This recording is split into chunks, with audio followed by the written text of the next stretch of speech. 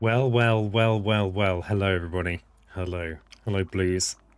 Hello, Poultry Speaker. Shooting low these days, coming in with a third before first has even been declared. Wild, wild times. But Blues does have a legitimate first. We'll see. We'll see if someone else will. It's a mildly foolproof system. It's not really. It doesn't make any sense. But that's fine. I need to save all my cents for these upcoming games of Spirit Island that I will be doing on the internet computer. Here I am. So, in the hovel, I did try and elicit a little bit of democracy. If you have strong opinions of what the uniting theme of this Spirit Island stream should be, I'd love to hear them. And the only vote we had was for aspects. They're not on the app yet, Poultry Speaker. I'm sorry. I'm sorry. I mean, I'm not ruling out doing live playthroughs. I need to get used to talking and playing physical Spirit Island first, I think, because I'm no big brainer. I need to practice at these things. So, you know, not this stream, I'm afraid. There'll be no aspects here. And I'm not using that tabletop simulator. What do you think I am? You think I am? I've got a table. What do I need a simulator for? So, yeah, the one vote we had was for going with a particular spirit pairing and just rampant, one spirit pairing. So very similar to last week, except I'll actually stick to it this time. So I'm not going to start with a horrible pairing. I'm going to start with a pairing, maybe one unfamiliar spirit, one more familiar spirit. I think I'm still feel like I'm learning how to do the dual spirit thing and commentate and read chat and be mildly amusing. So lots of balance here. So we've got some options. Green and river to get warmed. Well, this is the thing, is that I think rather than doing what I did last time, which is doing for some reason, I think it was, I can't remember who it was. Someone actually voted for it, didn't they? But going for my two worst spirits, which were lightning and shadows. I actually like shadows, right? It's just lightning is, yeah, not so keen. So I want to commit to a pairing right here, right now. And I am somewhat a ghost, is because I'm still trying to get the best out of this terrible webcam. So I'm thinking I could go with the ghost theme. I mean, we could go with a bringer combo, bringer and someone else. Green and river, it would be a nice combo to go with. And I want to stick with it for the rest of the stream. The rest of the stream, you know? And if you know, a meteor, or is it an asteroid? If one of those big rocks from space falls from space, hits me, that'll be it. That'll be the whole stream. That'll be my last act. So that'd be a good pairing. I mean, green and river would be nice. I've never loved river, but I feel like the more beginner videos I make about river, the more I like them as a spirit. I think it's very brave of you to keep streaming despite reality eating you at the edges of your face. Honestly, in my world, the reality is always just eating one way or another. It's either eating bits of my face, I'm eating bits of its face. It's tough. I try and stay somewhat grounded in reality, and it's not easy. So thanks for your congratulations. I mean, green and river, could go green and river. That's a very happy pairing. I'd be up for some of that. The other thing to think about is, do we go on a thematic board? That will make it a bit more funky. Bodan Shadows. I feel like we should do Bodan Shadows of like the Halloween, on the Halloween one. Though we don't actually have a stream on Halloween, but it'll be the 28th. But it is spooky season, and I'm thinking of arbitrarily dividing the whole entire year into Halloween and Christmas. I am not entirely joking about that. I think I might just do that. So maybe you'd have Halloween, and that'd be up till like the end of November. And then from December all the way to like August could be Christmas. Or Yule, probably more accurately. The Festival of Yule. But I'm a bit ghostly, right? We could have a bit of bringer in there. It is spooky month. Maybe, I mean, I'm happy with green and river. Maybe bringer and river. Is that good? You'll not want to miss it. Facts. I mean, bringer, because I do look like a ghost. And river, because, well, you know, it's all about river these days. I was worried that the fact I just released the Thunder Speaker video would make people think I should play Thunder Speaker, but Poultry Speaker is a kind speaker of poultries. A kind one. All right, let's have some Bringer and River. How about that? How about that?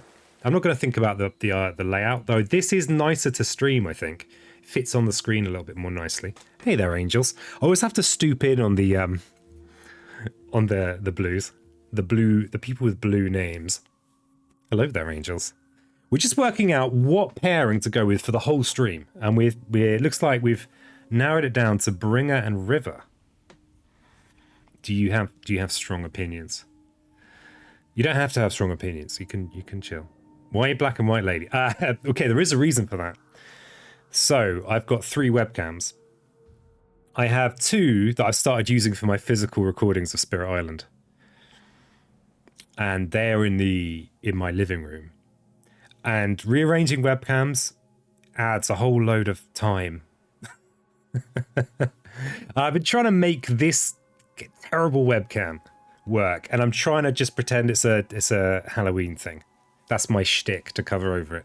Apparently I have shtick now, according to Blues, who's the main giver of the shtick labeler. It makes sense. Well, it kind of does. I should just get another webcam, but I'm mildly broke at the moment. I mean, I'm not broke. I'm not homeless, right? So, you know, I'm not really allowed to claim brokenness, but I am. I think, yeah, I can't just buy another webcam, as I've said. I mean, I could just move them backwards and forwards, but I'm trying to have it so that my other room set up, I can just record a physical recording without it being like big carry-on, which is what it was before. Bringer and River seems like a lot of pushing. Yeah, be incredibly pushy. And then we've got to think about adversaries as well. And we're going to start on a middle difficulty and then build it up, I think. That's the plan. I am at times a stickler for phrasing. Oh, very nice, please. But yeah, Bringer and River is very pushy. But I mean, River actually can damage people, so, you know, there's always that. I mean, it feels like it could be a nice combo. If you have no strong objections... Oh, nice, well done there, coming in from the poultry speaker. So, yeah, we'll go with this combo. It's very pushy, but what adversary? We could have Easy Day. We could be on Prussia. Not that Prussia's easy, per se, but I've played a lot of Prussia. Easy for me, relatively. France doesn't exist anymore. I banned it. No, I've not banned it. I mean, we could go Prussia. I mean, the speed thing is of interest.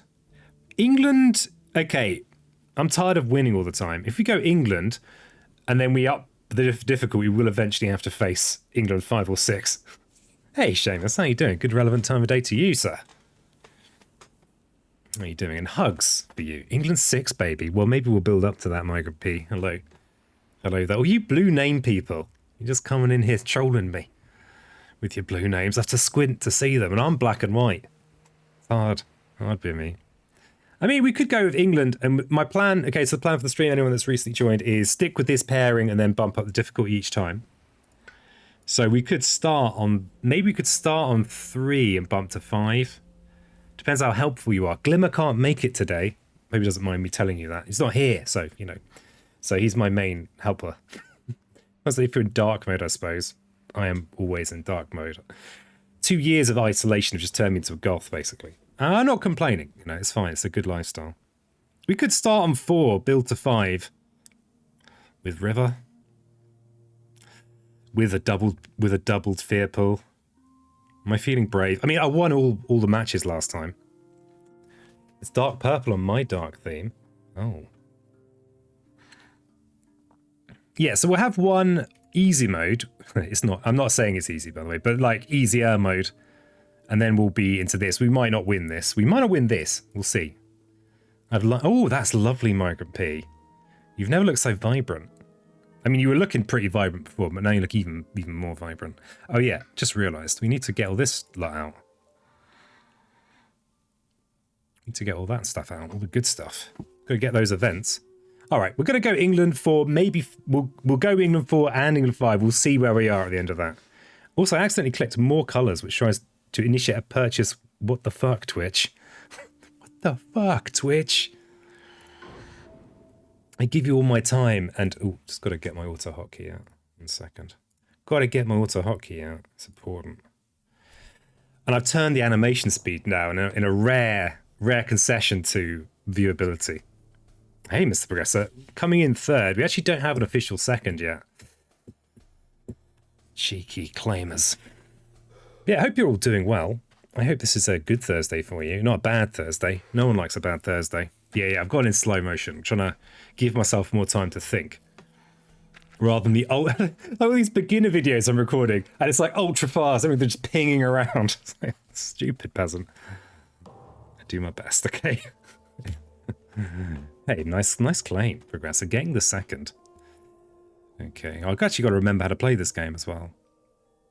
Okay, so we are, in theory, two spirits I know fairly well. Let's just think about how they interact for a brief moment. Let's have a kind of plan. Oh, I think someone has just tipped me on Ko-Fi, and I didn't spot it. I need a better system for this. But thank you. Oh, Blues wants a joke. I'm trying to strategize here, Blues. Come on now. Be reasonable, Blues. I mean, Blues is the most reasonable person here, so... I tell you what, Blues, as I am now a ghost, there's some limit now. There is a limit now. Where's my pitchfork? Yeah, you can't just expect... Oh, did someone just pay the pitchfork tax? Wow. You're in a very special club if you did. Okay, let's find this. We're in the silly rhyme and loony limerick section, so it's going to be good. Oh god, don't know how to read.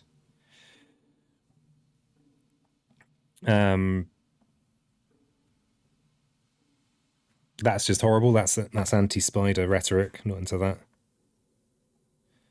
Okay, here's a good one. I can't over-explain this one, so don't even try and ask me to do that. Lilacs are blue, dilly dilly. Roses are pale. When I am king, dilly dilly, you'll go to jail. I have no idea what makes that silly or loony, but there you go. It's a terrible joke, but I have just discounted them. What's brown and sticky? A stick. That's a classic. What's a foot long and slippery? A slipper. There you go. There's another similar joke. It's probably too similar. They're too similar. Damn it. You ruined that, the best joke in your arsenal. Blues, I told you, you're not getting an over-explain. It's just, I don't know how to even basically explain that joke. There's nothing there. All right, interactions. Interactions. A spork could be useful for threatening the landowners. It could be. Pitchfork's going to be a bit more threatening, though. Drink some water. Well, joke's on you. I've got boat water. Here, you actually see because of the filth all over the bottle. Genuine sunken boat water. There's not much of this left. How do you call a pony with a sore throat? A little horse. Good one. I like it.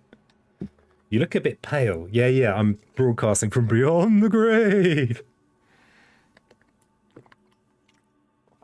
Well, yeah, kind of. I've already explained it. It's a thrilling story to do with recording things. But the brown and sticky makes it sound like sticky poo, says Flat Eyes Rob from the internet. Hello, Flat Eyes. Okay, well, you guys are derailing me with your chat. It is a chat-focused stream. I made this bold claim on Board Game Geek earlier today. So, you know, I suppose I need to accept what I'm trying to do here. I think we've got no reason to not do very standard things with both of these spirits. What's our Dahan situation like on this board? I'm a big fan of trying to really cheese your economy with Bringer. Can we use... I suppose we could try and use River's Bounty to make that happen. We've got Opening Sand Explorers. None in with Blight, which is good. This is a dirty ravage waiting to happen down here on the coast. We can just let that build and let that counter. Also, by the way, if you have any questions about anything I'm saying, it doesn't matter how entry level, feel free to ask them. And I will do my best to answer. Broadcasting from the grave explains why you disintegrate sometimes. Yeah, I do just. I'm pretty spooky. Turns out, maybe spookier than I'd realised. Okay, so this is a candidate for letting go. There's not going to be much we can do about that. We are, of course, against England too. I need to actually really get that into my noggin. Let's look at England and remember myself. I've not actually played England for a while. How does Bly work? A good question, Seamus the Hug Monster. I'm going to take you very literally and pretend I don't know you. So basically, one of the main loss conditions of the game is when you run out of blight. You start with 2 blight per player plus 1. And if you've got a physical copy of this, it might just say 2 blight per player. It will say 2 blight per player. This was a recent change to try and balance the player counts for difficulty a little bit more. Once these blight are placed on the island, which will happen mainly through ravages by the invaders, which we'll see in a few turns, then a blight gets placed off this card. And now when 5 get placed, the card flips, and then you've got a variety of outcomes. Some of them are going to have more blight than others. Some of them are going to have negative effects, and some are going to have positive effects. Question, do you have a recommended snack to eat while watching Spirit Island streams? Yes. Deep fried brains of Europeans. If you can find a European, bam. Get it in there. What is a spirit? Good question, Blues. This is a spirit. This is River. This too is a spirit. This is Bringer of Dreams and Nightmares. These are kind of like they're not gods exactly. They're more like demigods in European myth. You may have heard of those things. What's an island? Good question. An island? Here I am. I live on an island. I'm trying to define an island. I think an island is like a certain landmass that's not as big as a continent, but is also surrounded by an ocean. Lurk watching TI 2021. Hey, good to see you, ladies. Enjoy your lurk, my friend. What is a man? Good question. Now, in archaic English, you'd say a man to describe any human, but nowadays, mainly people use it to describe people that present as male. That might not be precisely correct, but it's a kind of human. It's it's a kind of human. Humans are like these weird 2-legged creatures that walk around thinking that they own everything. I hope that's answered all your questions. But there is more to all of these things. There's more to blight, there's more to spirits, there's more to islands, and there's more to man. What is a woman? That's another good question, Mr. Progressor. It's another good question. So most humans identify as men, women, but there are some that don't identify as either. Start to open too many cans of worms. Why is a man? Well, that's a question for people smarter than me to answer. I was going for a miserable pile of secrets, but that was enlightening. Oh, you were expecting idiocy and you got enlightenment. Well, I'm sorry to disappoint you, please. You need to contemplate this position. Actually. But I will still continue to answer your questions, however philosophical or idiotic, though I did just completely skip on the why is a man. You could say that man is just the product of blind evolution. And anyone that's going to tell you that evolution has a direction is an idiot. You shouldn't listen to them about anything. Okay? Well, maybe you should, but I'm allowed to take hot takes. I'm on Twitch. That's what we do here. Okay, we could allow for dirty ravage in here. We could... This is horrible. We are not going to be able to defend 6 anytime soon unless we get lucky with our early major power. It's actually, if we did get an early defend major for Bringer, that would be great. That's kind of ideal because it means we can reuse our Call of Midnight's Dreams. I actually don't like using it the turn I draw it most of the time. Was that a free top tip? Possibly. I do sometimes drop a freebie. But it wasn't a Viz top tip, so it's not going to be as wise or as English. It's just going to be jibber jabber. So, do we have a good Predatory Nightmares this turn? We do have a pretty good, if slightly generic, Predatory Nightmares in here. We could destroy push this town, that's going to get built this turn, which is reasonable. We let this go. Predatory Nightmares. We could. I would quite like the Double Dream. That is a favoured strategy for me. The Double Dream, and then we could actually just defend in here with the very expensive Dread Apparitions, but that also works. We clear a town. I've got to remind myself, we are against England, right? If I haven't played England for a while, I haven't. I need to remind myself. Hello there. Hey there, Mateusz. Another one of Blue Crew. Unreadable massive. Hello, nice to see you. Nice to see you. Hope you're having a good Thursday. I hope. I am full of hope. I mean, we could even take... I mean, this is a bit bold, a bit wild. We could even just call, but without any intention to play it, no matter how good the card is that we draw. And then we could dreams... I don't know, that's interesting. I don't normally play it like that. Chat's asking me all kinds of ridiculous questions. Do you have any ridiculous questions, Mateusz? I hope so. It just seems to be the fashion around here. So we could, yeah, we'll have a dirty... We're going to be dropping a blight in here, but with a counter, probably. We can push from here with our innate, probably... It would be good if we could have somewhere near the border of Bringer territory where we could be pushing for a big smash. Maybe adjacent to this wetland could be good. It's pretty good. What about you? Is the day pleasant for peasant? It is a pleasant for peasant day. Yeah. Been hard at work. Being mildly confused by how long it actually takes to make a simple video. My team lost and is out. Only top 12. Very disappointing. I'm so sorry, Trat. I'm so sorry. Pleasant peasant's presence. About that. I'm feeling pretty pleasant, actually. Pretty flippin' sociable. It's unusual for me. I'm a right curmudgeon. And I've still yet to play a single move. We're 20 minutes in. I'm sorry that you're disappointed, Trent. And I hope you learned the valuable lesson to never be excited about anything ever again. E.g. Oh, you guys are talking Dota, aren't you?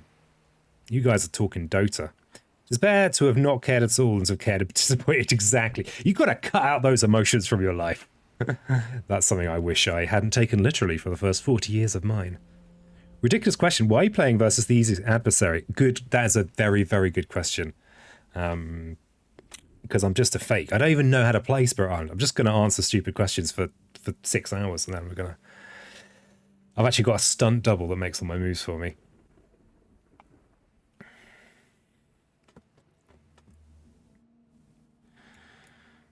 Okay. So we've got a plan. We're gonna... Actually, we could just wash these away. There's actually there's no reason. There's no good reason to let blight in here for a dirty. We could have it so that we've got... I'm trying to do some long-term planning. I wonder what the hell I am doing. I'm thinking having a death land here on the coast of Rivers Land. And then, if we could... This land here is adjacent to every other land on Rivers board. And it's adjacent to these 2 lands on Bringer's board. So that means that we could pile people up in this land to smash. And then we're adjacent to wetlands, so easy to get the sacred site we need for our major. For our tier 3 innate. And then if this is our death land, now this might all change. Then we kind of want a land that's adjacent to all of this lot, which could be this one. It does already have light, which is a bit unfortunate. But then that leaves that. But that's okay. It's fine. I think this is a plan here. Oh, I'm sorry that your team's lost. How about we do something that will guaranteed have a winner? That is maybe someone that you might consider to be on your team. Yes, it's a raffle. All the misery of esports has shaken a prize out of the Pizzo Pinata. Yeah, so we've got no reason to just have a blight here. We need a presence in here to target in here though. So we could go for presence going this way. Presence here is kind of the same as presence here, so we're not worried about...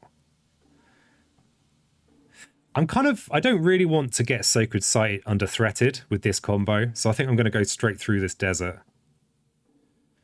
We can use our innate on this land because it's adjacent to this Sacred Site. We can use Wash Away in here to push into here.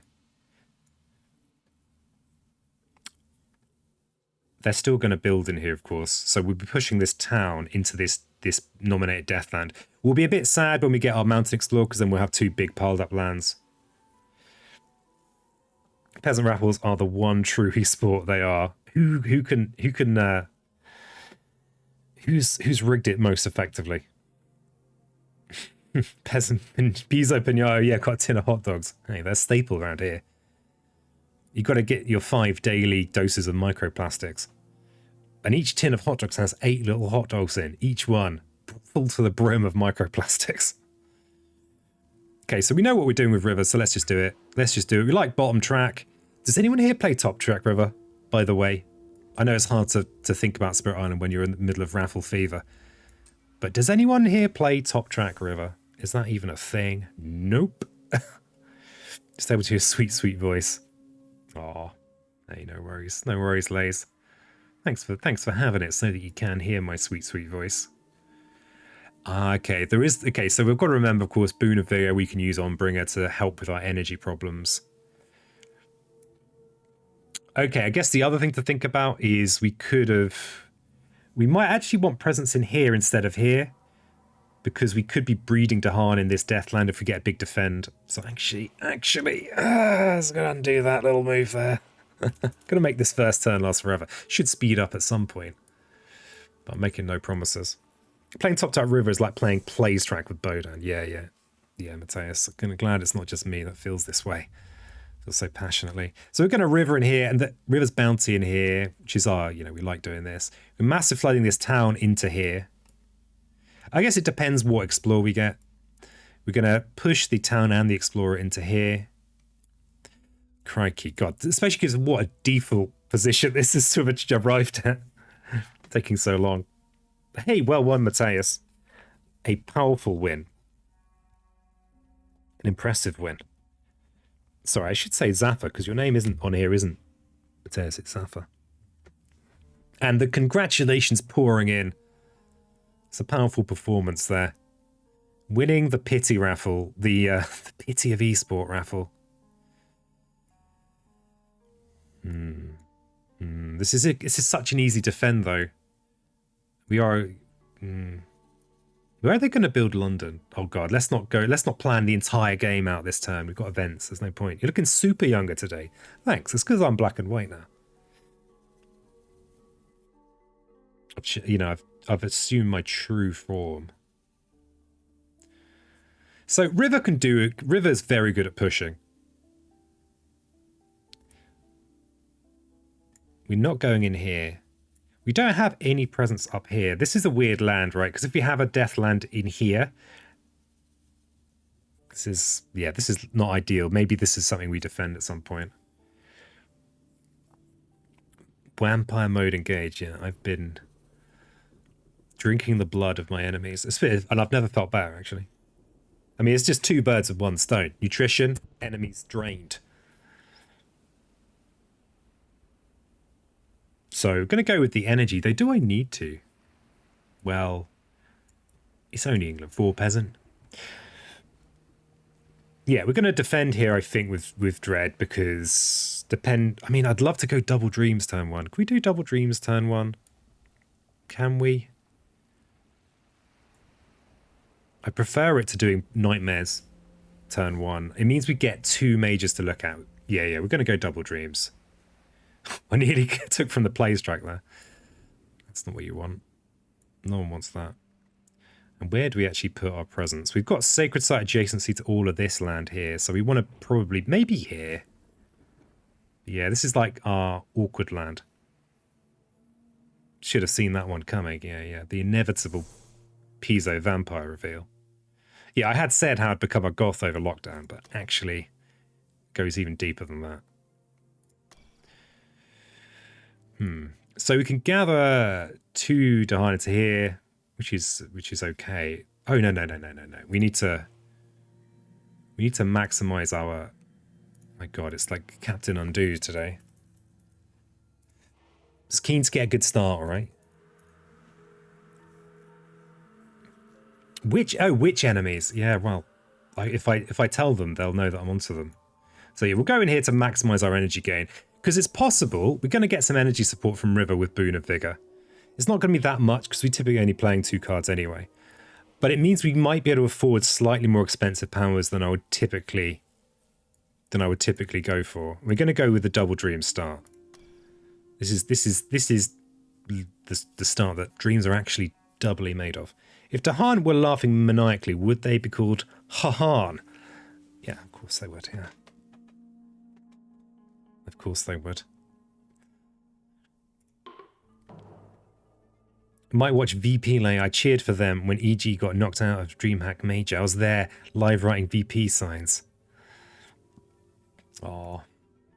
The agony and the ecstasy of the esport world. I mean, I don't know what's going on. The nice thing to do, I mean, oh, the trouble with this is we're neglecting our possible Dread Apparitions counter. Which is not really great, actually. That was a nice little bit of destruction, but it's fine. Oh, we want to do these things first as well. Look at this! I love these slow animations. I'm so used to it. We're just pinging by. We don't have the 3 moons, so it doesn't matter who we target. They literally top DPC. Wow. Each planet adds a strife and a land with or adjacent to beasts. Does that have any use to me? Yeah, kind of. Not, I mean, it's going to take forever to get there. I mean, it's stupid to not counterattack in here, honestly. So I'm going to take a little bit less energy. I think, yeah, this was just a mistake, but I don't want to do too many undos. And I don't like leaving alone Dahan, but there it is. So yeah, we will set up for the counterattack, and we're going to call Midnight Streams in here. We'll see what we get. So probably I'm not going to use it this turn, no matter how good it is. Oof, okay. Now these are some good cards for Bringer. You wouldn't be able to undo anyway, you uncovered Fear card. Oh yeah, true. True. Yeah, we've got some nice stuff here. We've got some nice... I mean, Paralyzing Fright... I mean, you don't even have any of the downsides that you would typically have as Bringer for picking a card. This is potentially a lot of fear, but we don't have... We're not native fear spirit token players. I love how it's like parallel. There's like Dota chat and the Spirit Island chat. Which chat can win? Well, clearly Spirit Island chat's... you know, Spirit Island esports pretty big. Yeah, there's a lot of big purses kicking around. Spirit Island industry. Okay, stop jibber jabbering. Sweep into the Sea actually is interesting.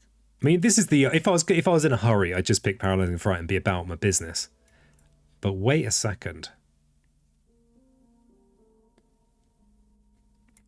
We could do a lot of sweeping with this. It has horrible elements for us. Paralyzing Fright has the air mountain, so it's going to mean we're more likely to want to keep Predatory Nightmares, which is often a card we forget. Angels would watch Spirit Island esports for sure. It would be interesting to watch really, really good players. I think that could be interesting. Who here has watched some Caelan Norith videos? Oh, if anyone has a link, I would definitely... They're speed runs, Spirit Island. It's pretty wild watching them. It's like, what? It's kind of interesting. Peasant, have you read about this idea of playing versus 2 adversaries who would attack each other in a land without spirit presence, etc.? It's on BG. I did notice it. It's funny with Spirit Island, there's so much to do in the published material that I've barely looked at homebrew stuff. There is some stuff I've looked at that I might, once I've recorded at least some of everything, that I'm going to look at.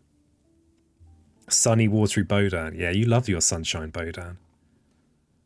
I mean, the sun is pretty flippin' terrifying, isn't it? Come on now. It's much scarier than the moon. The moon's just all like, oh, I'm the moon. Sun is like, gives you cancer just when you look at it. You go blind when you look at it. Look, you could look at the moon all night. You'd be fine. Look at the sun for more than 5 minutes. Can't see anymore. Someone's got their spooky and their spooky planets or moons mixed up. So yeah, sweep is very, very powerful potentially. We're not like to get the repeat. It's not that hard for us to get the threshold and paralyzing fright. It's not that easy either. You can look at the moon in the daytime too. Wow, can you? God, it's amazing what you could do with science, isn't it? Luckily the sun is offline at night. Yeah, it's true.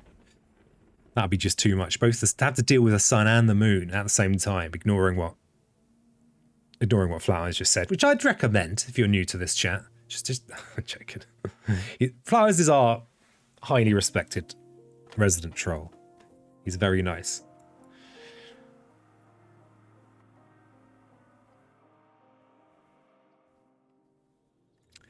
Sweep could be good.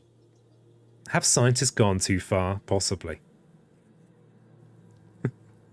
Possibly they have. Okay, let's sweep. Okay, we're against England, right? And I know it's only England 4. All right. It's only the first run, okay? But against England, this skip is very useful for just not avoiding the just losing. Especially when that cusp at the end of the second stage, we've still got the escalation adding to the most built up land. It's pretty nice.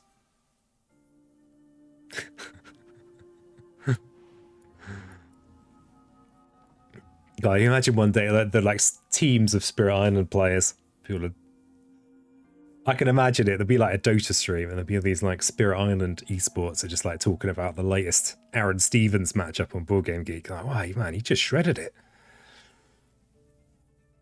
I'm like, wow, that was a playthrough. God, you see what Greg did the other day?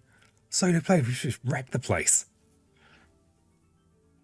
That would be a good world to live in. Right.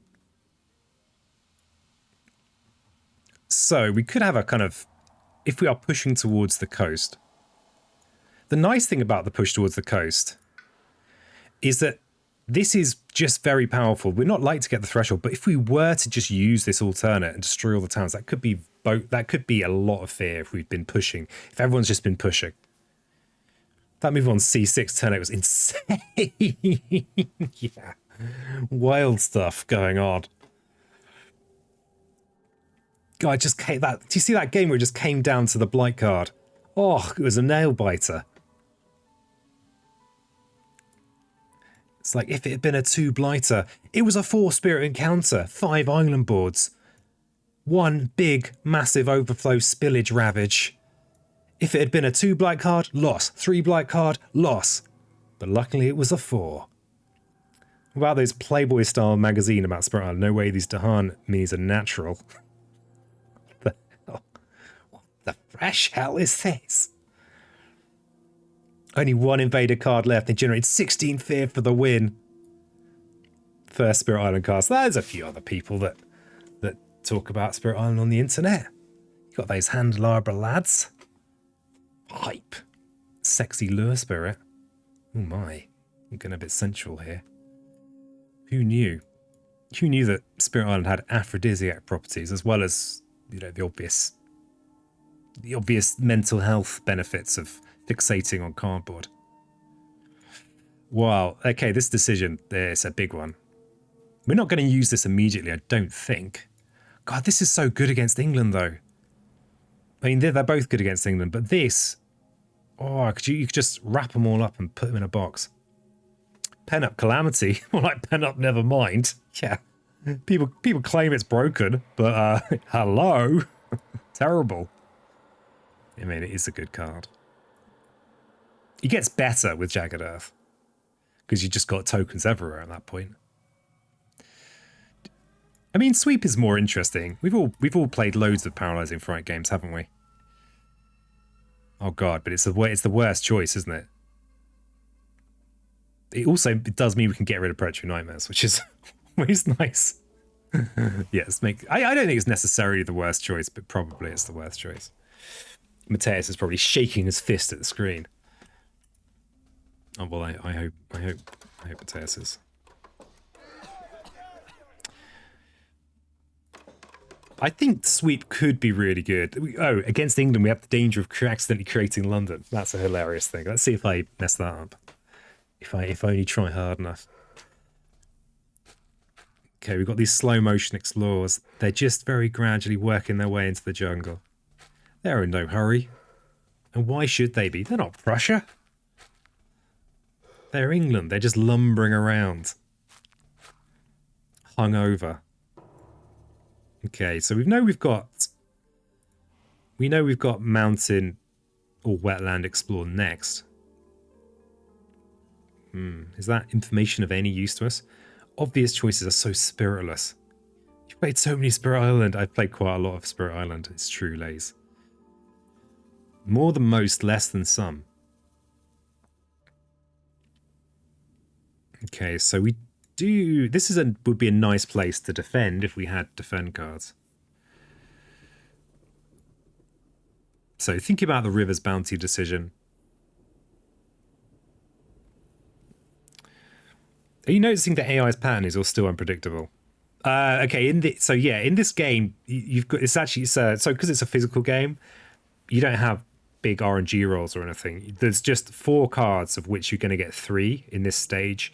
Then there's 5 cards of which you'll get 4 in this stage, and then then there's 6 cards of which you'll get 5 in this stage. So yeah, once you get past the first one, it's pretty, the second one, then you've got a fairly clear idea. No worries, there's no fist at my screen, but I'm about to grab some snacks, see how this one works out for you.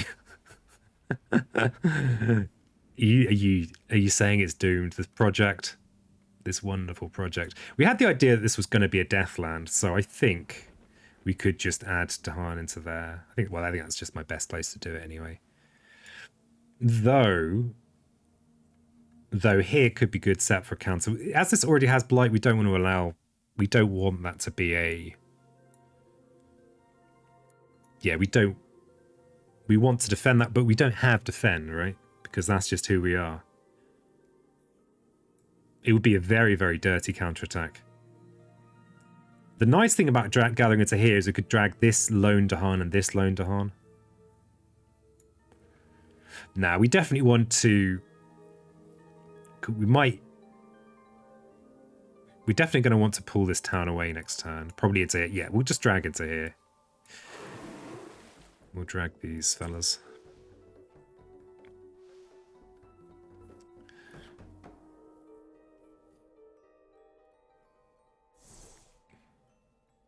The slow motion is making my moves feel particularly gravitas. Oh, that's not a sacred site, you peanut. Okay. Oh, peasant. What are you doing? What are you doing with your life? You're just forgetting how to play the game you've played the most, aren't you? Actually, I have played more Factorio probably than Spirit Island. But quality life hours spent, probably Spirit Island is winning.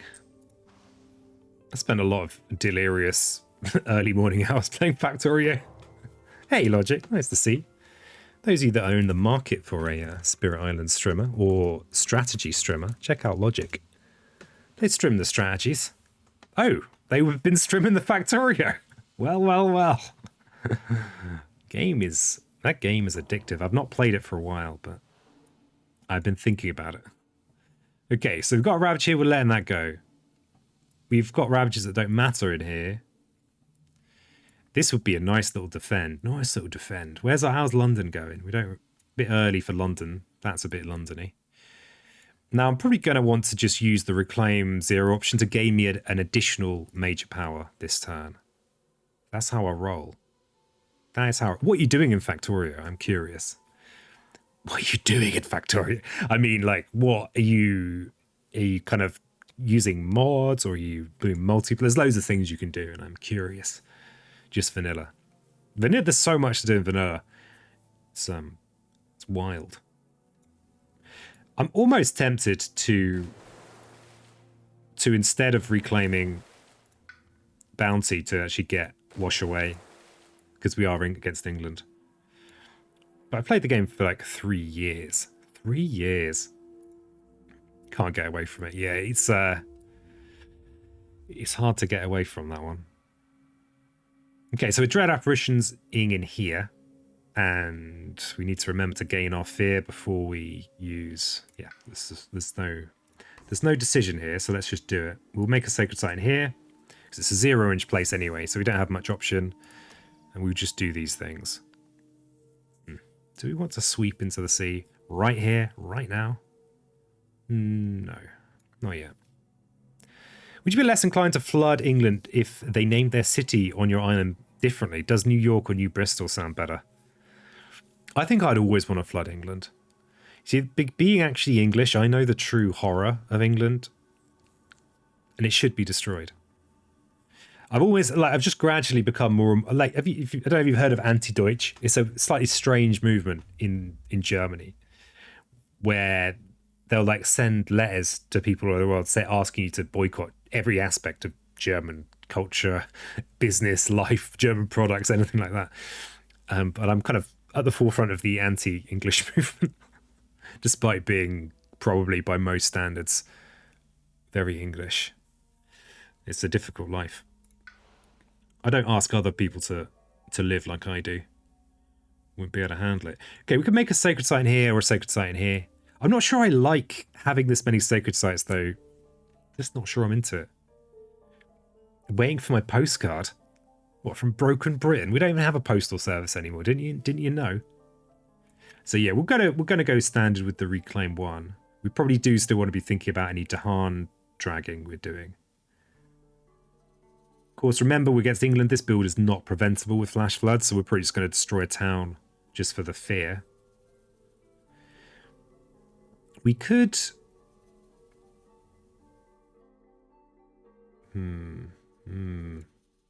Hamburg's from America. From America? Bullocks to Britain campaign. Yeah. Yeah. It's a sordid little island now. Okay. She probably always was. Let's do I really want sacred sites everywhere? All right, fine. We'll have sacred sites everywhere. And yeah, for the sake of not having a massive city over here, I know we want to kill it eventually, but we could just destroy a town. Get a whopping one fear. So yeah, we play all these things. We will get tier 2 of our innate though, which is pretty nice. It's a bonus bit of pushing and some damage. So far, so normal, apart from I went for sweep into the sea instead of the same pick.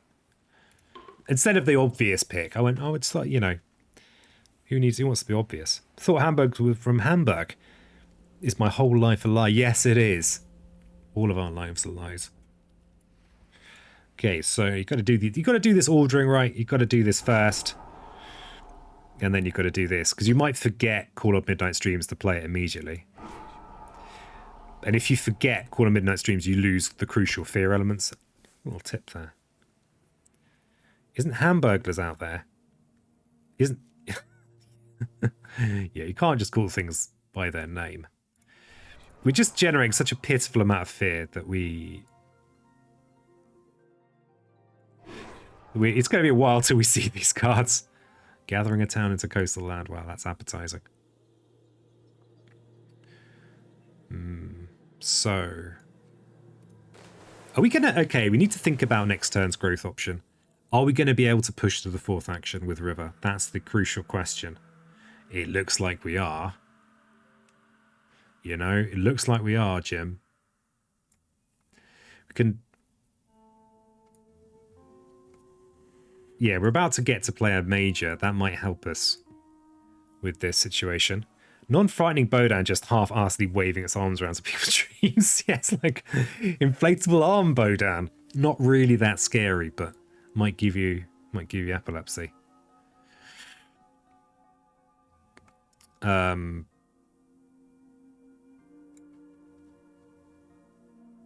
we'll wait on these decisions till we do this. Yeah, because if we get a really big expensive card, then we might favour giving Bringer the energy.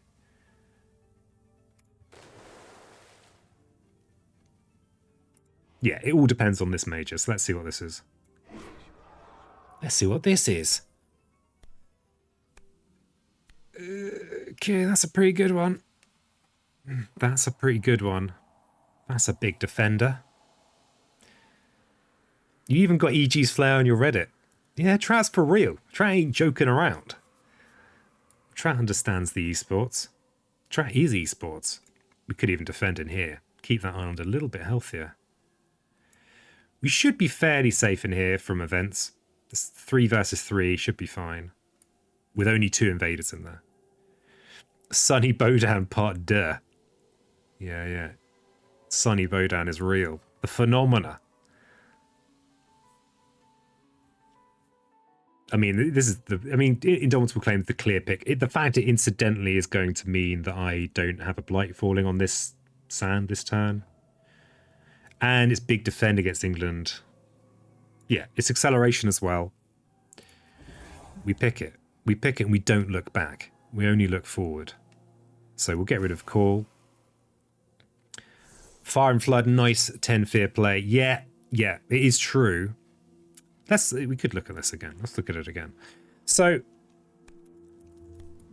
yeah, Fire and Flood is a lot, right? But for Bringer, it's expensive. I know that we've got some energy support from River, but River might well want to play this on themselves a bit. And I think my ideal costing for a Bringer Major is 3 or 4. There are some things like Flat Twisted Flowers that 5 that are really good, but they're just a bit too expensive. Now, we might get some energy support from Vigor, but this is just too expensive even with that in mind. We're not likely to get the Threshold either. We've already got a Sun card, and this is just acceleration. Now, acceleration for Bringer is pretty good. Getting to this Any is this is a great thing that we want to do sooner rather than later. And having Indomitable Claim,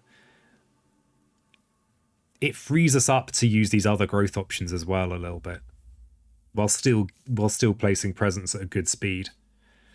So I think it's the one for us here. I think if it was a damage card that was slightly cheaper, it might be more tempting. And yeah, you're right. This is potentially a hell of a lot of fear. But yeah, we're gonna go Claim.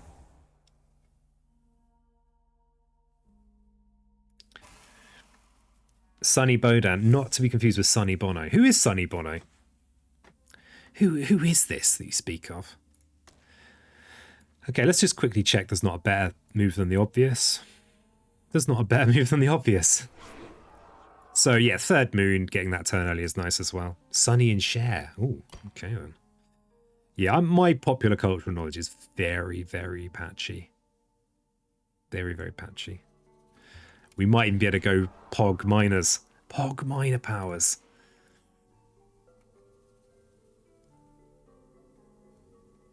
Yeah, so this is not really a decision. I suppose we haven't gained any fear cards, so yeah, we're not going to do any pipping of cities. There'll be no city pipping here.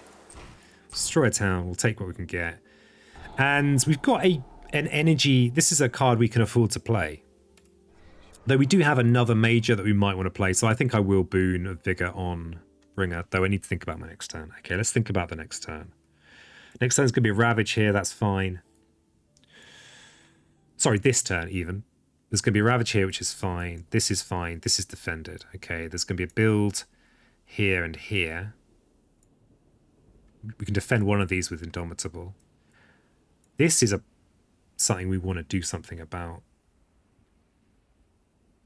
We can massive flooding in here. We might let this through. The beast might deal with that. I'm just trying to work out whether we can afford to go 4th and 5th. If we choose to give Bringer this energy, it probably means that we are less likely to be able to push to 4 and 5 and start really unleashing our innate. So although this is 2 energy for Bringer and 1 energy for River, i.e.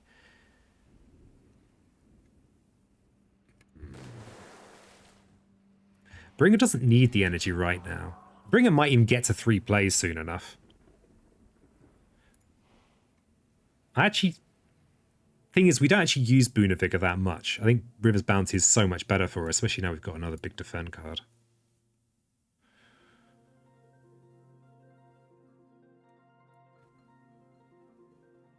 Though, with a whole ton of energy, it does mean that we can evade. Yeah, we'll go with this and then regret it intensely. And the reason it matters is because I don't want to be gaining this energy here. I'd rather go next turn, gain a power card, and place a presence, get 4 actions for when we do reclaim. then be able to unleash our innate. So, no, I'm not going to give it to Bringer. We're going to give it to ourselves. Sometimes you've got to look after yourself. Energy is for suckers. Yeah. Who needs energy? Losers. Losers need energy. What's it asking me for? What have I missed here?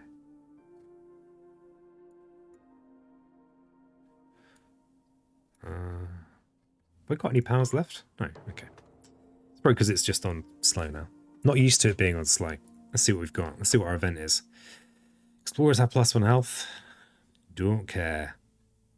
Okay, we've got Dahan in inland land. We gain some fear. Yeah, wow, we're going to have a fear card. That's pretty good. Thanks, event. And we get a Dahan in an inland land. We don't need another Dahan in here. I don't like having lonesome Dahan. Don't have any good reason to build up our Dahan in here. So I'm going to add one in here, and then I guess we have one gets added in here, right?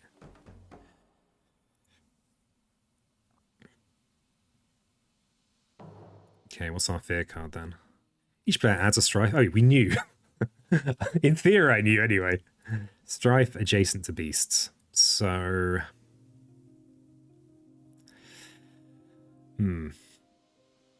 I suppose we could add it to this town.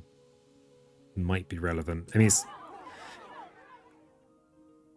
And similarly... Oh, yeah, let's add it to this city in here. And Ravage. So we've got a nice counter in here. I'm quite liking the slow, actually. Makes me feel a bit more relaxed, you know. And jungle builds. Lots of jungle builds. Remember, we'll get to England, so it's kind of hard to prevent them anyway. Kind of hard. Though we're very pushy, so we might be able to do some of that. It's what a slow motion... Here! We've got the explorers now. So, okay, this works out okay, because I did nominate this mountain as our coastal deathland. So it's kind of okay. Okay, so we've got bounty and flooding. So we've got this ravage that we don't like. And we've got this escalation build as well, which again is unpreventable, basically. And we've got our River's Bounty. We could... Okay, we can... I'm kind of more interested to take this guy and... remove them from this. Though we might try and drag them back, actually. Because this Strife token here means that we've got good odds of a pretty productive counterattack. If it's going to blight anyway, which it might. Or... I mean, we're going to want to be Kane, like really playing a lot of Indomitable Claim. Or Indomitable. I don't know. It's pronounced somehow. You pronounce it with the letters. I speak good England, okay. Worked hard to speak England that's this good. Destroy the town. Oh, baby. Push you in here.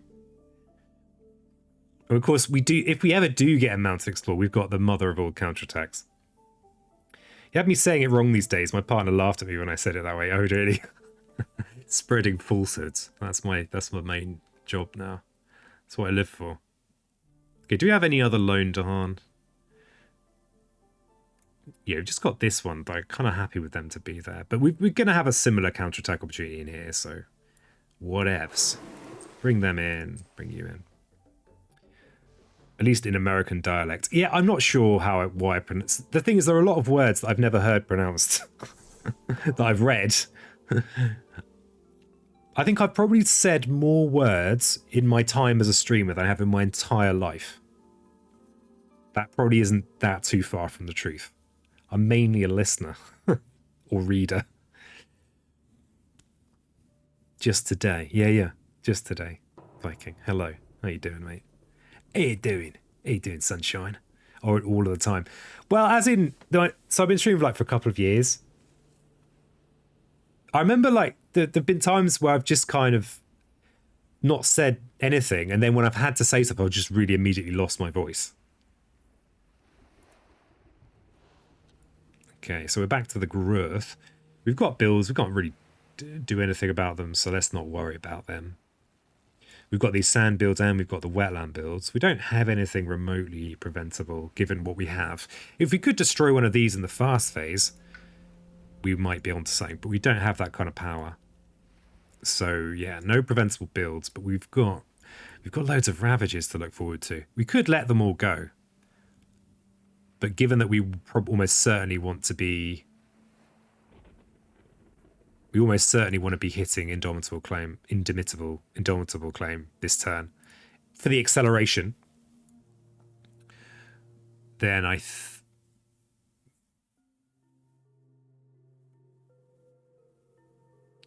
none of these have Dahan, and poor planning, peasant.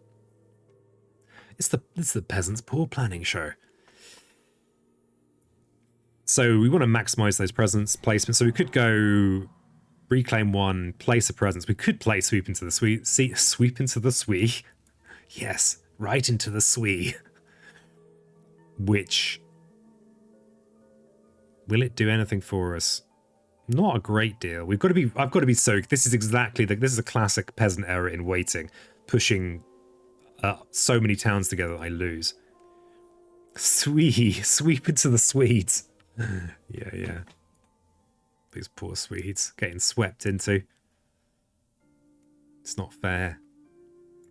This is a bit of it's a shame to spend this much of my limited bringer energy on a card that's just going to gain me 2 fear. Though, okay, we could just use it to push from one of these wetlands, which is, we've got our planned death mountain area we could do, except is that actually closer to the ocean? 1, 2, 3. No, we actually can't push into there. We could push from here into here, but that's also kind of not really what we're going for. We also need to work out, do we try and push for the fourth? Do we push for the fourth action and going with early innate, or do we just go with the more safer play, reclaiming, looking at a power card? This first power card could make a big difference to our plan, so it might be good to do this soon. We don't have any amazing places to hit with our tier 3 innate, because things just haven't built up that much. So I'm not so inclined to push that hard for it, but I kind of like doing this first. Because we have the reclaim 1 space, we can still have a reasonable turn. We can still trigger this level of our innate. Unless we don't get a water card when we look at cards, which is possible. The thing is, if we don't get a useful water card, we can always just reclaim wash away. And especially against England, this is useful. I think Bringer's turn is almost certainly going to be reclaim indomitable claim. Make a sacred site in here. Hey, Zaphilus, claiming the 3rd, a legitimate claim as far as I can tell. Good claim. You've won yourself a prestige. What kind of prize is that? It's it's my useless meta currency. Don't you have a useless meta currency? You what, mate? So we might be sweeping, we might not. It might just be a horrible waste of energy. Let's work out what I'm doing with River. Useless unless you are blues. Well, maybe. Maybe that 3rd is what's going to push Mateusz over into being winner of the week. It's entirely possible. Winner of the week has not been decided this week. Maybe it's Mateusz's turn to be at the top.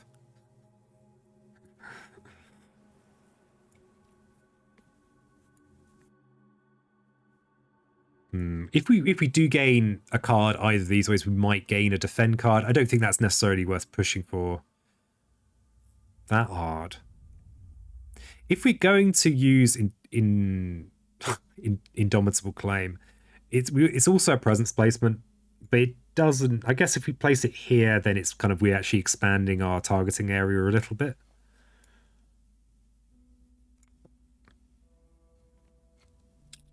Actually, I think there are so many potentially useful cards we could gain with River. Things like a faster hand push. Things like a defend card, even the most basic defend card. In fact, there are a couple of jungle defend cards that would be good here, like one of the scary forest cards would be good, or drift down. Haven't sold a single copy of my autobiography. That's the story of my life, says Viking. Oh, I'm sorry.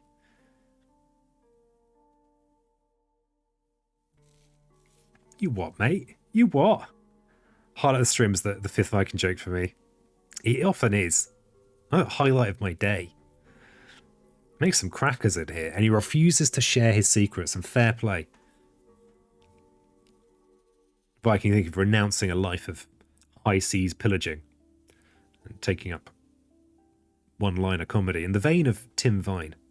Could just watch my stream. I watched your stream. I was watching your stream earlier. Yeah. I think you actually drop more one-liners in my stream than you do in your own stream.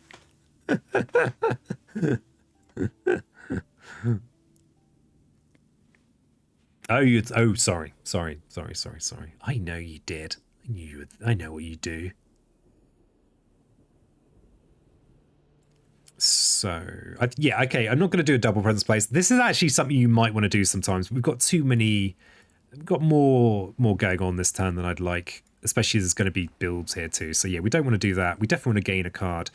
If you gain this card this way, okay, there's going to be cities in here, so we can't... Oh, we could solve this land with a push, actually, because this city is strifed.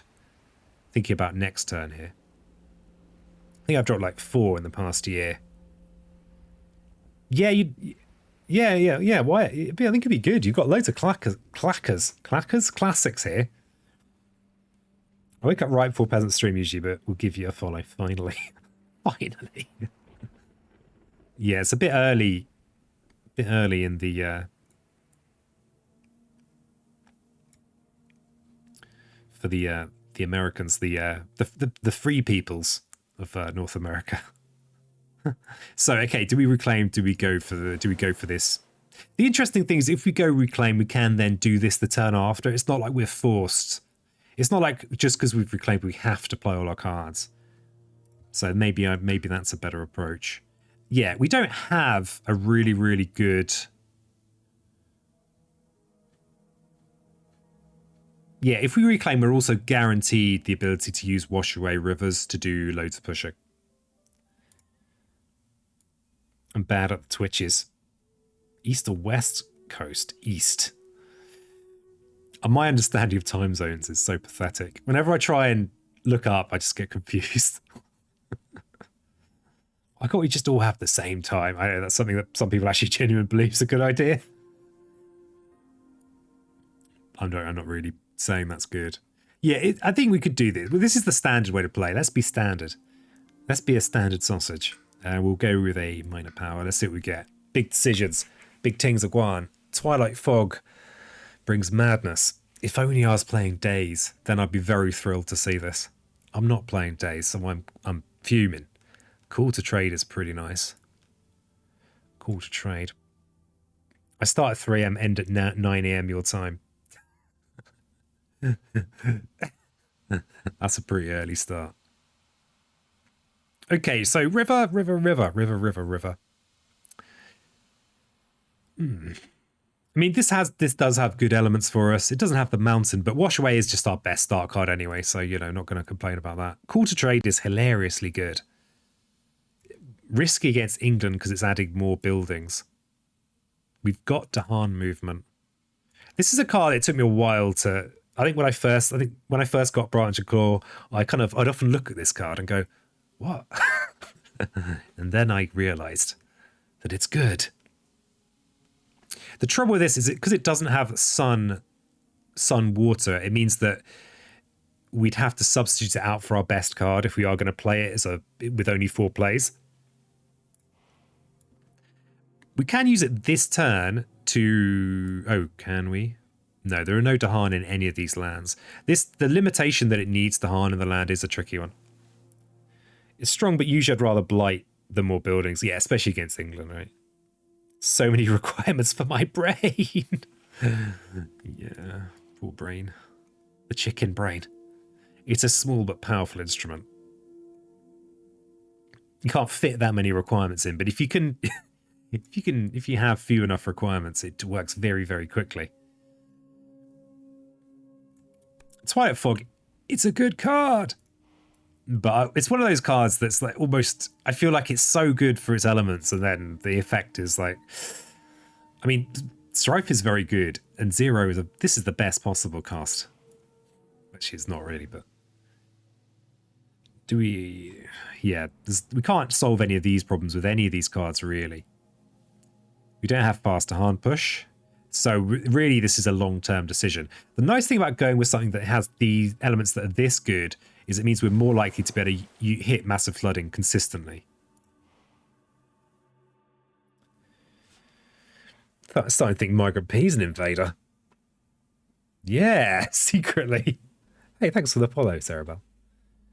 Played a game with that card and Wildfrost accidentally killing Tahan because of the +1 damage effect. Oh no. Harsh. What was my first board game? Oh god. First modern board game would be probably Aladdin's Dragons. That's what I remember it being. I'm not sure if that's accurate because it was a long time ago. Back when I used to play Magic, people at the club brought out this game called Aladdin's Dragons, which is a pretty cool game. I don't think many people are playing it anymore, particularly. But I liked it, and it kind of got me. It was the start of me drifting away from Magic: The Gathering. First proper game was Key to the Kingdom. Feckin' work, damn it, flippin' work. Never heard of it. Yeah, I mean, it was from like the 90s. I think I played it the year it came out. Back in my funny kind of Magic / board game club I used to go to. I think it's by one of the more famous German designers, but I actually can't remember which one. So I don't think I've played it since. Before that, I used to play Monopoly like everyone else. We could, I mean, against England, you'd be tempted to do this. You'd be tempted, but I'm going to go with just elements, I think. This also is quite good against England. I'm going to go with elements. We're going to keep it classical. We're so pushy. So flippin' pushy.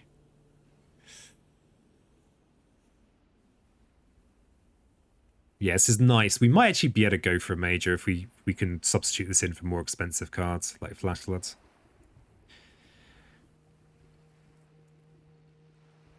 But yeah, how about you? What's everyone's first modern board game they played? Kind of trying to think. That was in the first era of me playing modern board games, which was like, I didn't get into it in a big way because I had no money, right? Because being a kid. I now have a different kind of no money. Well, I've got some money, but it all goes on bills now. Right. So we didn't get a defend card. We don't have a solution for these.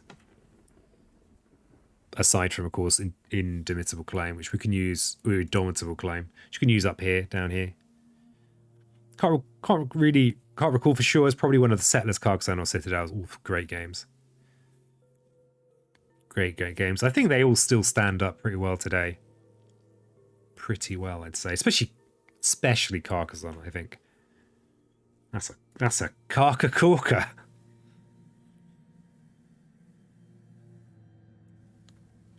Okay, we definitely want to be hitting our innate, but that's fine. We just need to make sure we could play any three cards we like, and we could still hit our innate.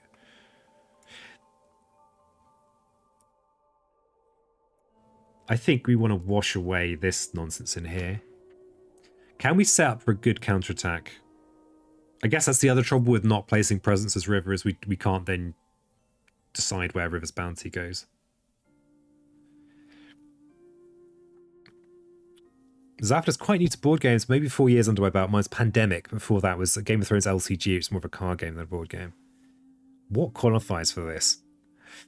Yeah, could you post about it on Board Game Geek and not get all those weirdos being all snobby at you? It's like, oh, that's not proper board game. It's like, yeah, okay. We get it. You're superior to me. Let's move on. Oh, God. Bitter. Bittered peasant today. Bitter and raging. Are we sweeping? Are we sweeping this turn? I think we might even have to sweep this turn. Just to make up for the fact we're dropping 2 blight. So if we wanted to hit our innate next turn with River, we need to deliberately not play all 3 cards. That's something to consider. If we want to hit tier 2, when we get to the 4th play, we'll need to make sure we have 3 cards left in hand. So we could have a low-key turn with just Wash and something else that's useful. We could set up for a very dirty counter in here. Can we get Bringer's Indomitable Claim over here? We can, actually. We can Indomitable Claim in here, and then we could maybe place a presence with one of these options. Which probably would be alright, actually. Card is very good. Play competitive and have a chance. 2P base games, brilliant. Yeah. Really, such a good game. Was the game about which game got us into 12? Yeah, pretty much, I think. Well, that's how I've interpreted it. And which modern board game was your first. My son was born, and another dad at the nursery congratulated me and said his daughter was born yesterday. Said maybe they'll marry each other. Sure, like my son's going to marry someone twice his age.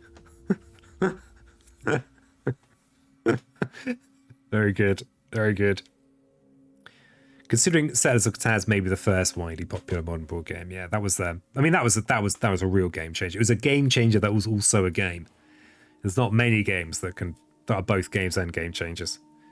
Played that Escape from Atlantis 99. That's still good. That's aged well. Kind of have 2. Escape from Atlantis was the first. That was more complex than the usual mainstream stuff, but Catan was the first I was addicted to. Yeah, Catan is a nice game. I feel like I've probably played it too much now. And the other crucial thing about Catan is it's not Spirit Island. And you know, anytime I'm pushing cardboard and it's not Spirit Island, but like, I could be playing Spirit Island now. What am I doing with my life? Hey, here's an idea. We could set up for a big counter in here. Big counter. We could River's Bounty, drag these 2 down here, breed in here. They're going to build a city in here. We could bring our presence over here, defend with Indomitable Claim with 20 defend. This turn, we can do a bit of the old sweepy to sweep whichever one of these 2 explores. If one of those does explore, it might not explore. Sweep them in. Big counter. Big value. How does that sound? Sounds pretty good, right? What about Talisman? Who loves it? Who hates it here? I mean, Talisman is a game I have certainly been snobby about in the past. It's, you know, if you enjoy it, that's great. For me, it was more like a game to play while drinking with my friends. That's been the peak Talisman experience. When I was actually a kid, I loved it, like unironically and straightforwardly. But yeah, I mean, it's funny. I've been playing a little bit of Mage Knight. Not much. I've only played it 3 times now. It does feel like Talisman with knobs on. I mean, good knobs, not bad knobs. It's important to clarify. Okay, here's the thing. If we go for our 4th play and gain a power, we are taking a risk that we might gain a power that means we can't trigger our innate. The only and the thing is, if we leave. And I'm not sure I want to take that risk. The more knobs, the better. Did I hear it right? Mage Up feels like Talisman. You heard it right.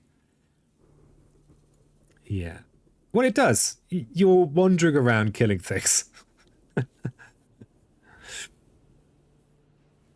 It is, you know, sometimes you just got to say something mildly controversial just to keep the interest up. But I semi-stand behind that. We might be reclaiming Wash Away. I mean, so the benefit of playing another Sun Water card is that we are hitting the next tier of our innate, which is more pushing, it is more damage. We don't need to do that, though. But what we could do is be hitting with a big use of our innate. However, the thing to consider is we don't have a great target. We've not really done much accumulating. This could be an okay target.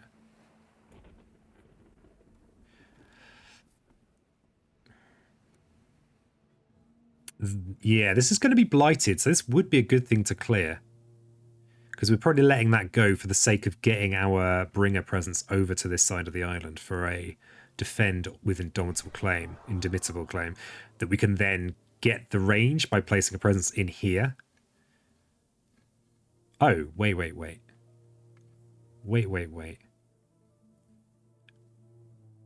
Damn it, we can't actually reach there unless we actually reclaim, but then we don't have the range.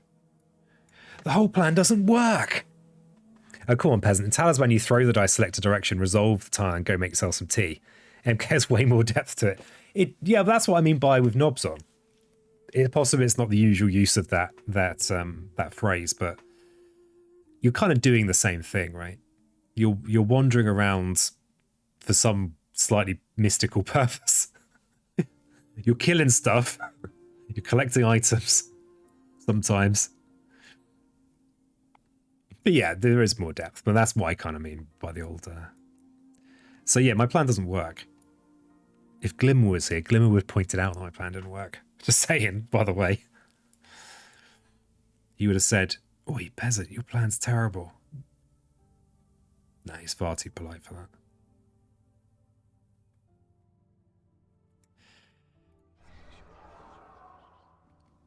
So yeah, if we do reclaim, of course, we don't have the presence place. So we can't go... So yeah, it looks like we're having a dirty one in here. So they're going to build a city here this turn. If we drag in 2 Dahan and they breed, then that should be sufficient counter-attacking. We might get lucky with the event or with a fear card if we get one. Thanks for the well done. So yeah, that's not ideal. We might gain a useful minor power here as well. It is only going to be a 6 damage Ravage. So we've got plenty of useful powers that we might gain, he says. However, if we do sweep into the sea, then actually we don't necessarily... Yeah, right. We'll need more than just a big defend card. I suppose if we got Quicken the Earth Struggles, then that would be enough. But so we're just going to go with the 2. Is there a way that we can actually do this? No. We're just too far away. We might gain a range enhancer, but there's only 1 in base plus Branch and Claw, I think. Okay, it's an imperfect turn, but it'll be okay. Okay, so we still want to enhance our range. So yeah, we'll go up here. And we've got an any. So yeah, if we get the moon, then we could find out about our fear card and should be able to gain a little bit more fear. Oh, we don't have beast. We don't have beast? Okay, let's turn over another fear card. Just not really gaining any of these guys. Moving Explorer. Somewhat useless against England. We like the... You know, you imagine wanting Paralyzing Fright over this. Wow, that was a brief... Oh, it's the card I always play around. Have we got lucky?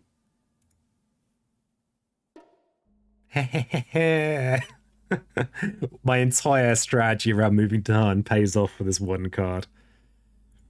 I think this might actually be the only card where it cares that much about one Dahan, or maybe there's another in Jagged Earth. Each beast deals 2 damage. Lovely stuff. So this is defended. So yeah. So we could lose our beast for the sake of a fear. It feels like I don't like losing a beast, but I'm going to do it anyway. Ah, that slow motion fear feels all the more scary. Just time fading away. And with no reckless assault, which is nice. We don't want reckless assault. And we've got sand builds. And because England, they're going to just build anyway. There's rude of them. Rude England. And we've got a London developing over here. Flipping London. And we've got a bit of blight as well. It's fine. We're getting all powerful in the meantime. Promise you. This is a nice, easy defend for Bringer, actually, if we do have a weak turn. It's going to be physical copy slow motion version video as well. Yeah, definitely. Just as a way of me actually being able to do it. Ooh. Okay, we've got a London choice.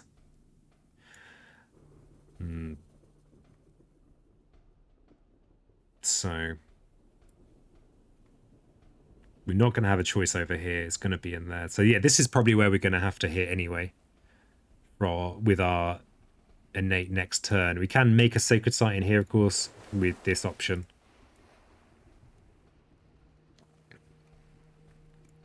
So we probably don't want to add to the wetland because we've got just all wetlands here. Oh, and the disease now. Yeah. The disease counts. I always forget that disease is just the count of those escalation builds. Just forget. This is a bit of a shame, but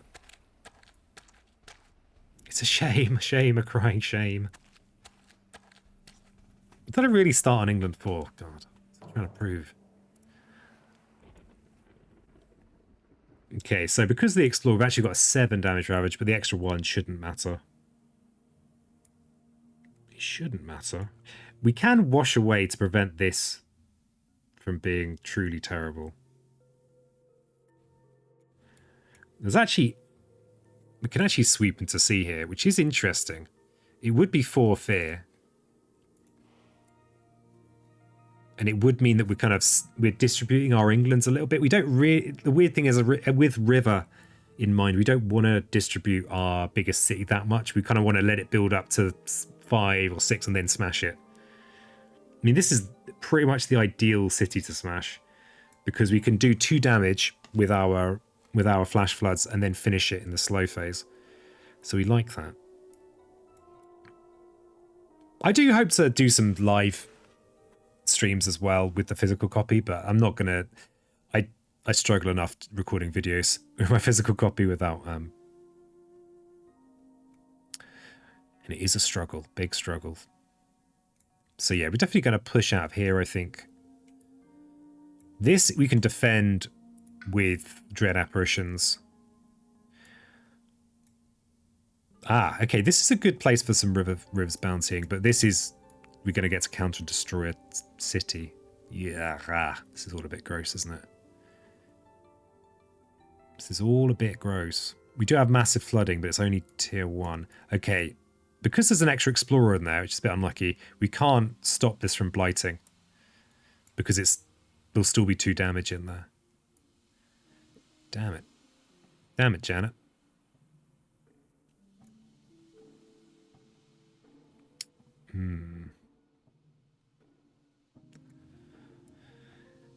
So yeah, pushing into here for sweeping the sea is not as good as it seemed at first.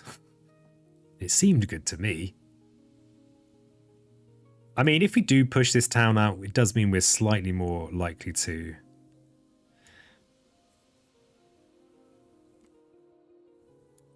you know, get lucky with our fear card, if we gain a fear card. So the river's bounty here, I mean, that's nice because it does something even if we do nothing, if you see what I mean. We'll still get, we should, unless there's a big damage boost, we should still get a good counter on that. Yeah, we don't have a way of getting that defend. We don't have anything in-house. An interesting thing is, now that we've gained this indomitable claim, we actually, there aren't as many big defends in the major power deck. So if we were going to think about gaining a major defend, I guess there's like winds. Wrap isn't quite a big defend. I mean, it's bigger than we've got, I guess, but we've kind of, our biggest defend is out.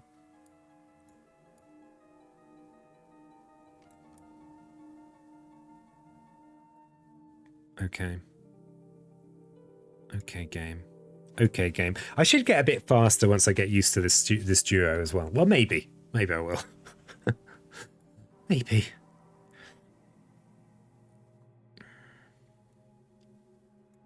So we could drag in there, or we could drag in here.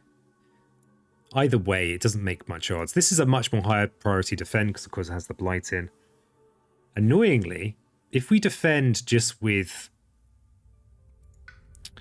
with Dread Apparitions, that's likely to only be a 3 defend, or even less if we use an Indomitable Claim as well, which we're going to want to use because it's acceleration.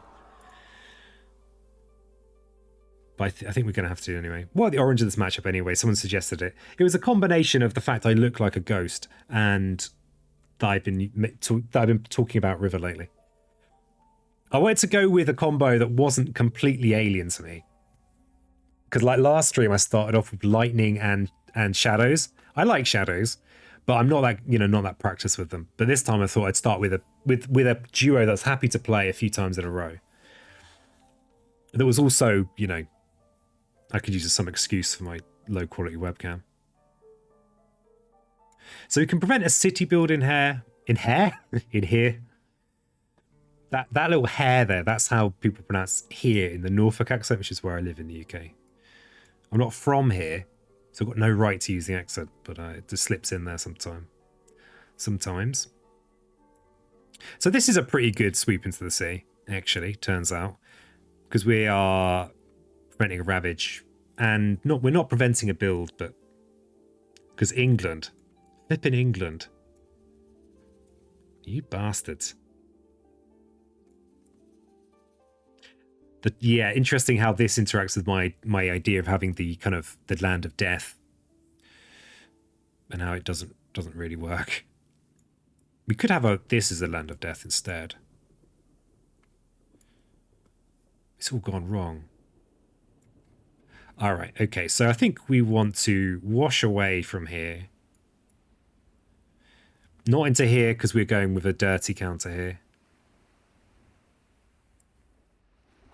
The thing is with this kind of counter is that sometimes the event will just say, hey, each Dahan gives you 1 defend, and then you just chuckle to yourself. Like a Hahan would. So yeah, we'll do that. So currently it's a 7 damage ravage, which will kill 3. 3 will survive and not quite clear the land. But against England clearing the land, not clearing the land, what's the difference? What is the difference, eh? So we don't want to push from here into here.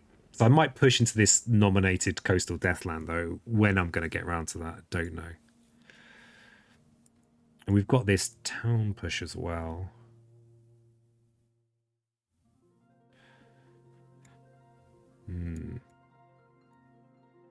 Yeah, I like the idea of maybe pushing this into here. And then pushing this line to here. So we'd actually have a choice about where it goes because it just goes the quickest path to the ocean. Well, I think sometimes we'll have a choice, but in this case we don't. We've kind of, so now we have, if we push these out of here. Yeah, I've got to be careful not to accidentally create a capital here. The wetland is going to be an epitome of, shit, here we go again with Dahan destroy everyone and then they rebuild. Yeah. Yeah. The endless cycle of violence. So, yeah, we don't want to push in here. I think this is where we push. Yeah. It's going to be awkward to actually get... Actually, no, we've got a sacred site in here. Ignore me. Okay, so we have... Okay, no need to worry about that ravage or this ravage. The little rules thing with Strife. Nothing can buff a strifed unit above 0 damage. Though there are events that mean you just ignore or remove Strife. But if it is going to... So it's a pretty reliable solution. Okay, so we've got a 4 damage ravage there. It's almost tempting to just defend with Dread and Dreams, because you can use Dreams for fear. Except, actually, yeah, actually, that wouldn't be too bad. But I don't think we want to take any chances. Wait, what? Are events that remove Strife? Yeah, maybe they're Jagged Earth events, though. I very deliberately don't know the exact details of the event deck, because I'm strange like that. I have not gone through the event deck and gone... I did get someone asking me about how to play with the event decks to make a video. And I started doing it and I was like, actually, I don't want to do this. At some point, I will just know and then I will find out the exact details. I like the mystery. So yeah, this is probably fine. This is kind of fine. We're going to go for a minor power gain, and depending on what we gain, we'll either be getting our wash away back to get our innate, or we'll be playing whatever we gain. You don't know about any that remove strife. Maybe it's a Jagged Earth one. I definitely have played an event that removes a strife from each island board, and if you can't remove strife, then you get another problem instead. I'm pretty sure there's one that ignores strife as well, but I think that might be Jagged Earth, possibly.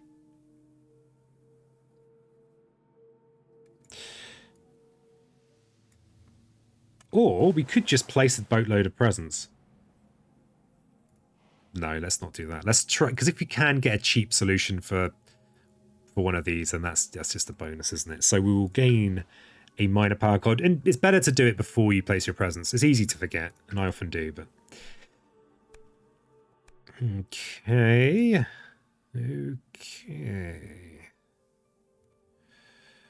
So, element-wise, the only one we could play this turn if we wanted to is Call of the Han Ways. Interestingly, we do actually have the Moon, so it will remove a town, which is quite good for us. This is a card I often think of as, like, it doesn't deliver anywhere near as much as you'd think it should, considering it creates a Dahan. Yeah, a bit of civic engagement. But, though I was told, actually, I can't remember who it was, someone on YouTube was saying, but actually it's really useful in the Dahan insurrection scenario. So yeah, there you go. So this is probably what I'm going to pick. So yeah, pushing explorers is not that useful for us against England. We haven't managed to really clear anything. Absorb corruption's pretty nice. But I think I'm going to try and really main on getting the massive flooding going. The thing that's nice about a card like this that's a bit weird is that because it has almost perfect elements, it does free us up a little bit more. Actually, then what we're talking about, they're not perfect elements. I'm going to take Call of the Han Ways and stop trying to find out weird justifications. So in order to get this tier, we need the mountain, right? Because otherwise we don't get it. That was me that said Call of the Han Ways is useful. Hey, thank you, Mega Chris. Thanks for the tip. It was me. Well, thank you. Thank you. You know, I'm a keen amateur. I just want to learn. So we do have a presence placement to make. And we do want a presence in this wetland called Krista Koala. I was only joking about the renaming yourself Krista Talons of Lightning. I think about 75% of what I say is not to be taken seriously.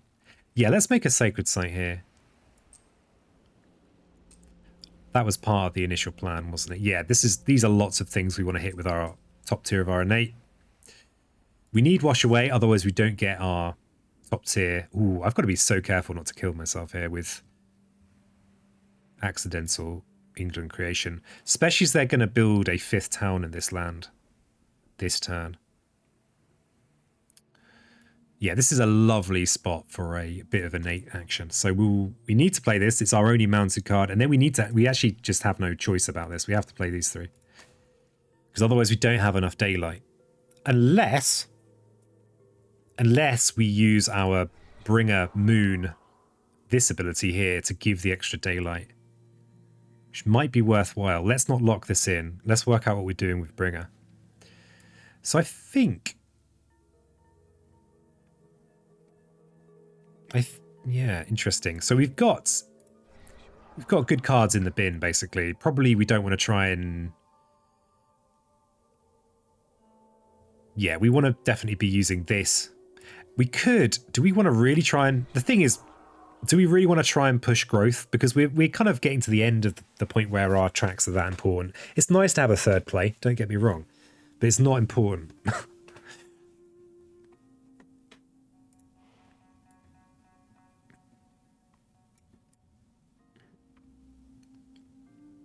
So yeah, we might change this decision because what would be the benefit of using Boon over something else? The flash blows is necessary.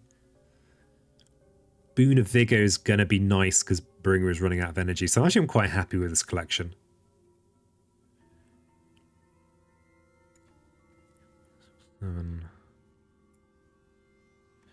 Yeah, reasonably happy.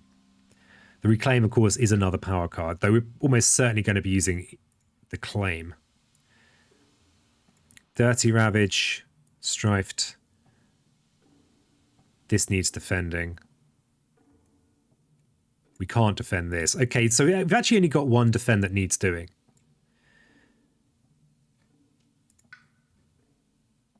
The other things that we might want to do, I mean, if we could Dreams of the Dahan as well, we actually don't need extra Dahan for the counter. So that would be kind of a luxury. I think we push growth. So we could go Reclaim 1, get our 5th energy, and then place this. But it's a long road to 3 players. I don't think we care. I don't think we care that much about it. So I think, yeah, we're hobbling ourselves too much if we do that. But the thing is, we don't really get our innate stuff because this isn't a moon air power.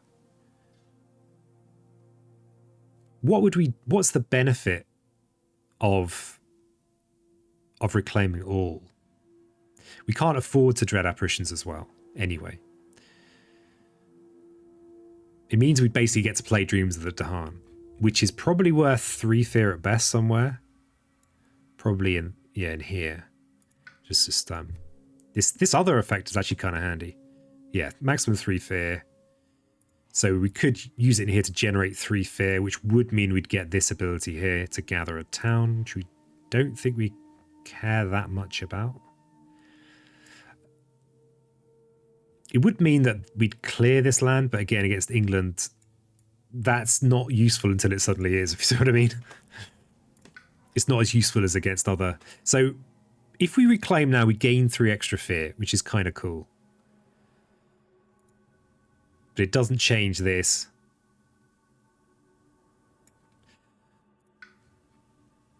We're still kind of low energy. We're going to get given to... Oh, I guess the Boon of Vigor's affected. If we're playing 2 cards, we'd have 1 more energy. So I think we do want to... I think they're both actually okay. The good thing about the Reclaim is we get an extra card, which we could look at a minor power, I think. I think we Reclaim. We've already pushed it a bit. So we'll look at a minor power. Nice, useful 0 Costa would be good. Well, these are some nice cards for River.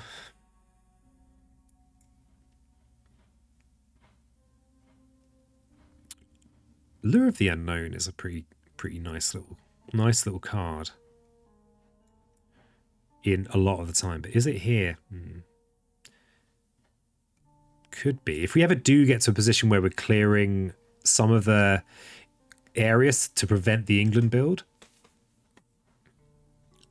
Cycles of Tide fits the slow-mo theme. It does, doesn't it? Do we have any Coastal Blight yet? Not yet. Oh, we do. I mean, this is a good card. It's fast blight removal as well. If it meets, it also works really nicely with this business we've got here. And I know that Chicken Man's at a meeting now, but Chicken Man will be thrilled to know that there's a Sunny Bodan in progress of being created. That'll be a thrill. We won't be able to afford it this turn, but we're going to be getting to 5 energy next turn, so we'll be able to afford to do this kind of shenanigans. I think this is the pick.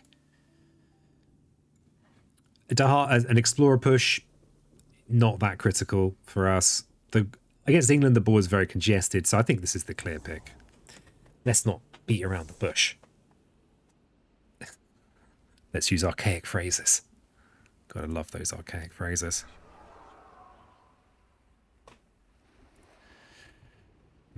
So interestingly, if we do go with this, we're kind of missing an easy opportunity to gain a load of fear here. We could just use these two. And that's quite a lot of fear. Especially as we're now at the point where we've got the 3 moons. We can then get this as well, and we've got the any. So I think we could potentially be gaining 4 fear. I think this is actually better than indomitable claiming here, because we can use Dreams of the Tarn in this land. We'll gain 1 less fear than in here, but it should mean we're guaranteed to defend. Oh, wait a second. Wait a second. If we get the top tier on innate, which you should be able to do. Yeah, all we need is 1 beast to get the top tier on innate. Let's just do it. We can give... yeah, so we could give River an element they already have. So we couldn't substitute Wash Away, but we don't want to do that anyway. We could bring Call of Dahan Ways in instead of Boon of Vigor, maybe. But I think we want a Vigor bringer anyway, I think. So yeah, we've got 3... We're going to get 3-4 defend out of there, which should be enough. There are cards that boost the attack by 2, though. Yeah, let's safety first, and we'll use Dreams of the Dahan there, so we should be safe on that. It's a bit of a disaster if this land blights because it's got our river presence in. We want to use our massive flooding in here this turn. Or maybe here, depending if this gets explored.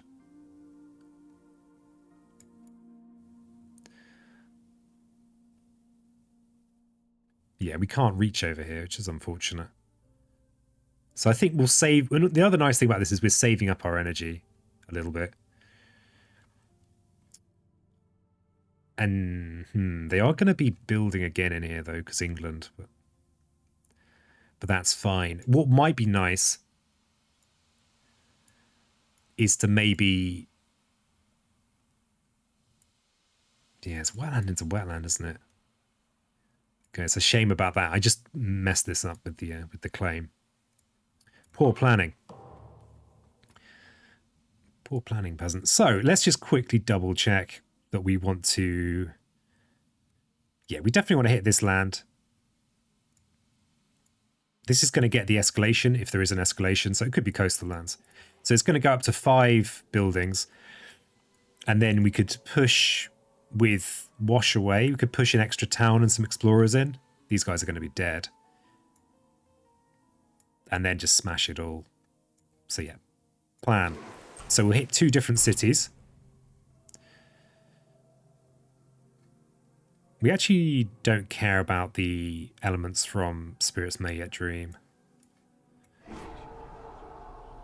So we can use those elements. Yeah, it just doesn't matter. Just doesn't matter. And we do have fear cards that we're looking at and then kind of ignoring. The extra town into a coastal land. Kind of... I guess we could bring this town over. We've then got to I've just got to be really careful not to just murder myself with the Wash Away. I have done it before. This is why I keep repeating it. It's in part of my toolkit. So we could gain 3 fear here, or we could gain 2 fear here, and just really make sure that this doesn't go wrong from the event. So the extra 2 fear is going to be extra 2 defense. Yeah, the slow motion light, is it going to show up? So we'll vigor on Bringer here, and we'll look at another fear card. Each player may replace a town with explorer in a coastal land. Could be useful. Okay, we do get to gain an element, but it just doesn't matter. So we'll gain a sunshine. Oh, it's one we already have. Oh, fine. Fine. I'm trying to play around here. Rising interest in the island, you say? Okay. Add a town to a land without one. We don't really want to speed up against England. England's kind of slow. So we kind of can afford to be all slow. We could forget sweep into the sea. Pay for it. We've actually got quite a lot of energy, so we should be able to afford this. This is great. An extra fear card out. Each building does an extra damage. Oof, that could be why we don't do it. Let's consider this. So these buildings are going to do 4 and 3 instead of 3 and 2. So that's a total of 9 damage, which will kill 4 of these Dahan. And we'll only get 2 countering. The 2 will destroy a city, which is still decent. But we'll lose some Dahan. But we can make more. We can make more. The extra fear card, though, is basically generating 8 fear. Bear in mind that some fear cards just don't help you anyway. So, this is still alright. Add a beast to a jungle without light. So that's good, because we'll get our beast back in here. Then traps and snares is a corker as well. Against England, it's not so good, but nothing is as good. So I think we definitely want to return the top fear card, if we can afford it. We've got how many elements already? 4 elements. We could just discard this from our hand for another 2. We could pay 2 with this. Yeah, I think that's okay.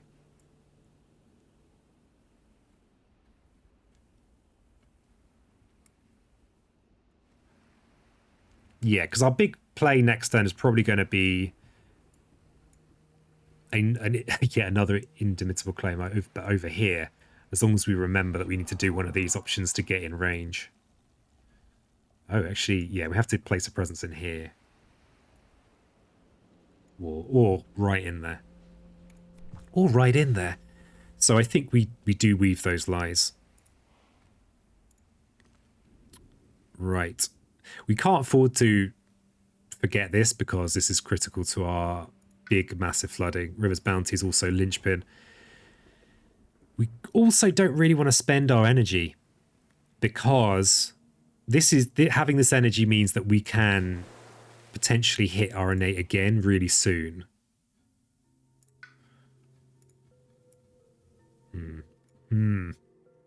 So I think we will probably want to discard sweep and pay 2 energy with bringer. Yeah, that's good. That's good. So we will discard our lovely sweep and we'll pay 2 energy.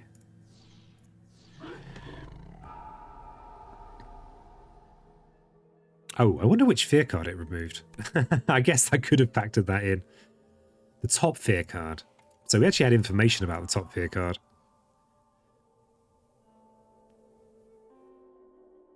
Wow.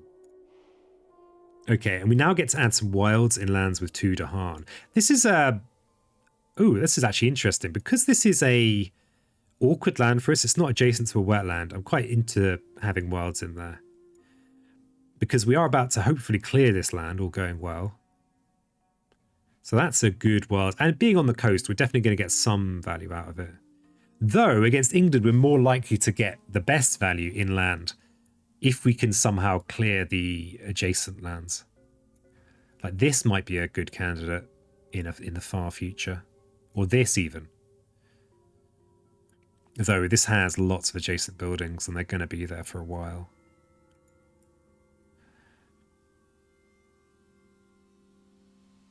Let's go for this. We're going to clear this land this turn. Let's be optimistic about that. And I think in here, this one is our best candidate. Our best. What's this fear card we got here? Oh yeah, we know about this one. Okay. So we can... This town's going to die this turn anyway. We could drag this town into here because we're going to clear this land. Kind of is actually not doing a lot for us. And that's because... Yeah, because we're going to be probably washing away in there anyway. I think it depends what our explorer is actually, where we do end up washing away from. The other potential is to drag a town from here into here. But that's just building, and that's just basically making another city build, which I'm not so keen on. So I think I favour dragging this town into here on this board. What about on this board? I mean, this town into here is also good. This is my... But again, this is getting a little bit big, but we could maybe reclaim this turn, hit our innate again. Don't like all this reclaiming, but until we've got kind of 7 good cards, that's just going to be how it is. The trouble with this... Yeah, we're clearing this in this slow phase, and we've had the event. Okay. So we'll drag this town in. Sanity check. This is 5. Okay. Oh, it's each player gets to do it. Interesting. So we could drag a town from here. But I think I actually prefer emptying. I actually worry that I'm just potentially wrecking myself here. This land we are clearing this turn. This is not necessarily getting cleared anytime soon. Because we might be, if we can have a turn we push for the 5th play, that is a big power up for us.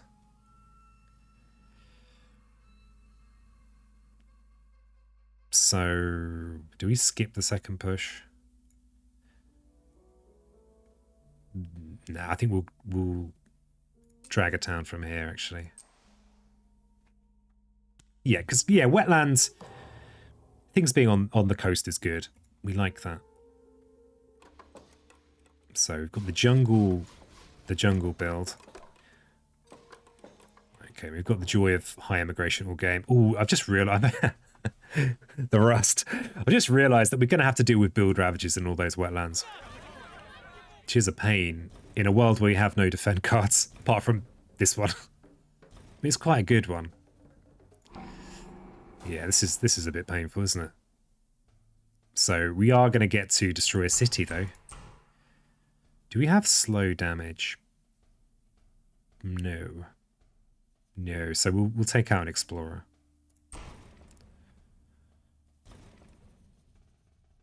Slow motion. Ah, yeah.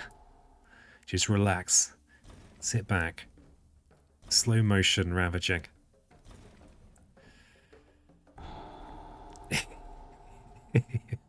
Well, it's tickled me. Okay, we have wetland builds. We actually were kind of close to this being not building, but not close enough. Okay, what's our explore? It's a sand explore. Oof, that's actually kind of good for us.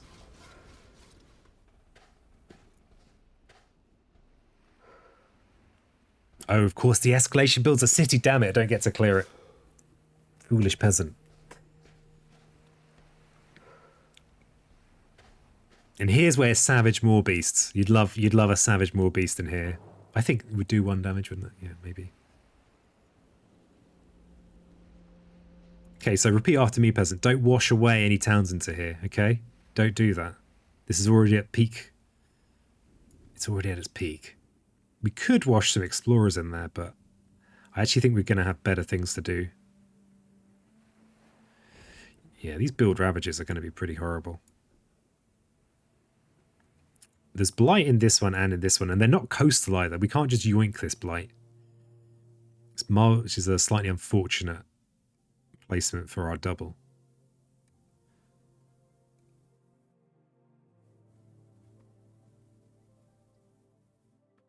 Well, yeah, we have to clear this.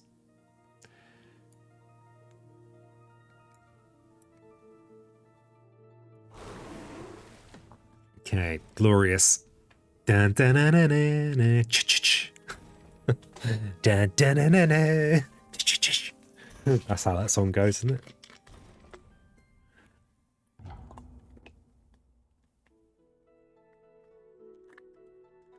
We're at Terra 2. We finally made it. I mean, I'm actually thinking playing my moves like really quickly. It's just the slow animations, you know, that's taking all the time. Or something like that. Okay, that was pretty nice. Okay, so we've got the wash. We probably should think about next turn. Can we bear to push to the 5th action next turn? Probably not. We have got build ravage. Ooh, city builds everywhere. Sickening. Do we have any coastal blight to hoover? We've got 1. So we can hoover this coastal blight. None of these are hooverable. We can, of course, set up for the long-vaunted indomitable claim in here. So we could push some people in here. Could prevent a city build by pushing into here is an option. We're not going to be able to prevent the build outright. Not directly anyway. We could push a single Dahan in there. I'm not so worried about there being a single Dahan, because we've already had cultural assimilation. And that would give me a better counterattack, especially there's going to be another town in there, so there's going to be plenty of stuff to kill. That's our only adjacent Dahan option. The Strife, though. The Strife could coincide with a fear card. If only I was a spirit that could know what the fear cards were. No, you are not that. So yeah, I think we definitely want to push that in there. Because there's build ravaged, we have, you know, the Strife thing isn't gonna help us enough. Yeah, I think we are going to have to reclaim this turn. If we could get something to solve one of these. Okay, one thing we can do. Oh no, build ravage. Remember, Bezant, build ravage. Okay, this is fine to blight. This one we can decide to blight, and we'll clean it up later with this. We're going to be claiming in here. We're going to have a presence in here. So we can use this on a future turn to clean that up. We're gonna Indo Claimo in here. We could try and dread in there, but it's not gonna work, is it? We're not gonna be able to get enough defend in there with what we're trying to. We could push a Dahan in there for a chance at more defend, or we could Strife this. But this push is non-optional. We'd actually be pushing away a potential defender in there, so I don't like that. I think I'm going to fog in here, push in there. This guy gets injured, but he'll get better. It'll be fine. And then we could prevent the city build by pushing into here. Do we have...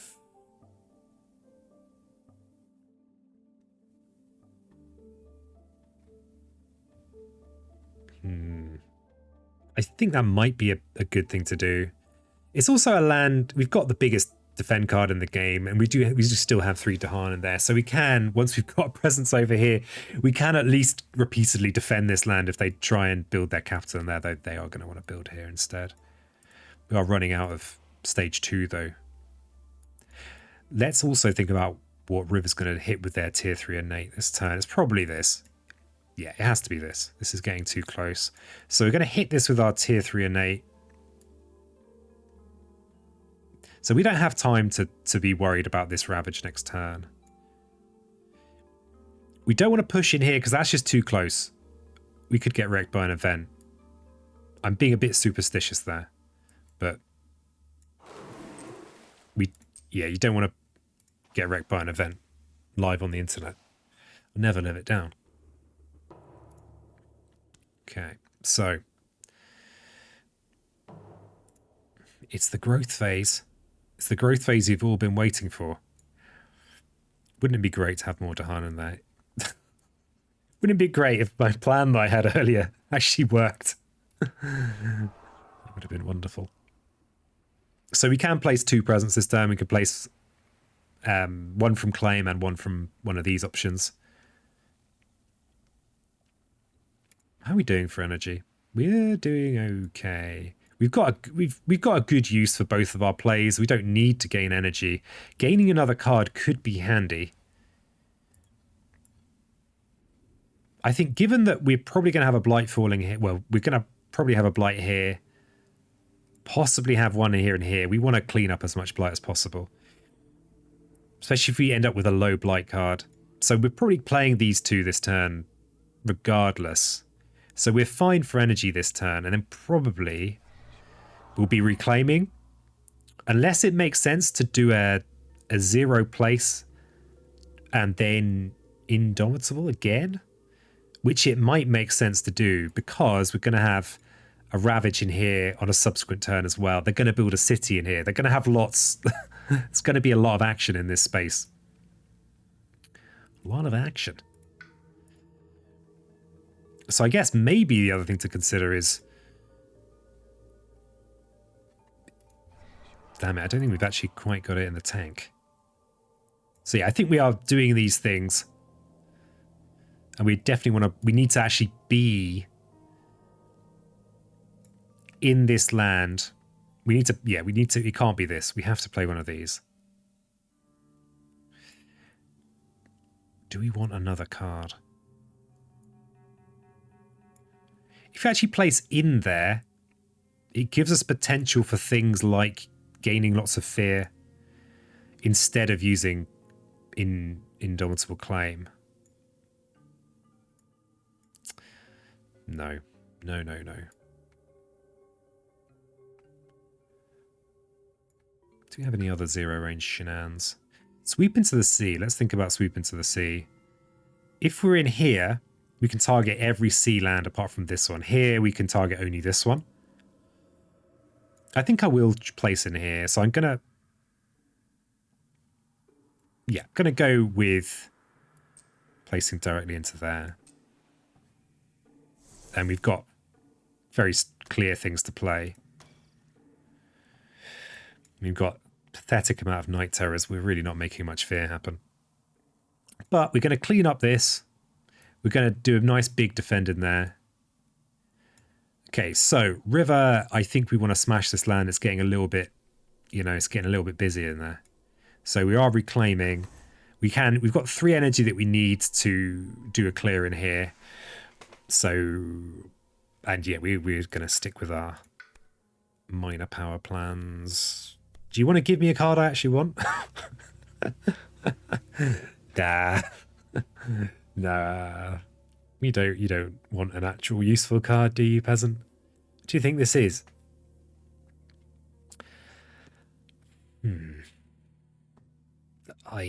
I'm impressed that they've... I didn't even know there were this many useless cards in the deck. I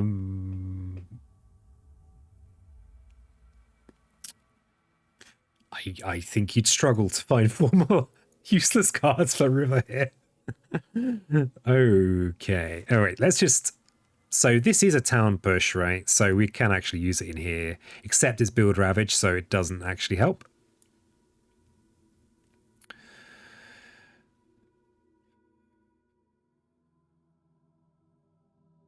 Yeah, something that could have helped in here would have been good, right? And just even the most pathetic defend card.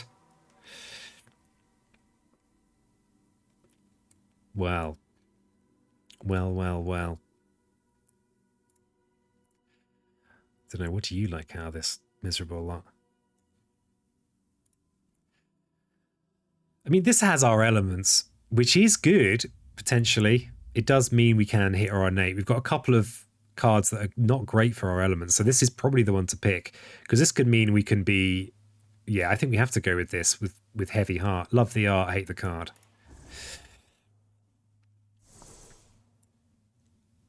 And why? Because it's unreliable. So, okay, we need to play 3 of our Sun Water cards. We're getting a bit skint, so it's tempting to just go with these ones. And of course, we need to play our only mountain card. It means we're going to be forced to reclaim Wash Away. If we do... So, and the other horrible thing about this collection is we actually can't trigger our innate with these remaining cards. And this is why I really favour the right elements for the cards, if it's possible.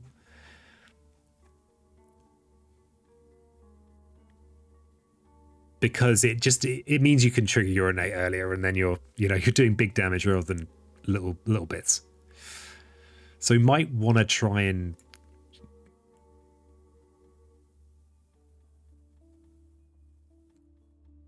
gain probably go with this option next turn. So I'm not sure we can afford to waste any more time being on 4 plays. And I think that's probably just about the best I can do this turn. Let me just sanity check here. We need the energy. We're going to want to move our Dahan around. Place any attrition. We're going to want to smash this land. With the wash away is non-optional anyway. Not paying too much attention, but I think you could trigger your innate with River without reclaiming next turn. Ooh.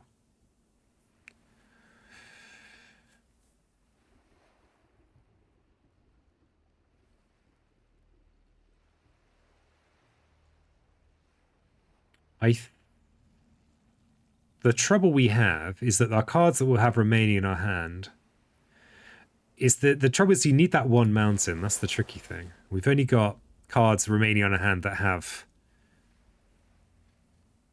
We have no... If we had a sun water mountain card, we'd be fine, but we don't.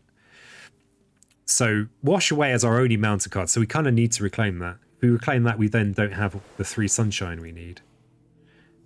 If we had, even in these cards here, a sun water mountain, we'd be fine. It's air on the first card, not mountain. Yeah, this is... I mean, these are great elements, but they're not perfect. I think this is what we have to do. It's what we have to do. We're forced. Forced by circumstance.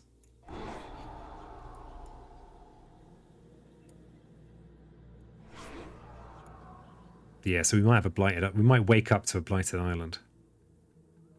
This is unfortunate in here. I mean, the event might be kind to us. The fear card might be kind to us. Maybe with the card pick next turn, get a mountain. But yeah, if I'm lucky. It has to be Water Mountain, though. It's a tricky one. We've been off... These are not... I don't think either of these are in my top 10. My top 10, the official document. But it's fine. The good thing is, if the island blights, it means you're playing on an appropriate difficulty level, right? You know, you're being appropriate. And that's important.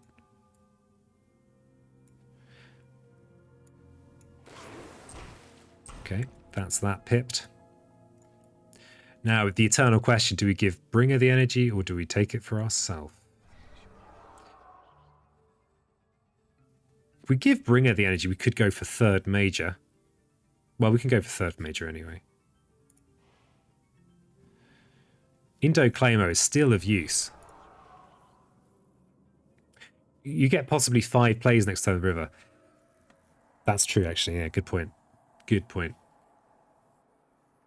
Yeah. Yeah, the 5th play does open up. Yeah, at that point with 5th play, yeah, I'm very unlikely to not get offered a single mountain or sun card. Still, I think it's... Yeah, I don't know what the odds are, but it's still more risky than I'd like. Yeah, so Chris, you are right there. And that's probably what I'll do anyway, because I want some useful minor powers. Yeah, we're going to give ourselves the energy. See, the event. This is a big event. After advancing invader cards, perform a build step for 1 terrain not shown under any invader action. Oof, this is scary. This is a horrible one for us.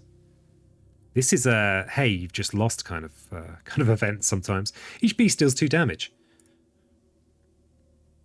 So, can we get another fear card? Yeah, let's... I don't like destroying my beasts. I like having them on the board for a while, but it feels more scrambly than I'd like it to. Add a Dahan to mountain or sands with Dahan. Okay, this is good for us. This is just only good.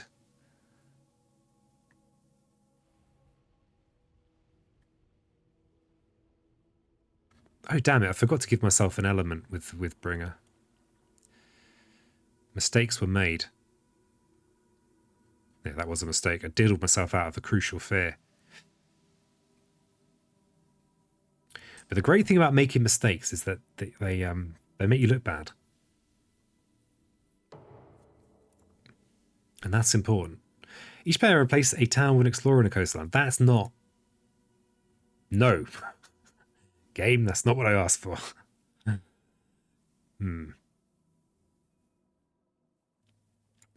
Okay, we can prevent a city build here. Bleh. Bleh. Yeah, we'll do this over here. But yeah, we're gonna have a blighted island. What are we gonna get? This is gonna be painful. Really painful. Are we going to lose if we get tipping point? No. Not quite. Close, though. So, given that we might get tipping point, let's try and do this in a sensible order. So this is a double blight. This is also a blight. So we want to do this one last in case the third blight that's placed is tipping point. Okay. So that'll be this one. Ah, this is nice. We can overflow into the coast where we can clean it up with cycles of time and tide. It's going to get a lot of use out of this card. Yeah, we'll do this bad news one first. Ah, the slow motion makes it all the more painful. Ah. Okay. So then we'll do this one, just because quite a lot of the blight cards do cost you presents. So here we go. Here's one. Destroy a presence and remove a town. So this presence in here was about to be destroyed anyway. Oh no, sorry, not that one. This one here. And then on this board. How much? So we don't have to worry about tipping point anymore. Yay! If you wonder what I'm talking about, tipping point is the blight card that immediately destroys 3 of your presents. It often just ends the game, really. Wow, we obviously don't want to destroy that presence. Yeah, cripes. Because we need that for massive flooding. It's so easy to make these kinds of mistakes with sacred sites. So easy. Okay, so we do get to destroy some towns. One on each board. Let's destroy this one.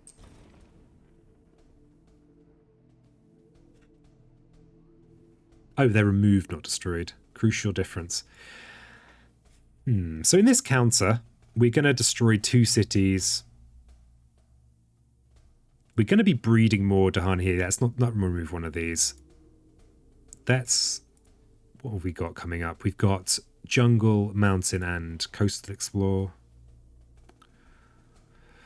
Yeah, we'll remove this because this is blight that we can't easily remove, whereas this is blight we can easily remove. Okay, we've still got this blight here, and we've still got... We'll do the good news first. Ooh, Despot's Games are buyable things since a few minutes. Hey, awesome. Awesome. Are you going to be jumping on the Despot train? I know that Tet Skelly is, I think, planning to stream it tomorrow. Good old Tet Skelly. Good old Tet Skelly. That's the word on the street. Okay, so 5 blight is okay. It could be worse. It could be 3 blight. Could be 4 blight. Okay. Let's flip an invader card. It's the coastal lands. That's not too bad, actually. Or is it? It could be worse. Coastal before 3 is often horrible. Coastal before 2 is not so bad because of the build ravage thing. Oh, thanks for the follow texture glitch. I just didn't notice. I've got my follow alerts turned off because of some of the hate raid type stuff that's going on at the moment. Look at all these coastal explorers. Look at them. Okay, so yeah, this was a mistake. If I'd gained this element earlier, we would have had an extra fear. We would have had a fear card, might still had a healthy island. Did I do that? No. Oh god, we've got the extra build now. Here's fine. So we've got to choose terrain that's not under one of these counts, and it's for the fortification. Here is we will immediately get to clear it, but they'll also build in these other mountains. It's actually not too bad. They will build here because England. The other option apart from mountains is jungles, which I'm not so keen on. Yeah, especially as we get to immediately destroy the town in here. We'll choose this option.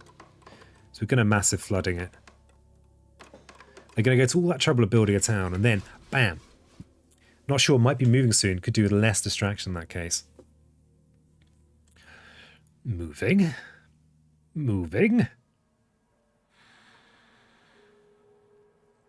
Okay, so... Oh, we don't have build ravage in here, peasant, you silly goose. You silly goose. We do have a sand ravage in here. Oh, wow, I can't even River's Bounty into here anymore. Crikey. I've just got one sacred site left. Okay. So we've got a ravage here that if we push out of here, this might solve the land, and it's ravage to build. So I think that's the good, clear thing. Let's just sanity check. That's 3 towns and 2 cities. That is less than 7, right? Definitely less than 7. Okay. So we will push. Oh, no. I used the wrong one there. I meant to use wash away. No, in slow motion as well. It's just like... So everyone seems to be moving at the moment. Pagrax is moving. Progress is moving. It's just what people are into these days. When I was a lad, people just stayed in the same place. They were just like screwed to the floor. A simpler time. So we actually don't want a River's Bounty here because we'll be preventing this ravage. And this actually, when we clear this land now, this actually will prevent the build because there'll only be one adjacent building. Oh, this is glorious.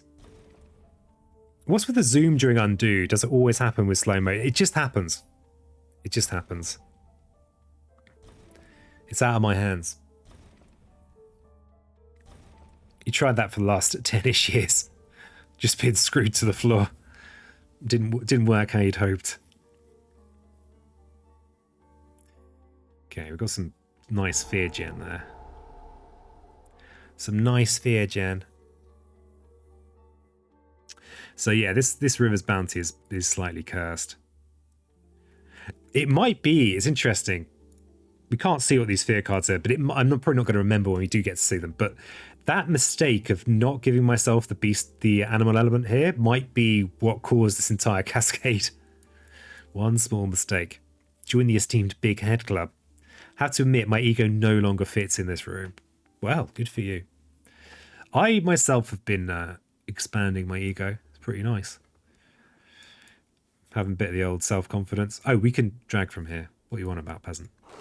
Dragging these lads and lasses. FY bigger head equals flatter eyes. It's true. In before you get 7 T3 cards. I mean, here's the thing, right? I know that I got offered Paralyzing Fright, and that would have been a better pick. And I may have some regrets. But we are quite a long way away from getting all those tier 3 fear cards, the juicy yum-yums. The juicy yum-yums, yes. Okay, this Ravage build works, unless the event puts another town in one of these lands. This is just a 2 damage Ravage. It's kind of...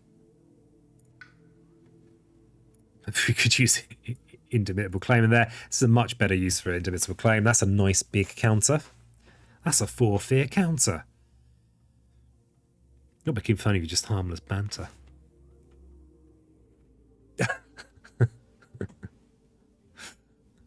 Harmless banter. Yeah, you're fine, don't worry. Don't you worry. Don't you worry. I assume everyone is just harmlessly bantering. It's okay. It's okay. So we could go for the risky gain a card. I kind of prefer it. So what is our risk? What we want to do is we want to use our innate. We've only got 1 sacred site left on the map. Yeah, it's a bit unfortunate. We could easily make another one though because we're river, so we just need to plonk one in a river. In a wetland. We're going to have to do it in a couple of steps. We're just not going to be able to get over there. We don't have a great target for our innate this time. I mean, this is a good target. They're going to build another town in there. And will be 4 fears worth of destruction we do. Which is, I'm not going to sneeze at it too hard. But it's not horrible if we don't get to smash it, because it's not a kind of, 4 buildings built up kind of situation. So I think I do want to go with this option here. And we might get it, we might not. I think we still want to go with minor powers. We're not quite wealthy enough to go with a major power. in my humble opinion. Let's see what we get.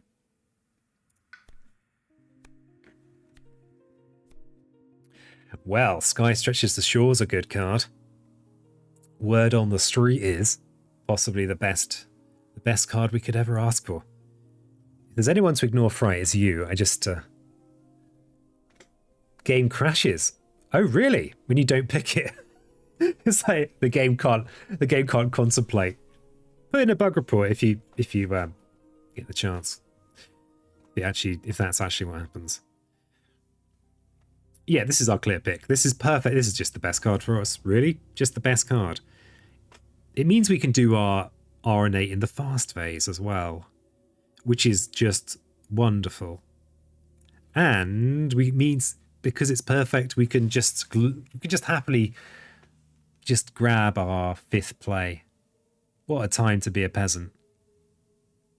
We might not want to necessarily use our top tier innate in the fast phase. It's sometimes better to do it in the slow. But this turn, not that we can do anything about these areas over here. This is actually fine. This is sad. We could use the top tier running to destroy this town. Yeah, pro moves. We actually don't want the top tier of our innate this turn, which is interesting. But we might. Do we want to make sweep into the sea fast this turn? Do we want to do that? Actually, here is a good spot for a slow massive flooding, actually. Because it's, still a good chunk of stuff.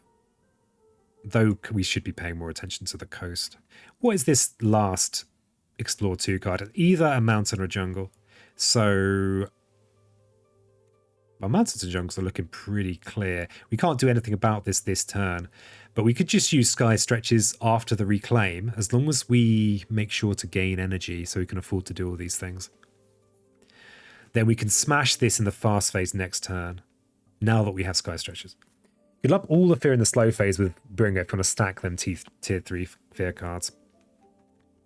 Yeah, actually that's a good point. Let's think about that. So we have how are we going to get the I don't think we've got a way of getting the threshold, which is how we could really gain a lot of fear. And because we're against England, we can't really pile up too many towns together. Most at the biggest cluster of towns in a coastline we have is 2, so that's 4 fear. Which isn't enough to upgrade these. There's nothing, well, there are some things I love more, like popcorn, but I really enjoy turning already earned cards, just turning them up a notch. That does a lot for me. Is it Rift Breaker o'clock yet? Probably. Not for me though. I'm committed to the spirit. I want to find out if it's actually playable by, gimmers like me. Why not threshold cycles plus sweep plus sun from any? Oh yeah. You make a good point, Mateusz. Yeah, of course. Yeah, you're right. Absolutely right. Yeah, of course. Of course. Man's an idiot. Yeah, thank you for pointing that out. I had not seen that. So we could potentially, how many can we pile up? We can pile up 3 towns in there. Potentially 4 towns in here.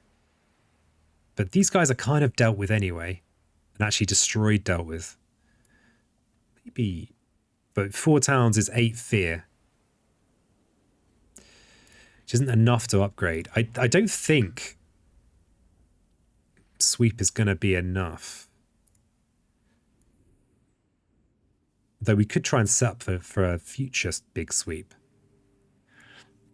Gotta go, have fun. Hey, thanks for hanging, Angels. Nice to have you. Need my partner to finish work so I can go play it. Oh, partners are like that, aren't they? There's there working. You can't be playing your fun new RTS when your partner's working. Yeah, thanks for hanging. Thanks for everyone for joining me today. Making this dream possible. This dream of being slightly transparent on the internet. It's real. Is this really... I mean, okay, we definitely want to be cleaning up blight this turn. We want to be doing that every turn now. Is there a world where it makes any sense to not reclaim? Not really. Yeah, not really. Yeah, this turn Terra 3 is out of the question. It's just stacking the next 2 or 3 cards for Terra 3. Yeah, maybe if I can... The thing is, we've got this... We've got Coastal Ravage next turn. It's just like... I really... Yeah, I love doing that thing. Peon voice. More work! Work, work, work, work. I mean, this turn, we could use our innate, we could push all of this lot in here. Oof, that's nice. But they are still going to build a city in there, but it doesn't matter too much. Doesn't matter too much. Yeah, 5th play is glorious as well. Glorious. Means we can wash away some other people into there. Yeah, we can't reach over here just yet anyway. Our presence placement's almost certainly going to be in here. The only thing that is a factor for it is possible Boon of Vigoring. Oh, Flash Floods is in the bin. That's our only way of actually pinging this. So we are actually kind of... We're going to have to get Flash Floods back. Yeah, we are pretty low on energy this turn. Wow, Song of Sanctity. We're going to be using Song of Sanctity. That's a rarity for me. That's not a card I use very much. We might get to use it... Oops. We might get to use it in this jungle. That's, I think, the only place where it's... Oh, or up here. I want to make sure I've got a Sacred Site in here, I think. Yeah, I think we just do this. Don't want to... Oh, actually, maybe we can't hit the top tier on our innate unless we skip the Flash Floods. Because we don't have the energy, do we? No. No, we don't. Maybe we don't need it. With enough luck, you can get fear cards that give defend 9 and coastal lands next turn at tier 3, but playing around one specific fear card might not be an optimal play. It's entirely possible, but when it works, oh, it's so good. So yeah, we actually can't, we don't have the energy to afford our... We can use our innate, sure, but we can't actually use it to clear cities this turn. Doesn't mean it's all been for nothing. River's Bounty's not so good for us either, so maybe we wash away. Oh no, we just got another energy pipped. It's like my little mental shortcuts that I use when I'm playing my physical copy. So we can do it, I think. Yeah. If we go this, it does do the zooming thing up I undo. It's punishment. So we use Perfect Energy Friend, and then we can use this, so we should still have it. Yeah, we've got it just. Perfect Energy Friend, I like to call it.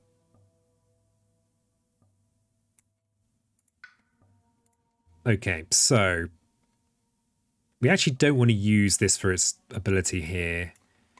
We could look at another major, you know. Dreams or Dread could go.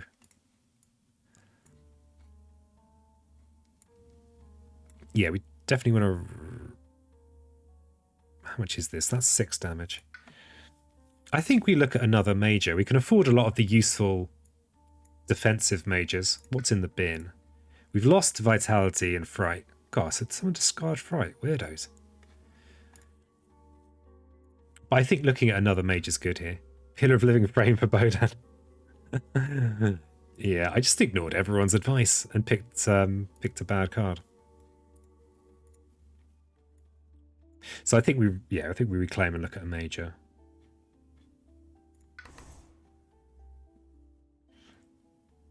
Yeah, we'll look at a major. We might not keep it. Let's see. Okay, Winds is very good.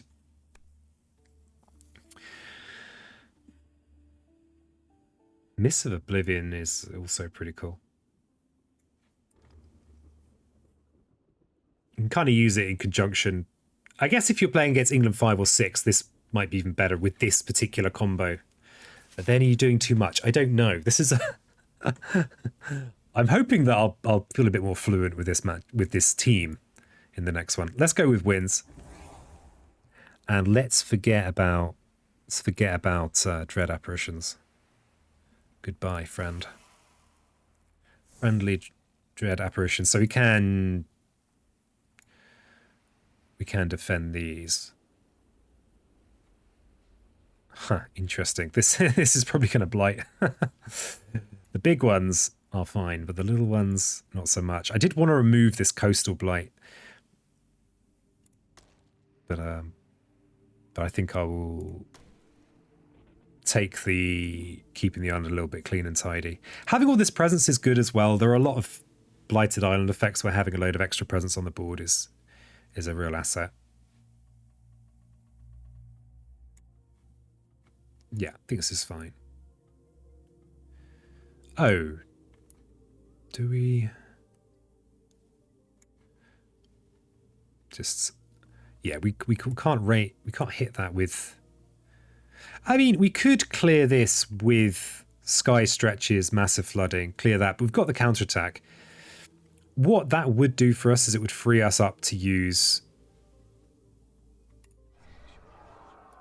We're going to have 3 actions next turn as well, which is amusing. What that's going to do is it's going to free us up to... Actually, no, we want to keep cycles for next turn.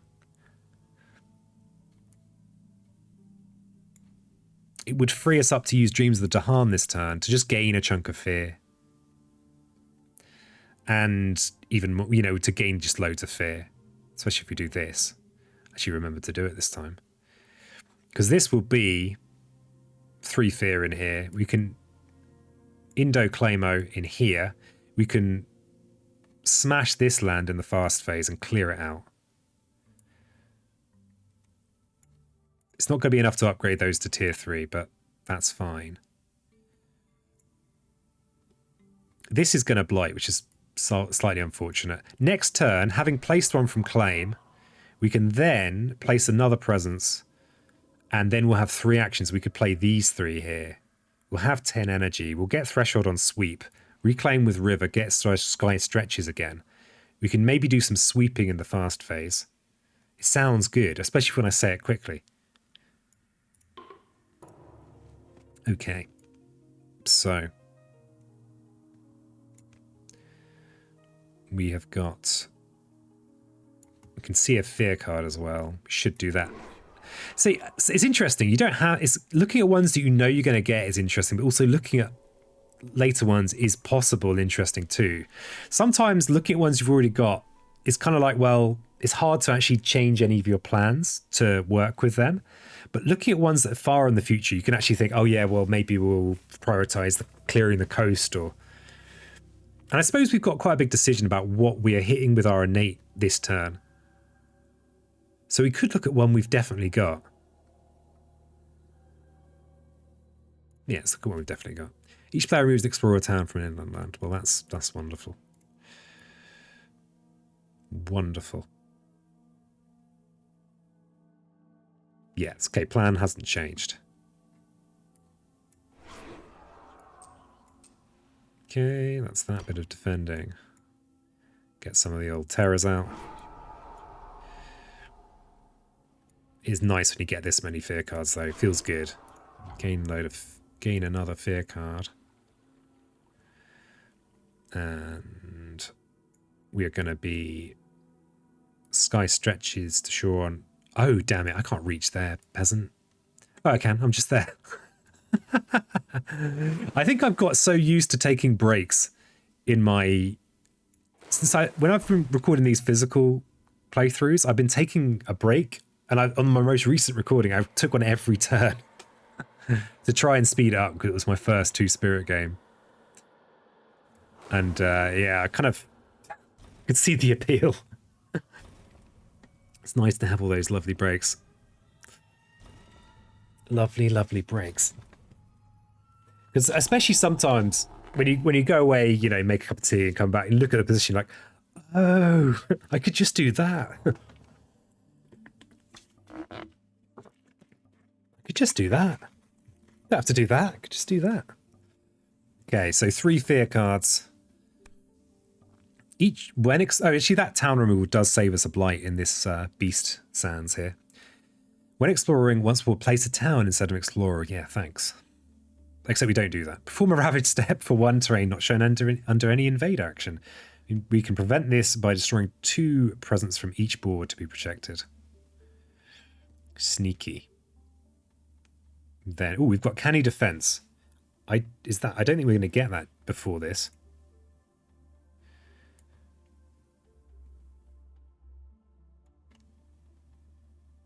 Okay.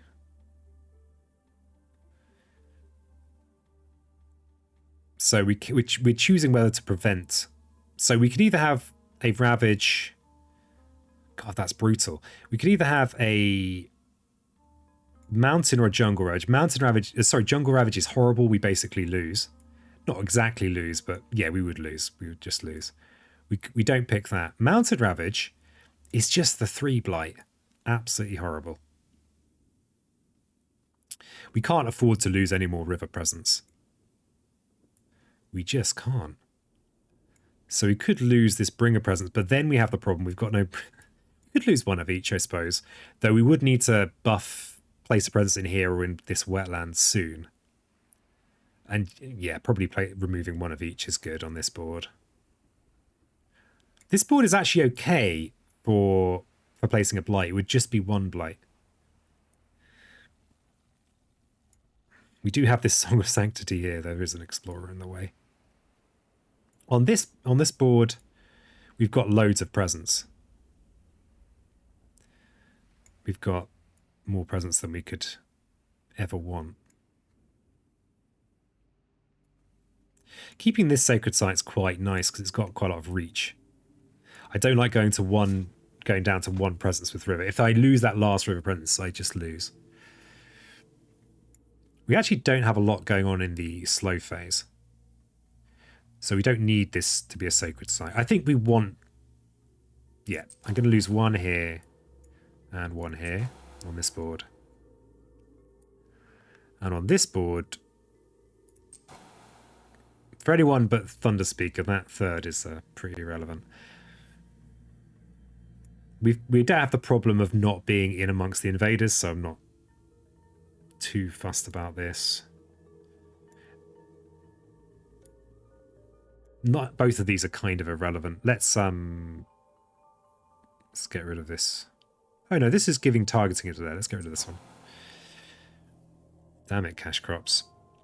And then we get to add a beast to a land without blight that has a town. So, given that we have 3 fear cards, I think we think about where having beast is going to help us for a fear card point of view.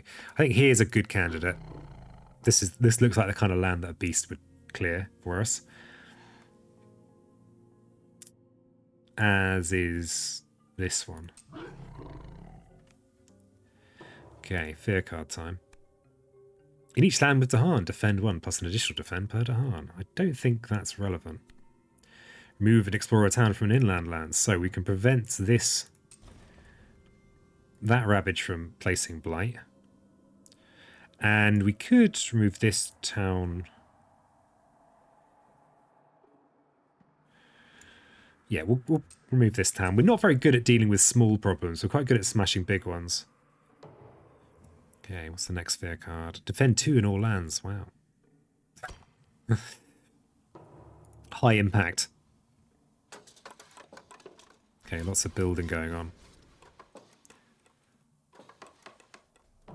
And then ravaging. Okay, so this is nice. We didn't end up with an extra town in there, which is good. So it means that this coastal lands build will not happen here. It will still happen in here. And now this is getting a little bit alarming. This is going to be up to 7. So this will be a good candidate for smashing in the fast phase next turn. Oh, except we can't afford it. Yeah, problematic. We just can't afford it. Okay, this might be a candidate for getting swept into the sea by Bringer and just generating all the fear next turn. Got to be careful not to accidentally wreck ourselves. What we can do is we could smash all the towns that are in here and then push them in here and smash them again for oodles of fear. And getting to that Terror 3. Okay, she wasn't fully paying attention there. What have we got for Ravages next turn? All the Ravages is what we have. Wow, that's a lot of Ravages. Oh, the other thing is, if we reclaim, we can't target in here. That's a problem. We also have build into Ravage in this coastal sands, which does matter this turn. So if we I think Call Dahan Ways in here to replace this town with a Dahan is pretty good, as it will prevent this England build in here. 20 fear to make next turn, doable. Yeah. Yeah, we can. I mean, it's a lot of fear we can make with sweeping into here, pretend destroying them, smashing it here as well. It's kind of gross, but I like it. I think, oh, we could do the same on here, except we would almost lose. 12 fear, that's still 3 cards for some reason.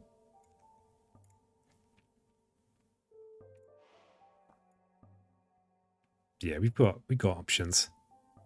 So we also have this strife. So this is a good straightforward strife placement because it's a single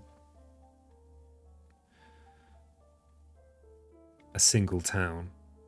Yikes. It's actually a bit sketchy, isn't it? It's all a bit sketchy. But it's kind of, you know, you're playing at the right kind of difficulty level if it is this sketchy.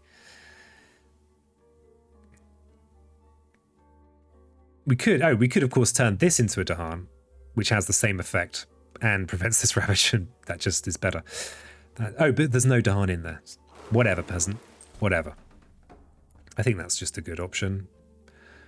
That deals with that build Ravage, and then this Twilight Fog Strife would deal with that. And then we've only got 4 coastal lands to worry about in the Ravage. Only 4. Yeah. Of which only 2 are blighted. Okay, so we'll do this. Okay.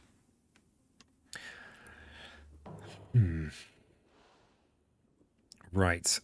This is a problem, this lack of energy. Do we have enough cheapies to pull a... We'll get 2 energy together. We'll get 1 off our track and 1 from here. We'll have 2 energy, which means that we can't afford to use Flash Floods for our smash, but we could use Sky Stretches, some of these cheapies here. So we could gain some energy with Bounty, Vigor, Stretches, and then we just need any other water. We could go super cheap. We could do it all for 1 energy. Though the wash away is going to be pretty good. And it would be, of course, in the slow phase. I think the Zafula stream could be a reality this turn. Big smashes. Scapegoats. Terror level 3 scapegoats hype. Yeah, it's definitely what we will need. We need that hype. Okay, we're also out of the escalation range, but this is kind of terrifying because this is 6. We need to do something about this as well.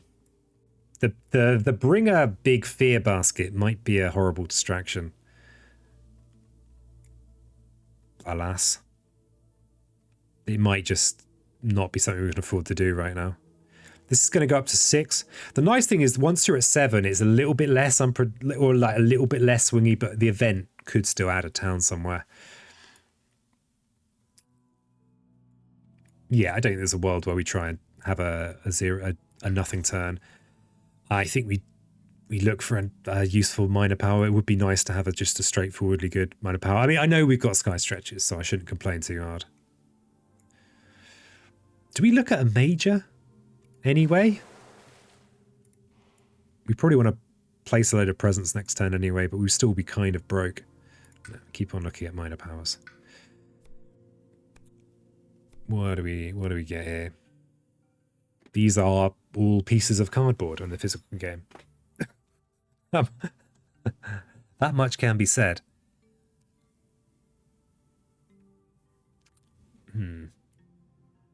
Fire in the Sky is more fear. We kind of broke though, so we probably... I mean, Promises of Protection is pretty good. I just love a defend card though. I just, you know... It would be pretty great. Have we been offered a single defend card yet? I guess Incoming was kind of a defend card. Just a straightforward defend card. All right, let's sit on that decision and work out what we're doing with Bringer. So, can we afford to do the Bringer Fear Basket? Intriguingly, we have 3 cards in hand. If we place, as long as we place a presence, we can play all 3 of these. So we've got a decent Winds defend, which will work in this land. Will be pretty nice for Winds because there's a good counter in there.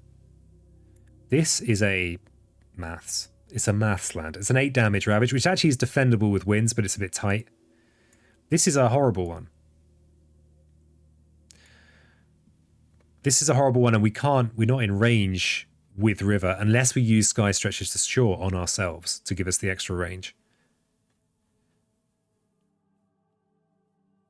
If only we had more energy. If we could do the pip with Flash Floods as well, then we could clear this land and feel very good about ourselves. The dream is some kind of Bringer pushing a load of stuff and then River finishing them off. That's kind of the dream. The trouble is these cities are not pushable. We ain't pushing these cities. Some kind of combination of these 3 cards is almost certainly almost certainly the best thing to do. Though, actually, we could substitute... No, we're going to want to Cycles of Time and Tide. Especially, we have a Blighted Island, so the event deck might just go, just stick more Blight out. It does that. Okay, so we're going to have 2 energy after this card gain.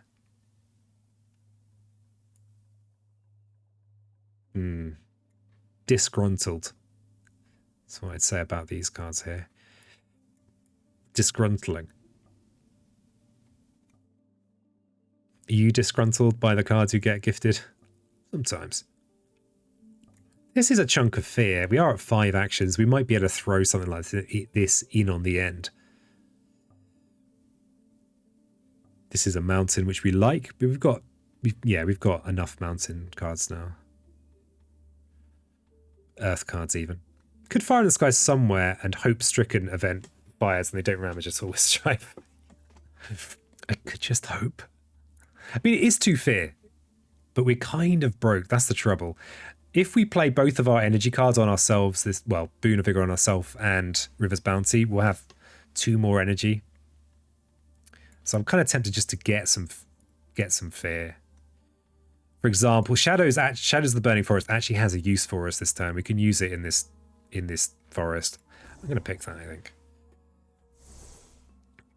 So, thinking that we have a budget turn. Supreme budgeting is in occurrence. That is a town and an explorer. So we actually... Oh, this is a double land. There's a 50% chance that this jungle will be explored. And this is why I really dislike Song of Sanctity. You can't rely on it. Do we save our... I think we save our energy so that we can more easily afford Flash Floods next time. So we do have the top on this, and we can potentially do it on ourselves, but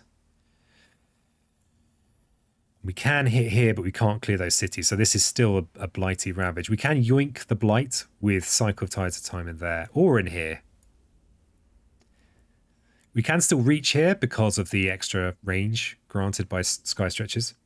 Yeah, finally Spirit Island, finally. It is finally Spirit Island time. But Spirit Island's every Thursday now. And I changed it. How you doing, Medicine? How are you doing? I've been Trying. I've made.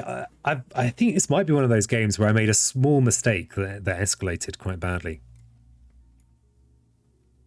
A small mistake early on. I missed a fear, vital fear. How you doing? How's your Spirit Island going? My off-stream Spirit Island life at the moment consists of playing a chunk of days and losing a lot to Russia 6. That's what I like to do. Just gonna play 4 games against Russia 6, lose every single one of them. Good times.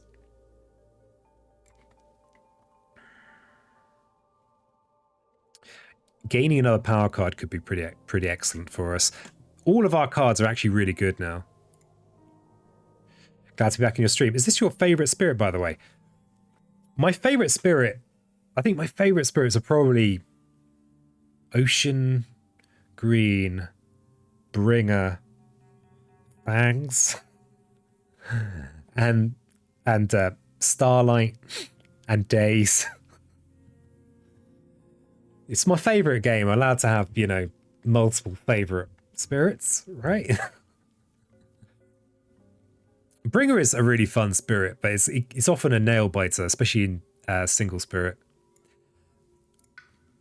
I mean, I don't think I'm likely to find a minor power that's better than Cycles of Time and Tide. That's just the truth. I'm unlikely to find a card that's more useful to me this turn than Winds of Rust and Atrophy. That is also similarly true. Does that mean 6 spirit game is possible? It is possible if with your physical copy of Jagged Earth, yeah. I could play 6 of my favourites. My head would explode. So, Medicine, or anyone else that's joined, we're trying to work, like, we could potentially unleash a massive Bringer Fear Bomb with some sweep into the sea action in the fast phase. But I think it might be a luxury I can't afford, but I could still do it in the slow phase. I actually need to do some thinking, which is horrifying. Yeah, and these cities are annoying. And we didn't have the energy to afford Flash Floods. Unless we don't use Sky Stretches to Shore. No. Because we don't have a zero-cost mountain card. Because for some reason I didn't pick that zero-cost mountain card I got offered. We could yoink that Blight, destroy all this in the slow phase.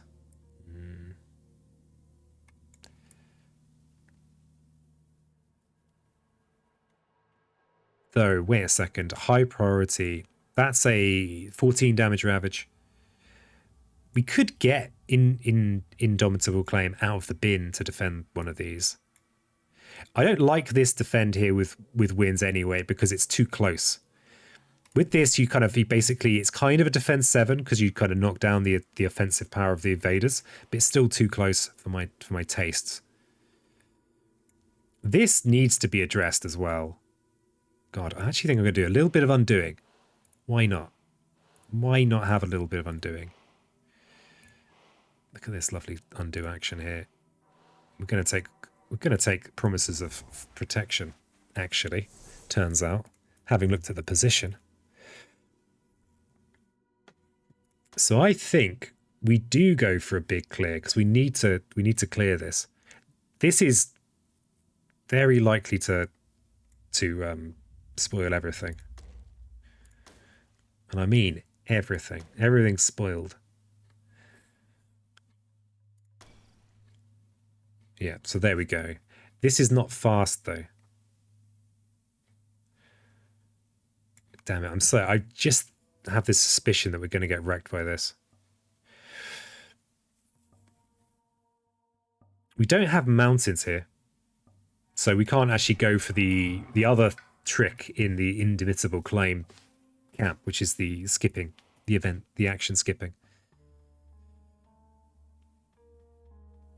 So maybe we're actually forced to do this just to prevent like an unfortunate loss on build plus event. Fear Basket lets you play risky by pushing 3 towns from the jungle into sands, then dispersing them wherever you like, more suited Winds and Rust. Yeah, that's true. That's true. If we push 3 into here, then that's 6 buildings. We still survive. And then we could smash 5 of these for 10 more fear. So 16 fear total. I mean, it's fun, right? It's going to be a city build in coastal jungle this turn. Yeah. Yeah. Yeah, that's true. We wouldn't even get to clear it if we used flash.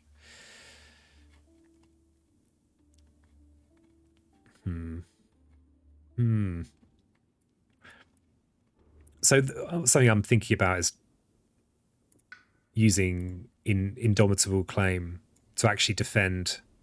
The only way we can get... actually, we could just use reclaim all, but I don't think that's worthwhile. We could make our sacred site back over here, which is kind of good for us. Yeah, we don't have any real reason to use one of these options apart from to look at another card. So we could get our claim out. Yeah, this is... it also accelerates us towards this... accelerates us needlessly further down that board. It also puts more presence on this island board, which is good.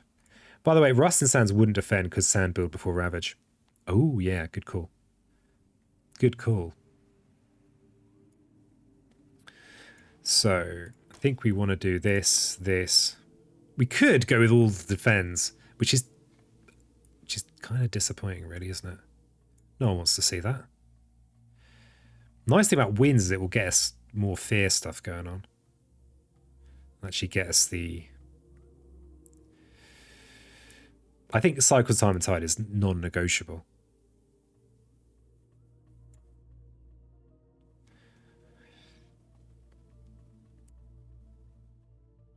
This feels grim, though, not actually clearing cities with this.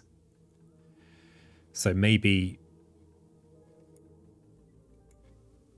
I mean, we might get some... The thing is, if we do generate a load of fear with some sweeping, we will at least gain...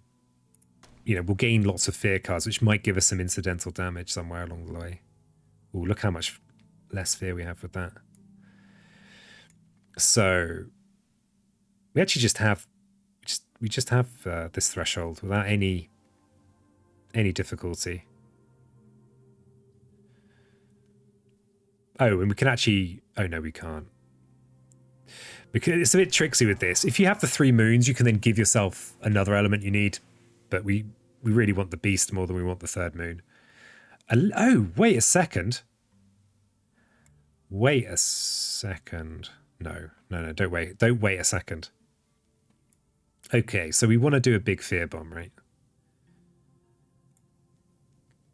We want to do that. We also don't want to lose. God, my brain has just slowed down completely. It slowed down. It's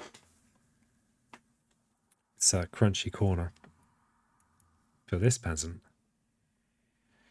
So this is 3 buildings. We could push all of these towns into here.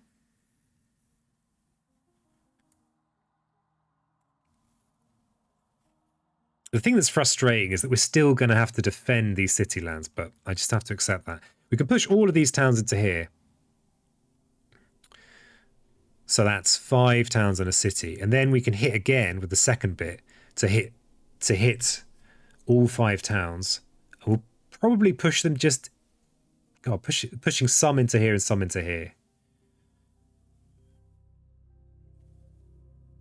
This is actually quite a nice counterattack opportunity here. But what would probably...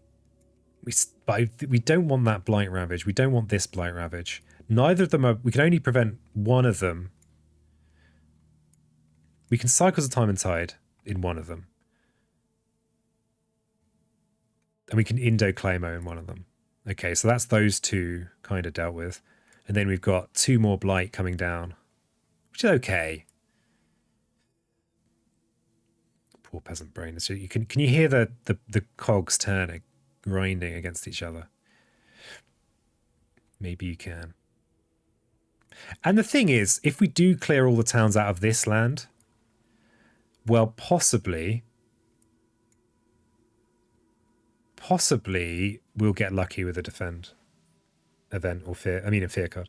Can the same town or cities be hit multiple times in the same turn with bring? I thought that wasn't allowed. Ooh. That's a good point. I think this... Okay, I think it's more about action. If you look at... So this is a separate action because it's a repeat. So I think so, yes. Let's have a quickly check in here. Oh no, a single power cannot destroy a given invader more than once. The Wombo. The Wombo is off the menu. Quick. My Wombo has been... Yeah, Chris, you're absolutely right.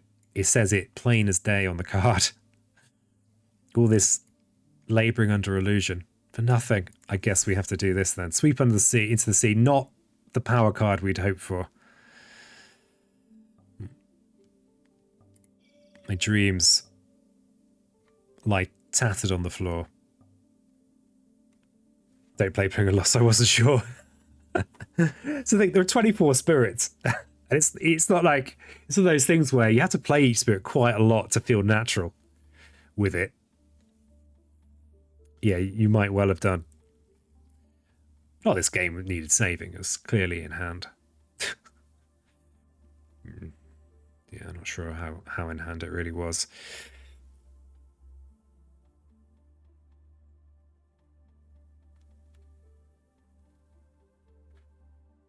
Yeah, I think this is okay. I mean...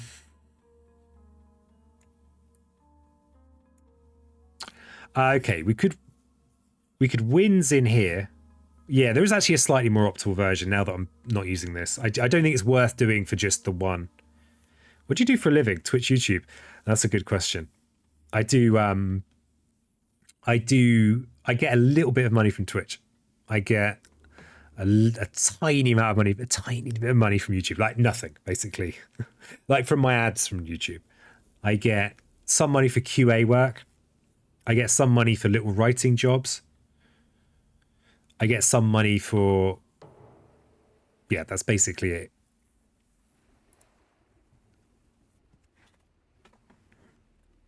That's basically it. So, Night Terror's time. Yeah, let's look at what our fear cards are. So yeah, Benson, I was working as a carer for a while. But I had to basically quit it in the end. It was too stressful. Too stressful for this peasant. Okay, let's see what this is. Explore does not affect coastal lands. Lands with disease are not a source of invaders when exploring. Okay. Let's do we even have a chance of doing this? We're actually not that far off. Okay. Well, when we get to 3 actions, we might be able to even get this threshold, which will be a glorious day. So yeah, currently I'm basically... I had a plan, which was to... When I had to quit my care because it was driving me up the wall. Like, it was not good. And...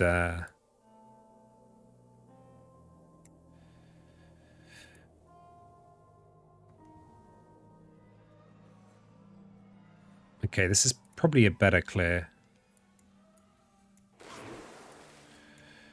You're at 3 actions, peasant.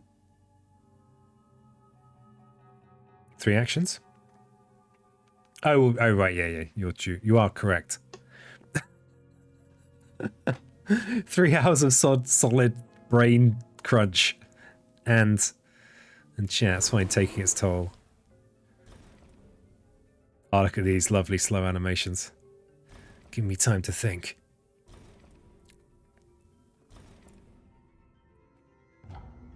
Look at these. Glacial.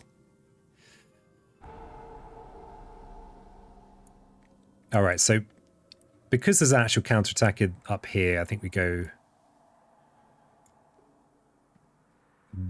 Winds is kind of good in here. I think the city is more likely to get buffed than... Actually, it doesn't matter. It doesn't matter in this case. Let's downgrade the city. Okay, so that's a good news counter. Okay, and we have cycles of time and tide. Boon of vigor. Who wants the vigor? I mean, poor old River's skin.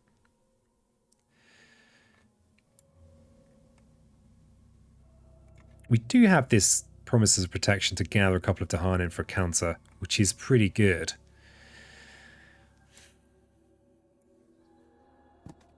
Two Dahan is basically a city and some bits. Okay, we can't... There's no point dragging them in here. They're doing good work in there anyway. This is probably the land to let go.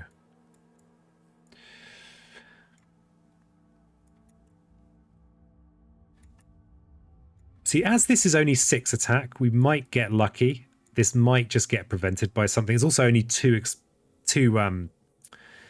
invaders in there, so I think we remove that one and we Indo-Claimo in here. Wait a second, what's that? That's a 14 damage. That should be okay.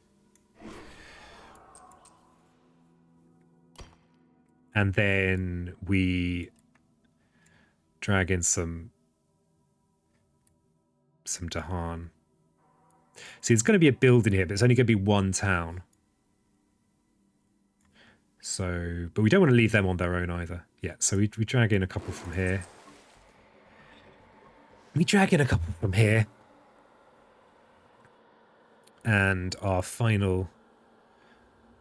So yeah, blight here, defended here with a counter. Hopefully no blight, defended here with a counter. Yeah, it could be better. Could be worse. What are we doing next time with Bringer? Who even are we?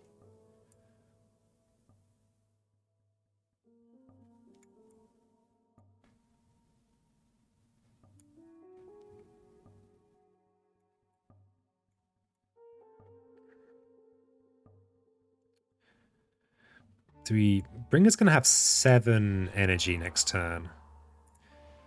Which is enough for the crucial defending, but we don't really want to just be defending all the time.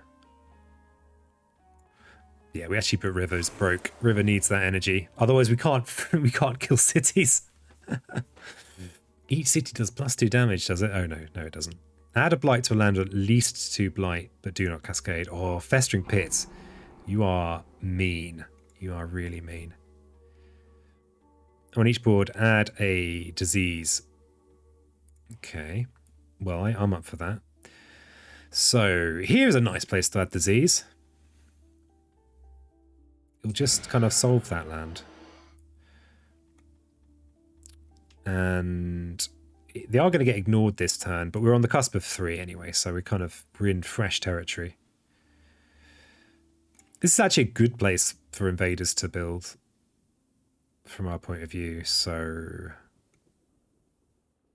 look at all this blight in here. Yeah, let's just put that in there to help. Okay, what's this fear card then? We know this. Okay. We have sand builds over here.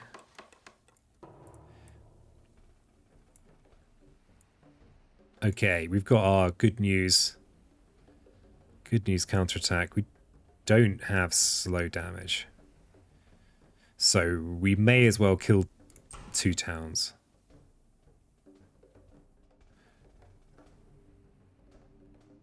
Yeah, we may as well kill 2 towns. Killing 2 towns means it's a bit more... We could leave it longer if we kind of have to.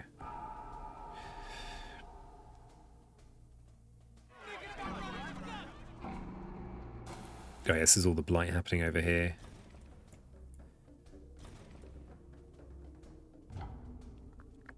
Okay, another Glorious Slayer card. We're at Terror 3! What's all this cheering going on?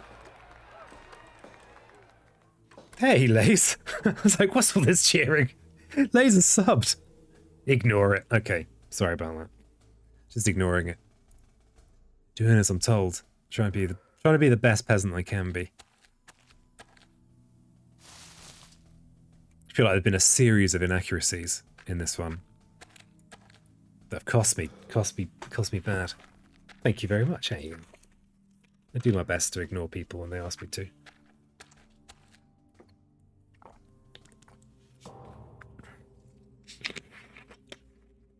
People that are trying to clear their notifications. God damn it, I've got this notification. Okay, so we have Build Ravage. It's going to happen in here. So this would be a nice place to push Dahan if we had a river presence over there. Keep popping up on my phone. Already clicked. God damn it. Okay, we have double build in here. So I'm kind of glad I destroyed those 2 towns. Because it means that they're going to just build towns instead of cities. Does that make sense? I don't know. It feels like it does. This is probably going to be the place we want to hit with river this coming turn. And looking at those elements, we should be good to do so. So if we hit this in the fast phase, we reclaim sky stretches. That'll be our 3 sun. We should be able to do that as long as we start going down this track. Just by reclaiming sky stretches. So we can clear this in the fast phase next turn. So we'd actually need to bring any Dahan in there. This, if we can... one day we'll have a defend card. A straightforward defend card. How often do people ask you to ignore them? Oh, it's just lays mainly. But, you know, I like to think of lays as a whole people in himself. So the Twilight Fog, we could use Twilight Fog in here just to put Strife on there. It's acceptable. There's mildly risky though. We're only on 3 blight. I don't like that, but it could be like a backup plan. Yeah, I really don't like it. I don't like it. Okay, what about Rivers bountying? There is going to be a build here and then a Ravage, so maybe Rivers bountying here is quite good. That'll be a nice counterattack. So yeah, I think I'll drag these 2 in here.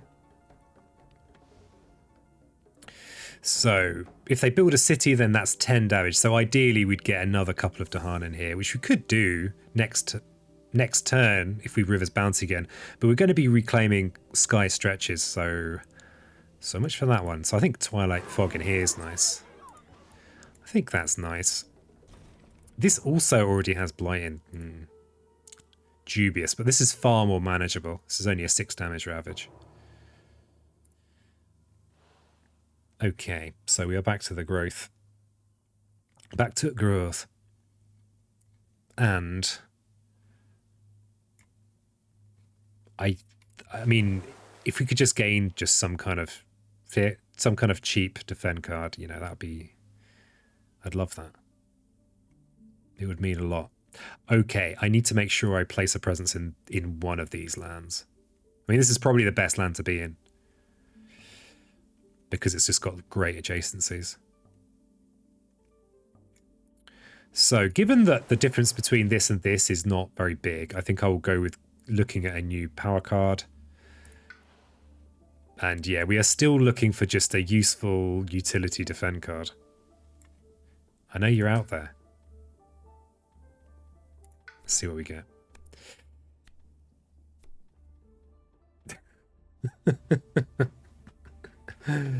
These aren't the utility defend cards I was after. I mean, this is nice. Also kind of expensive. This is actually really good for us, incidentally. Potentially, because it's slow damage, which means we can use it instead of using Flash Floods, potentially, if we can skip the sun. We can't skip it this time. But it could be, this extra damage could be pretty useful. Okay, let's sit on that decision a little bit. We're going to be placing this presence either in this jungle or in one of these wetlands. We did not draw a straightforward defend card, though. So we're probably going to try and get Bringer to defend in there, but Bringer should be all right to defend in there. Except we do have a lot of other things to defend, including 2 already blighted lands. We are 1, 2, 3, 5 cards away from winning on Fear, so that's not going to happen immediately. And we're also so close to the end of our track that we just don't care about placing presence anymore. How close are you to winning? Well, I'm kind of close to losing, and I'm a chunk of the way potentially to winning, but this is Yeah, it's not been ideal. If I do win and I bump up the difficulty level, it'll be about 5 times harder as well. But hopefully I'll make a few less inaccuracies because I will have played them a little bit and I'll have a little bit more of an idea what I'm doing. And maybe the game will just give me some defend cards. Maybe. Okay, you've got this build ravage in here, which is a problem. I think we have to reclaim. We'll have 7 energy,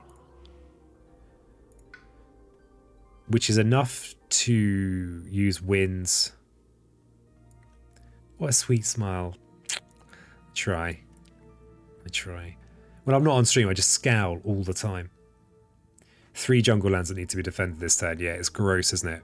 1, 2, 3. And they're kind of...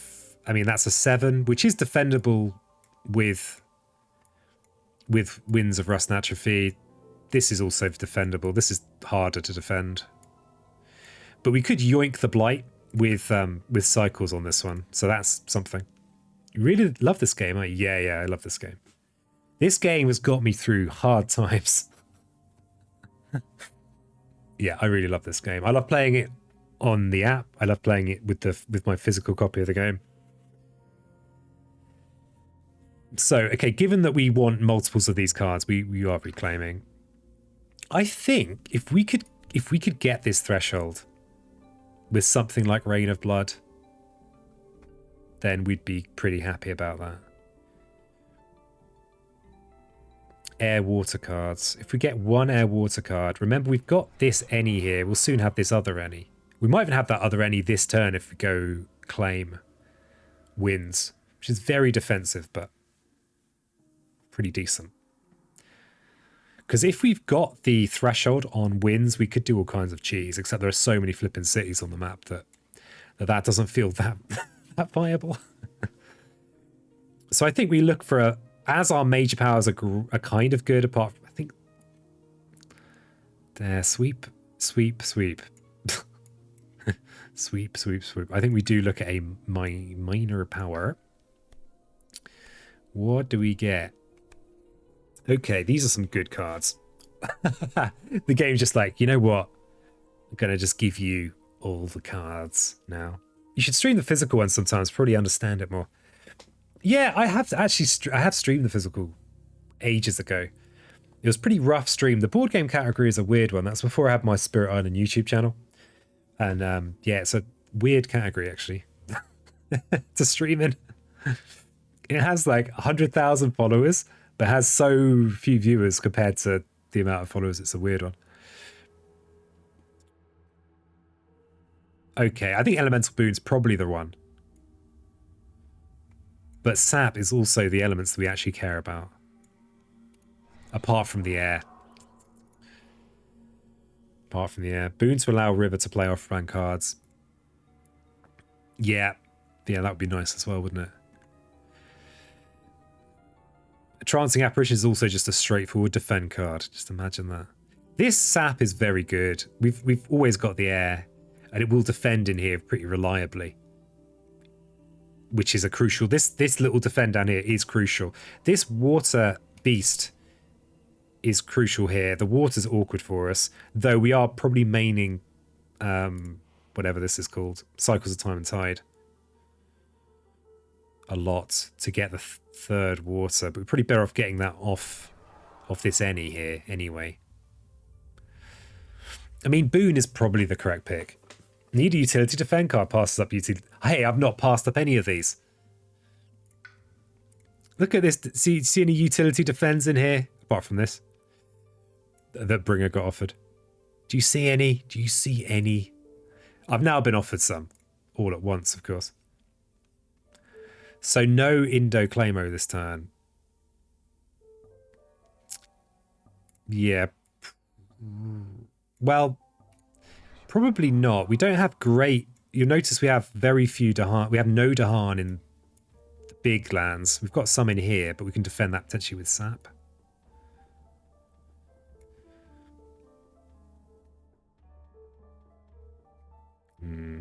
I think we actually have to go... Getting the threshold on Winds is better than just having an additional... than having sap, I think. unrelated to anything, I just want to say that Skype is a nightmare. Is it now? Would it be a nightmare for Bring of Dreams and Nightmares? Do you think they should get themselves on Skype to fight the modern invader? That's my question to you, Blues. In Trials and Apparitions is also pretty flipping great. It's our fear elements as well. Remember how we can actually generate fear? Okay, Boon, what does that do for us? Boon on its own means that the air, the water, and the beast is... We're basically then just short of water, which we're playing anyway. We're probably going to be Cycles of Time and Tidying forever. I think it is a Booner. The web client is only usable on Edge. Even I know what that means. Why would they do that? You need Dreams of Dahan or Sweep for air, then, if you want Threshold. Yeah, if I go with... I think I need Boon. I think I need Boon in my life.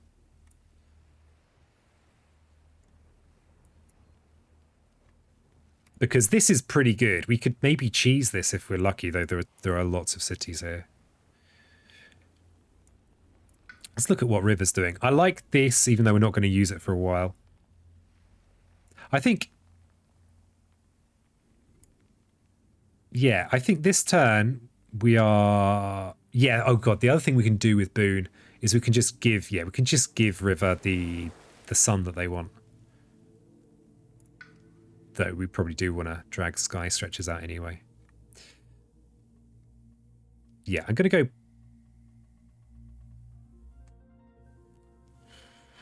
I'm going to go Pull Beneath, I think. Yeah. Need to just make it... Sometimes you just got to make a decision. I think Elemental Boon is our friend here. Just trying to... You need Dreams of the Heart or Sweep for air then if you want Threshold.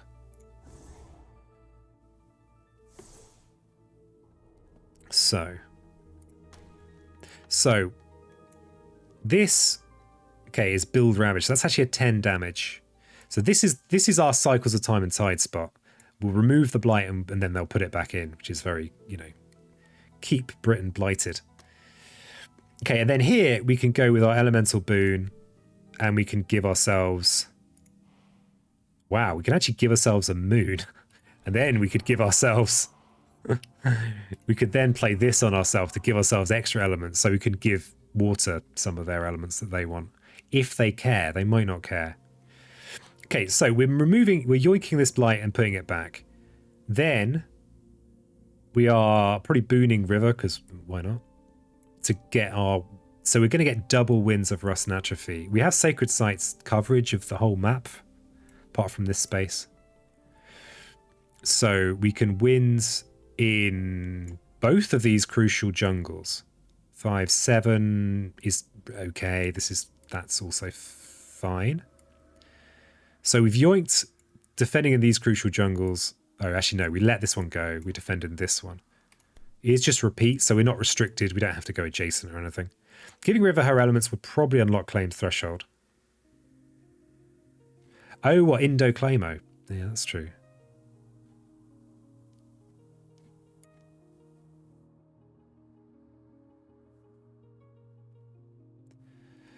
That is true. Claims Threshold is... I don't think it's quite as desirable as not taking all these extra blight here. I don't think, anyway. I don't think. There, I admitted to it. I finally admit. Okay, so we are going to be doing a fast innate somewhere. Yoink. Defend. Let that go. Feel bad. And then, actually no, we probably don't want to do our... We could hit this fast, except it's not coastal, so we don't have range. I think we actually deliberately go slow with our innate this turn. And especially now that we don't necessarily have to have perfect elements, so we don't need to reclaim Sky Stretches. None of this stuff's slow anyway.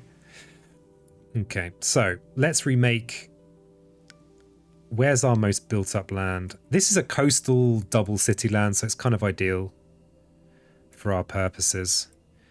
It's also building this turn. I think this is the land we slap. We might actually want to put a presence in here so that we can target this on a future turn as well with our threshold.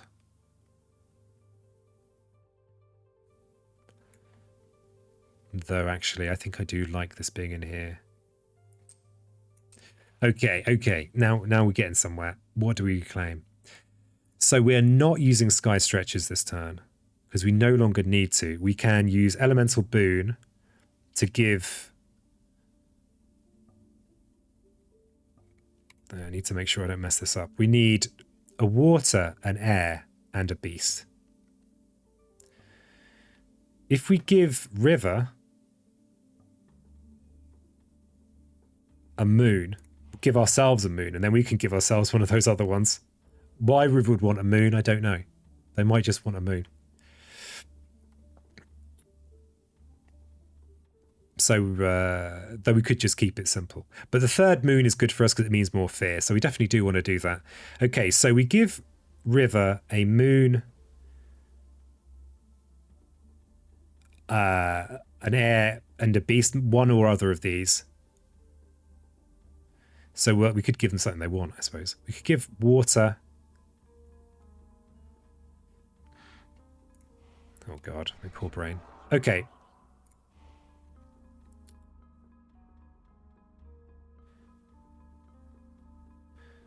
If we do this, we can give ourselves... Let's just do it the simple way. If we do that, we can target ourselves with this to give us the remaining one. We give river air, water. We give ourselves beast, and then we give river sun. Okay. So we give sun. We're going to make a note. We're going to give them sun, water, and we're going to give ourselves beast. Sun, air, and water, we give ourselves beast. Okay. The moon for river could be useful in case you want to play Call of the Han Ways. Not sure if that's useful this turn, though. Yeah, I mean, yeah. I mean, like, the initial reason for moon was just to get this and to get this. But I think I'm thinking in circles. Okay, so given that we're giving sun, water, and air, we're going to want to play one of our mountain cards anyway. So let's reclaim an energy gaining card.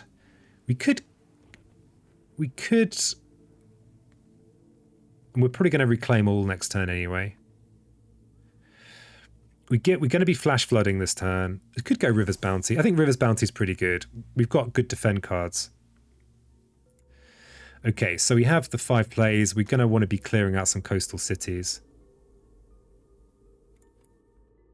And we're going to be doing it in the old slow phase. So we're almost certainly going to wash away. It's good. We need this sun.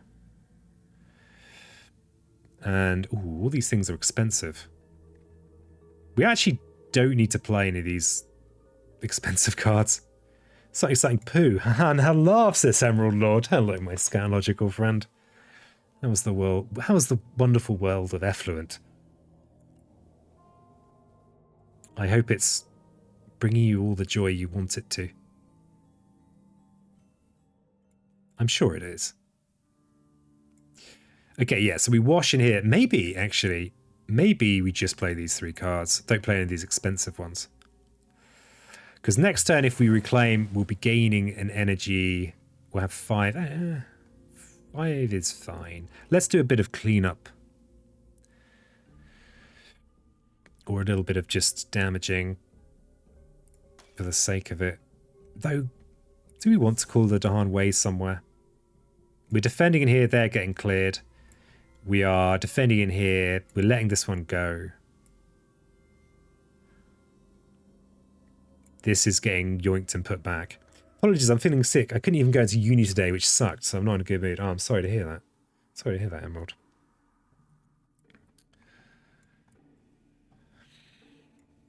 Yeah, being sick is it's terrible.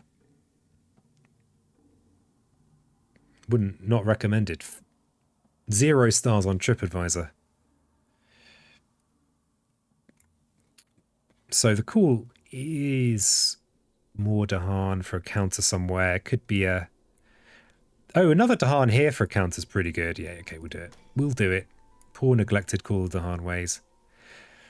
So we could play another card. Just be greedy. We're going to gain a single energy this turn and have a terrible one next turn. But if we claim we've got all our nice cheap things that don't do anything.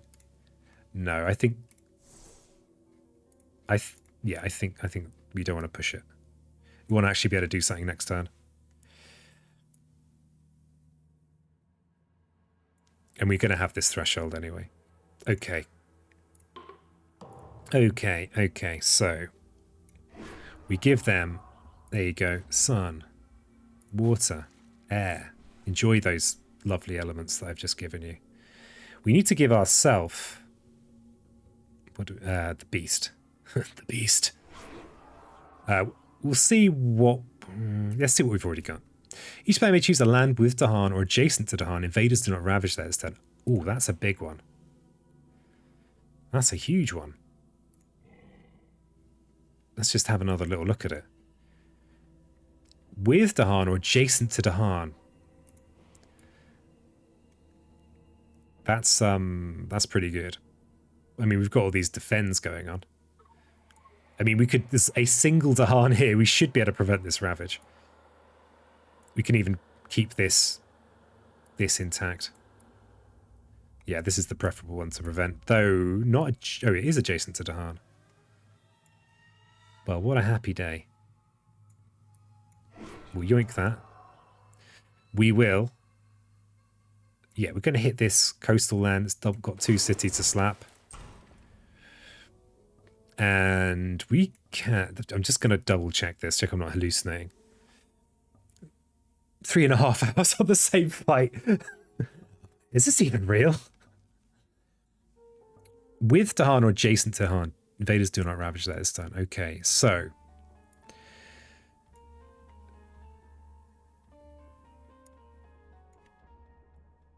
So that's pretty good. We've got this twice.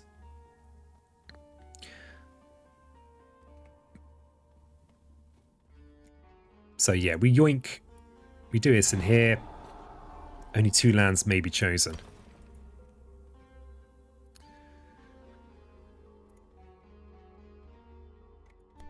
Yeah, true, but we've got loads of other defends to you know, we've got our double wins. I'm going to use it on the city because we might be able to cheese a Terra 3 victory if we just snipe enough cities. It's possible. It's happened before. Look at that. Oh, lovely fear. So yeah, we're going to get to prevent 2 ravages, which is all right. Years of Little Rain. Oh my. We actually just get that for free. Well, okay then. This is actually pretty good. If I wasn't feeling a little bit blighty, I'd be, you know, this can be good. But I'm gonna ease the drought because it's not gonna cost me anything.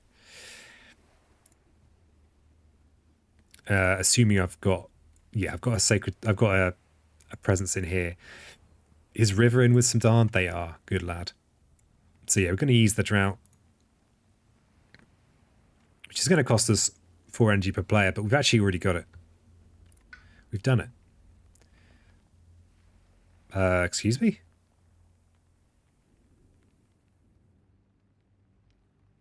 Why is it asking me to deal damage? Ease the drought? Oh, click a spirit to add. I thought it was asking me to pay. They call me the UI flounderer. Right, so let's add a presence somewhere. If there is a way to interact with the UI in a way that doesn't make sense, I will find it. Okay, nice. And now we can have the sacred site we've always dreamed of up here. And we've even got an any. Oh, we've got no Dahan up there, peasant. Damn it, peasant. Let's have a sacred site over here then. And we get to gain yet another element. Not that it matters. Let's gain a fire element. So it's Fiery Thursday. Okay. So now beasts are going to do some damage.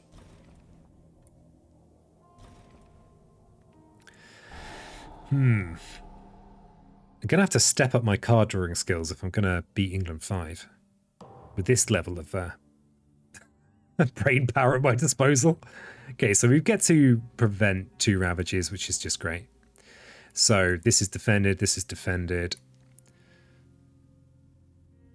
So we'll not have a ravage in here, thank you. And we won't have a ravage in here. That's a terror level 3 card for you. Okay, we've got coastal builds. Yeah, you put that city in. Not going to stop you. And then we have the ravage. So we have a good news ravage in here. Oh. Accidentally clicked through that. Okay, so this is going to be a nice clearance in here. It's going to be lovely. Mark my words. Mark them. Okay. Okay, was it jungle and wetland? So we're going wetland into wetland, which is okay. All 3 of these have already got Dahan in, which is good for this wetland into wetland scenario. It's pretty good. Unfortunately, they are going to go... They're going to, yeah, do a lot of building in here next turn. No, they're not. They're going to go... Okay, we're in the clear. We don't have any builds into ravages next turn. That's a good thing. That's what you want to see, isn't it? Enter, boy. Enter. Okay, the slow phase. Good job. You should try Blood Rage Digital Edition. It's really great. If you're interested, we can once play online stream and gather a group of players. How are you? Where you see me, Thomas? I actually think I might have a key for Blood Rage. Is it really good? I actually used to have a physical copy of Blood Rage, but I realised that I needed the money and sold it. And my mate had it, so there was no point. It was for nothing. CB tournaments. It's the best competitive board game easily. Blimey, that's a bold claim. But I approve of a bold claim. Good for you. That came out so patronising. Sorry, I didn't mean to be that patronising. I try and be a little bit patronising because, you know, people enjoy it. But you can only play with prize money. Terraforming Mars would like to disagree. Terraforming Mars is also an okay game, as long as you don't draft. If you draft a Terraforming Mars, you're like people that score solo games. You're actually just biding your time before you take up full-time serial killing. You know, you're just waiting. Waiting it out. Okay, we've got the big Indo-Claimo, so we could conceivably not push from here and just defend. It's less competitive. Interesting. I didn't realise there'd be a money Blood Rage scene. It's more popular Blood Rage, best competitive. Interesting. I've only played it I played it maybe five times. I liked it. I kind of I really like the minis and I like the art. I actually can't remember the designer's name. Eric Lang, there he is. I like him as well. Thanks for the follow. So do you kind of stream some Blood Rage? I'm pretty casual when it comes to these games. I only play on the easiest difficulties. I tried my hand at Through the Ages. I'm just not as good as those big brainers. I think we clear these ones, right? Because these are kind of handled. It's a shame to use Indo-Claimo with an empty track, but can you over-explain that joke? There was a joke, Sarabelle? Oh yeah, right. There was a joke.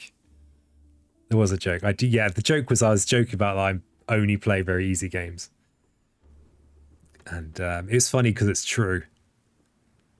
Okay, so we could push from here.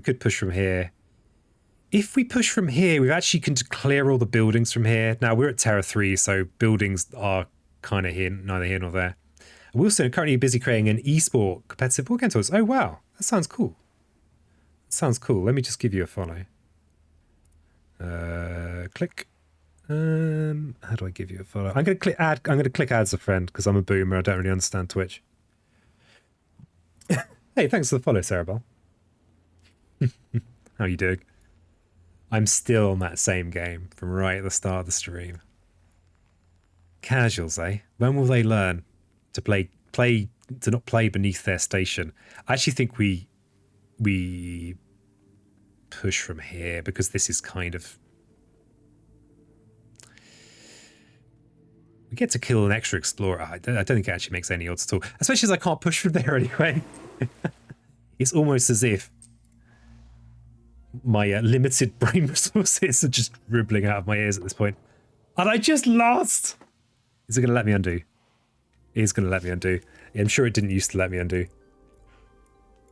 No, 7 buildings. No. Yeah, whoops. Okay. Let's just push one of these.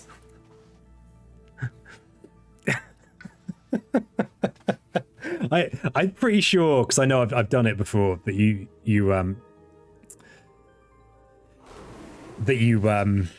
there was a time when there was no undo there. Thank you for adding undo, Handelabra. Which prize money and such, and Blood Rage's perfect. There's also Scythe and Terraforming Mars, but especially Blood Rage. Good game, have fun, guys. Looks good. Working secretly on my phone. Working as security at Amsterdam dance event I control. Oh, nice. Sounds fun.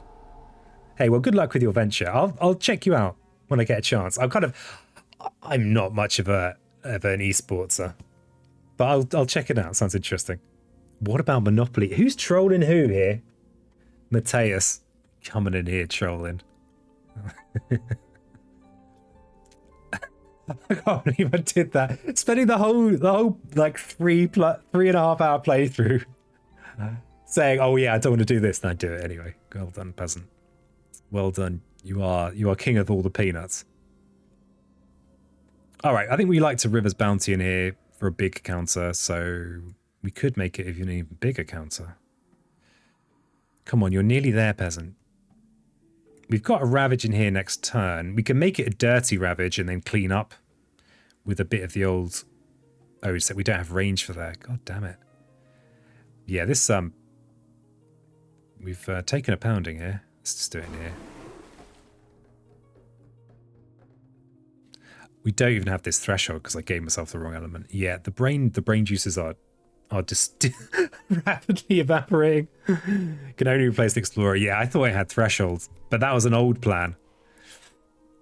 My mental map has not updated. My poor old mental map. Okay, we'll breed some Dahan in there. Yeah, let's bring this lone one in. Okay, so we have 2 oversized Ravages.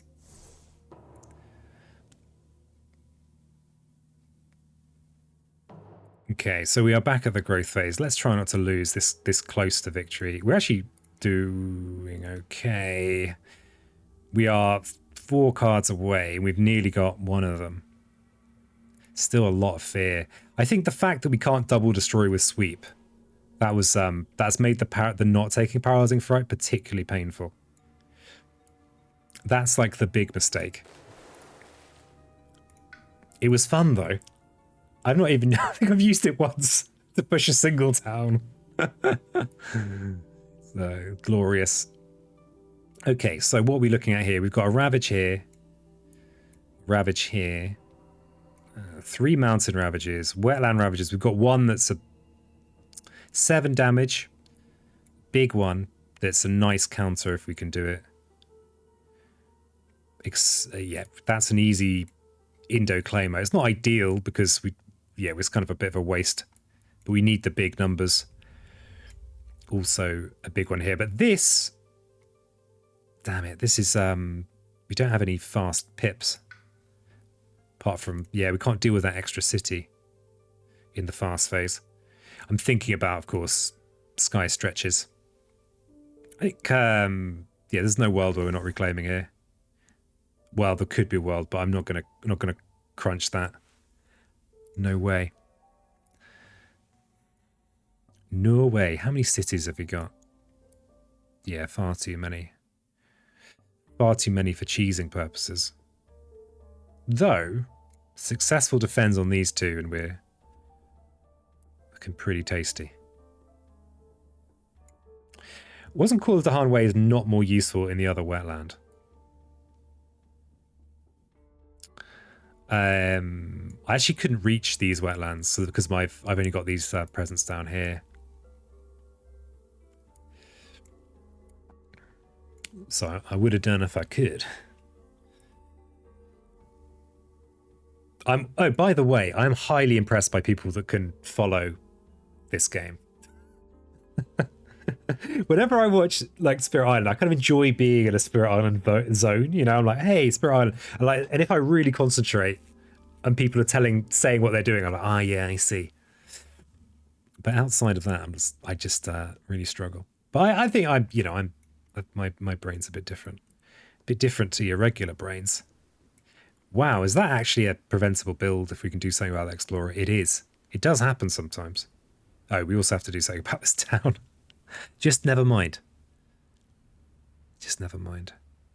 Okay, if we can defend in these two, we should be able to actually achieve that somehow.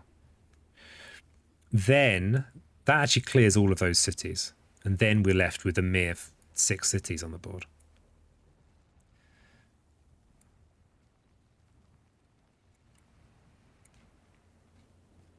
Do we have a good sweep target? I feel like we've just not we've not used this big sweep plan.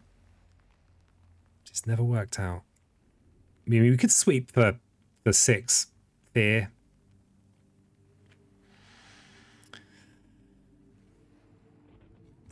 I'm so glad Handler I didn't undo there. I'm so glad. Thank you.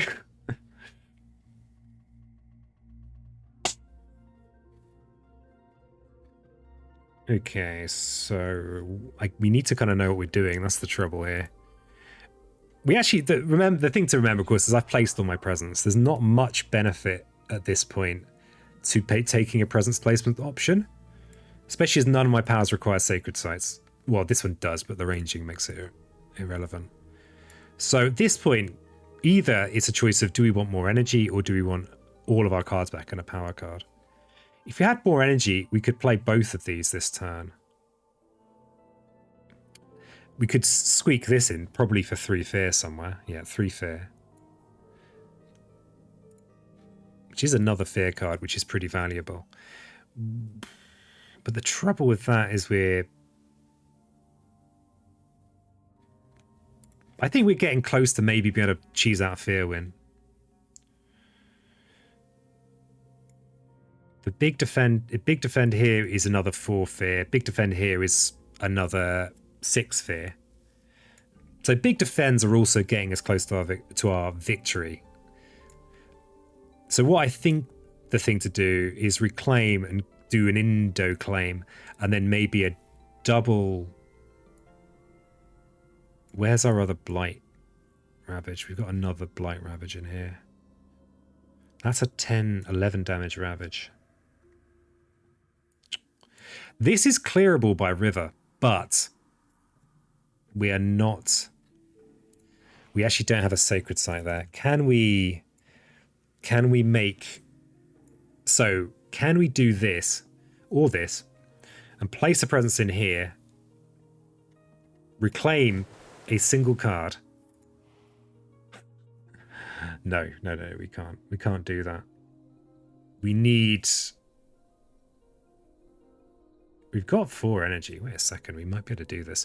If we reclaim Sky Stretches has perfect elements, then all we're short is a water and a sun, sorry. Water and sun, and we've actually got the elements. We can give those elements with Bringer. What that would mean is we'd clear this land in the fast phase. That's a horrible ravage that we don't have to worry about.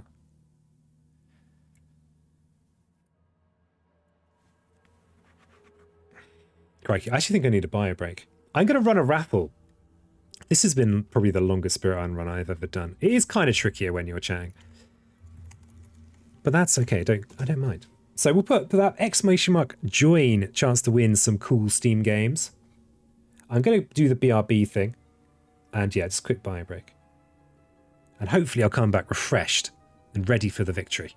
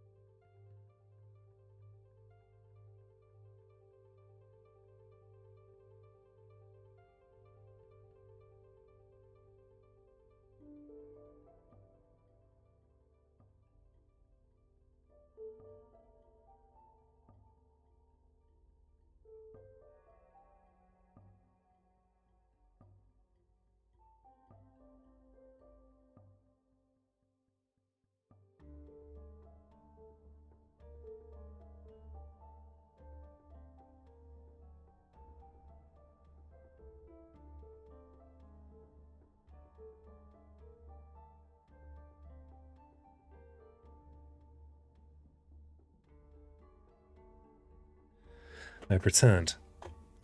Okay, so it wasn't obvious. You know, for getting quicken, but clearing that wetland with 3 blind at the fast is probably a better idea. It's a safer idea. I think it's like sometimes there's like a trickier way of doing something that just gets you that little angle. Hey, well won, Mateusz. A fine win. An excellent win. Beating out Blues, who's a tough competitor. Is that your second win of the day? I think you might be winner of the week, Mateusz. So congratulations. I'll update your winning status on the Discord. I'm sorry, Blues, you're no longer winner of the week. You've been demoted. We've got a new winner of the week in town. Okay, so yeah, big defend, quick slap. Okay, so if we reclaim, we're only going to have 7 energy, right? That is a problem. That means we're not going to have the energy to play claim as well as elemental boon. That is a problem. I've already got all I needed out of my position. Yeah, you managed to create a crab stream, which is impressive. Not many people can say that they've created a crab stream, but you're one of them. Trap being the other one. You leveraged your winner of the week status to great effect. Oh, right, okay, so yeah, I need I'm just trying to remind myself of the position. I need my presence in here to hit this.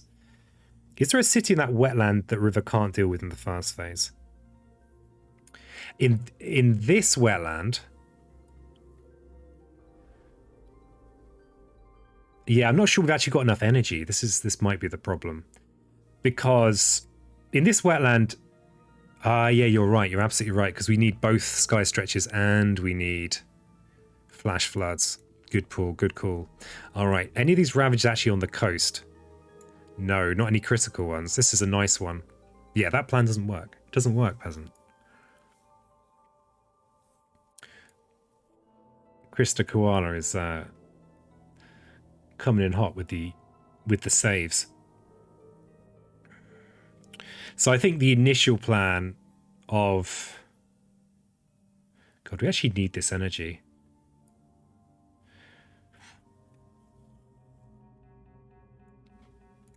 Do we just try and wombo it out? We just not... It's just too far. It's 26 fear. We don't have that kind of power.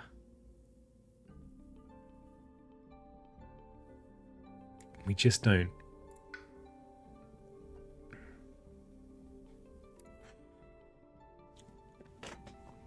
So we need to deal with this. But this is a very nice to do. This is very dealable with wins, right? In theory, anyway. So I think it's unfair that every borderland can't be coastal. Just look around, there's water around the island. It's true. It's true, Mateusz. Saw this. Saw this, eh? Come on, Eric Royce. What's all this? I like to think of this area as a kind of like deep interior where there's like, it's completely inhospitable and there's like really, really badass spirits in here. They're so badass that you just like even contemplate them and you just lose your mind. That's what I like to think. I like to think about stuff like that.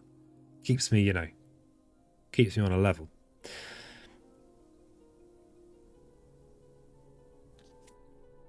Yeah, I think we have to... Yeah, we're actually short on energy. God damn it. So, I think we do have to reclaim... Our sacred sites are actually not adjacent to any relevant lands this turn. I suppose this one, we could deal with this land in the fast phase. That is a blight we're saving. We could also yoink this blight with Bringer. If we defend one of these, that's pretty good. Let's be optimistic. This is a 10 damage 11 damage ravage, but 2 to harm will survive counter.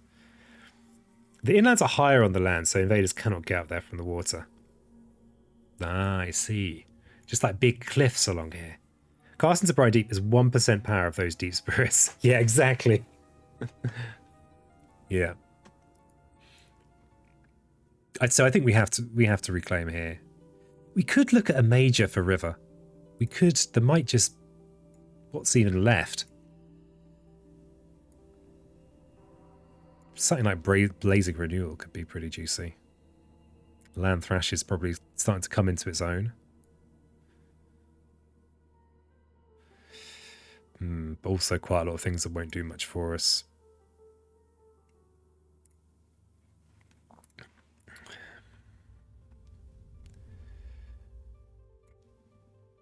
Yeah, I don't think we've got the luxury of using Boon, do we? Maybe what we should be doing is going claim... Can we use the sweep in an actual defensive capacity this turn? Not really, because all the ravages that matter are big. That's the truth. Tsunami for Bodan, though. We could afford it if we got it. I mean, the thing is, we're kind of low on energy. Okay, it looks like we're probably going to have to let a... Yeah, we can't... Okay, we could use an Indo-Claymore to actually completely prevent everything.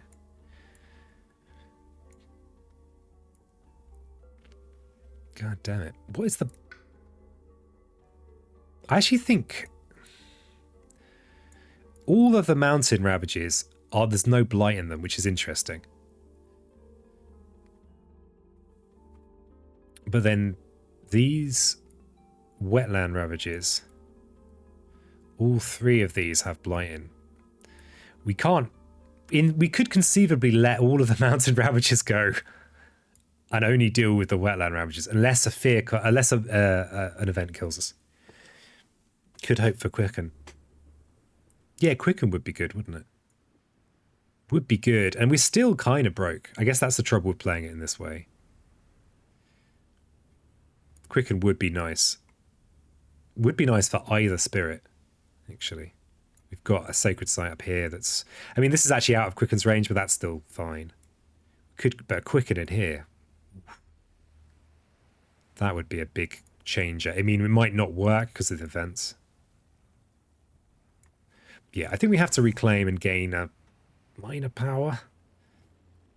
Yikes. Off for a movie night. I really hope you win this match. Yes, so do I. After all, I mean, I ain't mind losing. I mean, I mentioned it earlier, but I've basically just been playing days against Russia 6. And a lot. Just losing. Just losing all the time. Well, you know, Gift of Constancy is wonderful. But is it what we need? More beasts showing up. Yeah, you're not Thor. You're not what I wanted. We could do a... a yoink with the uncanny melting, though, it could be pretty useful. We could just fast yoink, say this one here, or actually this one. Oh no, we can't get to this one. But we could fast yoink this one. It would be a bit horrible. In case you survive the round. What do you mean in case? Of course I'm surviving the round. Though I think fast destroying this is better. It gets us a fear. Well, we'd probably get a fear card anyway, but fast destroying this is nice. None of these are... I mean, Gift of Constancy is pretty nice, but I think we need to be... It's too late.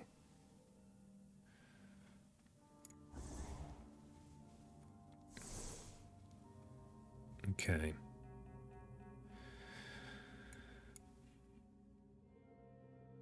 So yeah, we... Oh, wait. Let's just quickly... I just want to double check I'm not missing something obvious there. Yeah, okay, yeah, I think that's right. Look at all these powers.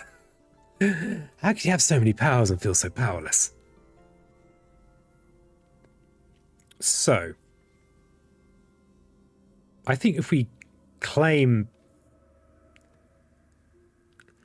in one of these wetlands,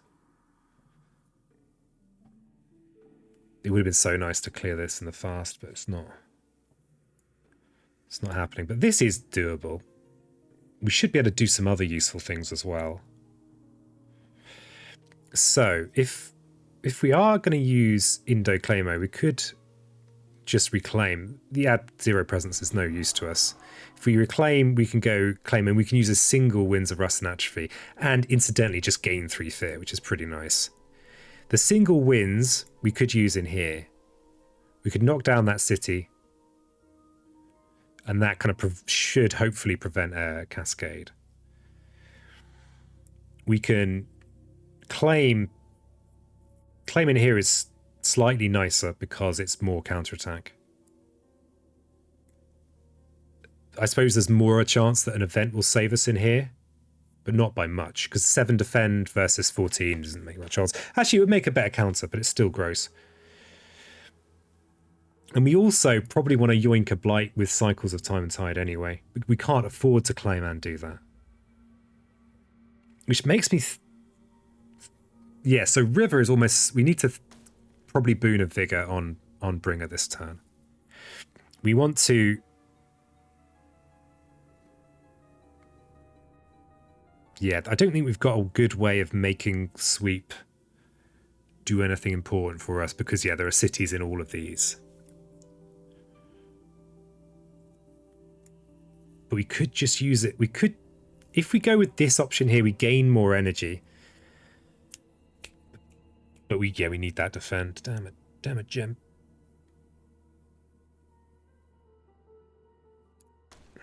So probably something like this.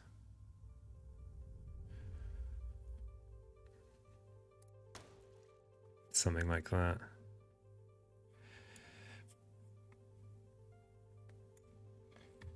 So I just love that extra energy, but we can't afford it. So because we need Rust and we probably need Cycles, but yeah, we can't just go with the turn with this. We could gain a card, but if we're gonna gain a card doing this anyway. All right, we gain a card. I think we already have all of the mages that we might want. Or they're in the discard pile.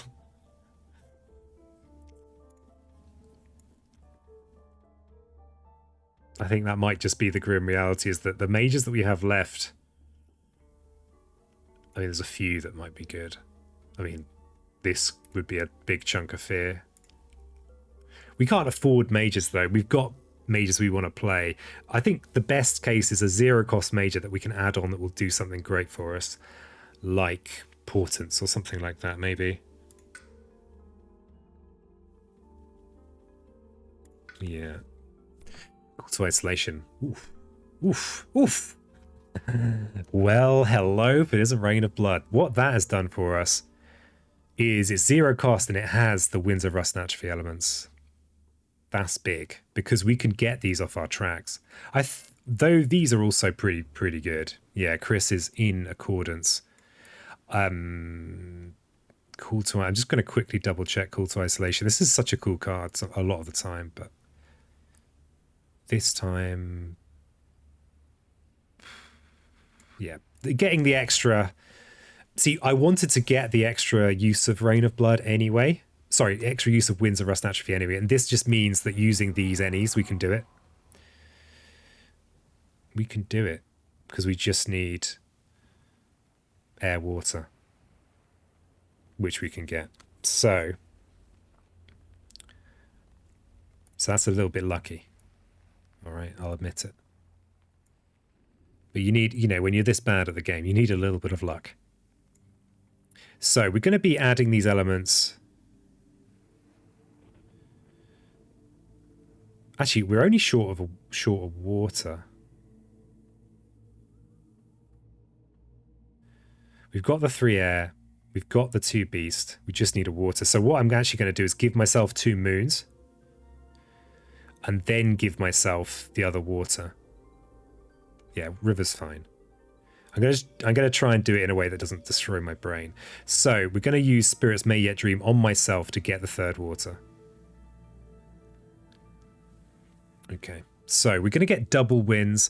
We've got a winds use in here. The other alternative is we double winds in one of these lands. Oh no, we winds in here, and maybe we fast hit this land to take this big number down.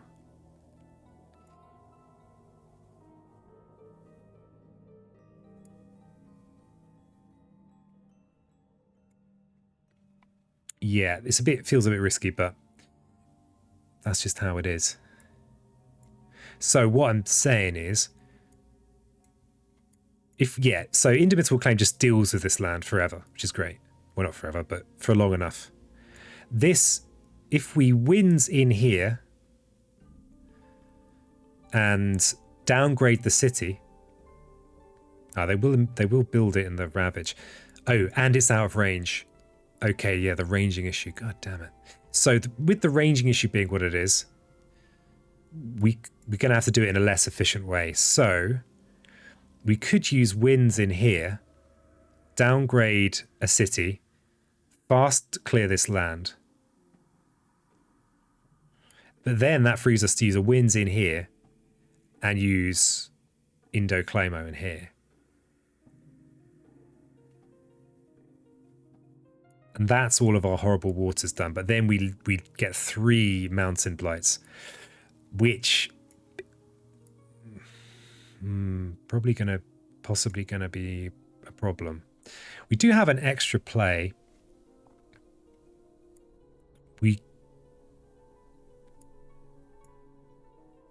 we clear this,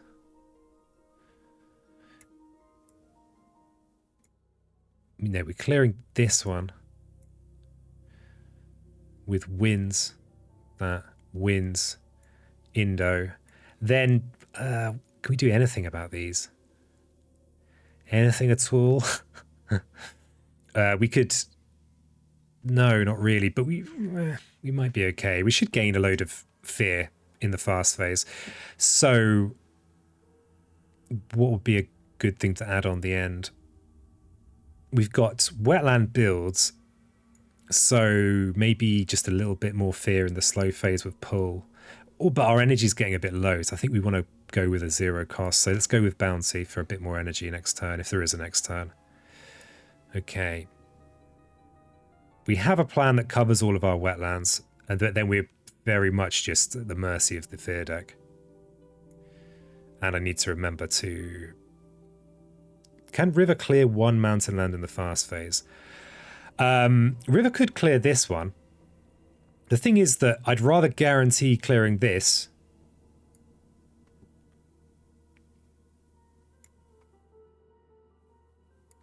The trouble River could clear this in the fast phase. But then I'd rather guarantee not having this cascade. Because we've got this ravage in this mountain, and this one, right? And then we've got 3 wetland ravages as well. Each of these is basically a loss if it goes through, because it's going to be a blight and then it's going to be a blight cascade. So we'll get a blight and then another blight. And then that means that these mountain cascades mean we lose. It's a shame we don't have any blight removal on this turn. Maybe I should stick an uncanny melting on the end. The wetland with 7 Dahan gets defended.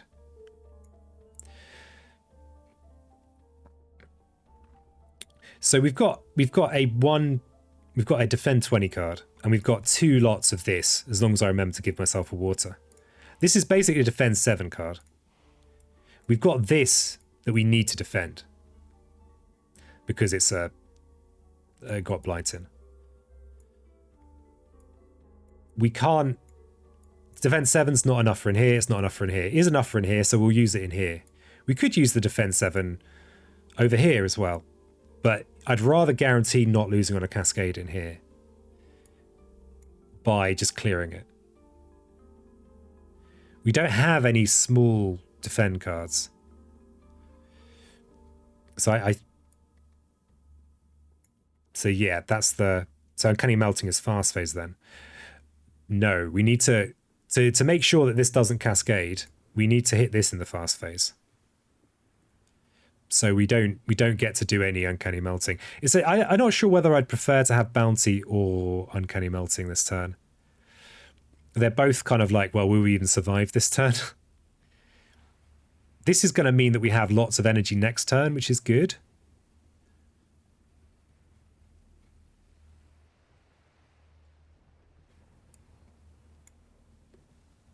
So yeah, there's no uncanny. I mean, we could do that. Let me just think about that. That was an initial idea. Uncanny melting, we could do that here, but we'll lose a lot of...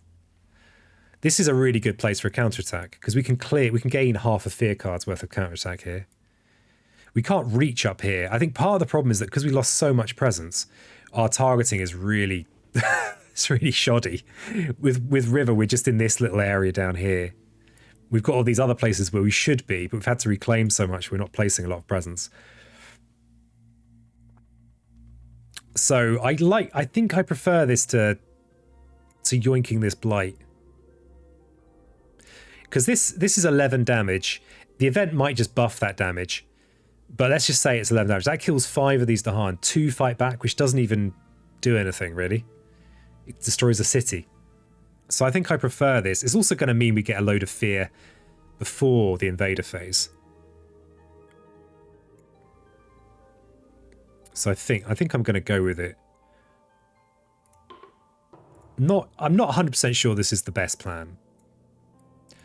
So, but we should gain a boatload of fear in the fast phase this way.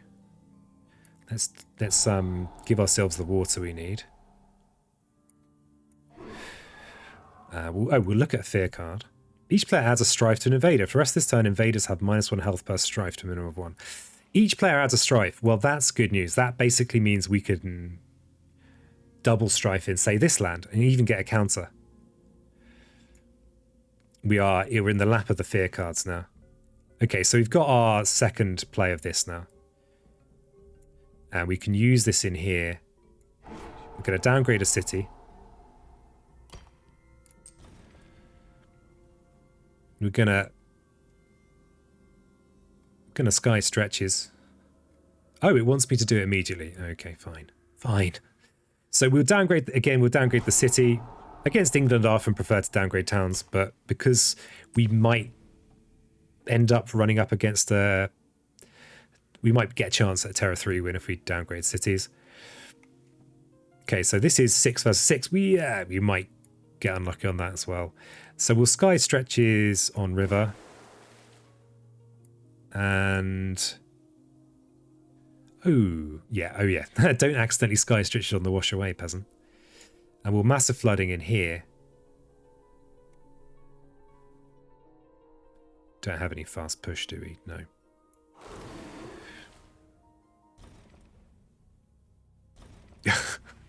slow motion action. Okay, and then we can flash floods in here, getting ourselves another juicy fear card. And it is a juicy fear card. Oof. Look at that, hard earned. Three Terra level 3 cards can do a lot of work. And it's possible that I've been flapping around, but they don't necessarily do anything for you. That's the thing. This is cleared. This should be defended. We've got this. The fear card we've seen should take care of this. And we'll get a counter. Indo Claimo in here. We're going to have to rearrange some presents. Let's try not to do it in a way that makes our position worse. I suppose this one's fine. Yeah. Though weirdly, oh yeah, it's fine because Winds does have a range, big range. Okay, and then we can boon a vigor on Bringer, who needs the energy. You can also pick the same presence. Oh, can you? Okay, good to know. Thanks for the tip. Farmers seek Dahan for aid. Oh god. After all that, we just won't bother ravaging. You know what? I don't think we can actually afford to do Spurn. Can we? But we need to think about this. So we can add a town to a land with Dahan, and then we can, next normal ravage comes a build. Then we've got some disease hurting our Dahan. Okay, so if we spurn the invaders, we're going to lose some Dahan. We've actually got tons of Dahan, so that's not... but actually, it's not. And the thing that we have learned is that we can deal with this with this fear card. We can just double strife this, and that's fine. And then we're just looking at 2 blight in the ravage. We've seen the event card. We know we're not getting any extra damage, so we know that this is safe. We also know that this is safe in the ravage. So what does Spurn mean? It's adding a blight to a land with at least two buildings. Okay, so we can add it to a coastal land and then clean it up later. We can add this into coastal land and clean it up later, in theory. And it's not we're not losing any presence for that. And then it means buildings have less health, which is interesting because it means our counterattack here is going to kill all the buildings in there instead of just the cities. So it's an extra 2 fear. It also means the absence of a ravage also means we don't kill a city in here, so we'll be losing another 2 fear.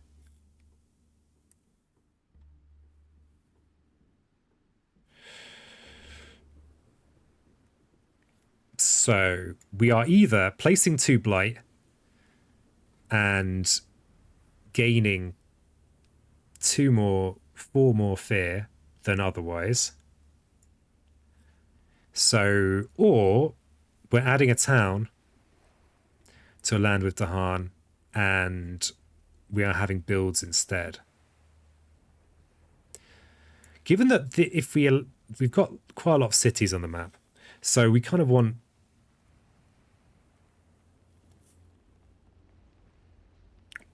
Let's think about the build then. Next ravage is mountain wetland ravage. Another build means another city here, another city here. Means we're going to have to deal with the same problem next turn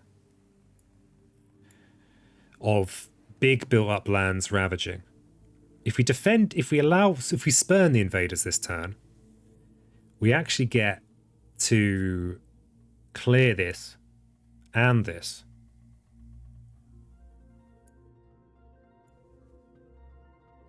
But there's also this land here, which is going to blight. So we're going to have 3 blight going down, which is what we thought we'd have anyway. But we would gain an additional 4 fear. 3 blight would go down.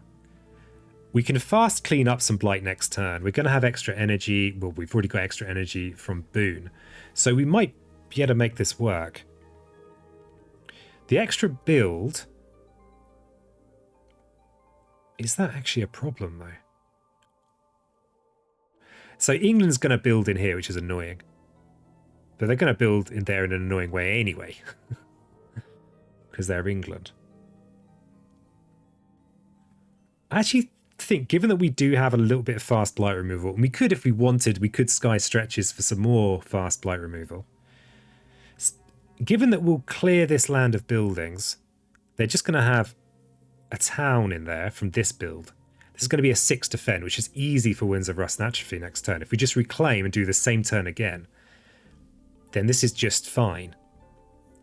Except we would probably want to remove some Blight, because we're down to 1 Blight.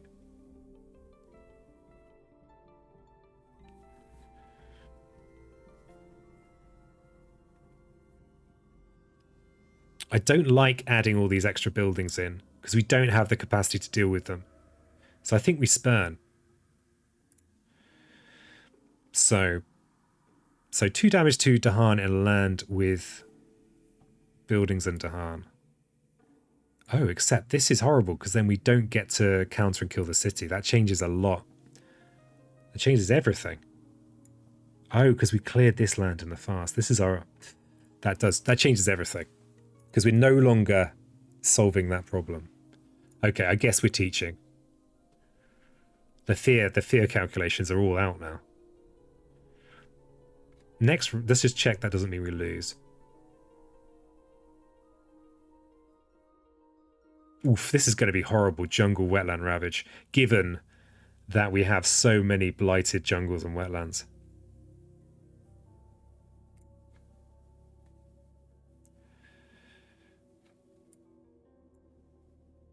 So this Dahan will die, so we won't get a good counterattack. We'll still kill a single town. We might get the extra damage from the beast, maybe. The beast. And the thing is, we'll know in advance. If these beasts do damage, we can put it in a good place. The thing, though, with going Spurn is we don't actually clear this land. There'll still be those explorers.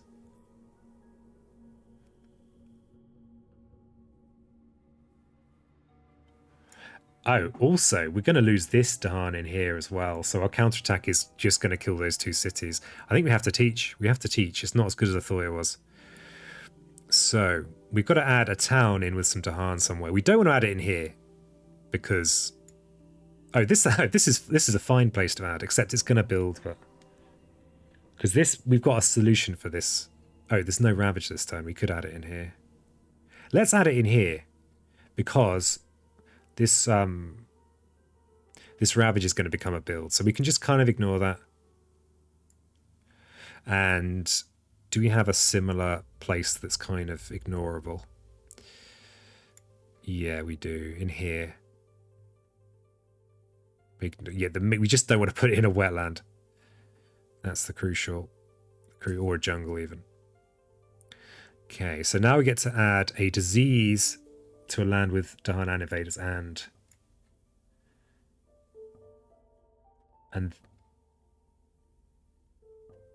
then do 2 damage to the Dahan in there. So on this board,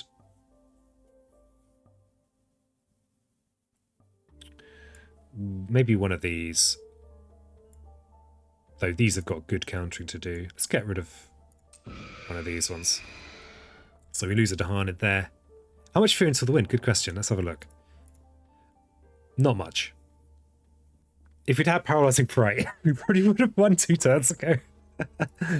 2 painful turns. Okay, Tall Tales of Savagery. Remove 2 explorers or a town from each land with Dahan. Then remove a city from each land with at least 2 Dahan. Ooh, okay. That's going to be some removal going on. It's just going to... Looks like it's just going to do it for me. So... Okay, so we actually get to choose between towns or explorers to remove.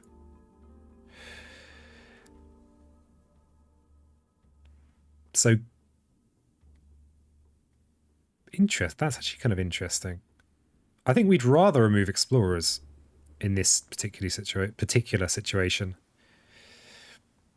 Because we can gain fear potentially from a fast town smash. And it doesn't make any difference to the damage. So I'm going to get rid of explorers. I think explorers are removed for the fear indeed. Yeah. I think it might come down to every last fear.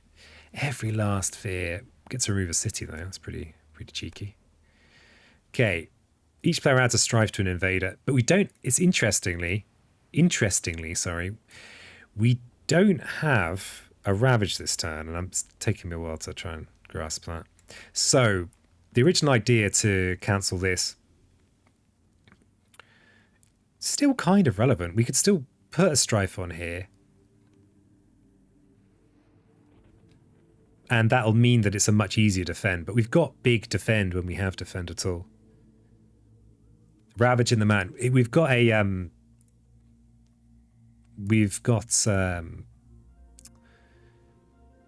Farmer Seek Dahan for aid. I don't know why it's up there, but we have this. So there's no Ravage this turn. But there's a build.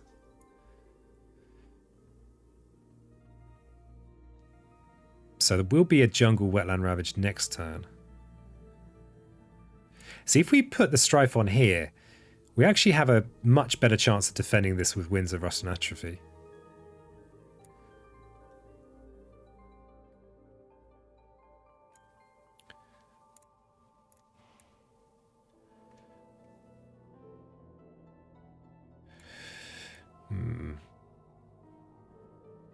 Like this, like on this one, it means that we've got a 6 damage Ravage next turn, which is much more bearable. With here, it's a bit more in range. And this is yeah, let's prioritize the blighted spaces. Yeah, like this one. And so this is going to get a city instead. Okay, what's our last fear card? Retreat! May push any number of explorers or towns from one land. Let's see if I can make myself lose again. Okay, any number of explorers and towns. Well, so these are all going to shift across. So if we could empty a wetland. Oh, we're going to have build into ravaging wetlands anyway.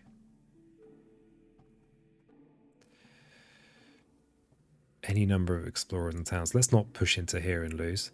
Let's not do that. We could make this very easy to defend, but then we'll lose because we won't even notice we need to defend it. The classic.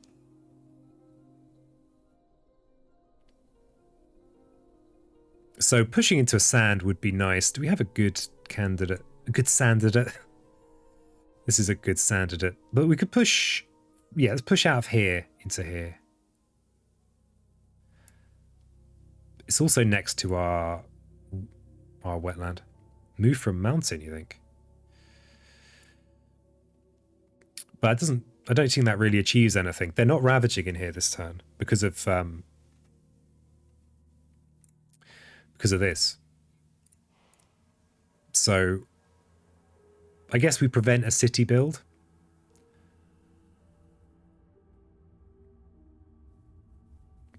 They're not ravaging this turn. So it doesn't... All we're doing is making problems for ourselves if we push into here.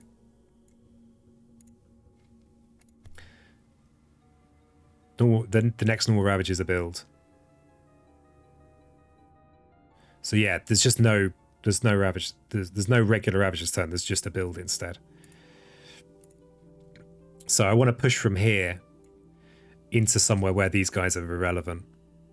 I think, unless I think I can take them all out in a glorious river explosion, which I could. I mean. But then we're getting a bit close to the threshold. I'm going to go with a bit of a safety first. We've got big clusters to destroy anyway. I'm going to push these guys all in here. Might be a bit cowardly.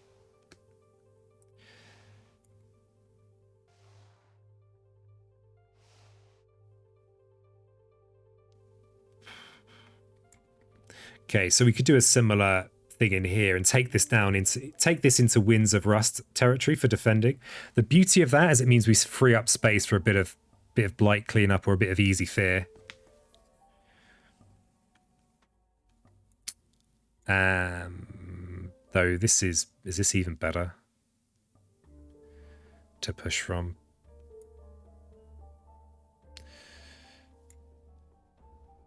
It's a tricky one. I'm not really sure the right approach to this is. We know we're going to have a ravage next turn. I don't think there's another card that's likely to prevent the ravage. So I think pushing from here means we've got a very manageable ravage. I mean, this is highly likely to have sands on it because we've had two cards that don't have it on. But that's, you know, that's a future problem.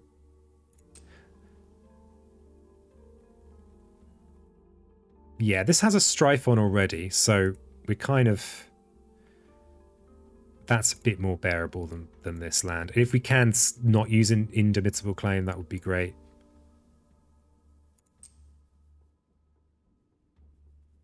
Wait a second. How many lands am I planning on defending with claim?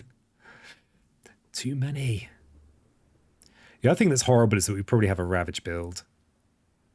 That is truly horrible.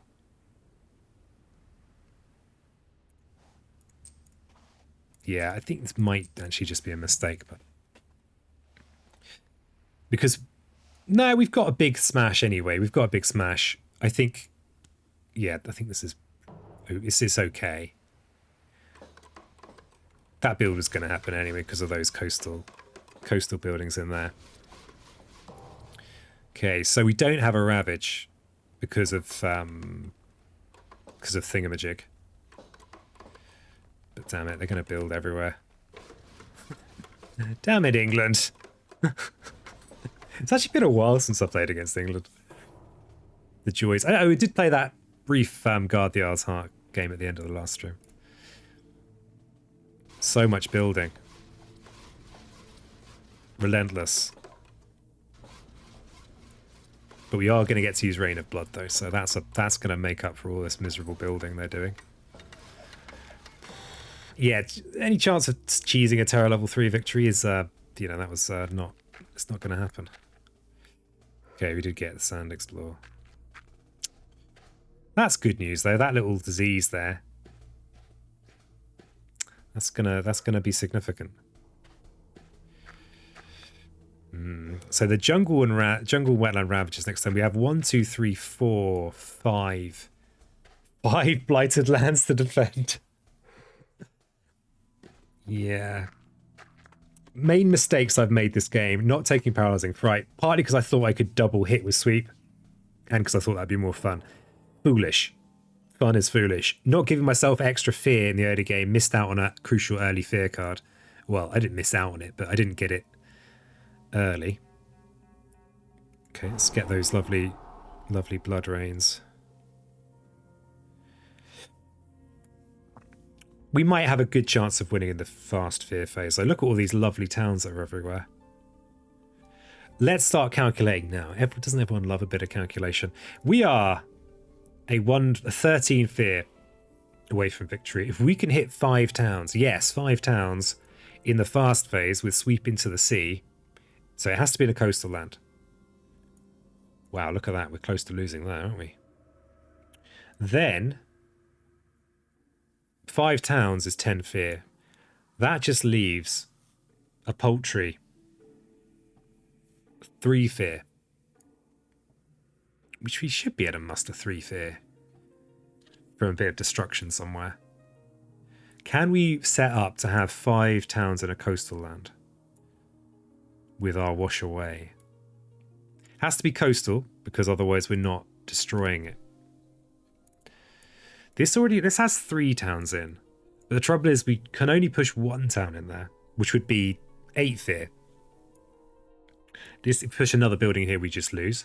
Let's not do that.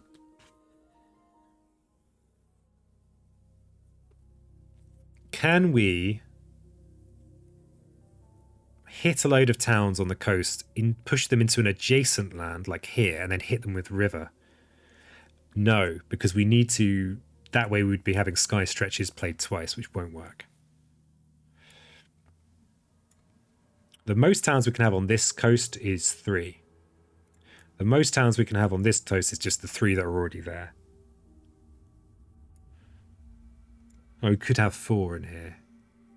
If we go 4, that's 8. Then we need to find 5 more fear.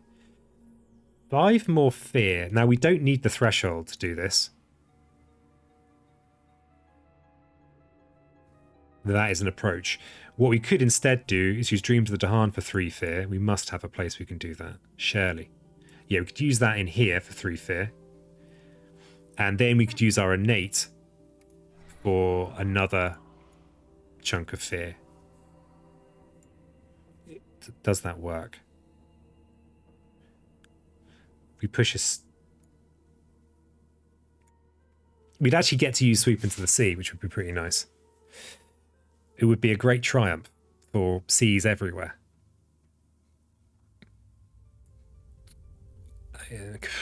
But because it's a fast phase kind of win, we can... Oh, the other...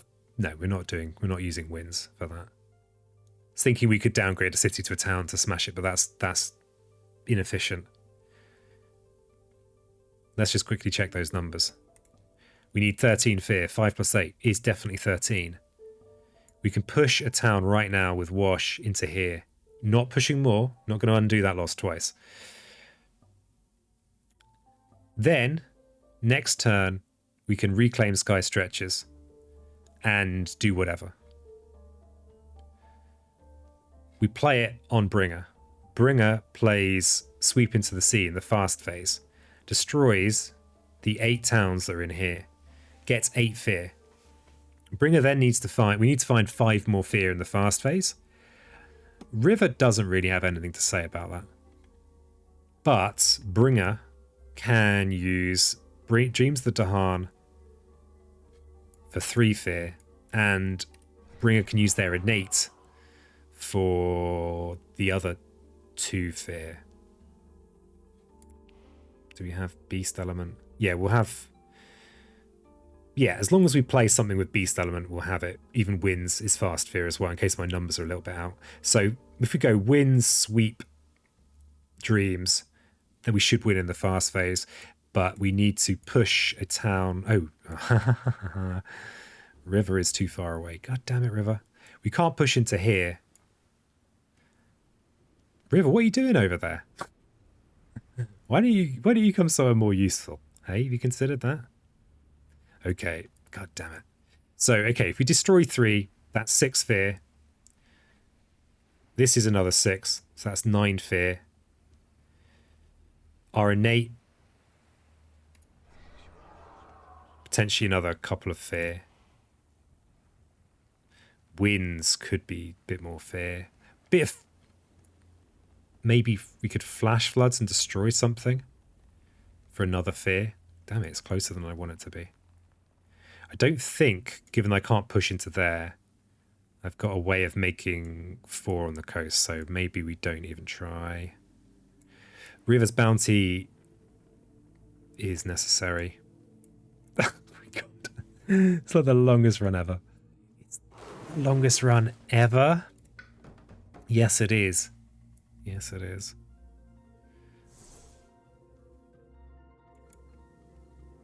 Yeah, okay, so the wash away, I can't see a way of making it make me more fear with Bringer. So I suppose we don't do it. Yeah. Okay. Crunch, crunch, crunch. The red element's called animal element, right? Not beast element. It is called animal. I often call it beast, my mistake. Sometimes I even remember to correct myself. Sometimes. Okay, let's just reclaim and gain another miner. We might get a fast fear miner. Let's see. Portents is a perfect... Okay, this should mean we've definitely got it. Definitely, definitely. Alright, so we need you. We want you. We're only interested in fast things today. Flash floods is another fear somewhere. I don't think we really need anything else. These other things are not going to grant me fast fear. This is crucially going to basically give me 3 fear. Oh, as long as I'm destroying stuff I'm adjacent to, I can destroy a coastal town here to get me an extra fear from portents. So that's a plan over there. Sky stretches on Bringer. Bringer goes sweep. Sweep, sweep, sweep. And so the sweep is 6. This is 3. Bringer innate stuff should do it. Winds is also another 1. Oh, we could even use elemental boon. Let's just have another have another presence. Oh, we're just relocating presence at the moment. Okay. So, we're going to go sweep. Finally, sweep's time to shine. And we may as well elemental boon just to make sure our elements are perfect. And they will be perfect. So it doesn't look like much right now, but you believe you me, will be very impressive. Now we'll find out that I can't count. And that would be amusing. The old not being able to count switcheroo. So we want to give ourselves a moon and a beast and something else. So a moon, a beast. Why not give them a bit more water? I know you like water. Okay, so now we can do this in the fast phase. Should we choose to? This is also a crucial part of the puzzle. So we'll do it now. And ideally I want to finish with the all-important sweep into the sea. The centerpiece of this glorious case study in how not to play Spirit Island. So yeah, we get our 3 fear up here. I mean, we should actually have enough fear, but because we've got our dreams too. Good old dreams. Finally it's done. So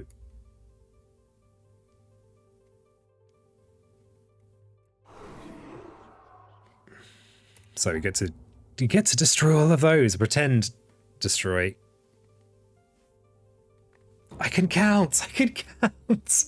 Oh my god, that took nearly 5 hours. Jesus Christ. Why did that take so long? Why? How and why? Yay! It's a victory for taking way too long. It's the slow animations, you know. They add hours to every run. Oh my god. My poor peasant brain was just falling over itself there. I think I kept on trying to make things work with the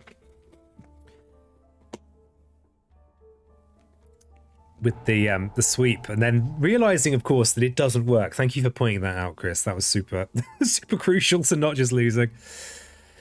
Okay, we do get to push these. We do have a chance to lose here, but I'm not going to take it. I'm just gonna embrace the victory that we all worked really hard to earn. Down with the queen. Get out of there, queen. Wow. Okay, that took a long time. But I did promise this as a progression. I made promises. Probably going to get a horrible score for that as well. Horrible score. Not that I care, because I'm not a serial killer. I've turned my back on serial killing. But we'll show the details anyway. People that are, you know, contemplating a life of... So, yeah, now we bump up to 5. Okay, I need to actually learn from this, otherwise I do not stand a chance. So, we got a bit unlucky with our minor powers. We didn't get any straightforward defends in our early minor power picks at all with River. But that luck is not something we can do anything about. The pick of picking our big River smash, we did finish with it, but Paralyzing Fright would have just been better. I think that's fairly safe to assume. It was quite early as well. It would have been fairly easy to get the extra mountain that we would have wanted. Especially with a 2-spirit, it's easier to get help with those things. I did miss a fear early on because I didn't give myself the element I needed. And those kinds of small decisions do kind of rack up. Okay, we're gonna bump it up a difficulty now. We've got to bump it up. I'm gonna have to speed up as well. I'm gonna be here for the rest of my life. The rest of my naturals. So, same team. Oh, what was the map? I don't think I care. It's probably something like this. We'll keep them on the same side to avoid complications. Yeah, that's it. So the big change here is that the buildings have extra health. This is horrible for River and kind of horrible for Bringer. And I've not got any experience playing River at this difficulty. Let's go. Let's do it. Speedrun. No. There'll be no speedruns here. So you notice these little pluses. That's just reminding me that I've that I've lost. Yeah, river rip. It really, like, I'm not just joking. It is horrible for river. I think there are some cards we can get that are going to make it less horrible. But I'm tired of winning on stream, you know. You get to a point in your streaming career where you're just tired of all the just relentless wins. You just got to keep on pushing for that loss. Okay, sand explore is acceptable. There are worse explores that we could have.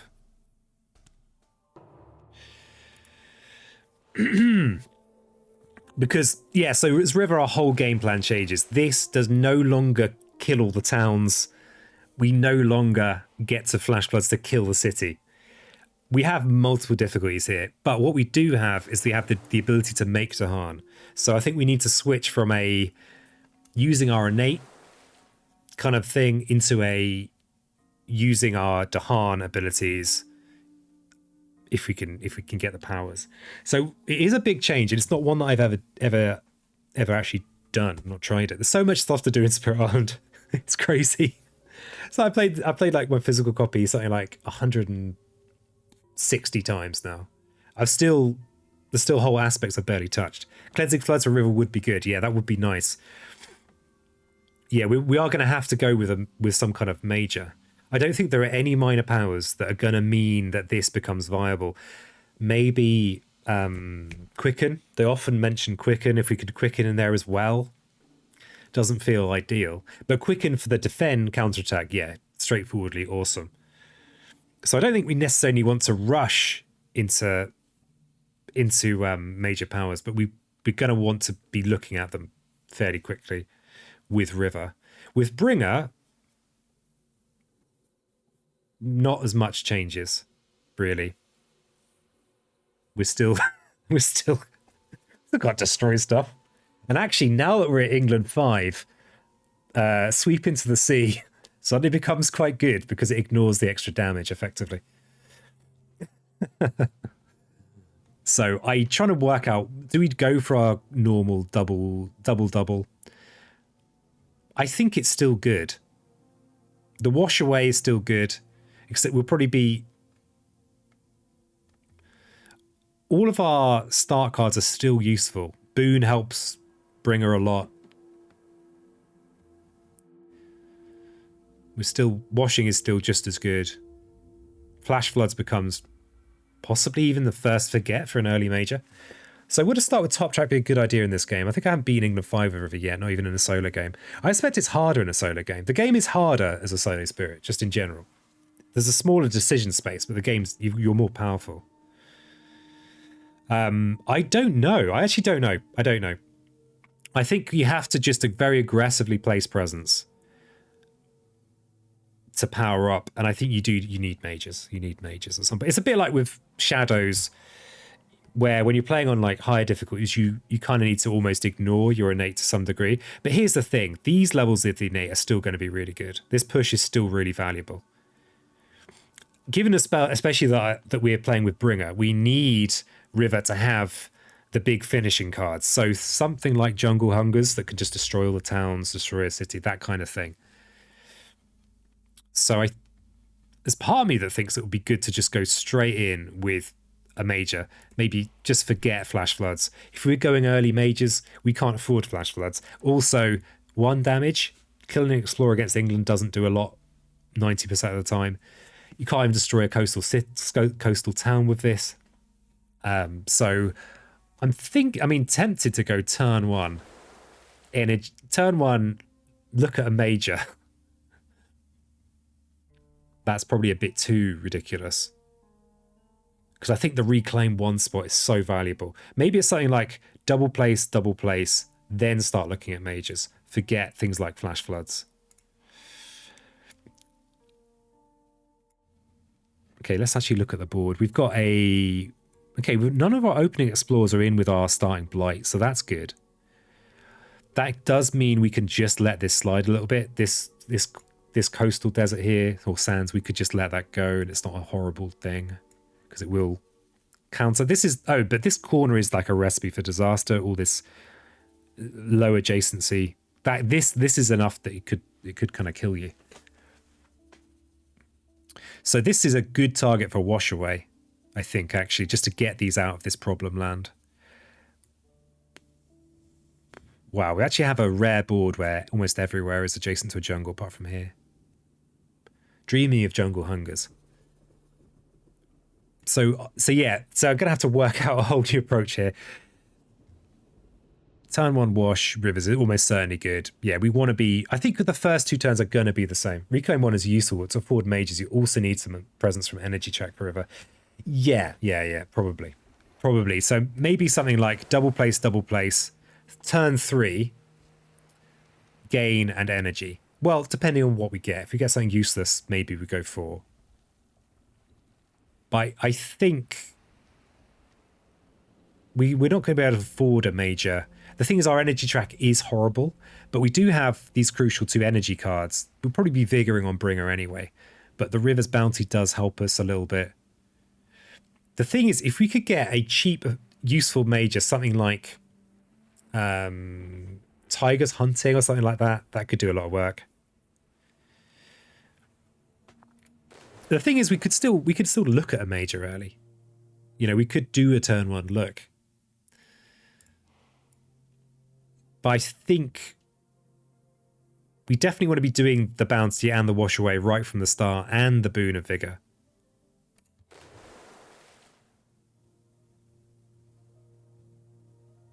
I mean, I know that a lot of people... I think it's a thing that people do. It's not something I've ever seen anyone like really saying, oh, this is how you open. But going with 2 plays, 2 energy. Because then you're building that energy up from the start of the game. So maybe a double plays, 2 plays, 2 energy. Next turn, look at a major. Then that's kind of horrible, actually, because you're kind of forced to use... Well, you're not forced to use Flash Floods, but you're either forced to forget a really good card or to have a bad turn. So you won't be able to afford your major, probably. Interesting. Ooh. Extreme close-up.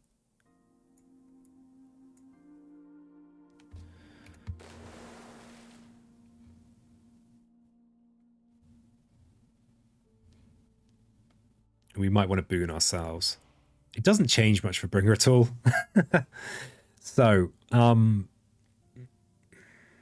this is the textbook "don't do anything about me" kind of situation.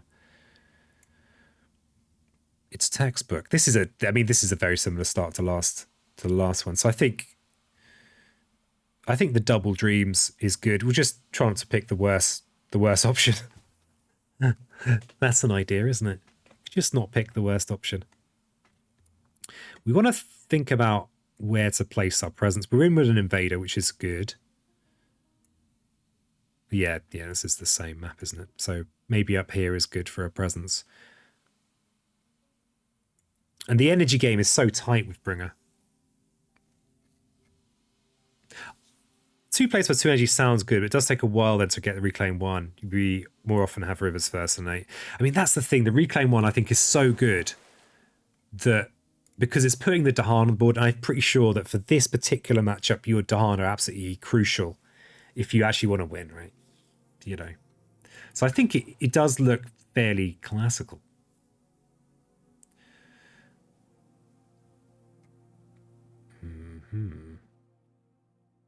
Okay, I'd like to push from this corner land. This is not a land you want to blight in general. Though England, we will be kind of making a settlement in there, but I think that might just be how it is. We can also push this with our... Yeah, we're getting good town pushes that we don't really want to skip out on, I think. Oh, actually, wait a second. Do we really want to be in there? Actually, this is a good spot. This is actually for dragging in. Because this gives us loads of options for dragging in with our River's Bounty. We can actually drag into any 3 of these 3 lands. I actually quite like that. I mean, maybe it's one of those things that just looks nice. I think the Reclaim 1 is going to be critical. Critical. Okay, and then I think we go Double Dreams.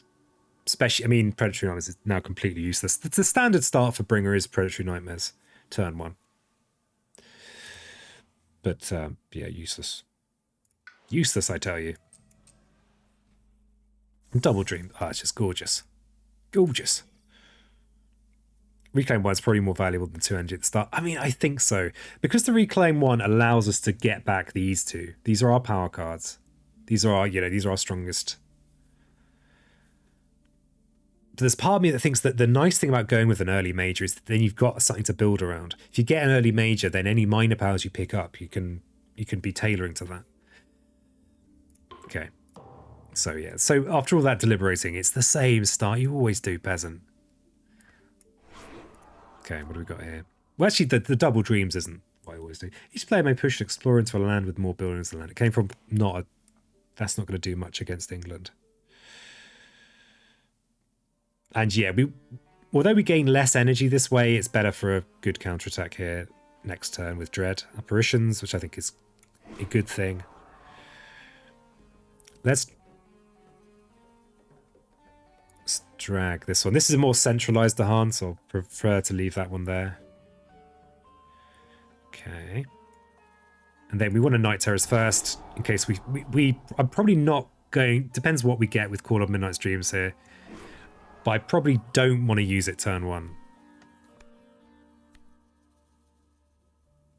Oh, wow. Oh, wow. Well, there you go. That's some cards. Those are cards. Those really are cards. Well, this is so much fear potential. I mean, this is an interesting card too. The Sunny Bringer, Poultry Speaker, will be thrilled. He likes a Sunny Bodan. This is a way of us removing stuff, which is kind of cool, especially against England, of course. It's a lot of fear. And the thing is, we're looking at this turn 1. Daydream Bringer, yeah. The Peasant Special. Space Cadet Bringer. This is... the trouble with this is probably too expensive, right? It's probably too expensive, especially if River is also going majors. So River might not want to give us Boon of Vigor. But it's a lot of fear. And... I mean, especially against England, there's going to be big stacks. It also helps. Okay, Vigor, though. I mean, nothing... Vigor doesn't do anything immediately for us. But this is big scads of fear. Twisted Flowers is on element, almost, it's almost perfect element-wise. Apart from the lack of animal element. It's got Moon and Air, basically. We love Moon and Air. The nice thing about having Moon and Air is that it just means we can do this. We can give River an element sometimes. Giving River the element is going to help with River's majors. 6 fear sounds nice. It looks like you won't be able to play the card often. Yeah, we need something we can use a bit more frequently. Unrelenting Growth. Now this is interesting. This might be something you'd be tempted to play right now. I mean, this is a lot. Playing it turn 1 is the idea. This is the perfect time to get Unrelenting Growth. We could play it this turn and give River 2 extra growth. We could make River into an absolute monster. Not only that, can we afford to play it next turn as well? Yeah, we can, because we're going to gain 3 energy. We could play Unrelenting Growth this turn and next turn, both on River. What that would do is it would mean that the start of next turn, River would have Reclaim 1 already. River could play maybe gain a major power, gain an energy. They probably wouldn't play it this turn. If Bringer then does it again, that's compelling to me. I don't know if it's good. I remember when I first got Branch and Claw, this was like, I loved this card. I loved it so much. I mean, the Wilds is also kind of cool and not so good against England. Given that we need River to kill things for us. And River does have fire, you know, river has a lot of potential to do a lot of damage.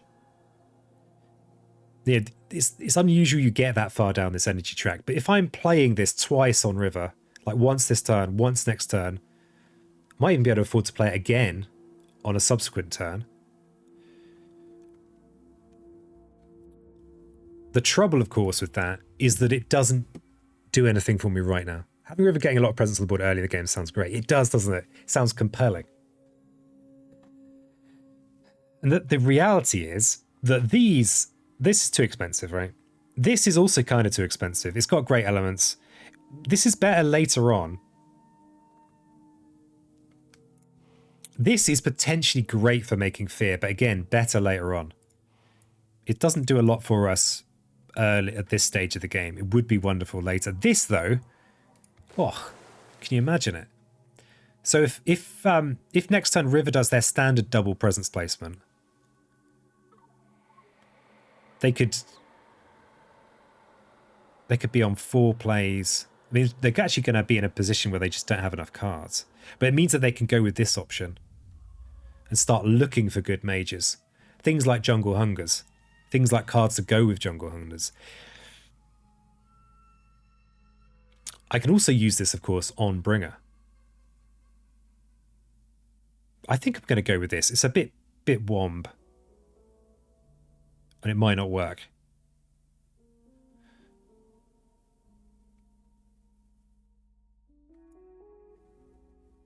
Yeah, it's a little bit. Interestingly, if I was to play Unrelenting Growth in one of these, like say in this land, that wilds could be relevant because England haven't really got there yet. I mean, there are these towns, but we're going to push some stuff around soon. I'm going to go with it. I think, I feel like it's the most promising option. Now, do we want to? Yeah, we do want to do it right here, right now. The trouble with doing it right here, right now, is I'm going to have to then probably pick this option. But that's fine. I think it's worth. I hope it's worth that rapid de-escalation. I think it's worthwhile. I hope it's worthwhile. So yeah, we'll be able to play this again next turn. Oh, we won't be able to afford Dread if we do that. Oh, we will gain a presence place, which should give us the extra energy. Okay, Sand. Oh, the invader's doing stuff. Whatever. Don't care. I'm unrelentingly growing now. I'm a new peasant. Got growth sprouting out everywhere. Okay, what's this? Wetlands. So yeah, good. This is a good... The thing is, if we could get a major next turn...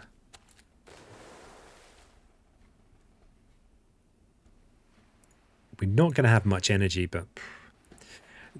Like, we've got that situation... You often get this on thematic boards. You don't get it so much on the balance, where I feel like this inland could be... We could clear this.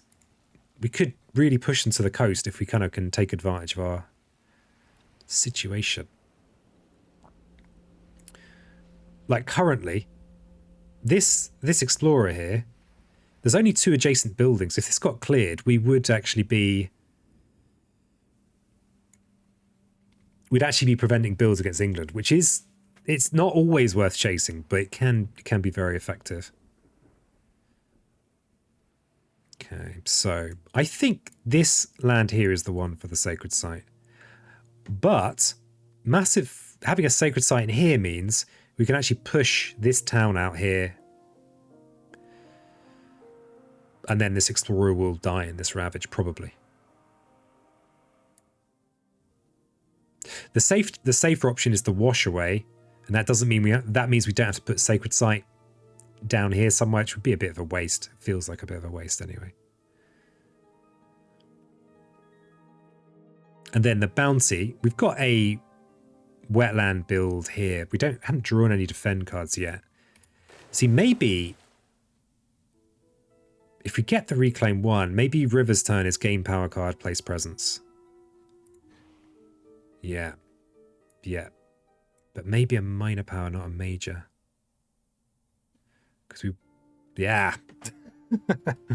All the combinations. The peasant brain's exploding. Okay, let's go with... Oh, well, let's just briefly consider what the benefit is for playing it on Bringer themselves. There are benefits. We would be, if we place a presence, we'd have an energy gain of 4 a turn. To get this card back, we'd have to reclaim 1. So we wouldn't be able to gain a card and play that. Unless we did this, but then we're not placing presence. I think let's ramp up River. Let's stop thinking about that.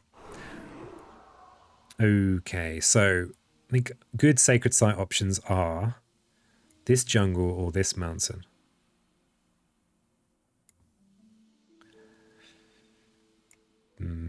So we can either have sacred site access to these two or sacred access to these two. Don't think it makes much odds, actually.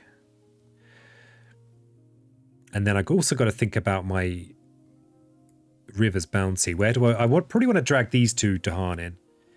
And I think into here is good. Yeah, into here is good. We just push away the town. Yeah, I think we push this town somewhere. Yeah, we push this town. And then we do the safety push in here with Wash Away just to prevent the blight in this corner land. So I think I prefer the sacred site to be in here. Yeah, it's got more adjacencies. And is there a world where we're going to want to push to 3? Not really. I don't think there is. So I think we just do this. We're more likely to want to push to 4 than we are to want to push to 3, I think. Okay, now we have River's Bounty. So we'll bounty in here. We'll drag these chaps in. That'll gain us another energy. We can massive flooding now to push this town somewhere. Let's push it away from here. Where's our build this turn? In here.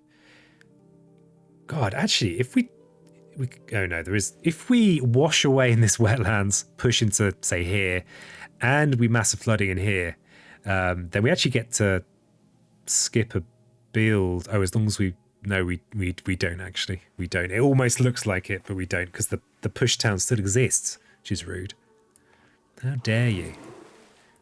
How dare you continue to exist? It's a damn nerve. Okay, and then we have the massive flooding push. So, where do we want to push this little puppy?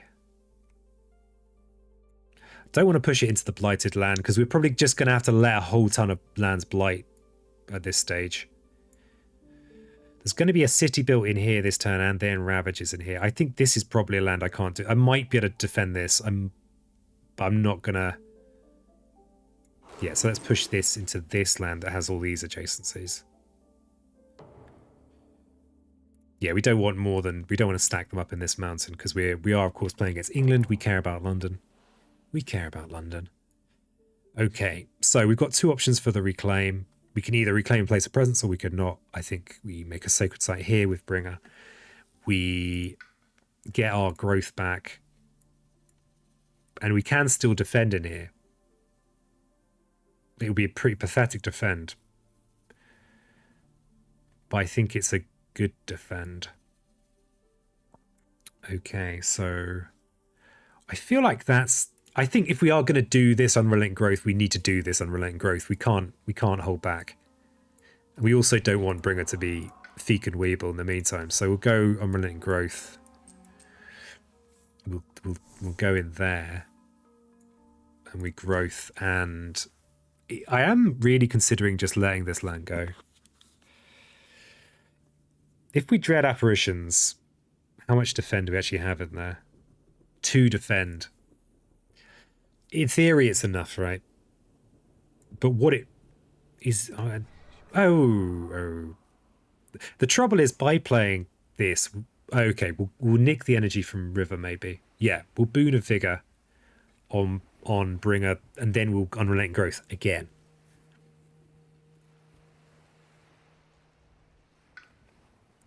That's what we're doing. Yeah, so that's worth. This is going to blight... These 2 should be fine, because River's so pushy. So very, very pushy. These builds... Okay, do we look at a major this turn? We don't want to play Flash Floods, because it's too expensive for what it does. So really this turn, all we're doing is playing Boon of Vigor and either Wash Away or River's Bounty. Wash Away isn't going to solve either of these lands because they're going to build a city which we can't push. If we gain a useful minor power, we can't influence this. But if we gain a useful minor power, it could be a big deal. Flash Flood plus second innate is able to kill a town or city. Flash Flood plus second innate is able to kill a town.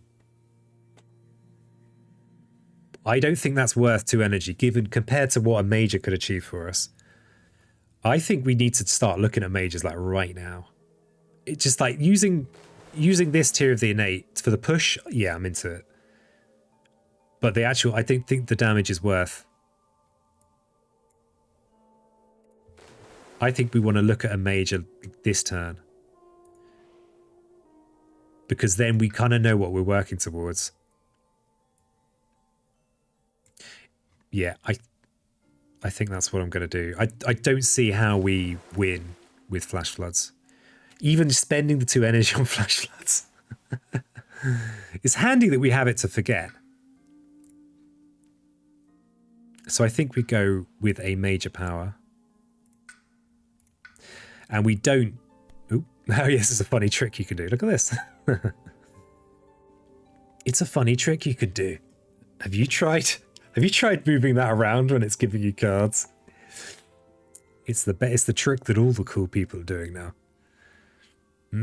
Now these are cards. These really are cards. I mean, it could be that kind of game, couldn't it? We could just do this. We're unlikely to have the energy for that. We don't have a growth option. Yeah, Trees and Stones I think is the real option here. I'm just contemplating, can we destroy a bit of this island? I don't think I've actually done that in the app. The Threshold's a pain. At this stage of the game, we only have 1 Water Mountain card. Trees and Stones is very nice. And it is that Dahan damage that we're almost certainly going to need. And as we've got it as our first pick, we might be able to find complementary minor powers to go with it. Do we have a use for it immediately? This should be defended, so we're not going to use it this turn, but that's fine. We don't have to use it this turn. There's no pressure. Pen Up Calamity is a good card is a good one to get this early on. Because then you can really start picking things to go with it. The Threshold is very good, but it's going to be awkward for us. We don't have any start in any of those elements. We do have the Sun on the Trees and Stones, and we have Plant on Boon of Vigor. We are going to want to use Boon of Vigor a lot on Bringer.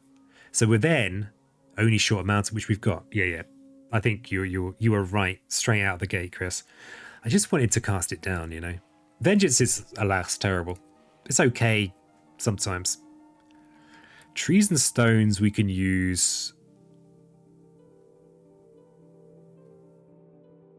Yeah, we're going to be able to use Trees and Stones pretty soon. Yeah, that's the pick. We're not going to want to use it this turn, though, because we don't have a good enough use for it. But that's fine. These are cards that we do not want to forget. It's a slightly... Yeah, it's not the ideal major, but it's not horrible. So we'll get rid of Flash Floods. And, especially given as we have not picked up a card we're going to use immediately, and we've still got a Reclaim 1, I think we actually go with the energy here. And at range 2 means we can make a Sacred Site in here, which I like. Because then we've got pretty good targeting. But we need to quite aggressively, I think, look for major powers that can do big damage. Okay, this isn't actually a no-brain decision. I promise you. Okay, we've got a nice defend card, and this is a crucial defend because it's the only wetland with Blight in. So yeah, I think we do want to drag in a couple of Dahan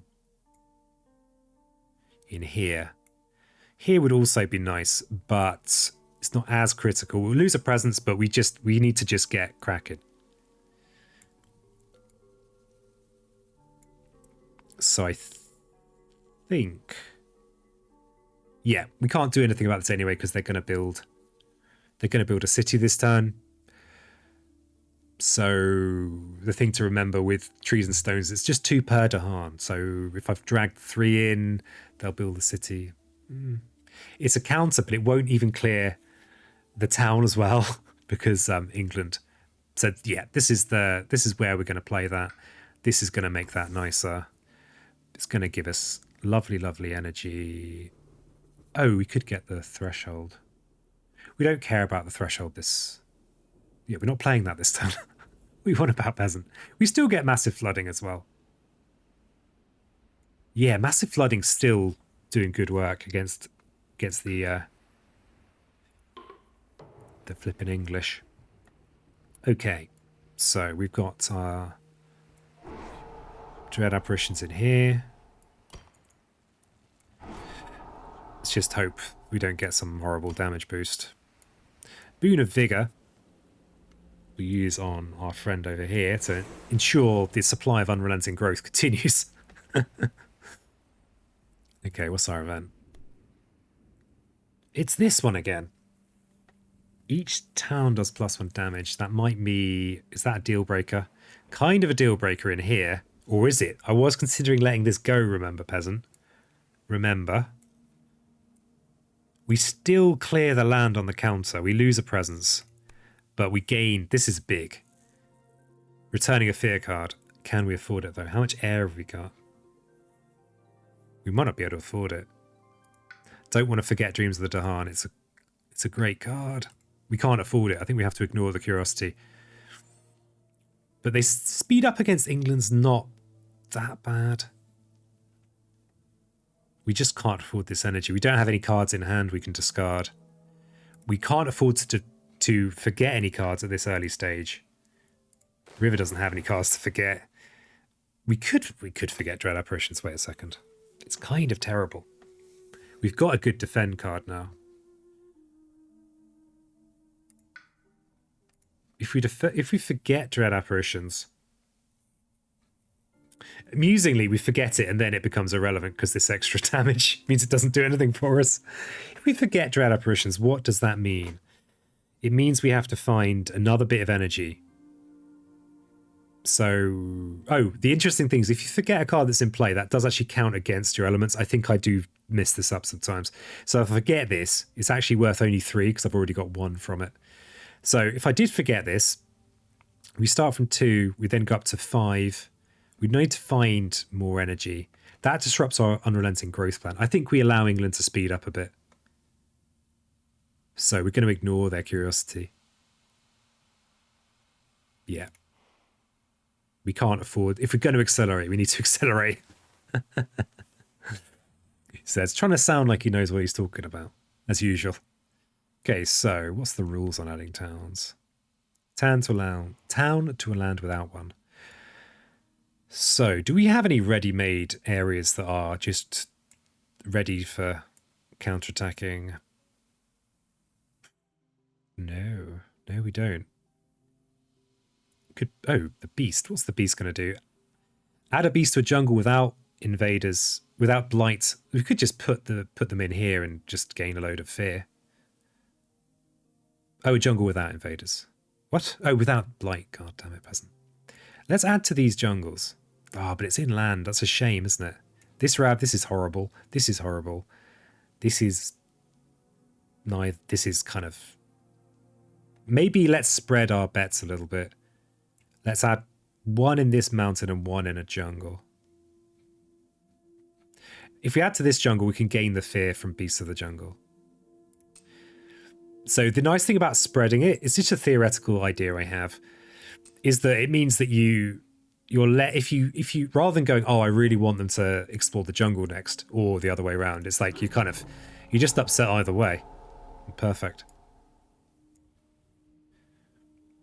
So add a beast in here. Invest in those beast stonks. That's what you say, isn't it? Okay, traps and snares. Yeah, much more like to actually get used to them inland, so we'll put them inland. I mean, this is weird, like, If we could just get a big hitter early enough.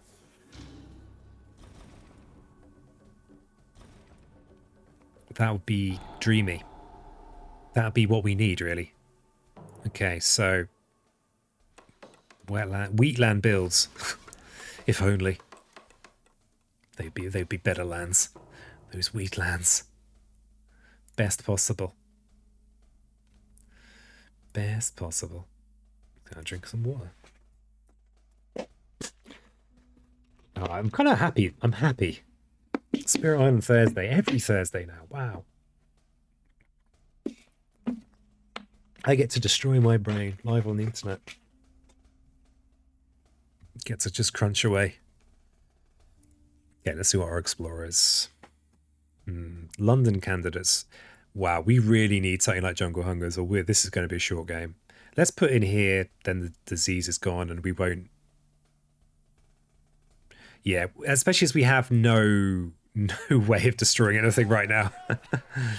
No way of efficiently destroying anything anyway. Okay, we've got wetland into wetland. We need to start thinking about this now. How many games? This is the second game. That first one took a while. I made some poor decisions early. Against England, if you can contain them early a little bit, you can kind of smash them a bit, but it doesn't look like that's going to happen. It might be another long one. We'll see. It's all part of my training, you see. I'm trying to, you know, train myself. I don't know what I'm training for, but I'm sure it's going to be useful. Okay, let's contemplate. This turn coming up, we've got Ravage building here. Now, they're going to build anyway because of all these adjacent buildings. This is the land with Blight. This is the land we care about. So we definitely want to drag Dahan in here for the counter. Definitely. They're going to... How much? That's 5 health worth. So, yeah. We could just gather 1. I don't like leaving Dahan alone on their own.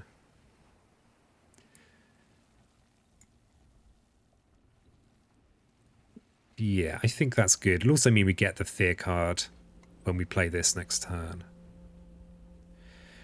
We've also got a town push. So these are beyond the scope of a town push to solve. This is not solvable with the town push, but it is kind of... It becomes less horrible. This is a must defend. So I think... Do we drag in... We'll drag in the damage one. I mean, they're already damaged. The thing is, the extra Dahan is extra defend with trees and stones. So yeah, I think I will bring in another one. We'll risk this Dahan getting changed over. Did you know if Spirit Island's ever on sale, do they have a no-sale policy a la Factorio? That is a good question. Now, Handelabra do put some of their games on sale. I've not seen a big sale on Spirit Island. So yeah, I've not seen like a massive knockdown price on this particular game. Yeah, I don't know. But some of their games kind of crop up in kind of the places where bargain hunters like me look around. I had to rely on the gracious generosity of Flat Eyes for my copy of this because yeah, my budget is it's a squeaky little budget, tiny little thing. All right, let's unrelated growth. Yeah, do we? Okay, we need a solution from River next turn. We could hey, this is interesting. If we double place from this the energy track, and River places from the energy track potentially, then next turn we'll have an energy gain of 4 and a fresh new power card. The trouble we have, of course, is we don't have anything we really want to discard. That's a problem. So maybe but building up a store of energy is good. It means that stuff like Tsunami or what have you is viable.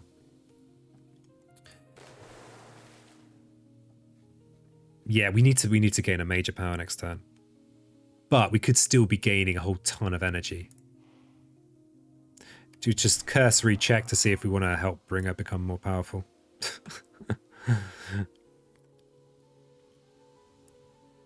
What are these ravages actually looking like? This is sorted. These three are not.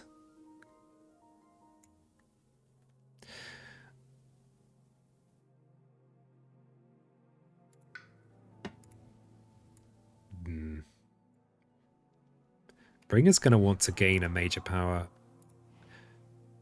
I think we're all in on all in on River. So let's not put a presence where we might just lose it anyway. That would be foolhardy. Yeah, I like the idea of... Wait a second. Okay, here's something. Wash away and these other cards we have here. We might want to just reclaim next turn. Just so that we can gain more energy, give Bringer more energy, maybe give Bringer another useful card. A card that's actually useful for Bringer's board. Poor old Bringer doing all the lifting. Okay, what about using trees and stones with its threshold? We can get threshold if we reclaim. Do we care? No, not really. Though it does mean we can push these guys to somewhere where they will be useful, but it is wetland, so they're going to be useful here anyway. Yeah, we don't care about threshold. So I don't think we want to reclaim. We're going to reclaim one anyway because it's on our track. So I think we go hard into the energy business. Oh, we can actually place... I had kind of forgotten we had a sacred site in there. Let's make a sacred site in this jungle, and then we've got almost got sacred site targeting everywhere. Ooh, this jungle might be more to the point because these lands are in trouble. Nah, let's go with this jungle. Dreaming of jungle hungers. What a glorious dream it would be. Whoopsh. Okay, and we have massive flooding. So yeah, I think these are in trouble. The flood helps here, potentially, but do we have something more useful than that? Yeah, this is unfortunate to have this early. Yeah, the thing is, River needs to draw a minor power. Everything else is kind of indispensable. And now I'm thinking I made mistakes with my River's Bounty. Because... No, there just aren't enough Dahan up here. If we could have dragged a ton of Dahan in here for this, we could have maybe defended in... No, we couldn't. We couldn't have. Yeah, the numbers are too... The odds are too bad. The odds are... The stakes are too high. There's something is too saying. Right?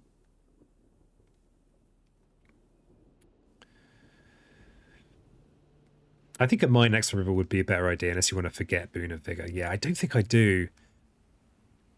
I don't think it's wise. I think maybe this massive flooding is best used for trying to clear this interior. We have... They are going to ravage and build in here. Let's do this. We are going to get a fear card next turn. This might make... Damn it, we don't want to push in there, though. This push might mean that a fear card solves this land. Or even the event, but probably the fear card, if anything. Okay, so... Okay, that's a lot of... Yeah, we need damage, damn it. The thing is, right, Boon of Vigor is good. But we need a big hitter. We don't have a big hitter.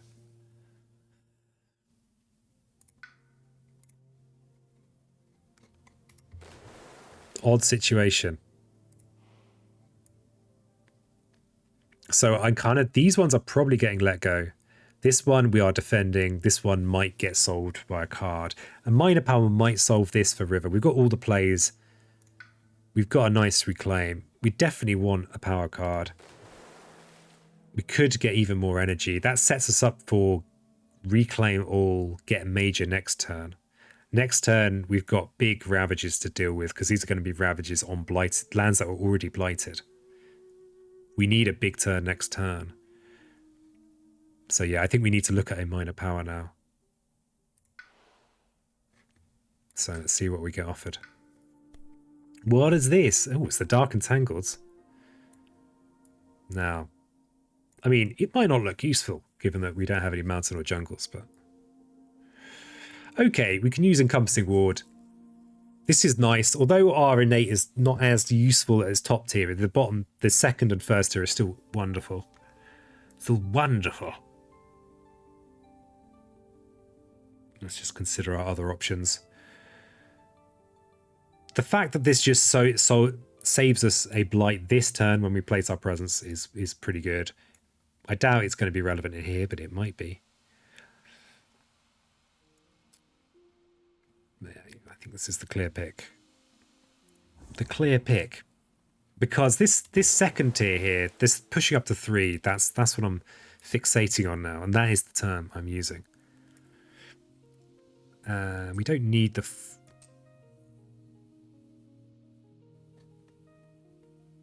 Yeah, we don't care about this tier anymore. Weird. So it's so weird. I'm so used to just like going river, river, river. Get the 4th play. Play my big innate. Doesn't work like that anymore, Pizzo. Doesn't work like that anymore. Okay, we don't care about getting the threshold on trees and stones. So we need to work out what we're doing with Bringer. Are we just unrelenting growthing again? Again?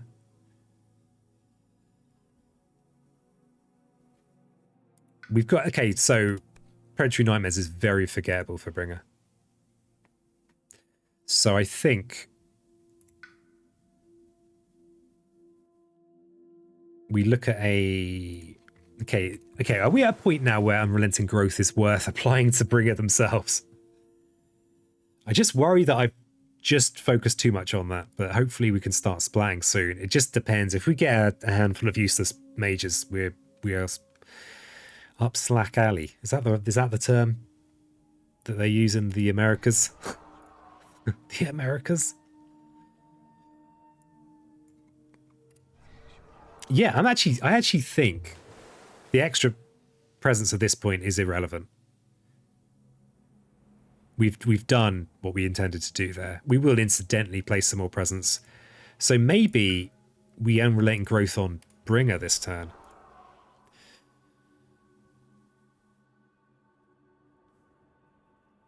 But again, it's a things are kind of in hand-ish, apart from the worrying presence of big clusters of buildings.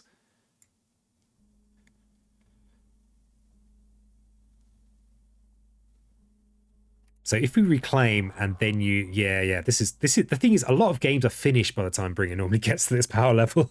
They're over. If you claim Blue and a Vigor, you would have Threshold for Trees and Stones, but the question is, I don't need it this turn. I've got no use for it. The trouble is that if you push, you take that to defend away with you. I mean, it might be useful for rearranging the furniture a little bit, putting my Dahan where I want them for next turn, but I actually want them to still be here, probably. If anything, I might be thinking about pushing more things into here, because this is going to be an 8 defend. Like maybe a Bringer fast destroy push type deal. Not that I have any of those powers.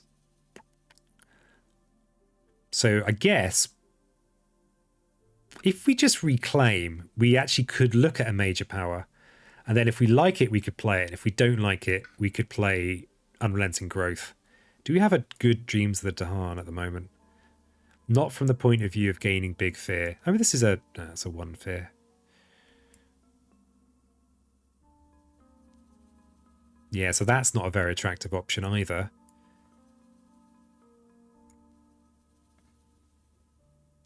Yeah, this is so forgettable for us. Unless we get something like Land Thrashes.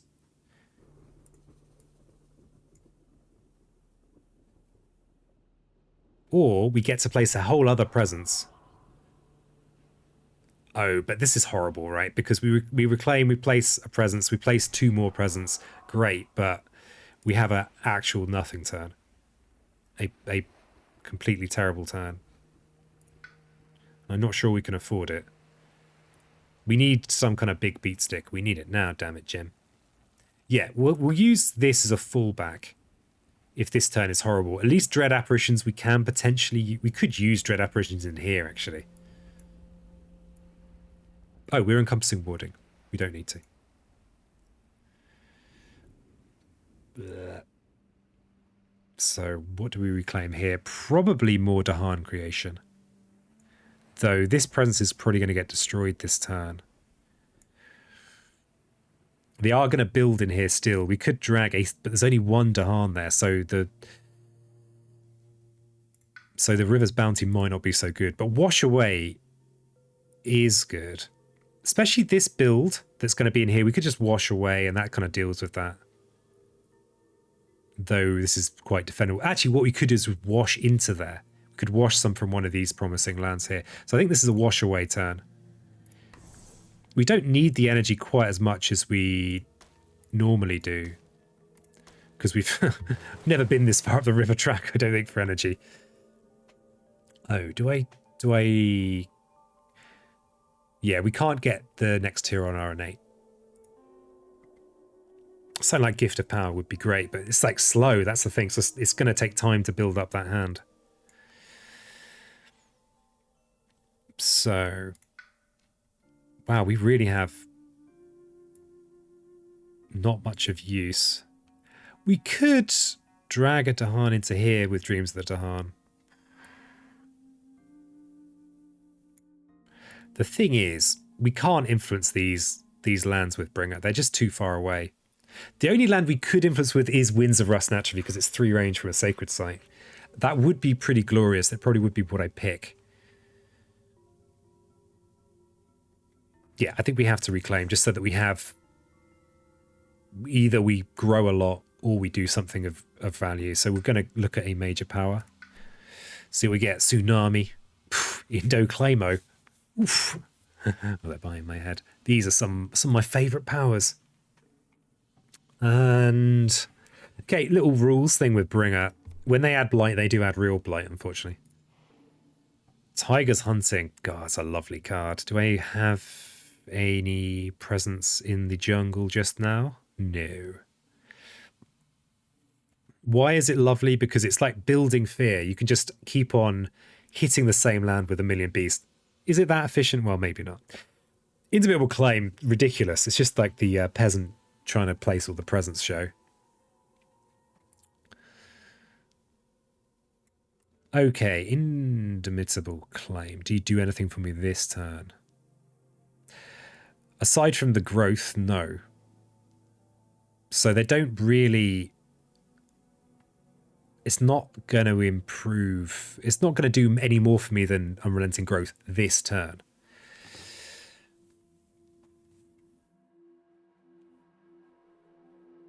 This is, the fact that this can give the other Spirit Power card is pretty cool, but that's just you're just dreaming, peasant. Okay, Tsunami is a potential for vast amounts of fear gain. Especially with Threshold. Now, what do we have? We have nothing of relevance for that Threshold.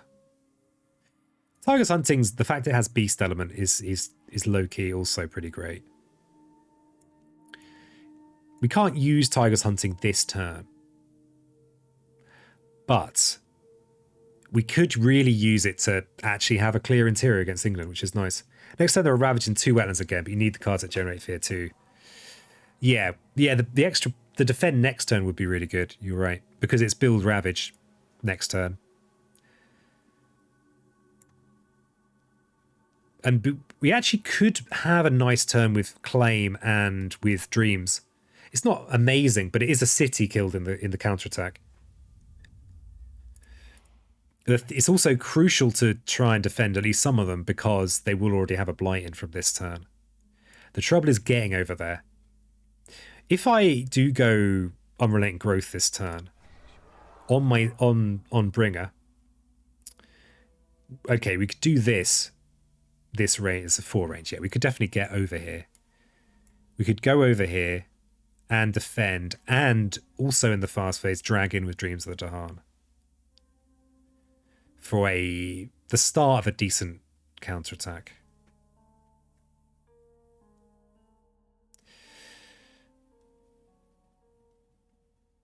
Encompassing ward. God, something interesting here is that the encompassing ward, because it actually allows the defense of multiple lands, I actually am going to be able to defend both of these if I clear these explorers this turn with encompassing ward. Oof, that's nice. So maybe I actually gather a Dahan into here this turn for the counter from ward. That's actually a nice way to deal with this awkward situation here. It'll also kind of give us a bit of a breather in these wetlands. Yeah, I like that plan a lot. It feels good in my head. I think we go with claim. We forget predatory nightmares, I think. Like, God, it just... Dread apparitions is so horrible. Predatory nightmares is even worse, but it does have the mountain on, which is good for some of the mages we might want or need later on. That mountain crucial for things like paralyzing fright. But yeah, I didn't take it last game, I'm sorry. But also useful for land thrashes, which is probably going to be good. The fact it has moon on is also pretty nice. In itself, it's terrible, though. What are we talking about? Stop trying to keep predatory nightmares. Stop keeping predatory nightmares. They're predatory. They're not cool, peasant. Okay, let's go with Dreams of the Dahan. Okay, that's our plays. Not sure what we'll do with Wash Away just yet. This is okay. This is acceptable. So, encompassing ward on river.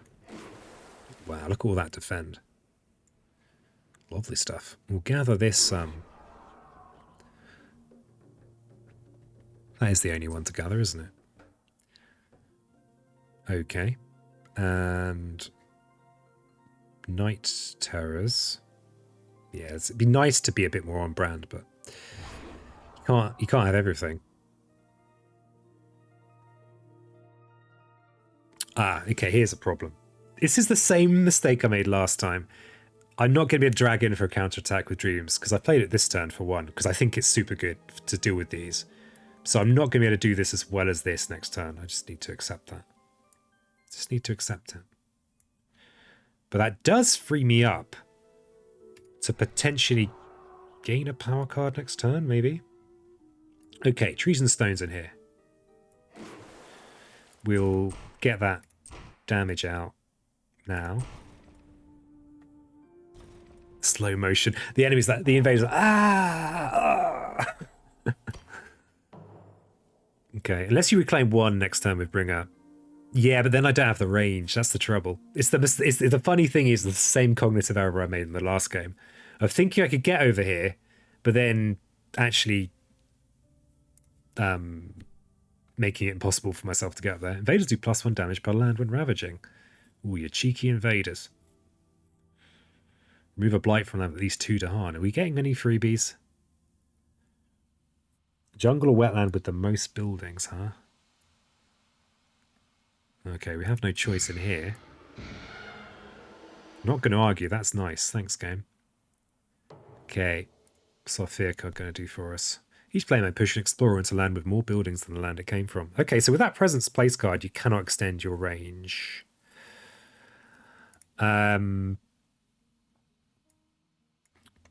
This one here has only got a range of 1.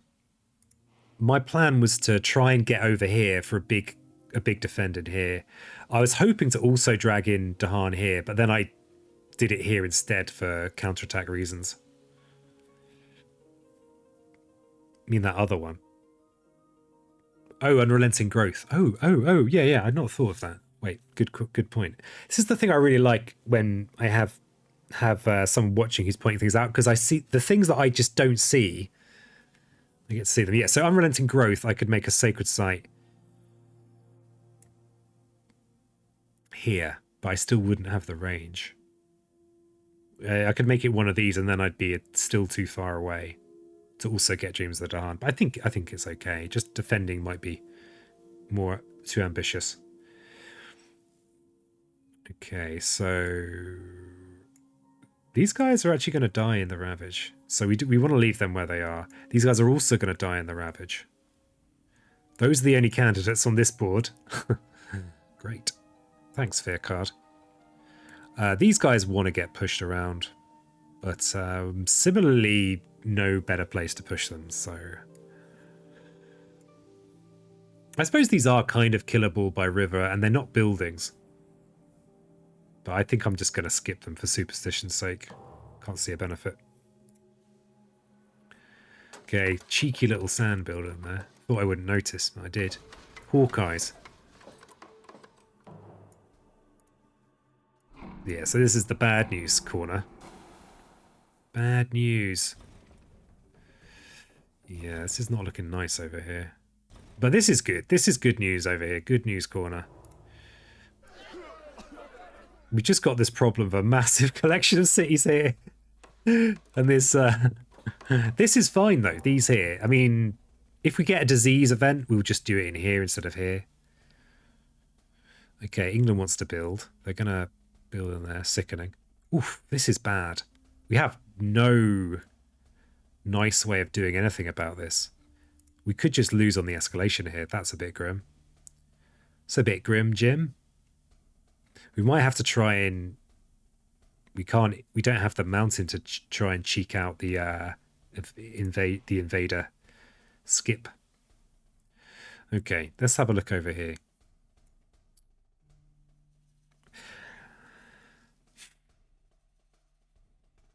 This is the one we can defend. This is the one that has lots of Dahan adjacent to it. If we were going to actually get to do anything about a land, it's this one. So we'll push into here. But yeah, we're now very much in the exclusive territory of being defendable with indomitable claim. Encompassing ward may not work in the wetlands anymore. Next turn is all build into ravage. Oh, you're absolutely right. I had miscalculated, James. Thanks for pointing that out. I had completely miscalculated. I had calculated knowing that they'd get cleared in this ravage, but then forgetting that they'd then immediately get rebuilt. England, damn you, England! So pleased with myself. We could tidy up with wash away and massive flooding, but yeah, god damn it, England. Can you just not be so flippin' English? Just this once. Yeah, thanks for pointing that out, because I had... It's funny, I have like a mental map of the game, and sometimes I can really just... It's weird, because I don't feel like I have a picture of the board in my head. But I clearly do, because I make mistakes that would suggest I have a picture of the board in my head. Okay, so I think growth... I mean... The trouble with River has is that they just don't have enough cards at the moment. Just don't have enough cards. I'm pretty sure that we want to give Bringer the unrelenting growth this turn. But let's just quickly double check. What are we looking at? Build Ravage in these is absolutely horrible. This is probably a cascade, and I don't think there's much we can do about it. Unless... I mean, we're too far away from Bringer for Bringer to do much about it. If we're gaining a major with River next turn, we'll have 8 energy. Maybe we do still keep Unrelenting on River. Give River the 4th and 5th plays? Do we really do that? I don't think there's anything we want to forget, though. Rough.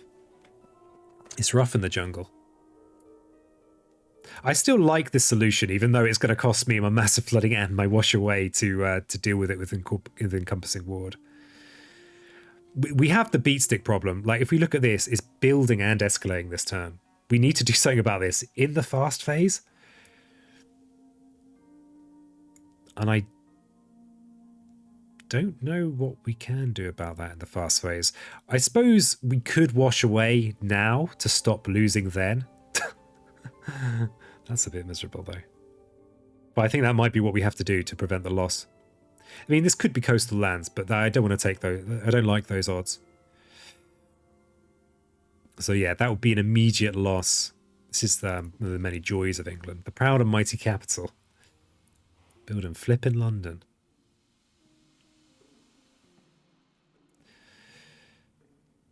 We don't want both of these to blight. because that's sad. But there are 4 Dahan in here.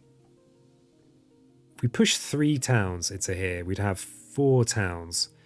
If we use trees and stones, we'd kill a town, then it'd be 6 towns. We'd counterattack with 8 damage, which would leave a town alive with 1 health. I don't know, that's alright, isn't it? We'd be clearing this, we'd be stopping the just losing problem. That's a value. You know, no one wants to just lose. So if we wash, encompassing wood becomes still useful for this, and if we can get tier 3 for those pushes, we'll be happy with that. If we reclaim with river and we're at 4 or 5 plays, okay, do we have a similar situation over here? Okay, yeah, we've got a 5th building being built here and possible escalation for the 6th. This is also a kind of critical. This is a critical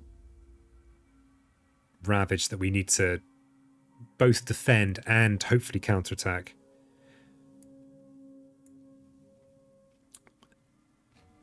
The thing is, actually, there's not that much difference between... If we're going to definitely use trees in here to make the most of this counter... Oh no, trees and stones will do an extra damage, so we will clear all those towns. If we use trees and stones in conjunction with this here, still push from here.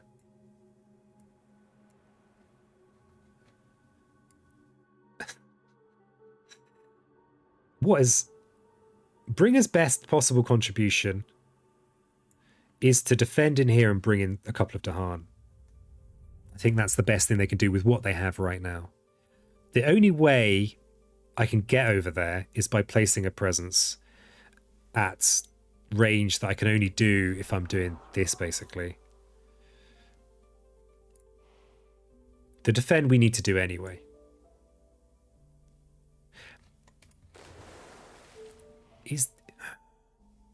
If we give Bringer the extra presence place, what benefit does it actually have? It's just a little bit more energy in a moon. The moon is more fear. Fear cards are going to help us. They're going to help us a lot, but they're not going to help us that much. Not really.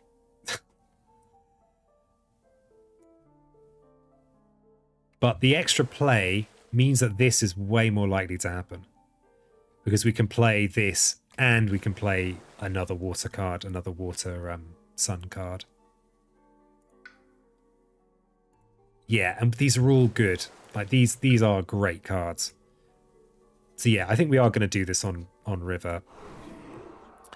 And I think we're going to go on all the plays. So we're going to be doing a lot of reclaiming this river, but that's fine because we're basically at the end of our tracks. So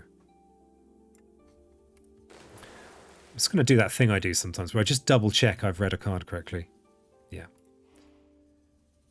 Okay, so we have sacred site targeting on the whole map at this moment. So, oh, apart from down here. So this is a good spot to make a sacred site. Oh, we don't. Yeah. This is a good spot. It's a bit silly to have a 3, but I mean, probably the Island of Blight, and we'll just be glad to have all this presence on it anyway. Okay, so I think we like this wash away plan because losing is for losers. They're going to build before the Ravage, though, peasant. Have you considered that? You have now. They're going to build a... They're going to... Let's just push these so that I can visualize. They're going to build a city. So there's going to be 3 towns and a city in there. Which is 9 damage. Because you're going to destroy a town with trees and stones, speak of war. It's a bit close. The thing is that some of the effects that increase the damage from cards are just as light to help you with the Dahan. I tend to like not worry as... I mean, I still worry, of course, you know. I mean, are you even living if you're not constantly in fear? Are you even... Do you even worry, dude? Encompassing Ward will boost your defense in there too. Ah, yes! Yes, it will. that is a truth. We'll not make this any more of a problem than it already is. We'll dream of this being a clear land one day. Crikey. It's a cruncher, isn't it? It's a cruncher. Okay. So we've got a pretty clear plan. Look at all these plays we've got. Look at this mighty river. Have you ever seen such a mighty river? I've never seen such a mighty river. And I've been to France on the ferry. It's not really a river though, is it? No, it's not. Okay. We've basically got a really nice handful of cards for river here. We've got our top tier innate. Not that it's that useful, or is it? We will find uses for it. We actually probably want to deliberately not use the top tier because the push is probably more useful. Unless we've got extra damage from somewhere. Of course, Bringer can't do actual damage, so we need to, to do everything our flipping selves. If we were going to forget something, probably the thing to forget would be... God, I don't want to forget any of those. They're so good. That's a grim choice. Well, not a grim. I mean, it's worse. The worst things to choose from. Like Sophie choosing which chippy to go to.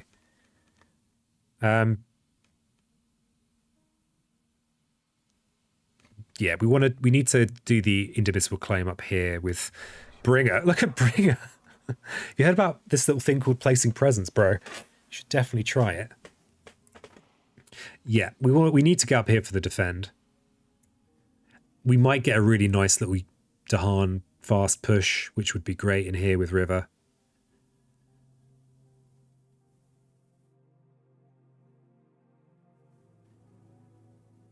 Yeah, we've got 5 plays as well. We're going to be able to use all these minor powers. Interesting, because our tracks are like this, we could just be hitting the reclaim button pretty hard.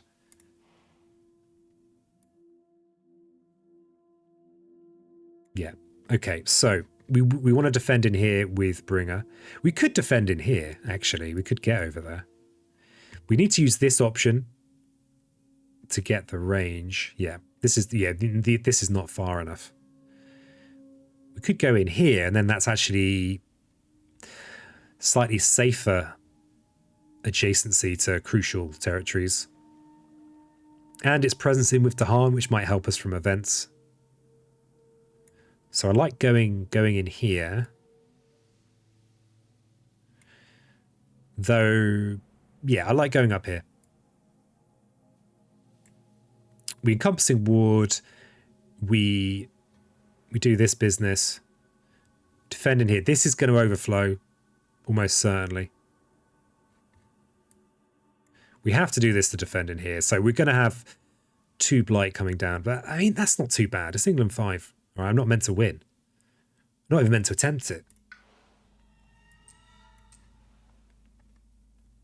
Okay, so...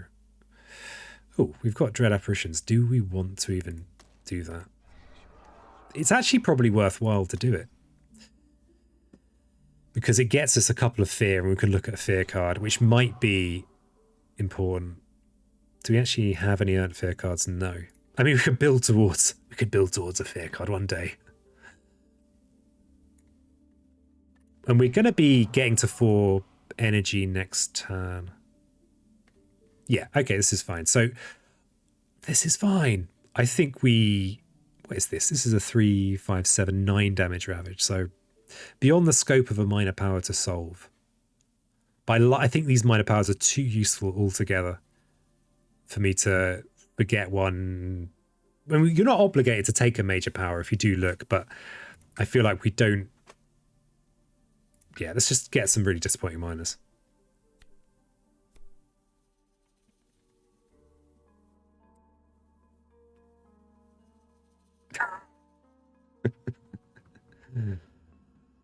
Well, well. I mean, I'm actually quite a big fan of Here There Be Monsters. It's actually going to fit in quite nicely for us, I think. And Entrancing Apparitions is a good card, but not against England. And we don't care about our top tier of our innate so much. It might be more beast time to shine. That does mean we can actually destroy stuff sometimes. We've got inland beasts somewhere. We've got the, okay, we've got the 3, I mean, this is 3/5 for nothing. And it's elements we don't have, which might help us with a few. I'm trying to make the best of a bad situation here, all right? It's going to give us elements that we want for a, they might help us for a major that we may or may not get. Royal Root Bites is actually kind of cool. I mean, look at these little guys. And against England, it can save your bacon, but with River, we're already kind of good at this.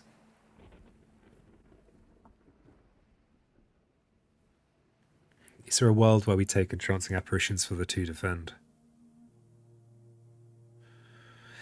It's just not relevant. It's just not enough defend to be relevant most of the time. And if we want irrelevant amounts of defend, we can use Encompassing Ward. I think it's a monster's turn. I love Root Buyers, but more with Ocean than with River, though. Yeah. With River, with Ocean, it's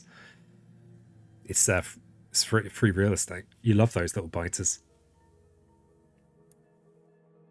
More beasts as well, not in this scenario, are good. I actually think they're okay for River. Because this extra damage, the Sacred Site is not a problem. If using your innate, you're using this. So, but in this scenario, I mean, it does mean we can kill a town. But yeah, okay, we need the big... I think possibly from here on in, we are just, with River, we are just trying to gain things like Jungle Hungers. Or we're going to lose. But actually, this is kind of good in this situation for a 5-play spirit with only 4 energy income. Those 0 costers are nice. Am I really rejecting the Root Biters here? I am rejecting the root. Yeah, the fear is going to be more useful. I think. I hope. Okay, we're definitely doing this. And we could chase the threat. I mean, here's the nice thing about having 5 plays as River. You just play everything. We need Encompassing Ward for this build Ravage in here. It's a shame there's only 1 Dahan. We didn't get any fast Dahan push. Shame. Sad times. No fast Dahan pushing for us. But we can maybe... we're in this sand. We can breed some nice Dahan in here. We can actually breed and then scare them away with monsters. Yeah, we are in trouble if we don't get a big beat stick very, very shortly.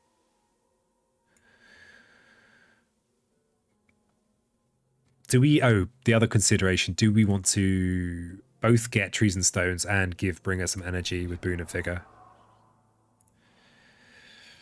Next turn, we have this important to defend Sand Ravage. Important and awkward to defend. But we will have the energy to get it if we just go with Reclaim 1. But that's a bit of a rancid turn. Because we're just doing that.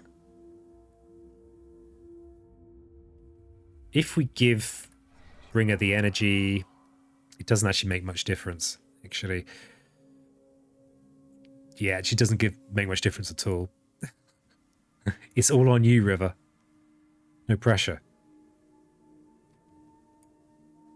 So maybe we bounty to rearrange our Dahan, put them somewhere useful. I.e., like, because the English towns and cities are so tough, we're going to need more than 3 Dahan here to clear on the counter.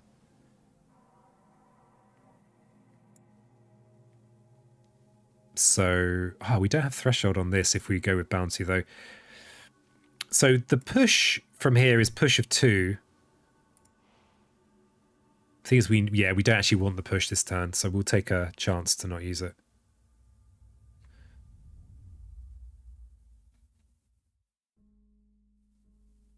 Yeah. Okay, so which one of these is actually most important to defend? This one has an adjacent land it can go put blight into, and it doesn't really matter. Ah, great, you're still playing. Yeah, I'm still. Angels. I have to. I'm really getting close to read the blue names. What is that? It's like being hard of hearing, but with eyes. I guess that has a name. Okay, well, encompassing ward. Let's not mess about. So this has this, which is a better place for blight to go. We don't have any blight removals, so that's not going to influence that decision. This, if this cascades, it's putting blight in here, and then this is getting very sticky. I'd rather have blight going here, so I think defending in here is better with claim. Incidentally, it means we've got adjacency to this land as well. I mean, so we'll go with that. Which difficulty are you playing now? Difficulty 9. Yeah, England 5. Yeah, it's a little bit small to see, but down here it tells you there. So yeah, all the buildings got the +1 health, which is that, like, I've never played River against England 5+. And I thought, you know what? Why not do it while simultaneously trying, attempting to be entertaining on the internet? Why not do that? Why not give that a go? I'm sure it's going to work out perfectly. Yeah, let's do this in here. So yeah, we'll reduce the damage a little bit. So if there is going to be a city built in there, this is going to be quite close. Oh, we've got this Dread Apparitions that we played for the sake of spirits, and I should have looked at this fear card already. Not that we're going to see it forever. Pushing Explorers from the lands is entirely irrelevant. Damn it, Jim. Could you just be a little bit less irrelevant? Okay, so they're going to build a city here next turn, which is a total of 9. That should be safe. That should be safe, actually. 6 + 3 is still 9. Just double checking that maths hadn't changed. This is defend 2. We could just put a bit more defend, like 1 more defend in there. They're going to build a town and then ravage. Actually, I don't think on a healthy island we can get wrecked that way. This should be unassailable.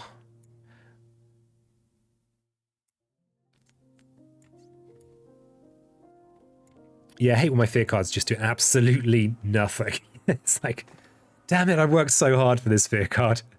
Like in solo, like in single spirit, I mean, you can generate your sphere cards so easily, but in multi-spirit, it can feel like such a lot of hard work, and you're just like, this is how you reward my hard work? Like this? Oh, we need invaders to be in there. Okay, let's just do it in here.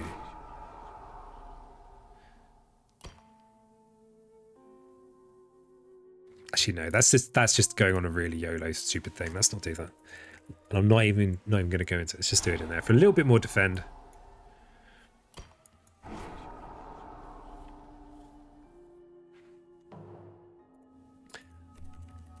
Okay. Oh god, not this one.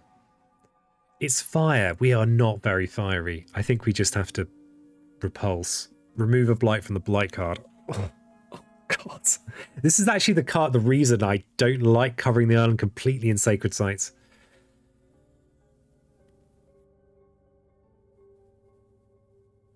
Oh god. We have no fire elements. We don't even have a single fire element. Do we even have a fire element on a card? Oh yeah, we've got it on this. Oh. Rough. Removing those 2 blight means that we have a blighted island next turn. And I don't think there's much we can do about it. Not even a little bit. Because this, this wetland ravage here is unavoidable. Okay, how many sacred sites do I actually have? Let's just actually check these numbers. So I have... So it's sacred sites with invaders. So that's the important thing. No, it's not. Yes, it is. Okay, we have 1 sacred site with invaders, 2 sacred sites with invaders, 3 sacred sites with invaders. It's only 3. Okay. 3 sacred sites with invaders. The thing that's painful is that this 2 damage is going to do nothing. it's just going to do nothing. All right, wait. They're going to build... It would do something in here, actually. The extra 2 damage would mean that this 8 damage here would it make a difference? Oh, I'm not even sure. Not even sure. So I think that means it's taken a single damage. So it would, yeah, I think it would make a difference. So we'd need to find 9 energy, or we could just sack some presents.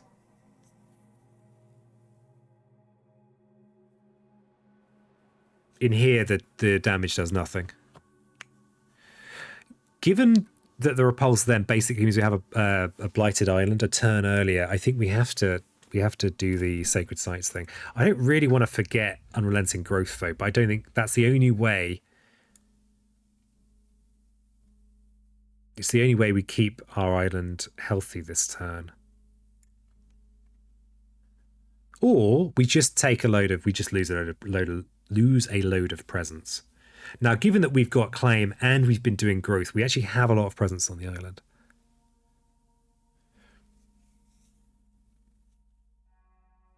We could destroy this presence. We could destroy this presence. We're very vulnerable to tipping point at that point, but we will probably be claiming next turn anyway.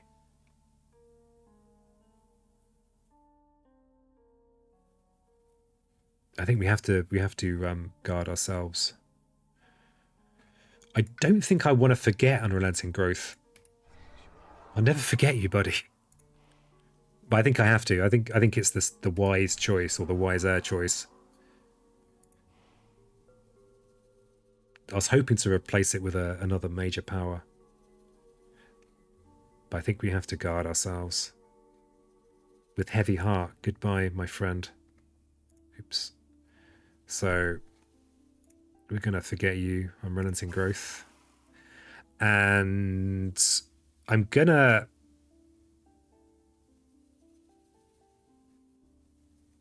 Hey, we don't have any more energy with our friend here. So I think I'm going to pay 2 more energy to keep another one of my presents on the board. So we'll do... So this... Yeah, I'll pay 2 more energy with River. So we're going to lose a presence, but that's going to still leave us with a good amount of presence. Okay, so 6 energy should mean we do damage in here. So we'll do damage in here. So, okay, that's that town out of the way. Damn it, these chunky English buildings, they won't even be cleared. But, so we just want to, I don't think it matters. We might get a bit more damage. No, we don't have any fear cards. Do we have any slow damage? No. Yes, we do actually have some slow damage. We could destroy one of these towns with massive flooding. We could, I mean, clearing the inland is looking possible at this rate. Let's deal 2 damage in this one then. Though we might have a better, we just might have a better target for massive flooding. We lost the extra presence in there, which I think is okay. Okay, so beasts are going to prowl. Fear and moving. So, we do have the lovely Here There Be Monsters here this turn. Oh. So, I need to bear that in mind and make sure this beast goes somewhere useful. Like in with one of my river presences. We do have river presence here, which we could use to push this town out, actually, which means it's just a city and an explorer in the Ravage, which is a bit more bearable. Actually, we've got all sorts of slow things to do. Let's push the beast. This is defendable just with ward and dread. Dread. Or even just with dread. We leave this beast. Yeah, this beast is going to be here. So we could think we can put our beast somewhere. Yeah, somewhere it might just do something useful. Actually, it's not going to do much against an English town, is it? Is it now? Got all these beast stonks. Oh, wow, we've got that useless fear card. What? Oh, wow. This is... Oh, I hadn't even noticed that there. That's a good one. This is really good. And this is why I like to... I favour pushing, being in with my Dahan as much as possible. I know some spirits don't make that easy. I'm just... Yeah, okay. All right, let's see what we've got here. Spur on with words of fire is an interesting one for this situation.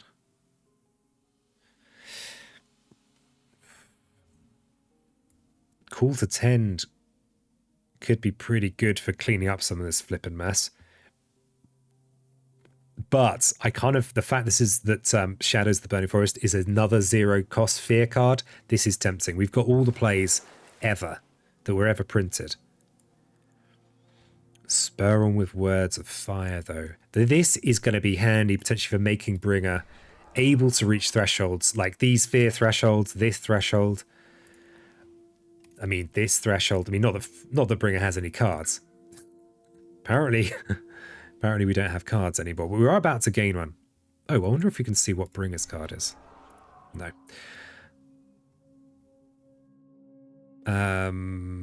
So this could help Bringer do good things. This is just a nice cheap fear card. Spur has an element we like. Do we have any mid-turn card gain going on with anyone? Nope, not yet. No. I mean, this is the how we can grind out a fear win. And this is Moon Plant. These are the elements we might want if we get Jungle Hungers, which is the kind of major we need to win. So it's a bit weird. I'm going, yeah, I just want every different element. Spur could be good for Bringer. Not that Bringer doesn't even have any flipping cards. Yeah, forget that. We're going to go... say Steam Vents. Good old Steve's Vents. You got any vents there, Steve? We actually will get to destroy towns with it. It could be pretty clutch against England, but I don't think I want to spend an energy on it. And but my mountain cards are some of my best cards, and this is 4 elements versus 3, but the energy game's going to be tight and we need a big hitting major. We can't. Yeah, I'm going to go with Shadows the Burning Forest. Let's see what Bringer gets. Okay. Oof. Oh, wow. Okay. Okay, game. Give me all my favourites. Well, I like almost everything in this game. That's the truth. The sordid truth. Just love it all. Well. Now, I guess the trouble for Bringer is that they're unlikely to be able to use a whole ton of minor powers. So this is good because we can give a ton of minor powers to River that River can use. Because River does everything around here. This also has the mountain on, which makes Indomitable Claim a bit easier. Still hard. Oh, and the moon. Oh, the moon is massive. What the moon means is we can get the threshold on claim. Because the 3 moons gives us this, which gives us, in conjunction with the any, should mean we can then get what we want. And this skipping is very useful against England. The counter's good too, but the skipping and the fear is worthwhile. You don't always want to do it. And we could gift of power to get the elements and then give powers to River to use. And such a weird situation for old Bringer here. The other thing is that we kind of just need to gain another major soon. The range doesn't... I mean, it's a good card, but it's not that... I think Gift of Power is potentially very strong. It also is going to give River Forget Fodder. It's going to potentially give Bringer Forget Fodder. It's potentially going to be Forget Fodder. And the other nice thing about this is 3... Yeah, I think we go Gift of Power here. Cycles of Time and Tide, though. Well, how many Blight have they got on the coast? 1 Coastal Blight. 2 Coastal Blight. And it's Moon. The Moon thing is big. It's a big deal. You mark my words. Huge deal. However, if we just reclaim next turn, we can't afford to play this. We can afford to do the long vaunted Dreams Indomitable combo that we've all been dreaming of. We can clear a city in here on the counter, or in here to preserve our presence, which we probably want to do.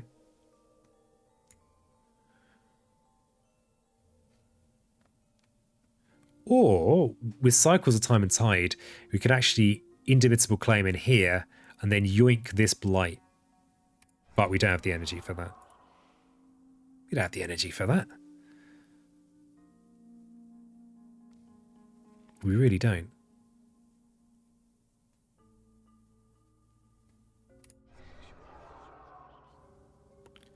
We really don't. And we're not going to have it for a while. This feels like it's the card that can keep us in this. This is only in theory strong. Theoretically, it's very strong. For, you know, enabling Indomitable Claim, it's Moon, it's cards. Let's think about the short term. In the short term, we want a Dreams Indomitable, and we have only 4 energy if we reclaim. If we reclaim at 1, we still only have 4 energy. Yeah, I think it's Gift of Power.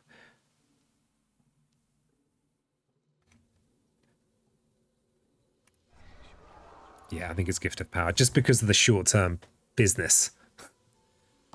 Okay, crikey. Each player may push up to 2 explorers from an inland land. Well, isn't that wonderful? I am tickled pink. I like using strange phrases, but I don't know where they always come from. I'm pretty sure that's a real one, though. There are no explorers inland here. Just saying. I try and keep a pretty tight ship.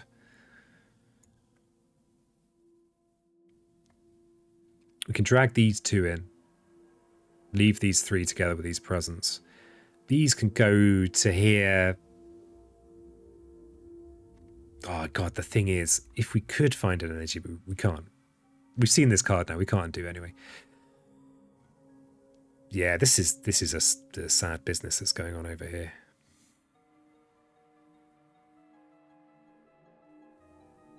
Yeah, we chose Bounty instead of Vigor as well, so we didn't have the energy. Possibly a misplay, possibly predictably a misplay, actually. Okay, let's work out what we're just defending next turn. This is going to blight and cascade. If this blights again, it's got in here to go. It's not horrible if it goes in here. There's no one in here. There's a world's in there. This is still horrible. We're still probably going to defend this again next turn. But that's dragging these 2 to Harnum, which is less ideal. But it's fine. It's fine.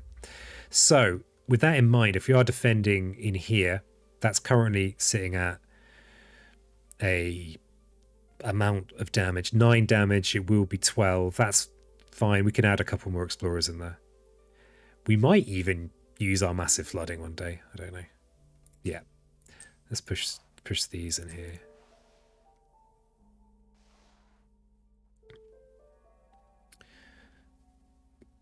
Okay, we've got some more pushing options.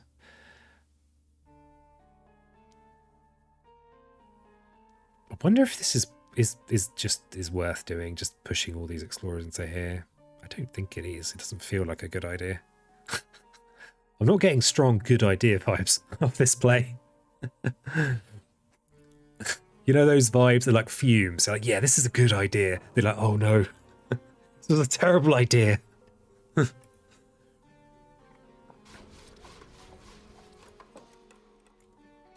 Hey, thanks for the follow.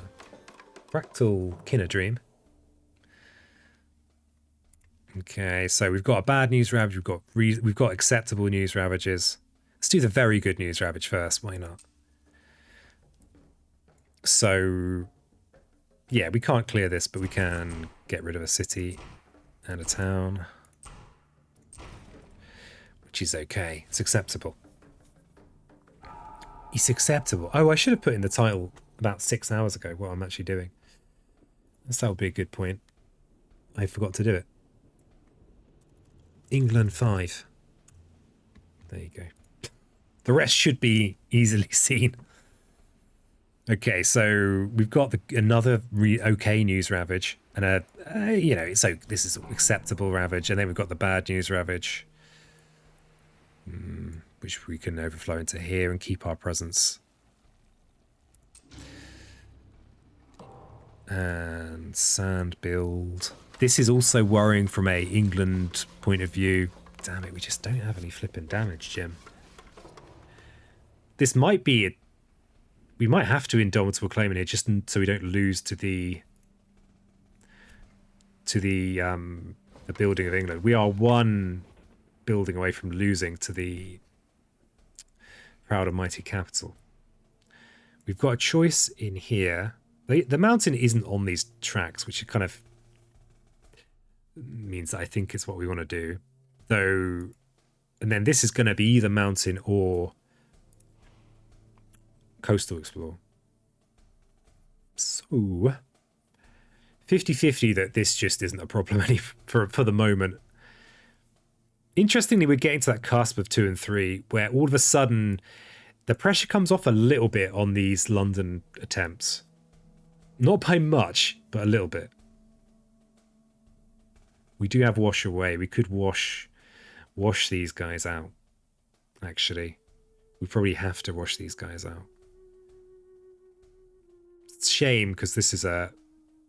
Or the alternative is to use an indomitable claim and skip all the actions in there, which will skip this build and the possible escalation build.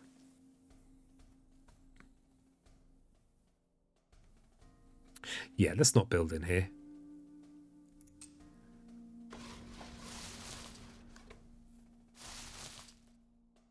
Yeah, so that's an easy way to lose. I mean, it's a 50-50, but I don't want to put everything on red on this one. No way. No way. Okay, now we have all the powers ever printed. So we have sand ravages next turn. Let's just look at that. 5 damage ravage. Blech. 10 damage ravage. 6 damage. 6 damage. We can monsters to take this down to a 3 damage ravage, and we can use ward again. We like ward. It has all our elements for this. So I think this is a good use of this push, but let's not push in here and lose. You've already done that once today. There's not actually anywhere I really want to push it, apart from pushing more into more mountains. Coastal is horrible for us. Really, really horrible. We also need to think about this. Now, wash away is probably the solution. And probably washing away into this mountain and hoping it doesn't come up. It's better than just 50-50 loss, right? We could even push 3 towns and another town into here. And then this becomes the new London. It's adjacent to a jungle and a wetland. We might get a useful major with river this coming turn. We've got so many... We've got all the different elements. We've got moons. We've got stars. We've got Earth. We've got it all. And it will be easier to smash London given that it'll be made of towns. We've also got tier 2 on massive flooding. We've got so much pushing. Now, there is a partially damaged town in here, but this build's going to happen anyway, and there's no immediate ravage, so this isn't that high priority. Do we have any other partially damaged buildings? We do. We've got a few. So We don't have any partially damaged cities, but we could... I think we probably do want to just kill some stuff. Yeah, God, we're stacking mountains, though, if you push all these in here. But I think that's just kind of unavoidable. If this is mountain, it'll mean that we have a mountain build and an escalation. So we'll go from 4, if you push 3 plus 1 in here, to 5 to 6. And again, we've got the mountain. We've got the problem of London. We're kind of just hoping that when we reclaim and gain a major, that we actually get something useful. The nice thing is that this is the last possible escalation effect. We're now into stage 3, where the game suddenly gets easier. Could just push 2 towns. That's interesting. If you push 2 towns and this town, we have 3 in here, and then this stays being London. Sorry, being the biggest city. I feel like this is a better candidate for being a stack of enemies than these blighted ones. But I couldn't justify it. The pushing 2 means that this stays as a 4.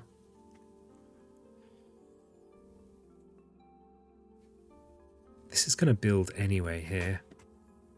God, it's tricky.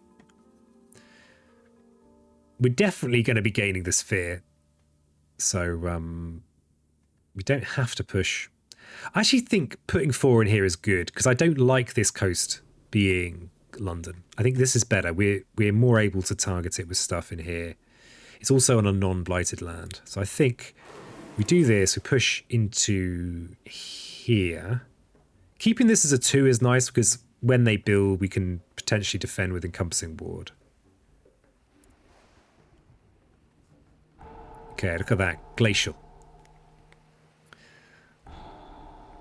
And there's the extra. Look at that. Glorious. If we only push 2, well, I'm trying to think what the benefit of that is. If we get a big smasher like Jungle Hungers, the more towns in one of these jungle adjacent lands, the merrier. I mean, it's a bit silly to gamble on getting Jungle Hungers. I'll admit that. But if we did get Jungle Hungers, we could get Threshold really easily. Now, what I'm saying is stupid, but if it works... Let's just look at the odds of that. 31? I mean, what's it? 1 in 7? It's not too bad. 1 in 7.5. That's how numbers work. Yeah, I'm going to trust my instinct on making this... I guess the thing is, this is going to build first anyway before the escalation. So this is going to be the problem land. If it's... Yeah, we really don't want coast. Crikey, we really don't want coast. I think you can do it. You could do it. I think this is... We're not lost. Okay, so this is a good defend if we get a half decent defend card.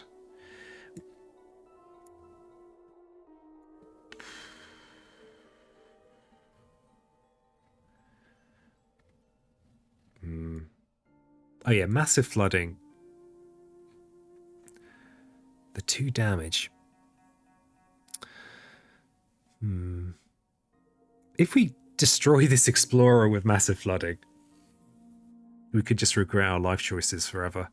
And but we would be able to defend this with encompassing ward unless we get unlucky on the event. This, okay, what are our blighted sands? This is our, if we are going to indomitable claim a land this turn, it's going to be this one.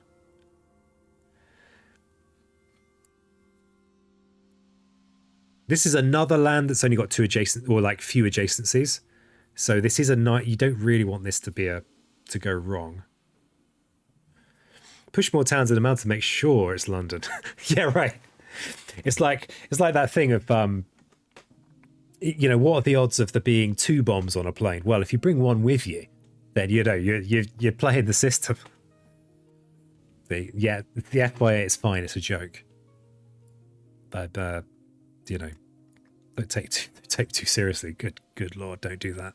Okay, here's another option. Except it doesn't work. I was thinking we could... Yeah, I don't like a no reclaim next turn. I think we've got too much useful stuff to do. But the trouble is that then our encompassing ward won't reach into here. Our encompassing ward does reach into here. Oh, but that's Bringer. Bringer's presence is in here and here. Wait a second. Hold your horses. Hold those horses. Where's our future builds? There's a lot of factors here, a lot of factors. I'm just a ghost on the internet.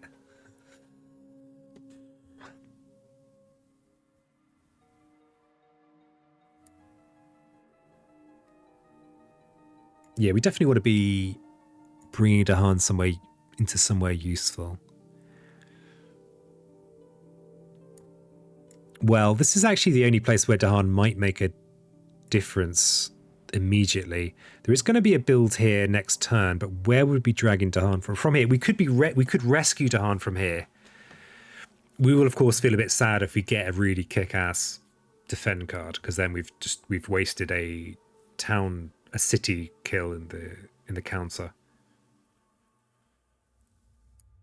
So maybe we actually just breed in here. Yeah. Okay. And I think we want to kill one of these towns because we are very close to a fear card that's probably going to do nothing for us, and if that's not something to fight for, I don't know what is. So yeah, let's destroy this town, because this is now... Oh no, it's not. Well, we've destroyed a town. Fine. Yeah. Sometimes you just got to stop thinking. Sometimes. Okay. So we have our Indo-Claimo spot. We can get there with the Reclaim 1 Gift of Power Gambit, which will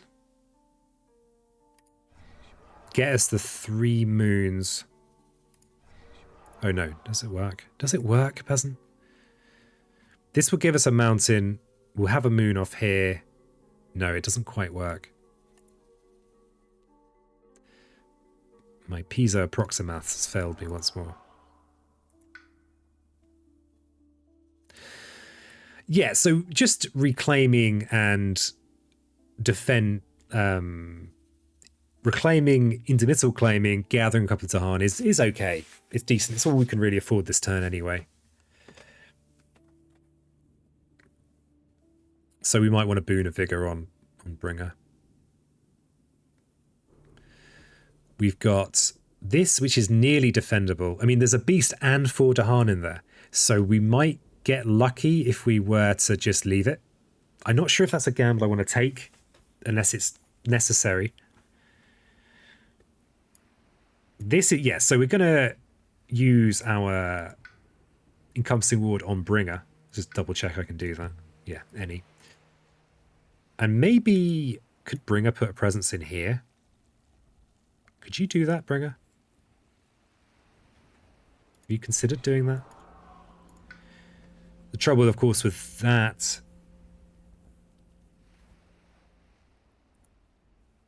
is that then we don't have Indo-Claimo, which is going to, that's going to deal with this land. Not worth messing about for the sake of that land. However much I'd like that to not be a land that is bothered. The counterattack, how important is it? This is our candidate London on this board. This is a 50-50 chance of being coastal lands, in which case any grab we do is going to work twice, because we're going to get this ravage and then this when this becomes a ravage.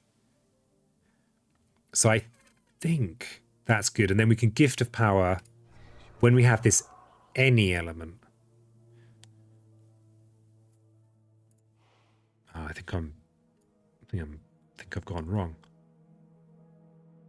He's gone wrong. Build. build. I mean, we're nearly at the point where Bringer is generally quite happy with their life choices. I need to actually just work this out 1 second. So the any, if you go with the 0 reclaim, we don't get the Dahan drag, but we do get the any element. If we played Gift of Power with Indomitable Claim, we would be short a sun and a mountain. We've got a moon on this track. We could make this a moon. But yeah, we're still short. We're still damn short. But the any will be revealed by claim. Yeah, so we won't be able to get it this turn, but we would be able to get it next turn. So yeah, I think the drag is good. Because those 2 Dahan are going to be good next turn. So I think we reclaim both. For the sake of destroying this extra city in the Ravage. Oh, we can gain a power card. How novel. Not even thought about gaining a power card. River can also gain a power card. So the any would be revealed by the...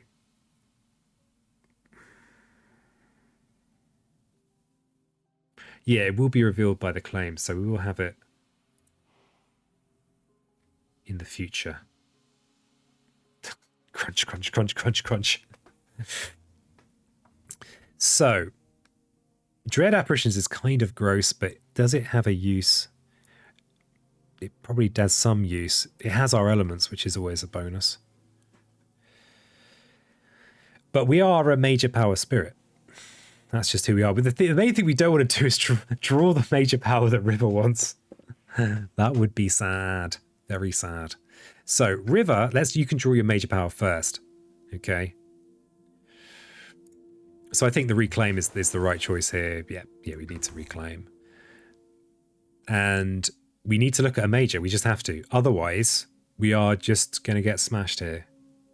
I don't think we can eke it out without some big smashes.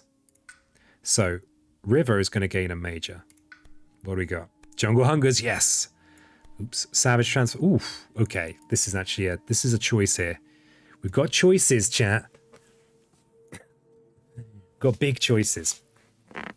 Against England, I like a good Jungle Hungry.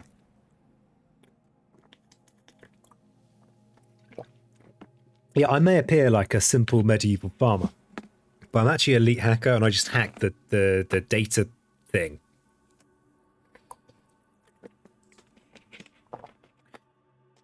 It's a shame to get both Cleansing Floods and Jungle Hungers. I like the fact Jungle Hungers is cheap. I like the fact that we can tie it in with Trees and Stones Speak of War. Yeah, they're both wonderful. Especially against... The Jungle Hungers thing against England is especially good. Now, to get this threshold, and we absolutely need that threshold, we do need to play 3 other water cards, but given that our water cards are great cards for us, that's not even a problem. It's quite expensive, but we're reclaiming pretty much every turn now. So we've got 5 energy income a turn, aside from the energy we're gaining from Boon of Vigor, which we should be given to Bringer anyway, or River's Bounty. Yeah, the Blight removal is good too. It is good too, but we're a bit over budget if we go with Floods. Because we can't then also use Trees and Stones in the long term. In the long term, we're all dead, but... So it might just come down to what it looks like this turn. The other thing to think about is, what is Bringer doing? What is Bringer bringing? Infinite Vitality is also really good too. It's not great for us. We don't have easy mountains. We actually do have easy mountains. But yeah, we need to do damage. For me, when you can get that 4 threshold, oof, very nice. It can remove more cities, you're absolutely right. And cities are more efficient damage to fear, which is what we kind of need in this confrontation. Because the English are just, I think they're just being a bit generous, but because the English are way more scared than this game would suggest. Way more easy to scare. The thing with this is its bulk, right? You can destroy all the towns. We could just look at a typical land, like this land here, 14 damage. 14 damage is 3 cities. and a couple of damage on a town. Or it's 2 cities and... Oh, then my maths gets confused. Or it's 2 cities and 2 towns. Wow. Because it's 4 plus 3. 2 cities, 2 towns is an important... That's a useful amount of damage. The blight removal is great too. We don't have any good blight. We don't have any blight removal. We've got a couple of lands where the 2 city and probably 2 towns thing is relevant. And in a lot of these lands, it will just clear. I just thought I'd put it behind my head for a bit, you know. Someone's got to put stuff behind their head so you can't see it. Mega Chris says, a tie. A glorious tie. Well, that's the game. It was a tie. Right, go make some noodles.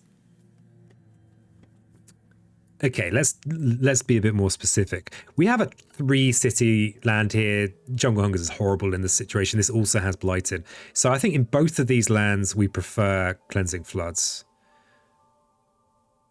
Amusingly, we don't have any presence in either of those lands. We can't use this turn over here in the lands we would most dearly love to. We can use it over here this turn. We're kind of stuck in a reclaim cycle, right? So we're going to have to place a presence. Bit sketch, I know, but we're going to have to place a presence. Yeah, we can never target this land. Jungle Hungers can't target this land, but that's okay. The cost thing I'm not so keen on, but the blight removal thing, I mean, can we stop all this blight this turn? Do we actually have a way of doing it? I should really look at what Bringer's gaining as well. Probably should.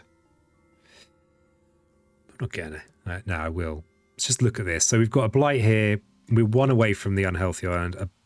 A possible event fear card intervention in there. Okay, but this is kind of... We can get the 2 defend from Encompassing Ward. Oh yeah, something else to think about is that Cleansing Floods has these elements, which means that we might just accidentally trigger this and do even more damage, which will basically clear any land if we include that damage in too, regardless of how many cities are in there.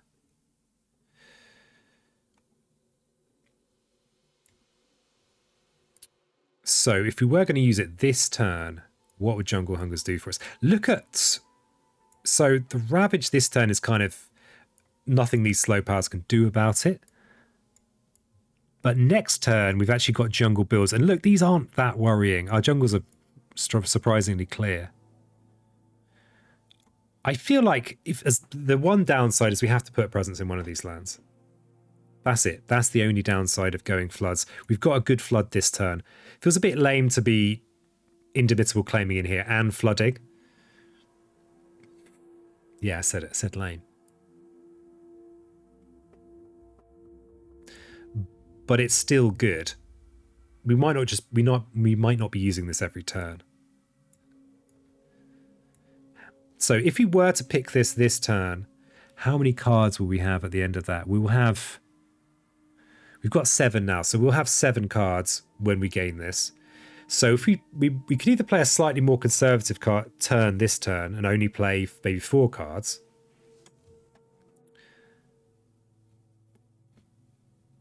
We could plan to alternate playing this. The thing is, right, we need to place a presence in one of these wetlands. Otherwise, we are not targeting it on these lands, which are the ideal lands for Cleansing Floods. But that's not a problem. What that's going to mean is that we're going to have the energy to actually play it. So yeah, I think Jungle Hungers is a little weak here, even if we have the easy threshold on it. We do have that easy threshold. Because, yeah, these lands with multiple cities in are going to be good smashers. We can use this turn to smash this, which will be a chunk of fear. Okay, so what the hell do we forget now? Okay, well, we just got rid of the one card that really makes us prioritize Moon and Fire. We also know that Pen is in the discard pile. I think we lose one of these cheap fear cards. We still have uses for Ward. I think we lose Shadows of the Burning Forest or Here There Be Monsters. Here, Shadows of the Burning Forest is useful this turn. We could push the town that's built here, so let's get rid of here the monsters. Sad to see you go. You are one of my favourites. I'll miss you, champ. Okay, so let's get that bit. Oof, look at it. Glorious. Having 0 fear cards is good, though. Oh, yeah, it absolutely is. But having our innate, I didn't want to get rid of any of these cards. There's no obviously terrible card for us here. What about looking at Bringer's card first? That's actually a good idea. Wait a second. Yeah, let's do that. Let's do that. You make a fine point. Yeah, that is a good point. I should have done that. I sometimes do deliberately not combine just to preserve mental resources. Will I finish this game today? Yes, I will. I promise you. Oh, imagine that. It's like, and that ramps up for this week. I'll be back with the rest of this game next week. No. I'll what time is it? Yeah, I'll definitely finish this game. And if you have to go, whatever, I will put it on YouTube and it'll probably go live on Saturday. So if you've got stuff to do, I shouldn't encourage people to leave because that's bad. You've got to make people stay here forever, right? That's how it works.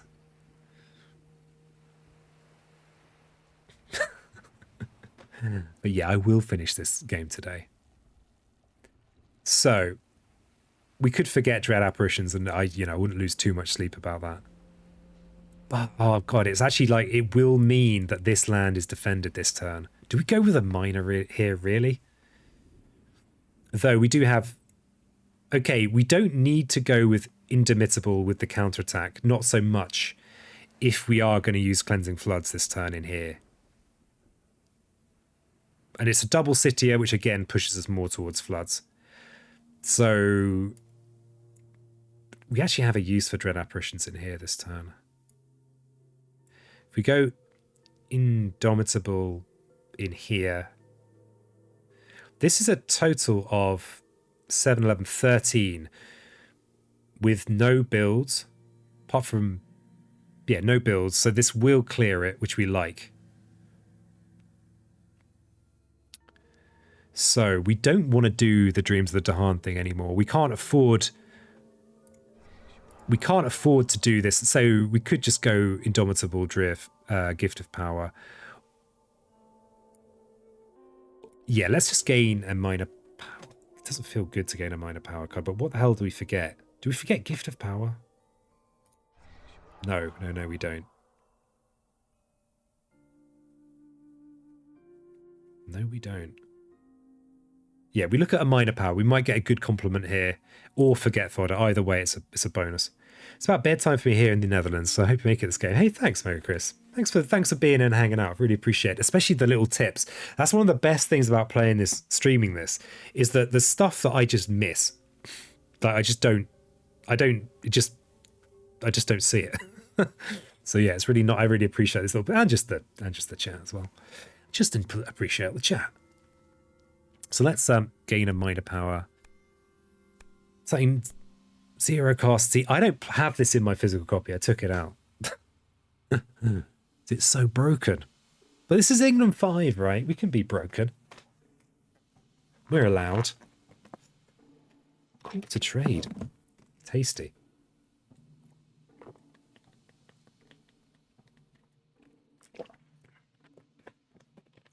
It's a long stream. I'd be highly surprised if anyone that wasn't basically just having this on their second one while working was still here.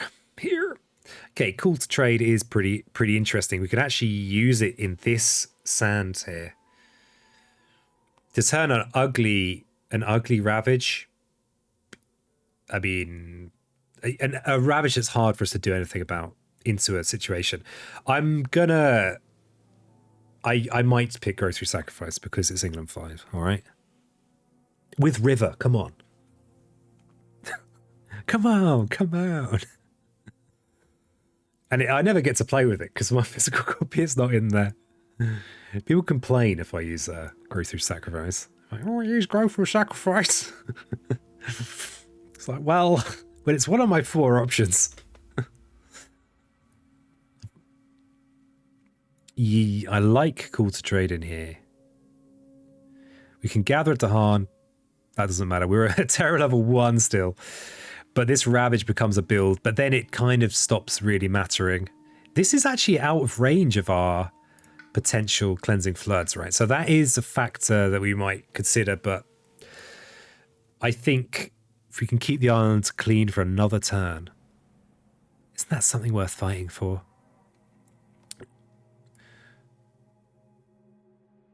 We can't get the threshold on growth through sacrifice with...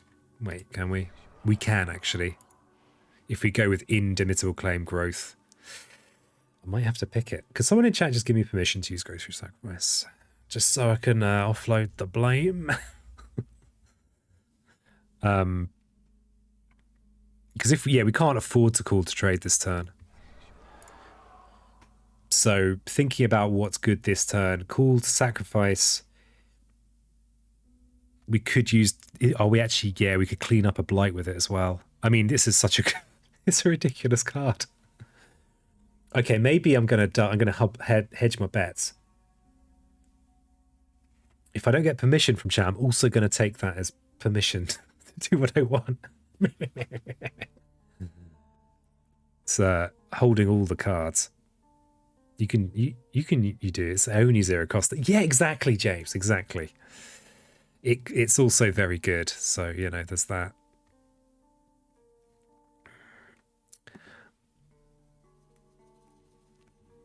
Yeah, I've been streaming for 7 hours. I'm allowed to go through sacrifice this time. I'm allowed it. Okay.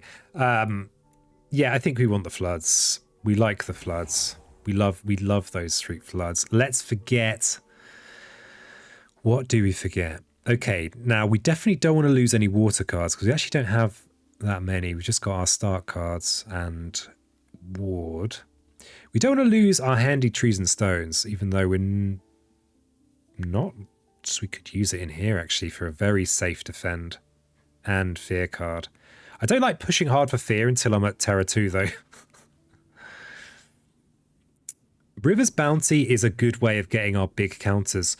We do have a big hitter now though, so we're not as dependent on Dahan counters. But we do have the equipment for big Dahan counters, so I don't want to lose that. Bringer's kind of broke, so Vigor, not something I want to get rid of. I think it has to be one of the 0 cost. It has to be. We've got a really good use for this. I think it has to be here there be monsters. I mean, Wash Away is just, we don't want to lose a water card. Here there be monsters also doesn't have any synergy with trees and stones. We do have a good number of beasts on the board. Yeah, I think we're at the point where we can't actually afford to play too many. We've actually got to play our energy gaining cards and our big smashers, and we've got to do everything. We've got to do everything. Okay, I think pretty much that lot's all kind of obligatory. We also incidentally have that. Take it for getting growth through sacrifice is the only honourable option. Damn you, Blues. Well, you're too late now. You're too late. James said it was okay.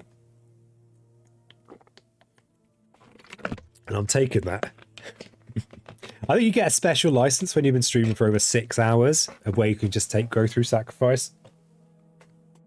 It's a rarely invoked law. It is rarely invoked. But it is a law. Okay, let's actually stop talking nonsense to Blues for a change. To be fair, I don't think it helps that much here. Oh, it helps. Because we're going to indomitable claim in here, which gives us a sun.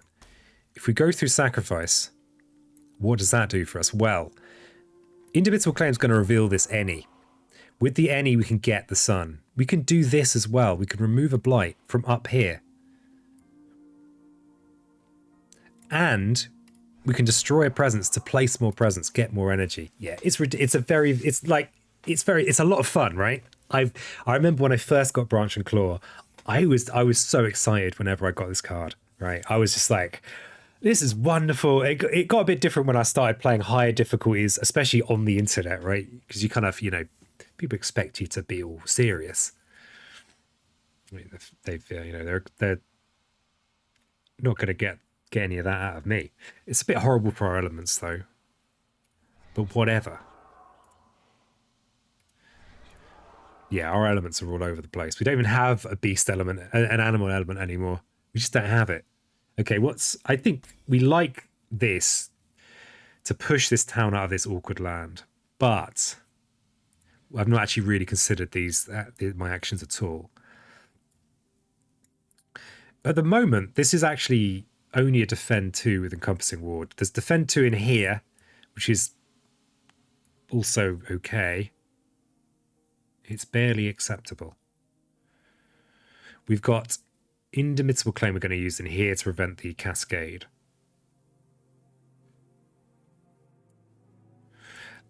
We didn't go call to trade because we couldn't afford to play it. We don't have a solution for in here. The island's blighting, ladies and gentlemen. And our other friends. Our other friends. Yes. Though, we do have this, except, I mean, that would work. We could destroy this explorer, have defend 4. So that would defend there. This is based on getting a fear card. We will get... will we get a fear card? Will we gain a fear in the fast phase? I don't think we will. We might get one from the event. We might get some defend from the event. It's possible. So yeah, this is a narrow... We're in the territory of a lot of narrow defends. Okay, if we go trees and stones in here, we definitely defend in here because we will clear everything but the explorer. We have the threshold on that. No adjacent to harm, though.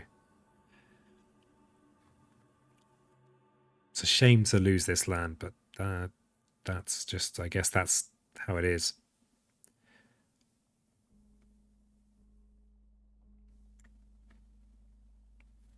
Defend, shoddy defend, partial defend.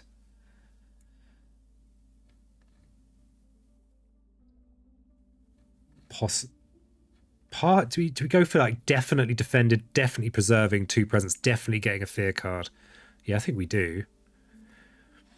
We could also push these Dahans somewhere where they're going to be useful, like into here for a counterattack. And we let this one go. Okay, the island's blighting this turn. It might be double, it might be blight and then one more. We're going to clean up. We grow through sacrifice, so we can clean up a little bit. We've also got massive flooding. How do we account for that? We've got no other slow damage.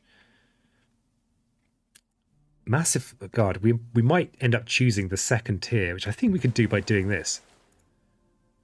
Okay, maybe we have... I think it is possible to downgrade. We could just clear out a load of explorers, I suppose.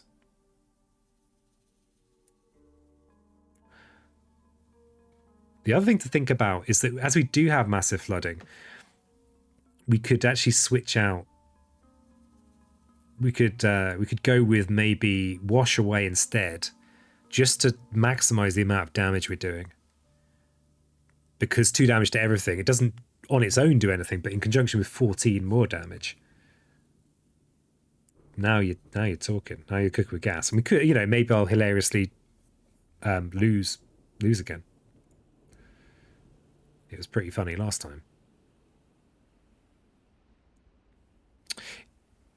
Pushing that single explorer feels pretty miserable. The other nice thing we can do with the wash away is we can just push the town from here and then we don't have to worry about it. Then we've just got this to defend.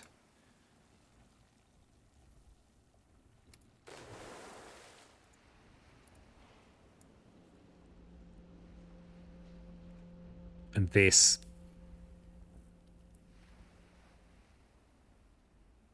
The other thing that's interesting is that we might be better off hitting there now. We want the blight removal.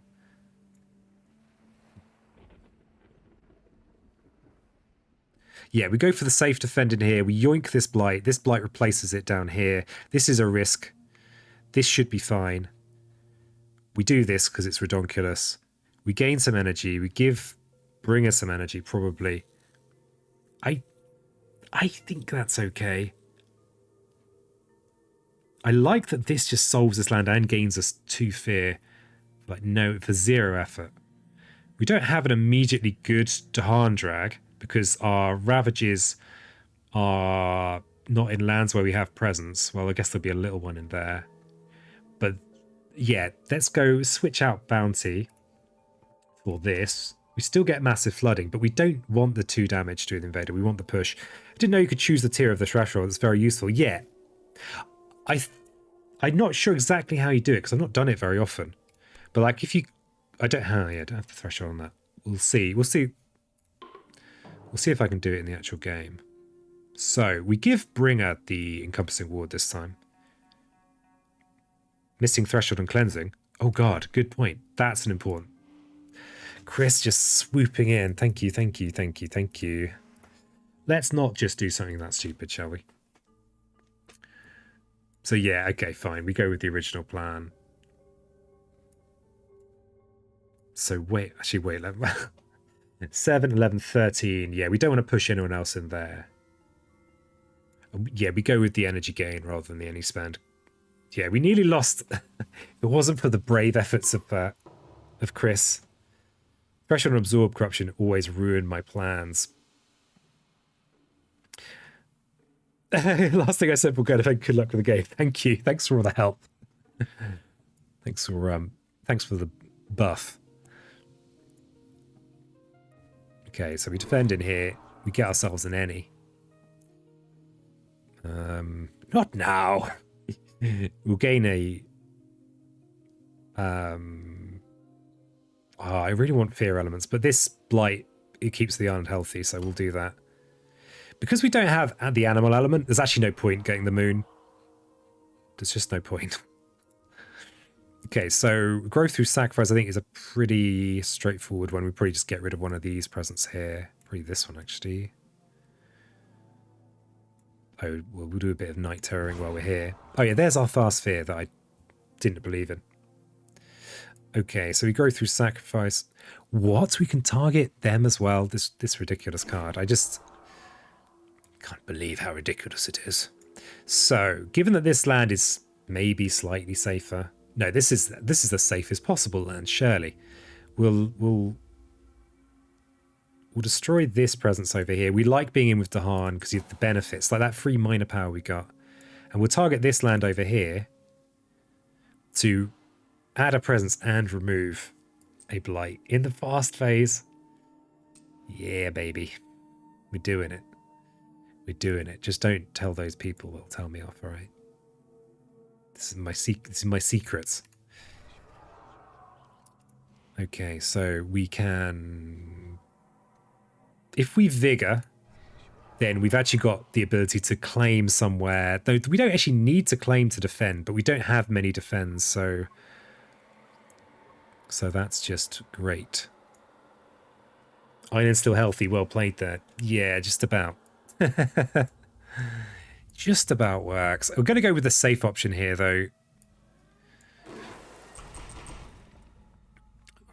Because rather than the risky defend here, I'd rather guarantee the defend in here. We do have a Dahan push, which I think is good in here, because then we can use this again next turn for the defend.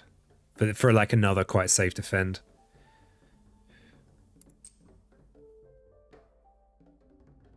Yeah, we're too far away from that one. We're also getting Dahan potentially in position to come in here at some point. Oh, I just remembered. We kind of want to place a river presence in one of these wetlands at some point. But that's a concern for another day. Let's give the wards to our friend here. This is our shadiest bit of defending we're doing this turn.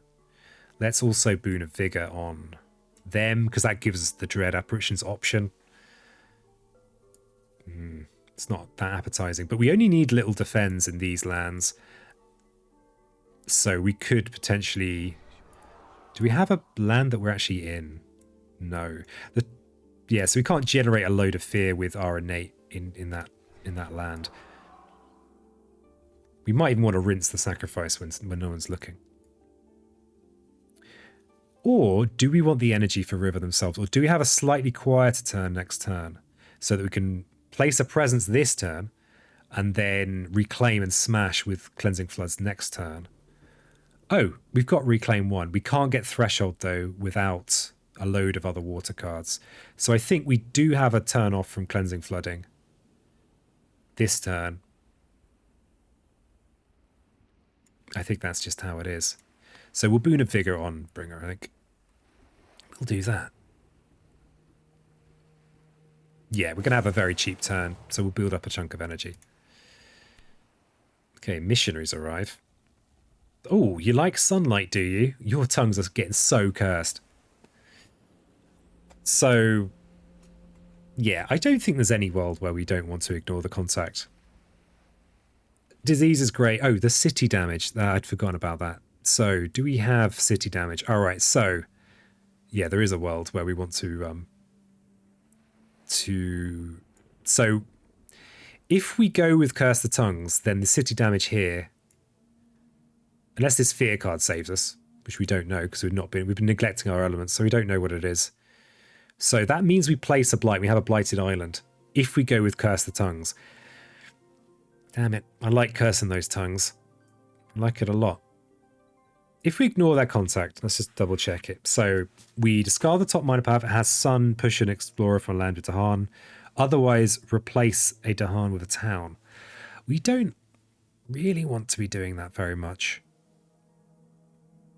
And I guess that's on each board. Do we have Dahan that we don't care if they become towns? They sell out. This Dahan could become a town.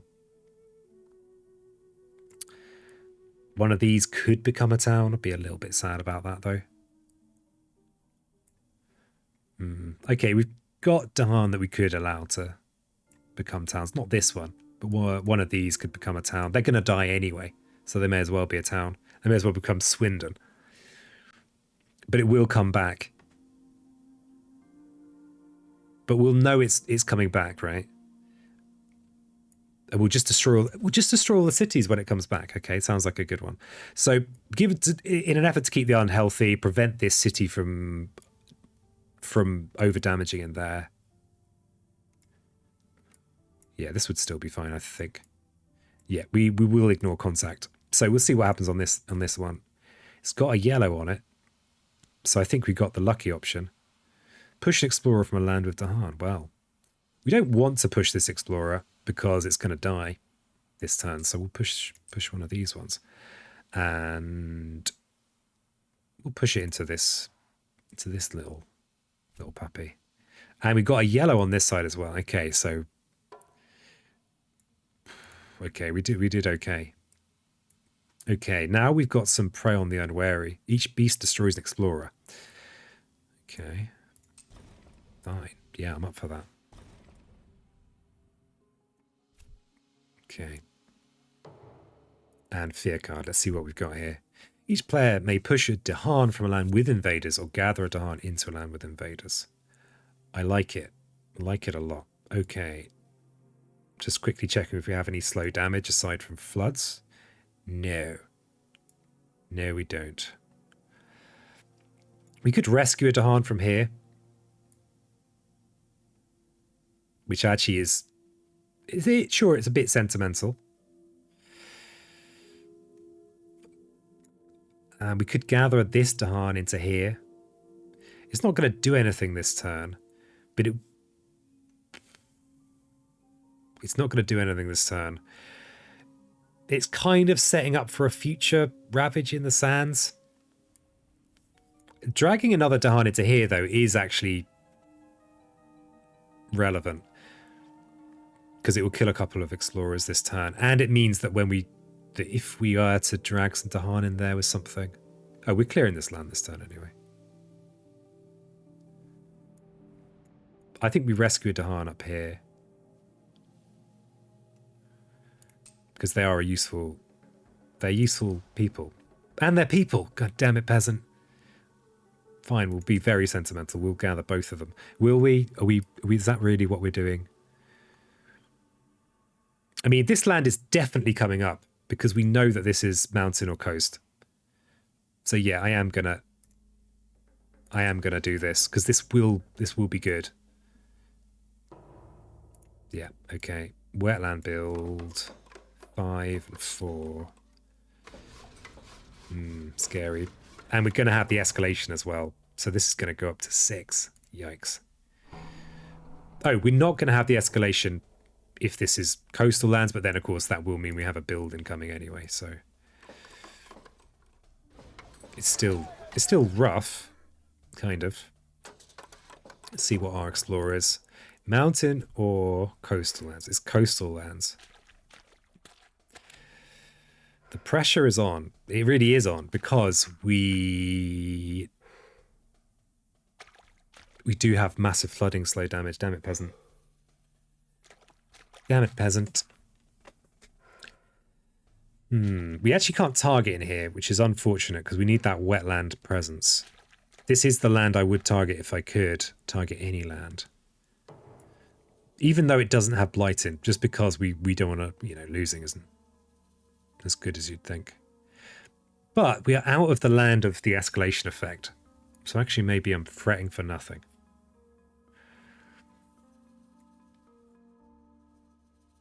Do we have... God, to have threshold and massive flooding and it just be like, it actually does nothing for me.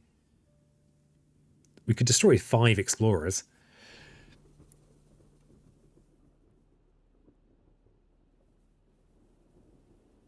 Okay, so... Yeah, this is coastal. This is only a 4 damage ravage. This is coastal with a blight. Let me just quickly sanity check this. This is coastal with a blight as well. The build's going to happen next turn anyway. I wonder if I can downgrade this. Is it going to let me? I can, yes. So I can get the push, which is probably going to be more useful. Lovely stuff. So here's the thing. If we cleared this and pushed them and countered here, we could prevent this build. Maybe. Yeah, I think this is still the one.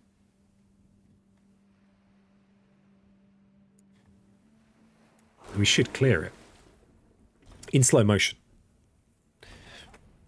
We're going to get to Terra 2. Not yet. Not yet, peasant. Settle down. Do you be getting too excited? All in good time, young Pezawan.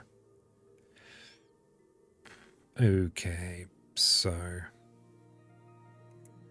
Yeah, it's so weird to have this and they'll be like, well... like, meh. Right.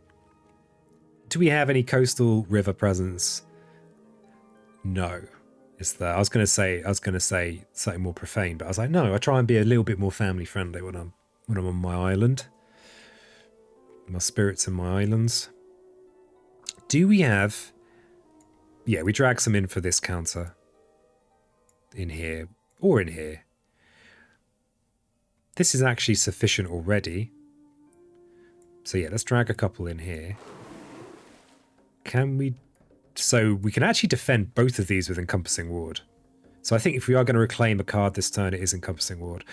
Or we could just use Massive Flooding, downgraded one, to just clear one of these lands and have an even safer prospect.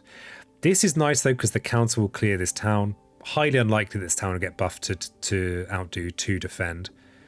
Highly unlikely.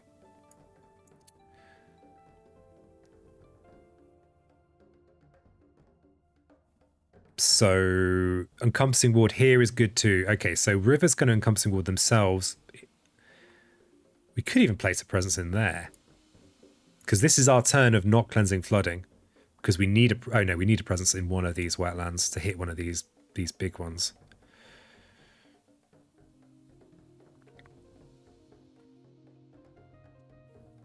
We have double build in coastal deserts.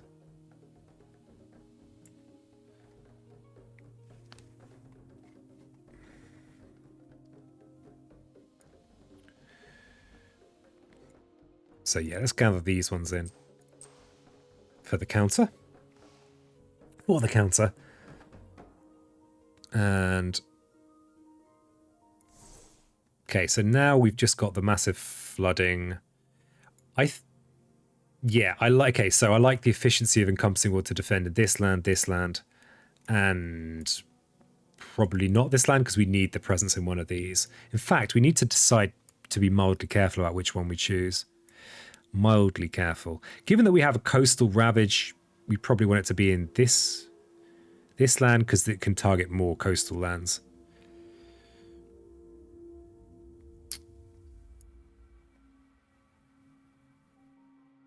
So where do we want to push from? This is going to build to 6. And then it's going to come down and we're going to have a double. So the 50% chance that this is going to be a... That's just how it is with these. It's a 50% chance it's going to be a wetland in addition to something else. So we could destroy a couple of explorers and just push 3 towns out of here just to make it a little bit less shady. Pushing them in with the beast could be handy too. The beast might gain us a bit of fear. And then we're not so worried about that. We don't have any Dahan in here. If we're going to defend one of these coastal ravages, this are our preferred territories. So what about... We could push into this sands that's not really doing anything. We might regret that though, but you know, that's fine. We can regret some things. We can regret a few things here or there. We could also massive flooding in here to make this... This is actually quite an important defend. We might even want to not place the wetland presence we need for floods to place in here for that defend. No.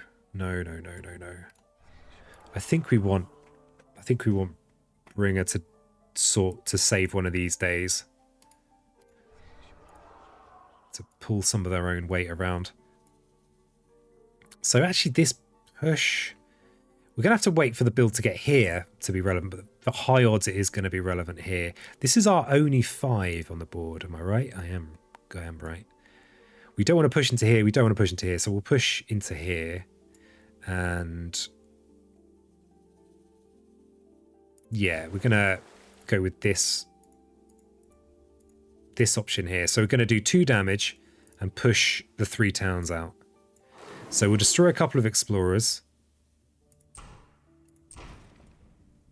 And we'll push these towns into this sand here. We don't have to push them all, but I think that's preferable. Because then this 6 is come down to a 9, which we might get some help with that, maybe. We are 1 fear away from terror level 2. We are racing through this game. You're unstoppable. We're so quick. Okay, so we've got a nice plan for this ravage. You know, that is... No, we need the beat stick in here. This is a big chunk of fear if we can get it going. So I think we need the presence, so we don't want to reclaim. We probably want to gain a power card. We need a presence in one or either of these lands. We could look at a major. Because we don't have anything that we want to forget, really, though. That's the trouble with... That is the problem we have. We're definitely going to be using our Reclaim 1. Oh, wait. We could place a presence and Reclaim 1, but then we don't get the threshold. That's why we're not doing that. So we are definitely going to use our Reclaim 1 to get Encompassing Ward, because that solves a couple of lands for us. And we get counterattacks on those. So we are placing a presence. Do we want to place 2 presents? No. We want to gain a power card. Do we want to gain a minor or a major power card? With 6 energy, we should be able to gain something useful. And there are some corkers in here. We have 5 plays, so thresholds shouldn't be too horrible for us.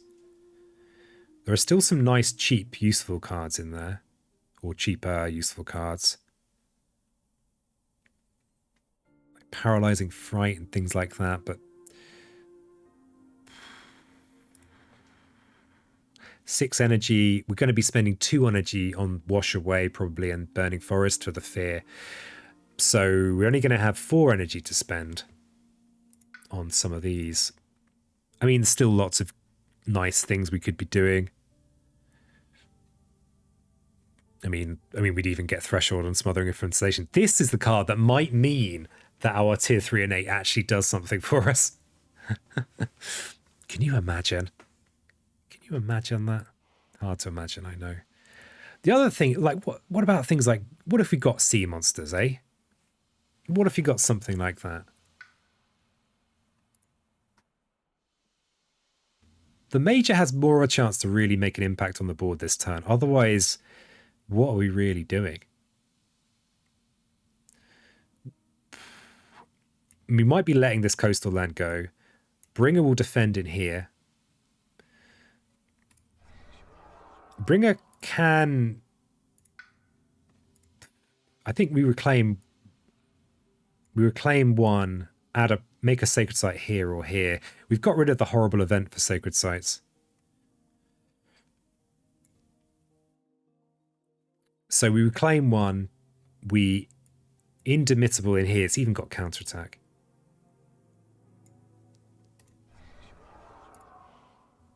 And then what do? We could try and dread apparitions in here, but I don't think... Yeah, it's not enough. Not enough. Okay, so we get the claim. We make a sacred site. Where do we want a sacred site? We've got a sacred site over here. Don't think you have enough range with Bringer to defend in the jungle. Ooh, that's the say. It's weird, that cognitive error. I've made it a few times today. Of particularly this part of the map. You're right. You're absolutely right. Don't have the range. Let's reconsider. It's a weird error to make as well, because like getting things in range is like, you know, Spirit Island 101, right? Yeah, we don't have the range to defend in here. So maybe we look at another major. We have no way of getting our indomitable claim back and getting the range.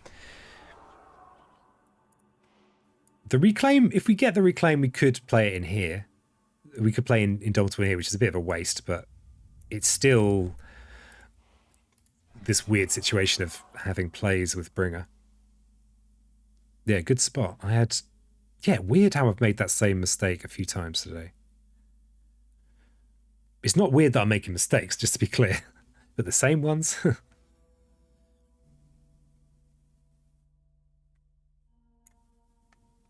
Yeah, so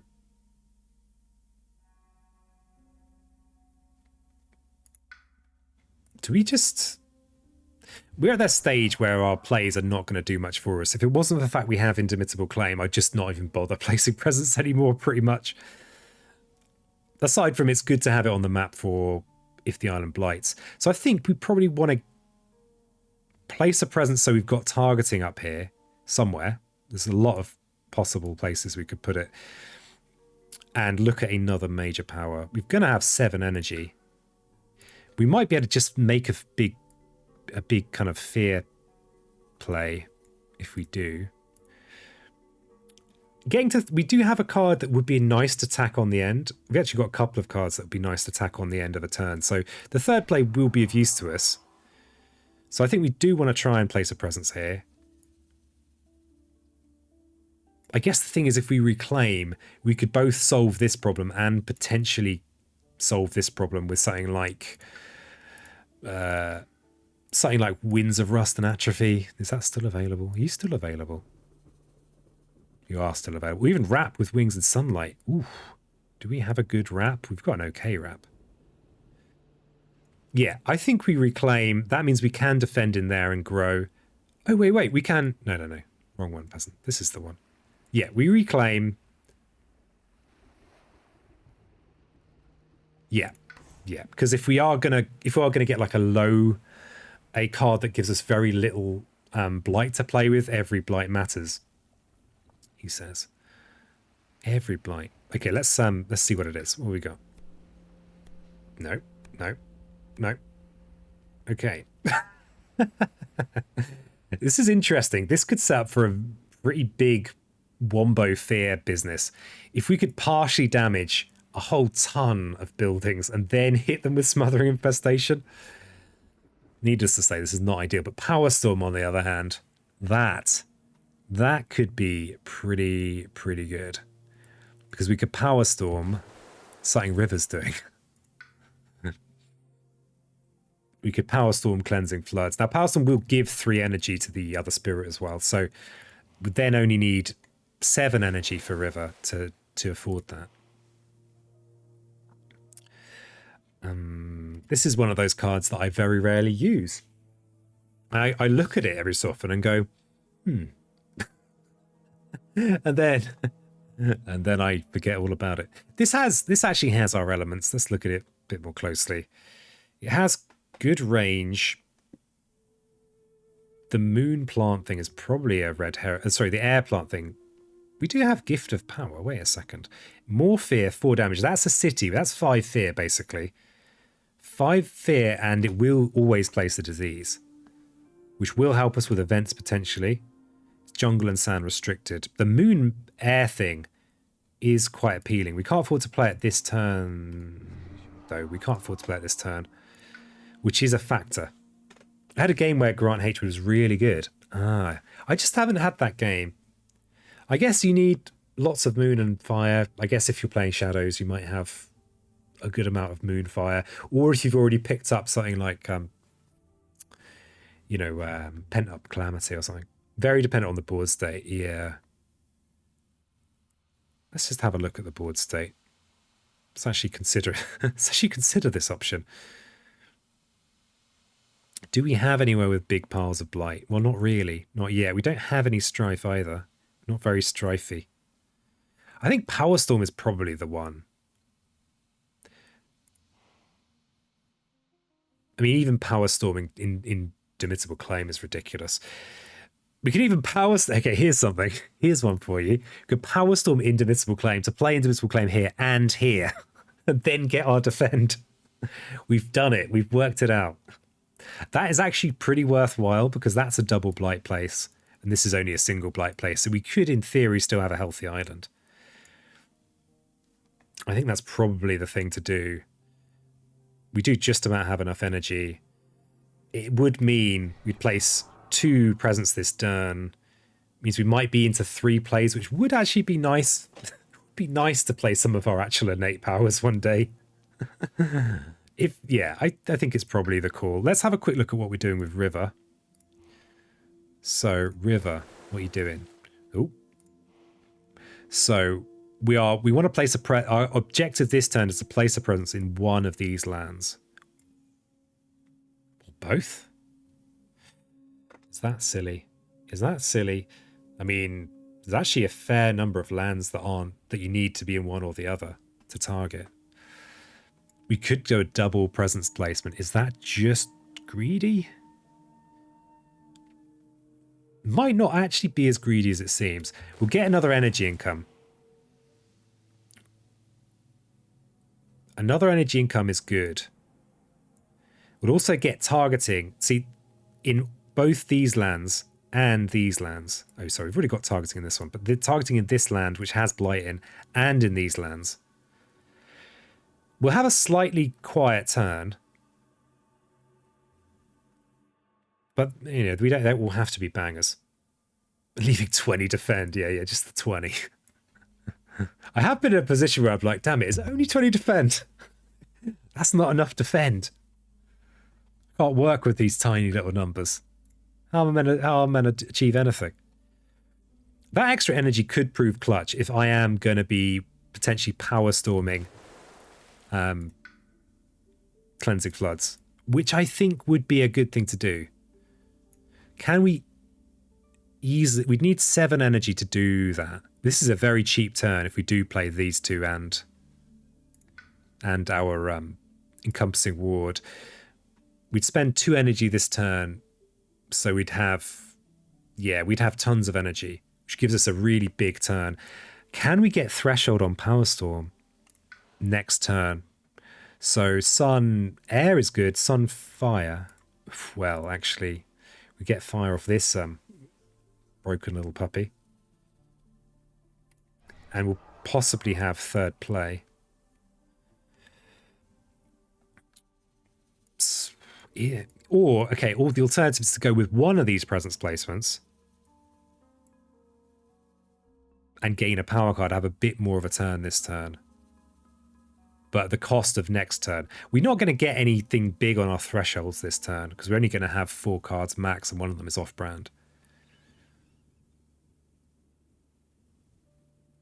So I actually like the double place for the extra energy.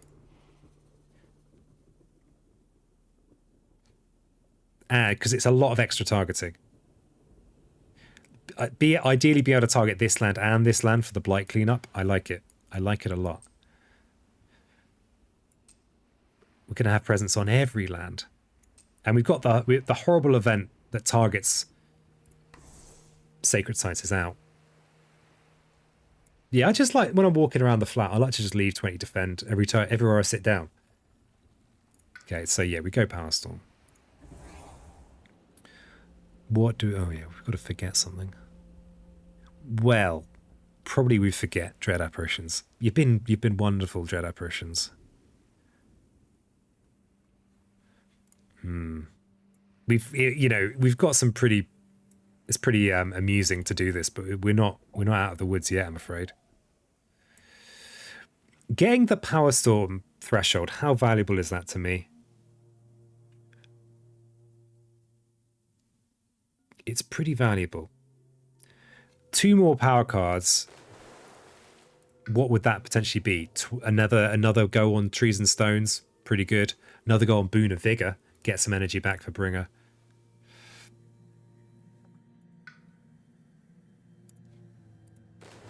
Yeah, we like the threshold on that. So we keep Growth Through Sacrifice for the fire. So I think we do get rid of Dread Apparitions. This coastal build that will be a Ravage one day, our Dread Apparitions probably not going to make that much difference to it. I don't think so. I think there's just bigger... We have bigger problems, so I think we forget Dread Apparitions. Just a bit too expensive for what it's doing. Okay. So, this turn is... this is what we're doing. So, we're going to be just placing 2 presents, yet making no actual strengthening to our position. Love it. I love that kind of bottom track bringer lifestyle. Okay, so yeah, this is a bit of an odd little turn for River, but it's okay. Yeah, so we're just going to dupe the Indivisible Claim. One fear. We do have an any. If we get the Moon, we can look at this fear card, which might be worth considering.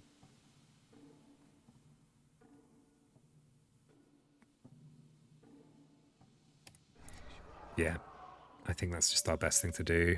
We need the Beast to get more fear out of Night Terrors. Have you ever got more than 1 fear with Night Terrors this game? Not really. It's the fate of a bringer that gets Indivisible Claim early on. And also, yeah, I don't think I've got much of it at all. It's been rough. It ain't easy. Okay, so... we're not going to get anything off our tracks either. So, the Ward is going to go on River.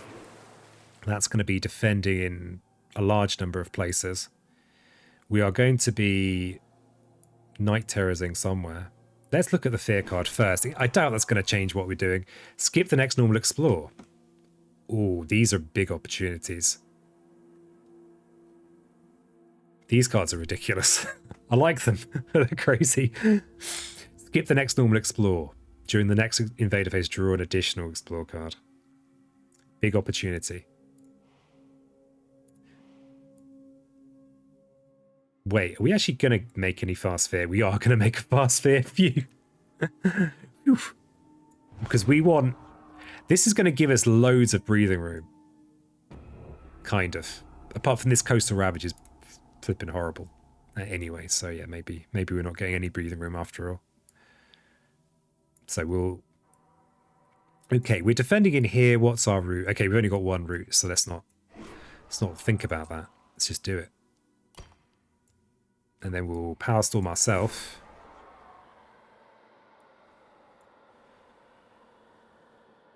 Can I not count?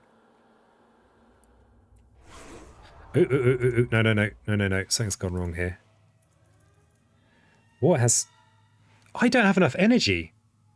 What? I'm short on energy. Damn it, damn it, damn it, Janet. It doesn't work. No. No. Doesn't flipping work.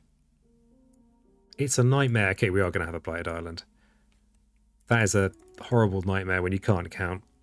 Have you ever had that problem when you just can't count? Okay, we can still... we're going to have a blighted island, folks.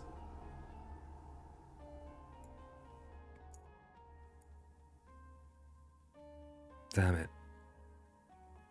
Arg, yeah, Arg. I'd forgotten that, yeah, I needed one more energy.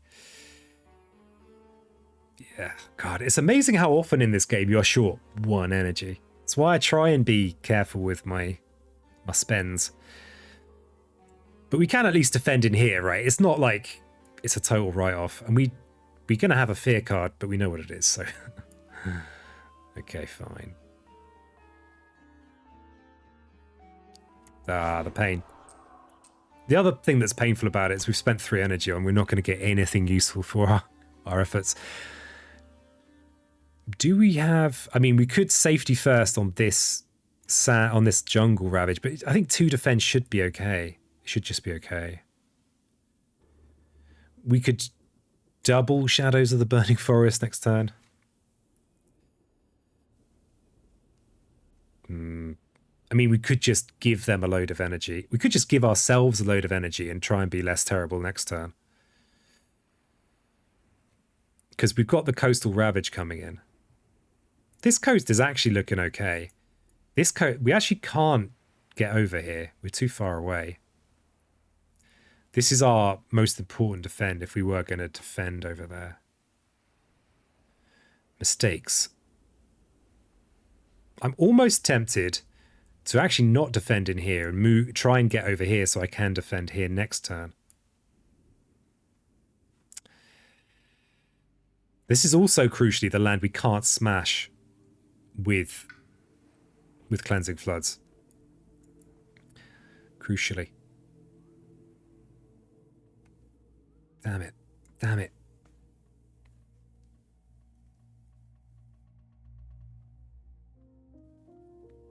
If we just give ourselves 3 energy here, then we can claim Power Storm next turn and defend in one of these lands.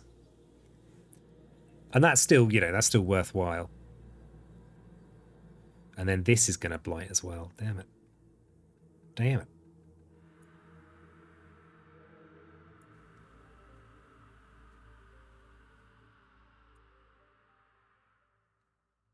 So we can just keep on Power Storming myself. Do we want to double wash away? Wait a second. Can we do some more of this cheeky encompassing ward shenanigans? I mean, it does seem like a very nice way of dealing with problems. No, because there's going to be a build this turn. No, there's going to be a build. They're going to build a city here. They're going to build a town here. We could wash away into here. That means that this is just going to be a city, which is defensible with our ever-present encompassing ward. So, if Bringer just placed a presence in here, we could defend with encompassing ward. Placing a presence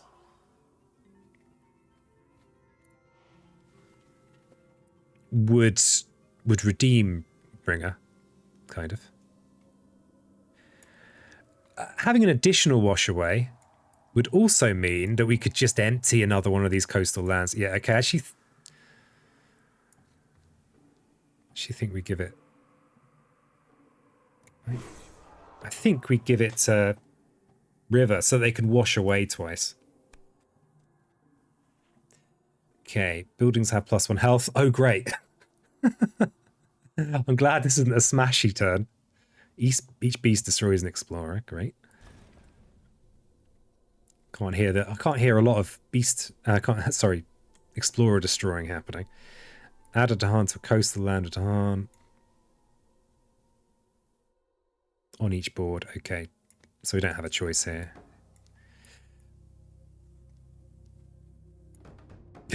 Okay. Actually, this is pretty nice.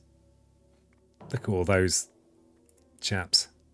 And okay, we skipped the excellent will explore. This is still a big opportunity, however much I might have fluffed this. Okay, so we've got sand builds. Just scanning. I have played this when I've tired before and just not noticed that there was an impending London finishing going on. So we'll do the ambivalent news ravage. We'll do a good news ravage. And we'll do another good news ravage. And then we'll have a very bad news ravage. Though, if we do get a low blight count card, this is a really nice circumstance to have it. Not only do we not have an explore this turn, but if we get something that like gives us an extra play, gives us extra energy in plays, then yeah. So we'll hope for that. So we will preserve our presence, especially now the island's blighted. We'll put it in here because this is a nice target for a river anyway. Disintegrating ecosystem. Okay, that's okay, I think. Disintegrating my beasts, though. Let's just quickly check. On each board, destroy a beast, then add a blight to land with buildings. A land with buildings, you say? Yeah, we're going to lose some presence here. We don't want to add any blight to the coast. Though, we've got the biggest possible blight pool. We've got to destroy beasts on each board, which is sad. We'll keep the inland beast, will we? No, we'll keep the coastal beast. Sorry, beastie. And we've got to choose to add a blight to one of these lands. This is our crucial land with potential targeting in it. This is a cascade. This has a bring a sacred site in it. Do we care about that? Not especially, but we might. This has... Yeah, this has another crucial... Well, potentially crucial river wetland presence. Though actually, this presence isn't serving any purpose right now. There are no adjacent to Dahan. This isn't a great place to bring in Dahan because there aren't any adjacent to Dahan. And this is offering targeting to lands they already have targeting from wetlands. So I like this land. Just quickly double check our blight removal situation. If we placed it in here, we could remove the blight with growth through sacrifice, but I'm kind of pretending I've not got that card. Yes, yeah, so we'll go in there. And we've got to remove a beast from this island. We've got a couple of choices. We're not really doing much with beasts. Good thing about nightmare runs that they're bite size. We've messed them up like I did. Yeah, that's what I love too. Nightmare Noiter is glorious. It's so good. My hands have been a bit funky lately, so I've been less able to play real-time games. I've been doing the funky chicken and hurting instead of being useful functioning members of my body.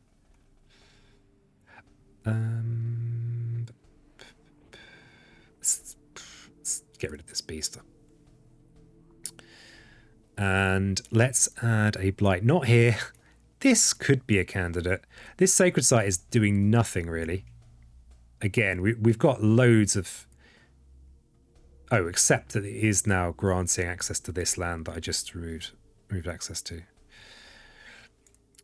Oops, that was a misclick. Talking of my hands not cooperating. Oops, so I had to quickly undo that. Damn it. Okay. Yeah, my hands like spasm out a little bit sometimes. It's frustrating. Let's get rid of this one, because this is a good candidate for smashing with massive flooding, whereas this doesn't have blight, so it's not quite such a good candidate. We could deliberately cascade, except we don't have nice options.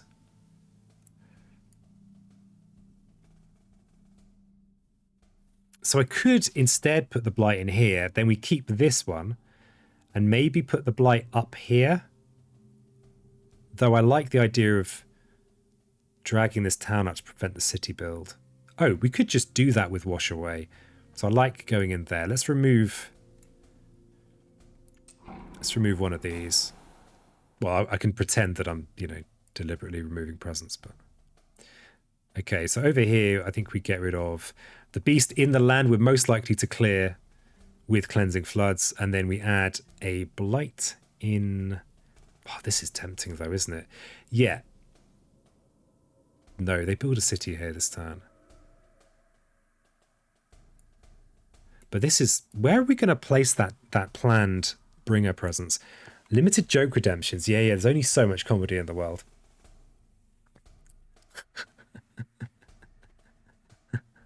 You can't... I've only got a few childhood joke books to work through here. I don't want people to have too good a time. Because then they'll just have such a good time, they just never have to come back. You've got to leave people wanting a little bit more. That's my story, and I'm sticking to it. And what a story. It's not rambling, peasant. You've got moves to make. So, keep this presence. I mean, this is tempting because we can just yoink it with this growth through sacrifice. We might want to go through sacrifice anyway next turn. Just anyway. This is also not a terrible candidate.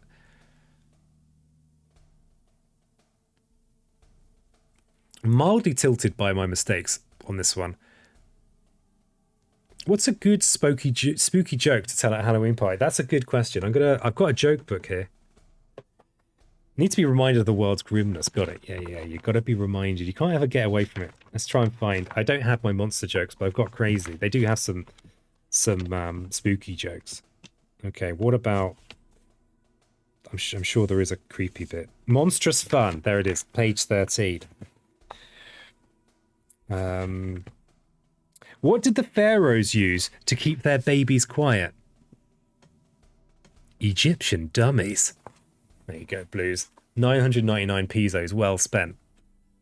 Well spent. You couldn't spend your pesos more effectively than that. Even if you tried. Yeah, Blighted Island, we don't want to idly place blight everywhere. I like that this blight is inherently going to be in with Bringer. Bringer doesn't have any blight in with them at the moment. We have no requirement for sacred sites. We have no sand ravage in here anytime soon. I'm going to go within here.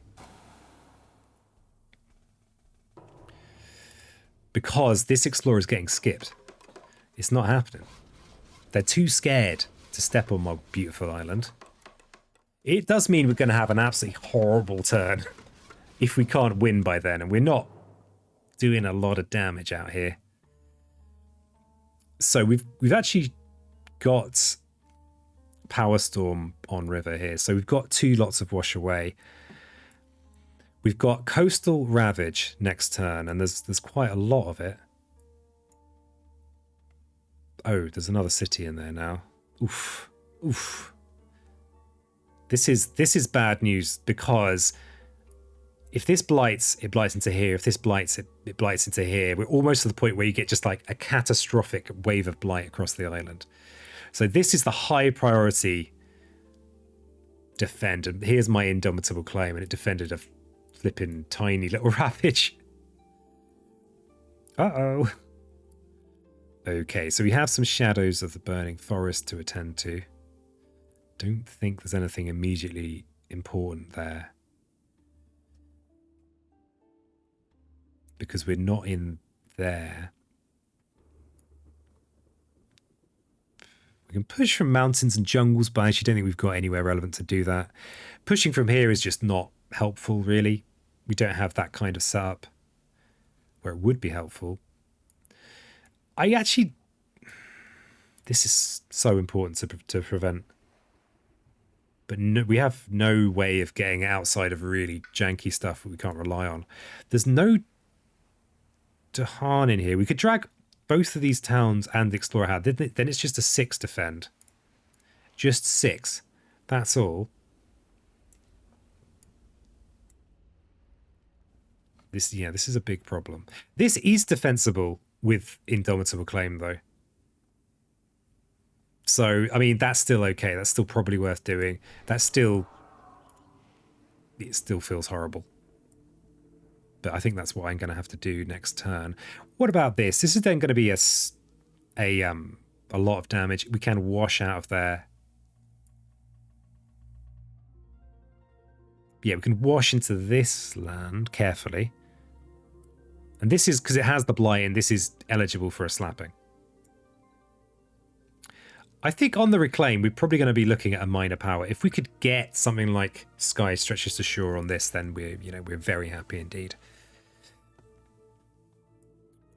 So I think we wash to make this a bit more defensible. And we also wash over here.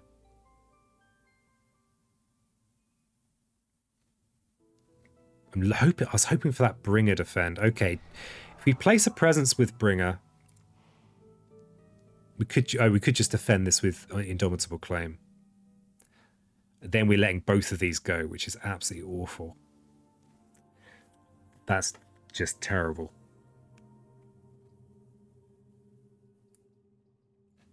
If we want a chance at this not going horribly wrong, we want to push out of here.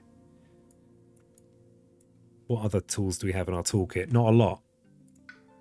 Apart from, hoping, dreaming of drawing useful things. Interestingly, we're going to have 13 energy next turn.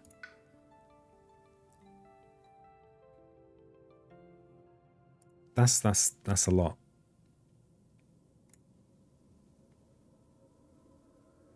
I think clearing these out is useful. We will make a city build in here, but we've got bigger problems. Once these two cards, we're going to get 2 explorers at once next turn. We are so far away from any kind of victory.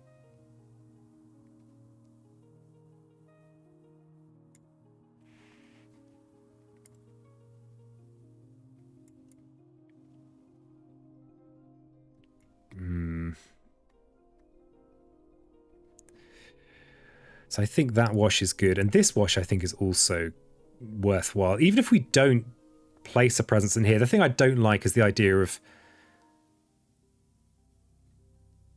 I like the idea of placing a presence and defending this using Encompassing Ward with Bringer. That's what I like. But it's a dream. It's a pipe dream. We're going to have to reclaim Power Storm anyway if we're going to do our massive turn of dreams next turn.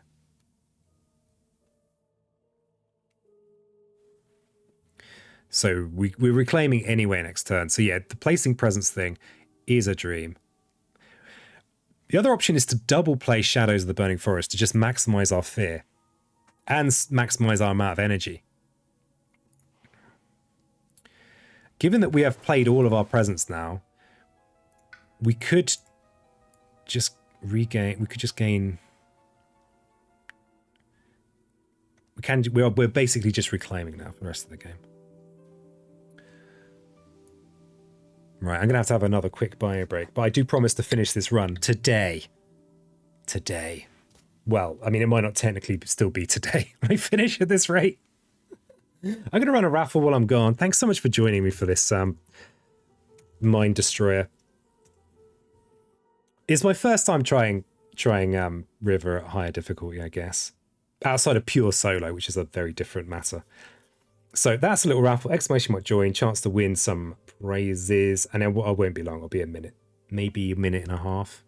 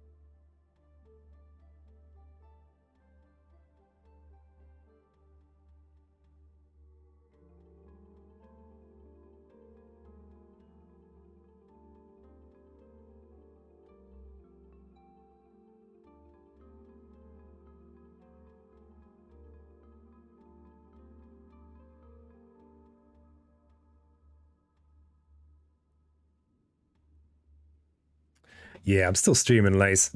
Damn. You still awake, Lace? Must be the morning now. Okay. So. That's so much fear to gain.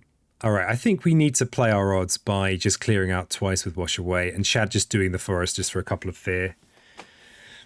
So, our best odds improvers, I think, are pulling these out of here into here. And this is, I can't explain this.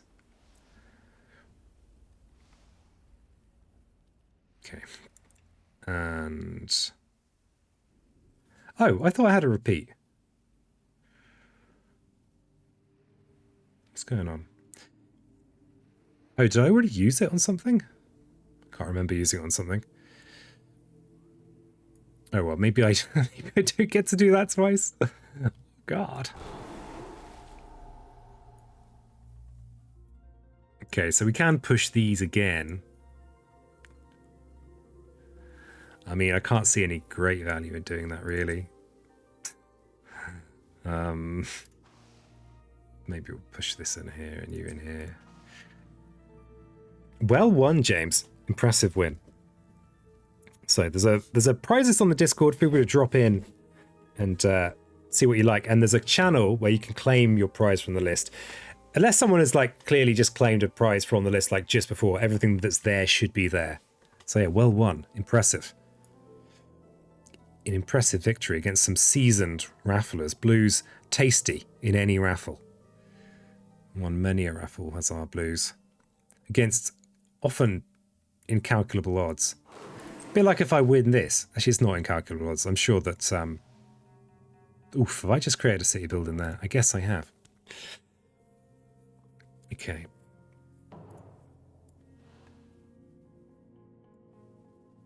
Right, so... oh yeah, build Ravage in here, so we've got to think about an extra 2 damage. Yay! Some cool games in there. There's some cool games. So... this at least has a counterattack. I think we have to, if we want to have any chance, we need to be coming out swinging with some power storms. So our only way of, and also defending our crucial lands. Now our coasts are actually, apart from this land here that we can't defend, are blight free. So well done me. Oh damn it, we've only got 5 energy. I think I've made a few really bad errors there at the end. Giving the extra wash away that I didn't seem to get was among them. Okay, so we actually can't afford to both Power Storm and Indomitable Claim. That's unfortunate.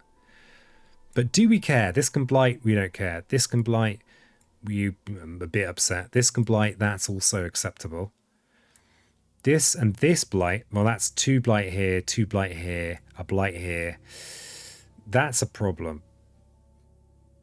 This is beyond the range of some of this. Some of those prizes have gone. The full list is on the Discord. So yeah, sorry about that. Some of those I keep forgetting to update that list. All the grizzled veterans go straight to Discord and be all grizzled. Just grizzling around the place. Okay, this is a 13 damage Ravage. If we use trees and stones in here, we can clear out those explorers, and then we've got 6 defend. Can we get a faster hand push? No. Faster hand push does solve this land, which is crucial, because what that'll mean is that this could cascade into here, but then there's no cascade from here. So even if a blight does go down here, it's just kind of fine.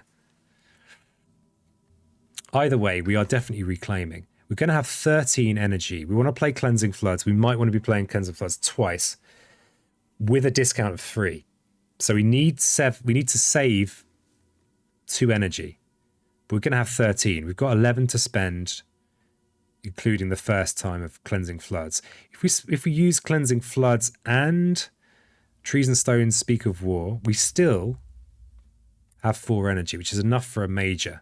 And we're reclaiming every turn now. There's very little point in placing presence. If we can gain a useful major. Let's just see what's left in the pot. So something like paralyzing fright, we can afford this turn and would solve problems we have. We'd even solve this problem. What about the other things we can do? What about them? Okay, yeah, that's... Hey, wings are still available. Wrap is still available. We must have a good wrap. Yeah, we've got an okay wrap. We've got another okay wrap source there. Yeah, I think we do. We look at another major with River. And we just need to remember to hold back 2 energy, potentially. Oh, wait a second. This Trees and Stones is good up here. That's a nice little reprieve. So if we get a really good defended here, we could use it as well. Okay. Okay. So we are gaining a major. We don't have to pick it. Let's see what we get. Let's see what we get. Oh, we're going to do the trick. Whee! Dodge it. No, okay.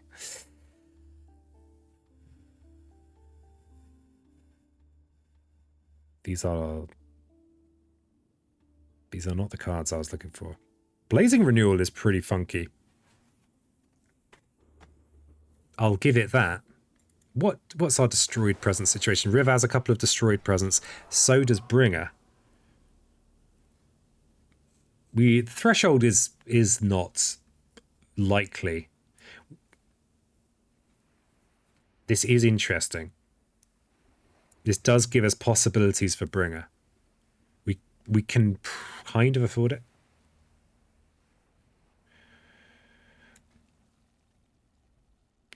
Defend 2, it's not gonna cut the mustard, unfortunately. Oh yeah, put it behind my head, haven't I? Only put it behind your head, you peanut. This 2 damage into a load of buildings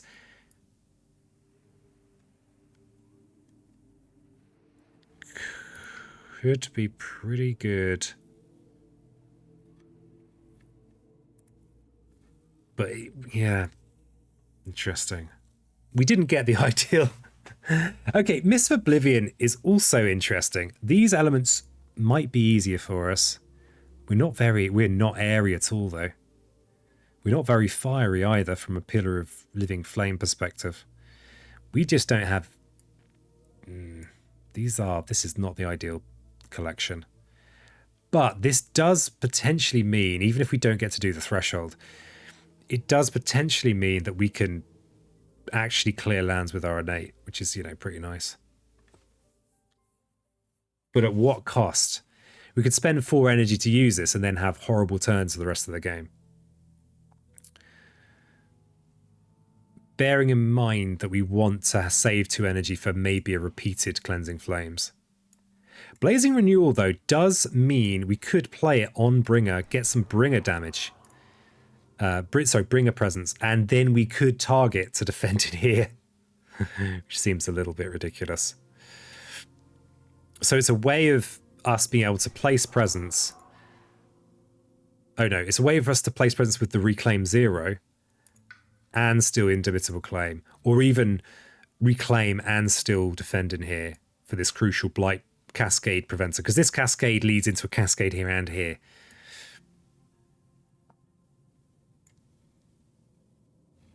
So I think maybe Blazing Renewal.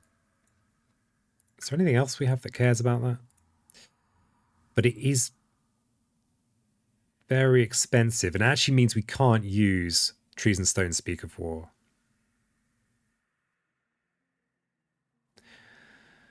The interesting thing is we're going to have like a double explore. So we're really going to know what needs hammering next turn. So it's a great time for some for power storming. But we can't afford to power storm Indomitable Claim because I gave River energy inexplicably. So we can't do both anyway. This presence, looks like we're going to lose it. Because there are no Dahan in there for the Trees and Stones defend.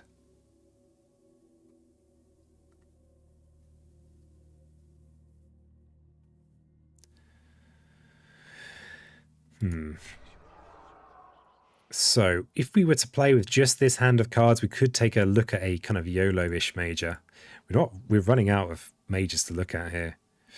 Some of these could, but I mean, something like Rappel Winds is still really valuable. We're getting very, very high odds of getting them now. Paralyzing Fright is also very useful. We could afford to do that. And if we don't get a useful major, we've still got some minor powers we can play. We could kind of shrug. We can shrug at ourselves and go, wow, look at these miserable miners. We could gain 3 from Dreams, 3 energy. With Boon of Vigor, you can maybe be able to Power Storm in Indomitable Claim. Oh, that's a good point. Oh, that's a good point, James.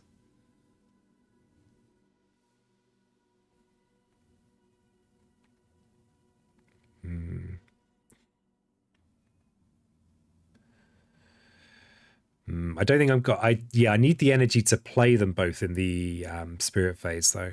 I mean, I might be able to do it next turn.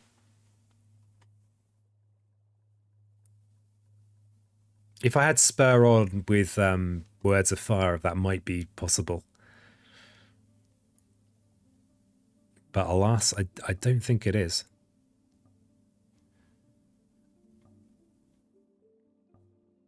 I mean, this is so YOLO, though, doing this gain a power card. Especially given that the Power Storm is good.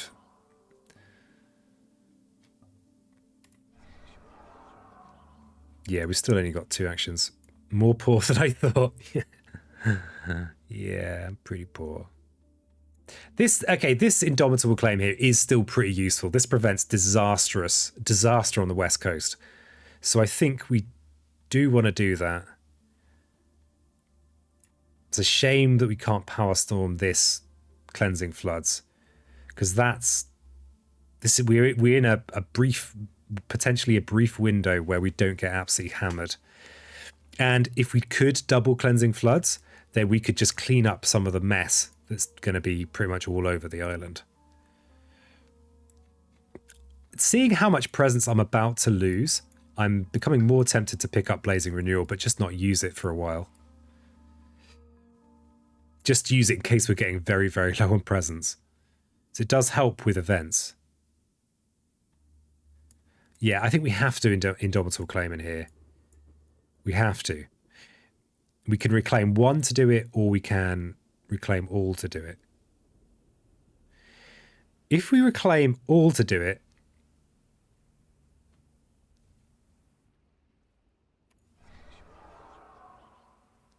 if we reclaim 1 to do it, then we will have 3 actions next turn for the start, which will be good. It will be useful to play these out as well. So I think we will get to look at another power card. So I think that's what we do. I kind of feel like there's a correct answer here, but I'm not seeing it.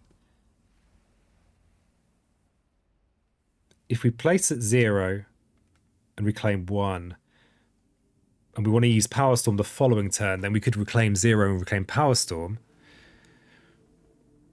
The thing is, if we get given a couple of energy by River, we would then potentially have the energy to actually have a turn where we play both next turn.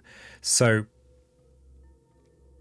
I think I do want to reclaim now and potentially look at a useful major. We might just look at a major and cry and go, no, that's not a useful major. Definitely no point looking at a minor power right now. Okay, what do we get? Sea Monsters. This is a ridiculous card for Bringer. And Paralyzing Fright. Paralyzing Fright is good. And it's going to become even better because we're going to be at 3 plays soon. We've got all these we've got a nice mountain minor power. Sea Monsters is potentially vast amounts of fear. Do we have any water animal stuff going on? No. So we're not like to get the threshold. It's still potentially good, but we lost a lot of beasts.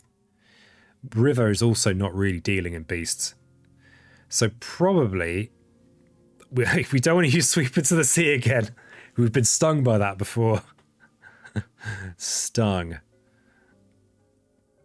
Paralyzing Fright is also hilarious to Power Storm. Hilarious.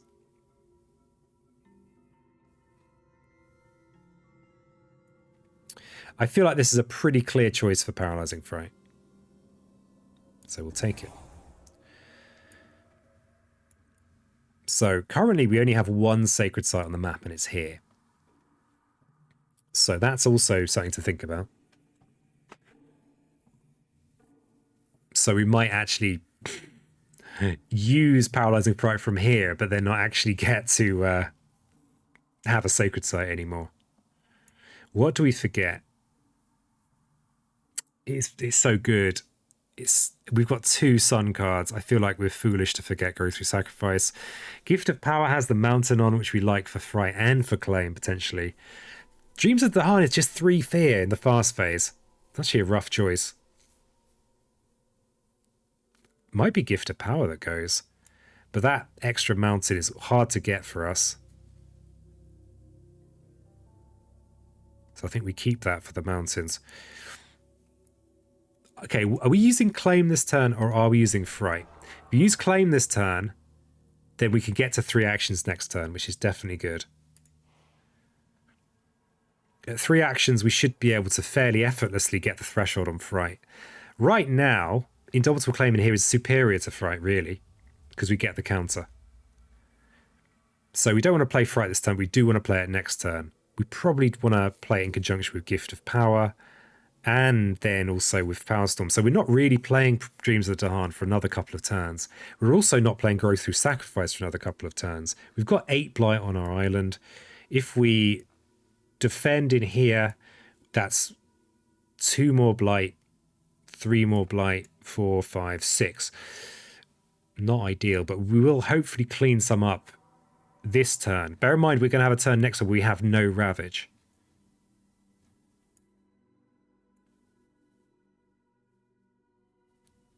So we can... Oh, no. Yeah. Next turn is no Ravage turn. So Cleansing Floods could happen this turn or next. It doesn't make much odds. Okay, so these are kind of interchangeable, really, but how much fear do we need? Flipping all the fear. We need so much fear. I think if we're going to wombo out, it's because of mass destruction rather than fear generation. And it's certainly not going to be from Dreams of the Dahan being repeated. Though, wait a second. We need the fire for Power Storm to repeat.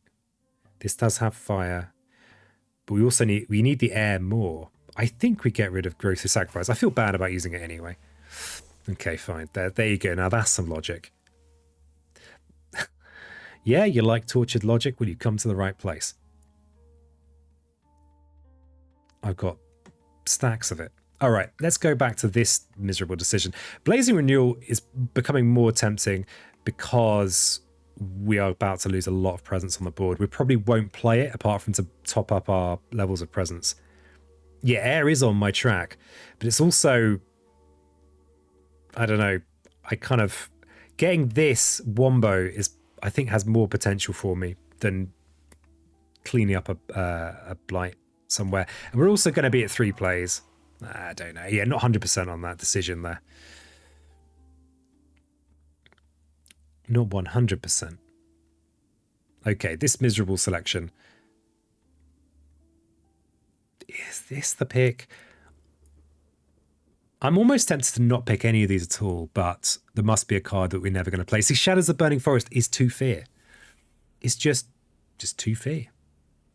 This is a little bit cheaper as well, which is relevant. We're not going to get this threshold. Disease is kind of good. Against England, actually. Wait a second. But it's a lot to do. It's a lot of cost. This is potentially more fear. If we do get our threshold, which we're likely to, given that we're building around Cleansing Floods, if we pop this in, then we can kind of business as usual with some extra fear on top, potentially. Unlikely to get this +3 damage, though. But this is potentially pretty good. It's going to mean that my innate actually does something. But then So would Blazing Renewal. If we play it on ourselves, we do have presence that we're going to probably lose this turn. So we're going to have at least 2 rounds of Blazing Renewal. And the Blazing Renewal, in conjunction, is unambiguously clearing a land of everything, because it's 2 damage. I think we take Blazing Renewal and then maybe only use it once ever. So what do we actually forget here? I think we need every energy we can get. Wash Away is still pretty great. Is Encompassing Ward? Is it time for Encompassing Ward to go? Given that we have a turn with an incoming turn, so with no Ravage, and Encompassing Ward does actually nothing for us this turn. Nothing for us, really. I think it's Encompassing Ward's turn to go. Bye-bye, it's been good. Though, that said, it's the perfect elements for our innate. If we are going to slap this in, though, it does have a mountain on. So that would mean we want to definitely keep maybe Sun Water cards. And does that mean we're getting rid of Shadows of the Burning Forest? I think it does. I think it does. Yeah, we need to smash. We need to smash. That's our only real option. I mean, destroy.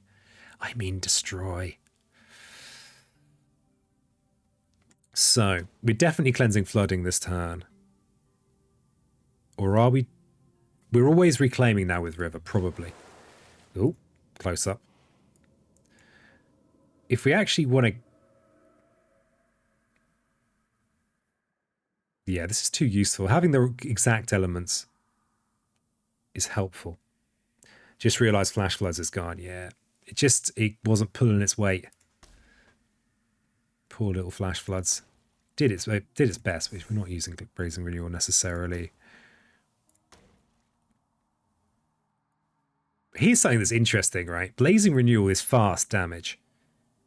If we were to use it in here, we could, in combination with this, we could maybe defend in there. What's the benefit of that, you might ask? And I don't know. The prospect of actually being able to clear out a land, though, is beguiling. I'm gonna have to struggle. I'm gonna struggle to not just find myself doing that.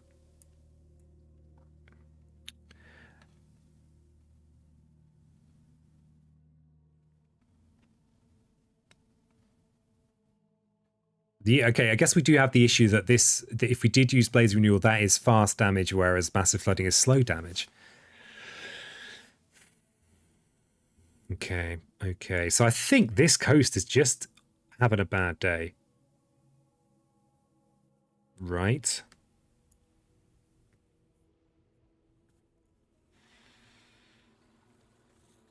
Though, this is a land with a turn with 2 explorers in. The Paralyzing Fright will be good here, but without Threshold, I don't think it's worthwhile.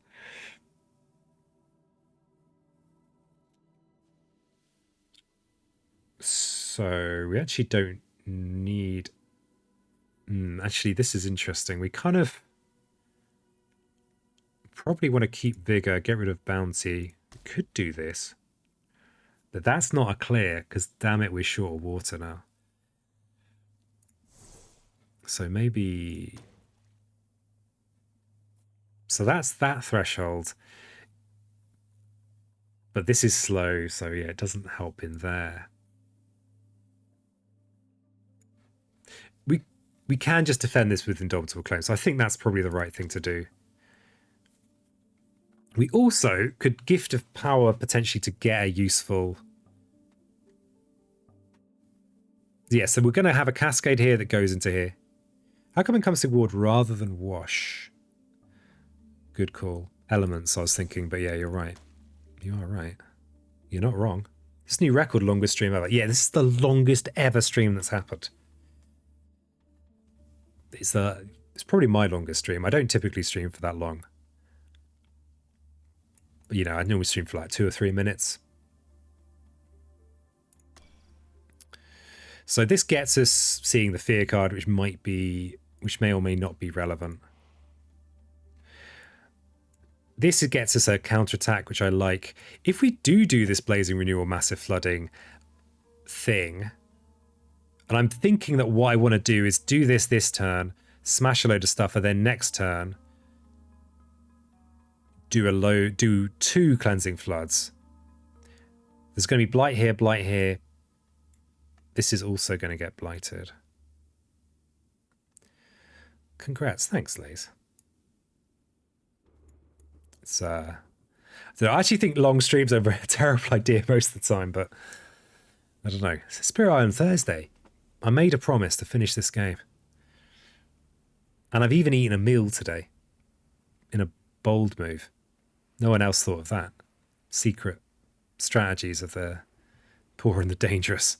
Okay, this is a good potential clear, but I think really it's all about what explores get revealed. So, Blight Cascade into here, Indo Claimo in here, counter in here, kill a city. Blight in here, lose this sacred site. So next turn we're gonna want to... Yeah, we need the vigor to have the energy to play both Paralyzing Fright and Power Storm. We're going to Power Storm on River. River is going to hit with Cleansing Floods twice. From either here, here, here. Yeah, that's good. So if you lose this presence, it's fine. How does the game normally take you? That's a good question. If I am chatting to people on the internet, it seems to take me sometimes more than 4 hours. If I'm playing on my own, a 2-spirit game sometimes it's more like an hour to 3 hours. On the digital, it's generally quicker. And hey, Mary Berry wannabe beats the previous longest 8.3 hour stream for the Slipways launch. Oh wow, big streams are Guan. So yeah, it doesn't normally take this long. This is kind of I don't know, you a Spirit Islander? I don't know if you are. This is kind of a difficult kind of challenge, and it's kind of tricky to do while talking with chat. I enjoy this, but it's helpful getting the pointers as well. Because so I don't know what level I should answer, but this is my second run of the day, and I'm at 8.5 hours. Whereas to play with my partner, it usually takes us 2 to 3 hours. I've played, I mean, it might not look like it, but I've played a lot of Spirit Island. It may not look like it from this horrible board position. Digital would likely help. Yeah, it is generally a lot quicker. Generally a lot quicker. So we defend in here, Blight Cascade, Blight into here, Blight into here. Total of 3 Blight on that coast. Blight, Blight. It's a good day to be me. But we will get to do some damage somewhere, so there's something. We're gonna have to commit to this damage in the fast phase, so never got up to a level 5 adversary either. Yeah, there's I really like it. I really like the close difficult games. So and this is kind of my comfort level is not 5 really. Maybe against Prussia or something, because I played a lot of Prussia. Is this the best use of my other action for Bringer? Maybe. Gift of Power. Yeah, the 3 Fear is more valuable, I think. Got to make a decision at some point. I've played about 160 something games with my physical copy, and I haven't kept track of how many I've played on digital. I know there are stats, but I don't understand them. They're complicated. Okay, we've got an any. Ooh, we can actually get some fear. Wow, unusual.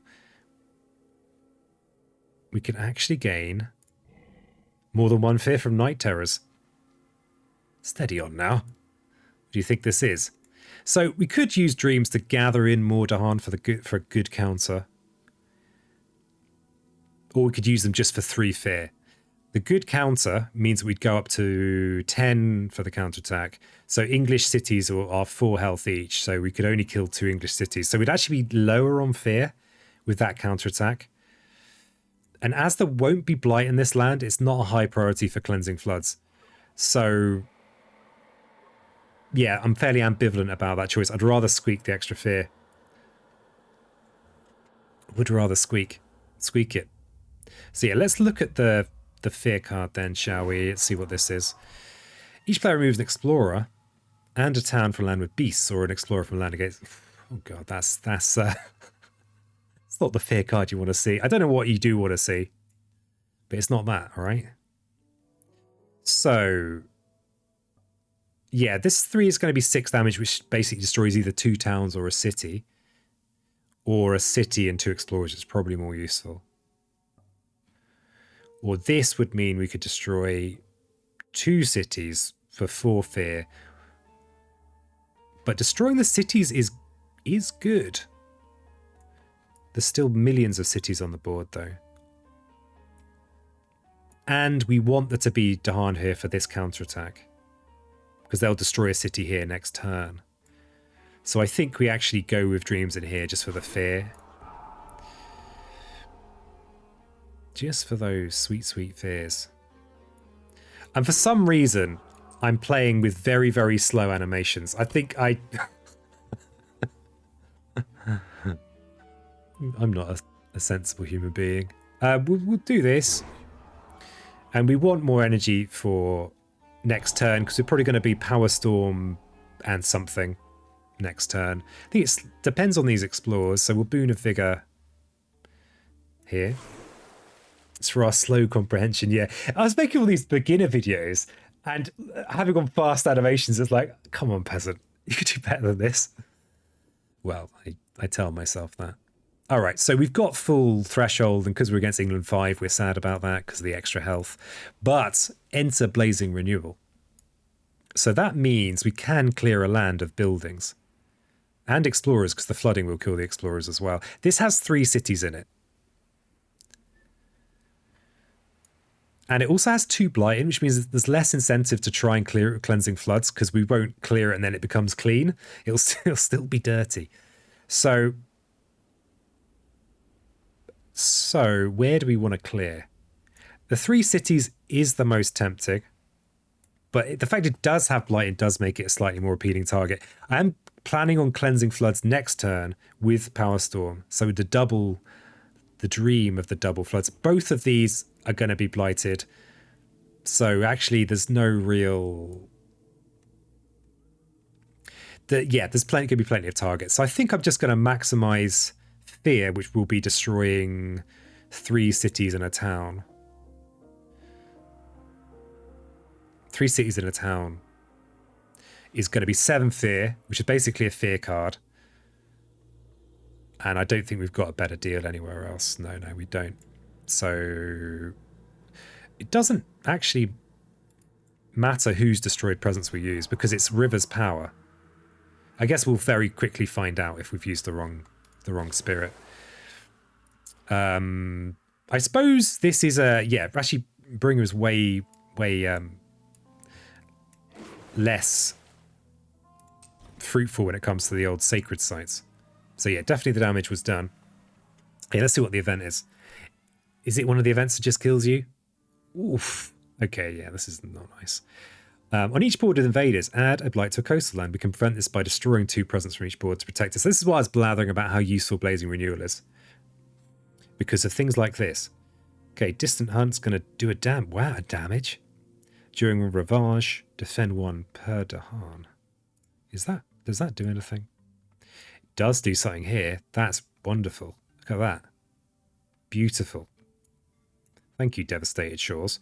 So we don't have that much presence on this board.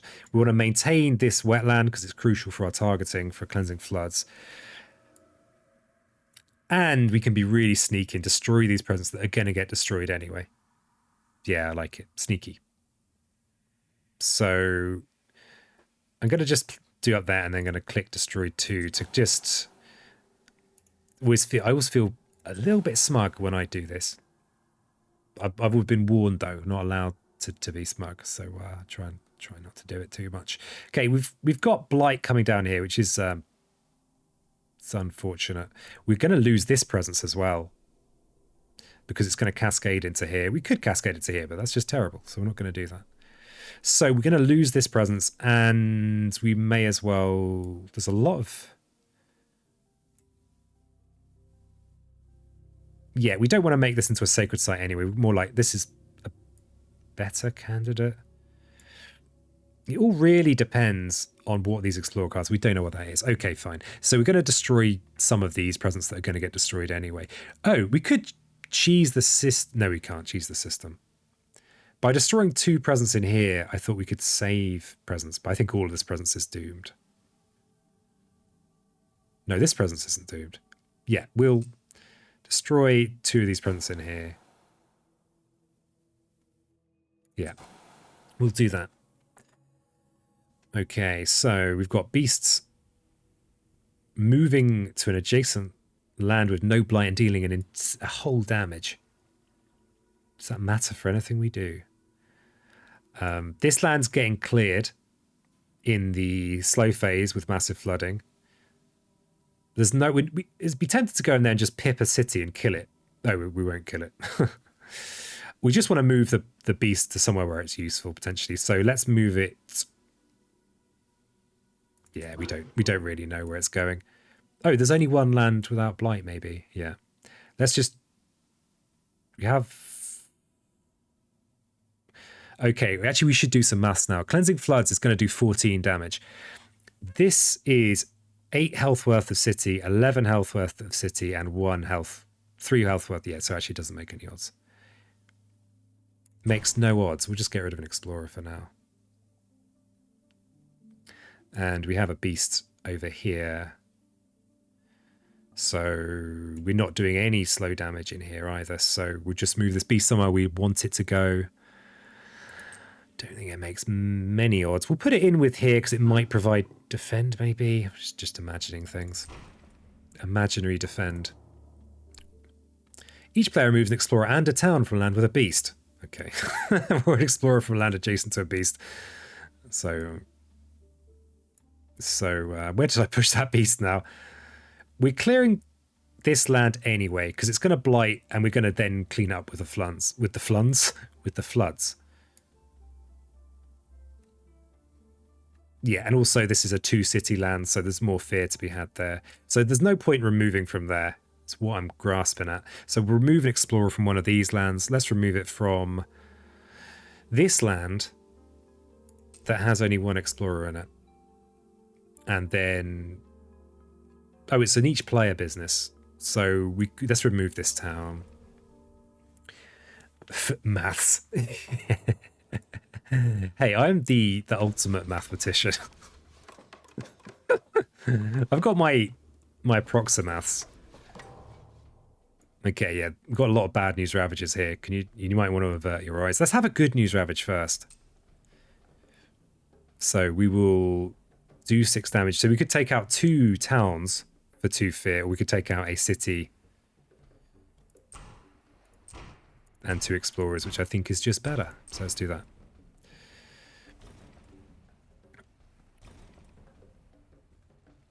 Those glorious slow animations.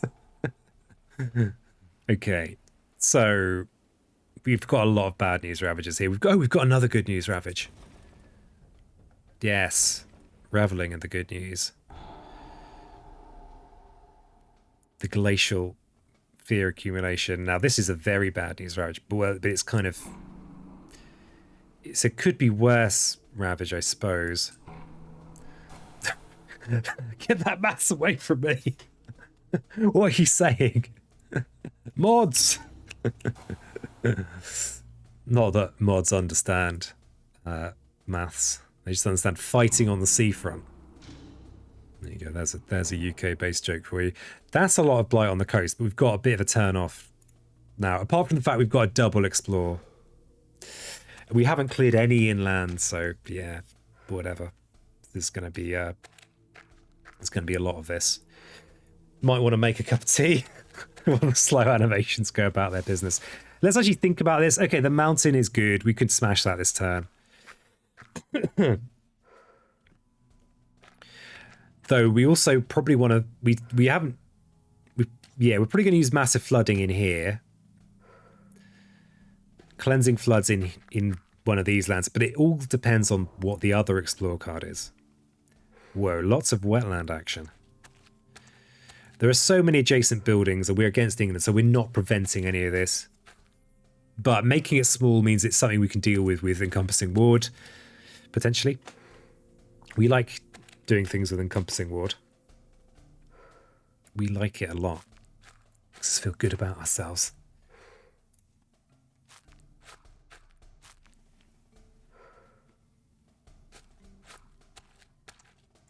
Okay. Yeah, so... Okay, we've got... Okay, we need to pay attention to this because we've got triple builds in coastal wetlands. We only have one coastal wetland. That's, yeah, I think we definitely make sure we take care of this. So, if my if my maths is correct, this is just a straight clearance. So we do that. Oh, it's not a complete clearance then. My maths is incorrect. But because we're against England, we're not clearing anything fully anyway. Oh yeah, there's an explorer survives. So the function is very similar for us.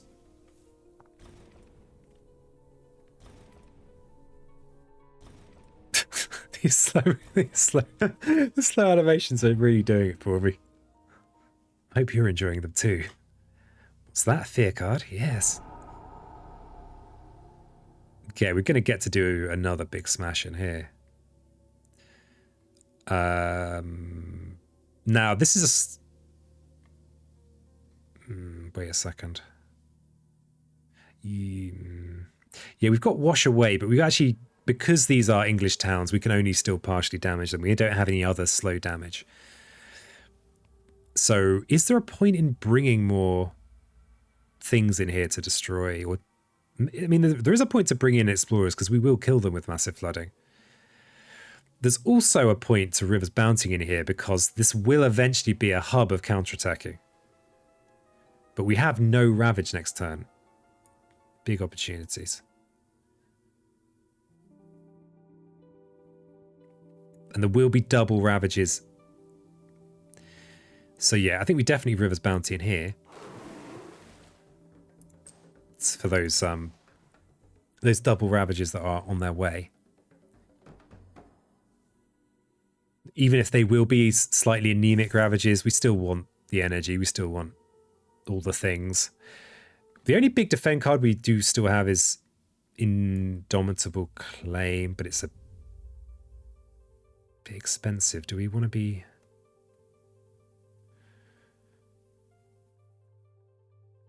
Do we want to be trying to build a big cluster of enemies in this land to defend with claim? This is only 3 Dahan. It's not a lot of Dahan, but we're reclaiming every turn now, so there's a high odds that I'm going to use Rivers Bounty in here again to add only 1 Dahan. So that's 4. That's 2 city counterattack, which is kind of merely acceptable. Though, okay, so we're going to clear this land now with this massive flooding. So if we did Wash Away from anywhere, there would just be those 3 towns or 3 towns / explorers. This is a good candidate for future cleansing floods, even if it's not an immediate candidate. So I don't know. The double Ravage will mean double counterattack, I think. Yes, it will, yeah. So we like having the Dahan in there. It's just whether I want to set up for like a 10, 11 damage Ravage, which basically I only have 1 defend card that would deal with it. But this is a good... Actually, this is a nice spot to hit with my Cleansing Floods next turn anyway. So yeah, let's bring some in because we'll also be... Oh, but this is also a nice spot. Maybe we bring some in just from here. Or these ones here. We could just lose by getting 7 buildings. How about that strategy? Have you seen that strategy? Yeah, it's a peasant special. I think we bring in from here. So the tricky thing is, though, that we don't really... If we've got 14 damage from our floods, we don't want to waste damage by pushing into here and then having to really do something serious in here. We don't have... Oh, we can defend 6. So I'm actually going to leave this here. There's going to be a double build, which is basically, if we clear this land now, it's going to be town city, which is defensible with this one card. That's great. With a fast fear as well on top. So we're not going to push in here. Well, apart from maybe a explorer. What about other places where things are happening? Like here, if we have a single build, it's another town. Maybe we just push a single explorer out of there. Oh, interesting. If we pull this, yeah, let's do this. If we bring this explorer in here, they're going to have a similar situation of town city. If we have 3 Dahan in here, we use this and get threshold, which is likely. Then we can destroy a town and then push 2 Dahan for the 4 defend in here versus the 5 attack. And then we've got the 2 defend left in here for the city that remains. There we go. There we go. There's a plan. And another big slow motion massive flood. I didn't intend for this stream to run directly into Spirit Island Saturday, but if you've and it won't. If you like watching streams of Spirit Island, definitely check out the devs of this game who stream this on Saturdays at a time where I can now watch. Is it Handelabra Games? Oh, yeah, I think so. Yes, got the right one. So yeah, that's 7 PM UK time, so kind of five hours ago from now. And they're proper people, so they don't do 8-hour streams. So you want to get there on time. Okay, all right, so coastal builds. We've got a triple build in here, so my math was off already.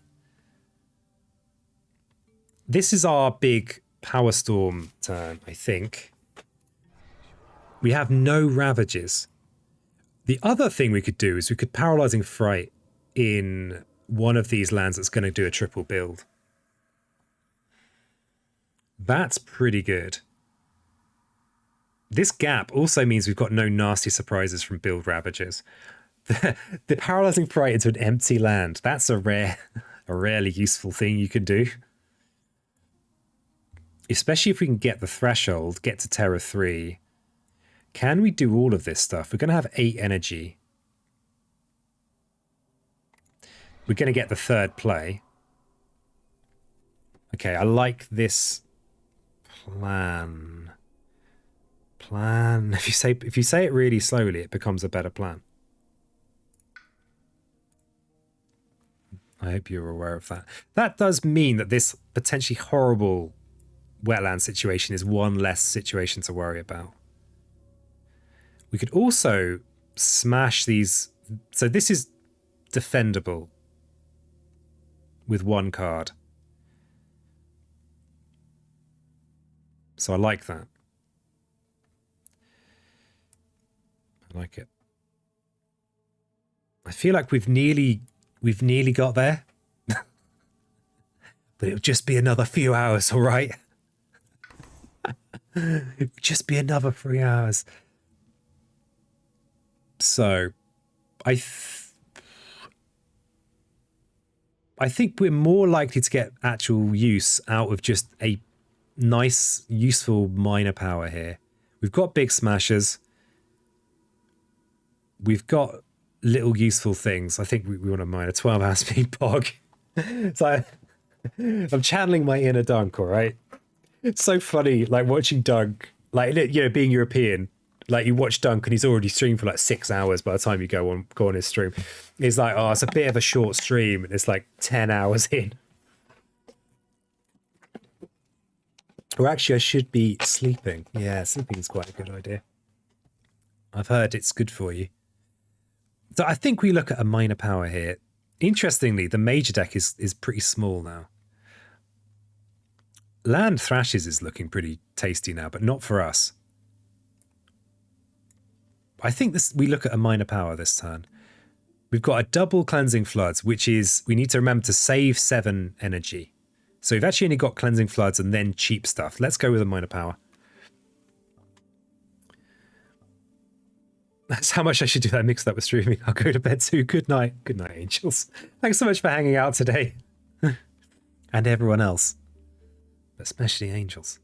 Yeah, we're going to look at a minor power. Angel's guiding me, yeah, guiding you away. Okay, so this drift down could be pretty handy if we... Oh, we can't... We're not in range to hit this because this wetland presence is gone. So we can't hit this with cleansing floods anymore. Those days are gone. So this would be a good candidate for what I did last turn, but I don't have energy for that this turn. What about these other... Okay, this is a good candidate for getting smashed and then maybe drift down. This would have been nicer for Bringer, though. Sap is also a good, much more versatile defend card that is a water card. We don't have any air, though, and we're not placing presence, so that's actually a kind of a big deal.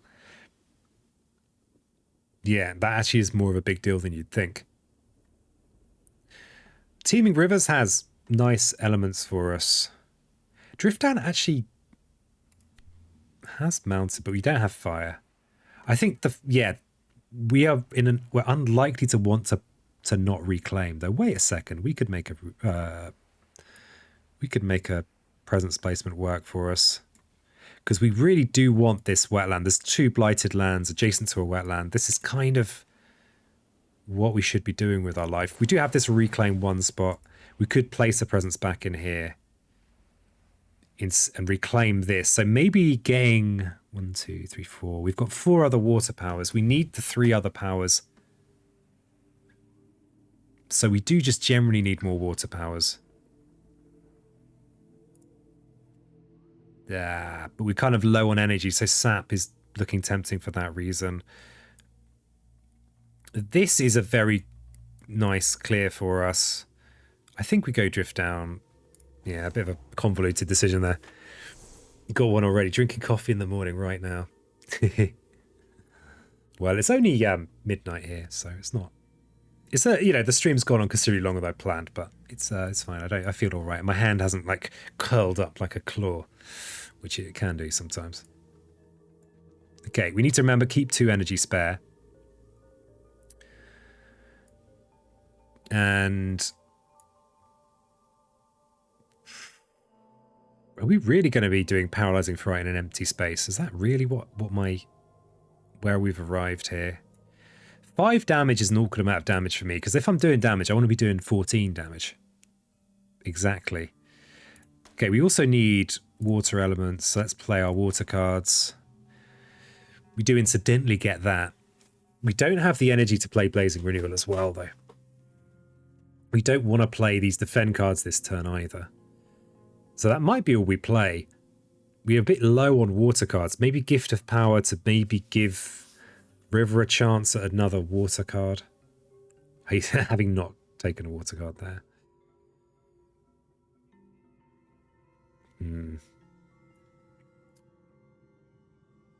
Oh, and there is a coastal build as well. Yeah, these smashes are pretty damn nice. That looks like a very, very much a paralyzing fright kind of deal, but we don't have a sacred site there. Yeah, so I think this turn is definitely about the Power Storm and the paralyzing fright.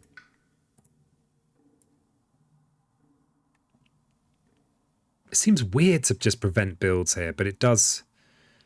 It is a double ravage. If we, what is that going to be? After a double build, again, it's going to be an extra 5. God, it's going to be a 10 damage ravage in there. So we could, yeah, probably do with giving River some more powers with Gift of Power. So we could just go with Power Storm, Paralyzing Fright, and Gift of Power. Then all we need is 1 mountain to get this threshold. And then we're up to... We're almost at Terra 3. Can we get there in the fast phase? I don't think we can. We just can't.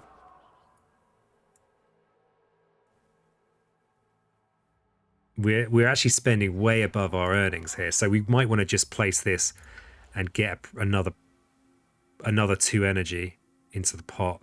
Though if we do Boon and Vigor, that is more energy. We're spending 7 this turn out of 8. Our income is 5. So that's 6, but this is a 7 energy turn. We will get 2 more. I think, yeah, we want more energy. We want more energy, and we want our presence in a useful place. So, okay, so if we are going to use Paralyzing Fright next turn, this is a good spot for it. It's a blighted land. So we might want to place a presence in here in this jungle. The other possible is one of these wetlands. We could make a sacred site here that covers both of them. These aren't great targets for our double cleansing floods because they don't actually have blight in yet. No one's taken the trouble to add blight to those lands. Lazy, really. Though maybe the blight thing is a bit of a distraction. Why am I so bothered by this coastal land? Because I can't reach it with cleansing floods at the moment. And if I do place a presence, I won't have the water because for some reason I picked this power. So I think maybe it's this to protect in these lands where we are not well equipped to deal with them. Okay, so we go Fright, we go Power Storm, we go Gift of Power. We've got... We could actually get top tier on our Fear Innate Mate. Oh no, not quite. Not quite. If we go Moon, we can get the third mountain. Oh, can we get the Power Storm threshold? That's an even more interesting threshold to get. Because we've got an any on our track. No, we can't quite get it. We need a sun and an any. It's not essential. The Paralyzing Fright one is just good. We don't have the beast element, which is a little bit sad, but that's just how it is sometimes. Here's an idea. Next turn, if we reclaim, we could get 3 moons. You go for a more moony turn. Actually, we're not very moony really anymore. And then we could give River an additional water element. Though this is, yeah, still a mistake. We could do that. Could do that, you know. So that third moon, I guess the third moon might be relevant for the point of view of an event. So we will take it now. Ooh, we can play extra power cards with River, but we're not, because these are all defend cards.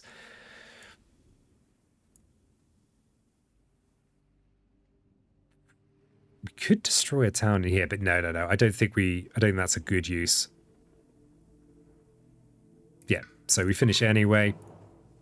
We use Spirits May Yet Dream. We look at a fear card we already have, I think. Each player moves and explore a town from a land with beast, disease, or at least 2 Dahan. Okay, well that's just useful. We might be able to do some interior clearing with that. We'll gain the third mountain for Paralyzing Fright. We now have the ability to prevent double builds or a triple build even in here, which I think is good. Our defenses are slightly stretched as they are. That also means that I could maybe use Paralyzing Fright in here next turn if I go with a zero range placement and then do this. We've also got the Power Storm for Cleansing Floods. We could Power Storm Paralyzing Fright, which I'd completely forgotten was a thing I could do, and get ourselves to Terror 3. Oof, that's pretty good. Wait a second. Is that better than Cleansing Floods? It might. I think it might well be. Cleansing Floods is... Bearing in mind, we don't have a Ravage till next turn. This extra Paralyzing Fright is going to also upgrade our existing fear cards. So 4 health from lands with Beast, Disease, or Dahan is very, very nice. We could be removing just cities from the board.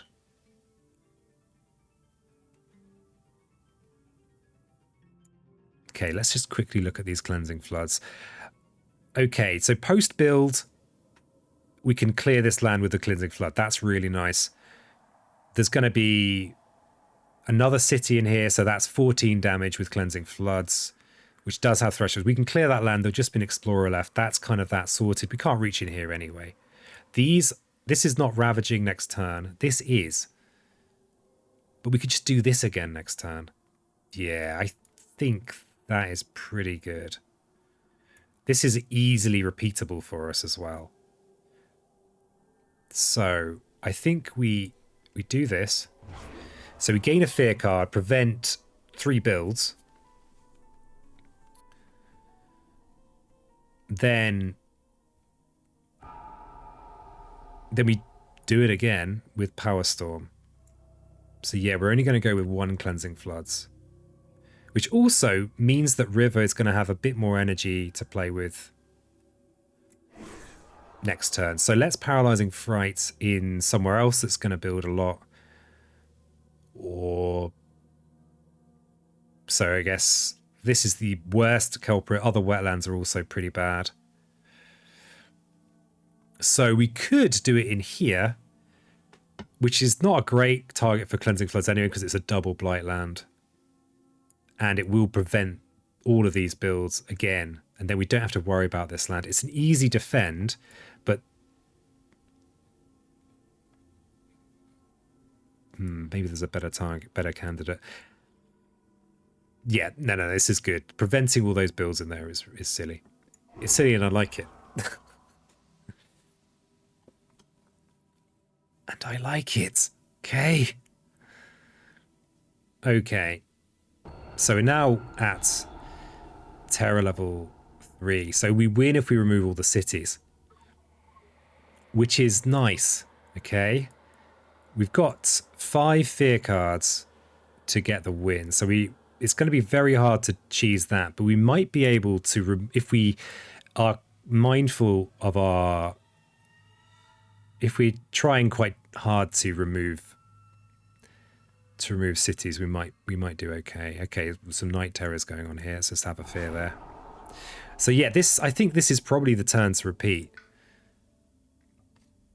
Though we'd have to reclaim all to do this, but that's fine. We're going to have the energy we need.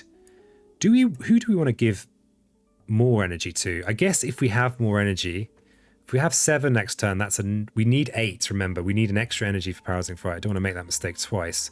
We can't afford to play another great card. And we're reclaiming...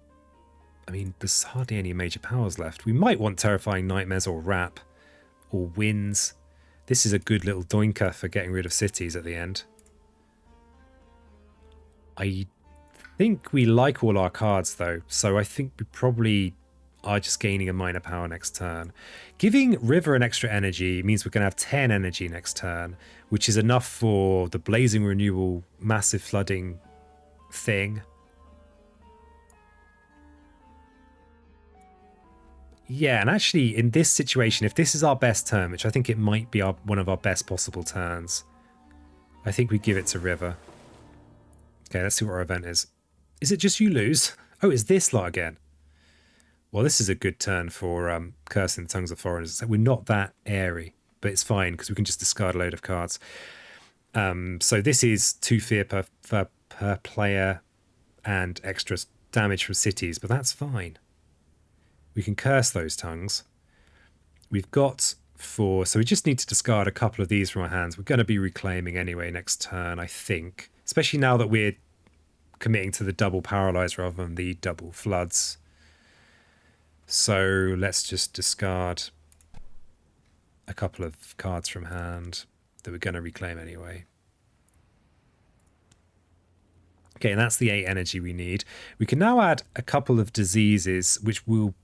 Oh, it's 2 city lands. Okay, so I guess we want to target lands with a single city in, because if we remove the city, we might get closer to that Terror 3. Or alternatively, lands we're about to clear, like this land here. This is 4 3s, 14. We can't clear this land with our Cleansing Floods, so I think this is a better candidate for a disease. This city is about to be removed. I'm going to go with this one because we've got that fear card that removes 4 health of invaders, so that's a good pick. And then I think this is also Pretty good pick. Because it should... 4 plus 6 is 10, 11. It should mean that we don't then have to worry about... Oh no, they're going to build their city there anyway, aren't they? I think lands with a single city are our best bet, actually. So maybe something like here. Not really sure about that. There's probably a good way of conceptualizing that. Okay, so that was our event. We've now got 4 fear cards. It sometimes works. This sometimes means you that everything falls into place. Let's see what happens. Each player adds a strife in a different land, or at least 2 invaders. Then each invader with strife deals damage to other invaders in its land. Each invader with strife deals damage to other invaders in its land. So do we have any strife on the board already? No. In a different land with at least 2 invaders, and each invader with strife deals damage to the other invaders in its land. So this is very powerful, but against a thing that's not quite as powerful because everything is tougher. So the best we can hope to do this is partial damage, or we can destroy a town with a city, basically.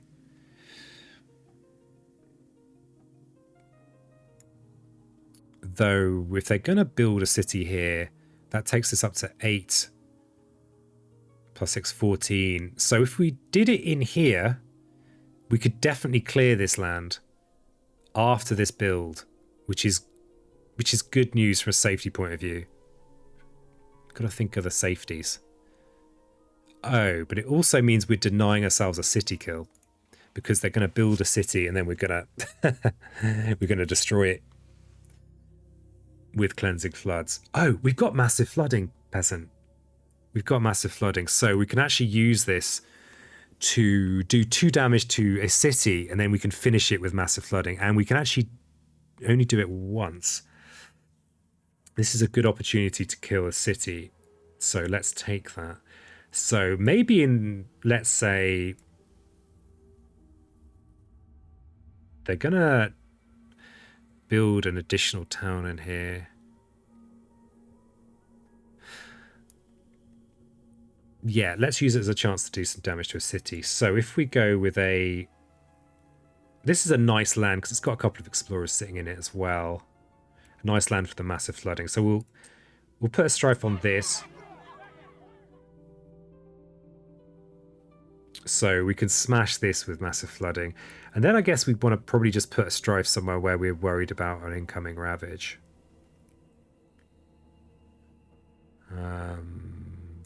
Here the strife isn't going to make any odds. But it's also a chance to make another fear card happen. Bear in mind, they may not build a city in a place where we destroy a town. Yeah, exactly. So I don't want to do it up here because I want to let them build the city and then destroy it, I think. I think that's what I want to do. Though I could place it on the town and destroy the explorer. But I actually think I want to try and get an extra fear card right now by placing it on a city somewhere. So I think this is a reasonable candidate. So we'll destroy this, and we're going to get ourselves another fear card. And we can do the same in here. Oh, we're not going to get another fear card this way. But we've got 3 other fear cards. We might... Yeah, we're setting up for the big massive flood in here. Each player moves up to 4 health worth invaders from land with beasts, disease, or at least 2 Dahan.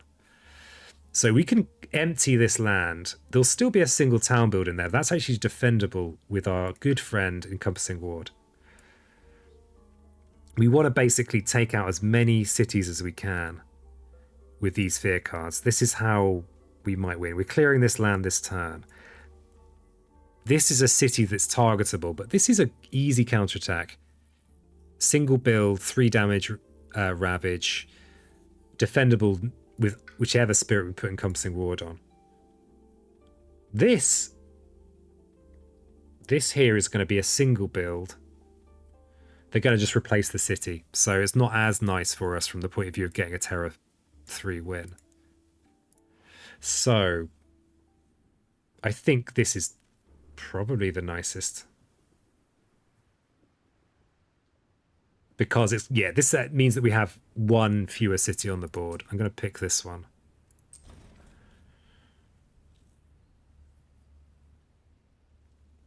Oh, yeah, of course, the city is 4 health. Of course it is. So if you remove this city, it will be immediately replaced. So it's kind of pointless in here. It's not completely pointless, but it's not ideal. This city's getting destroyed this turn. Though actually there's a double build in here. Oh well. So here I think is a nice, this is removing but this is a good easy counterattack. This is not such an easy counterattack. But this is a very nice paralyzing fright target, probably.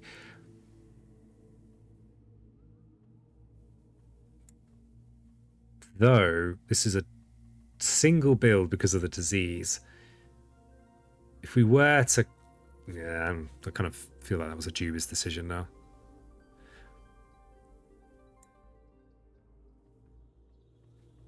So actually we're better off removing a town and explorer in these lands where they're going to immediately rebuild the city. So sand is the only land where where there's not a build this turn, but we're not really able to take anything from there. So I think I'd just go with removing a town and an explorer. And especially from this land, which we can't target at the moment with our cleansing floods. Okay, 2 more fear cards. Hopefully give us some fear. Okay, each player chooses a different land with Dahan. Invaders take 2 damage per Dahan there. Okay. So 2 damage per Dahan is another opportunity to kill a city. This city's dying anyway.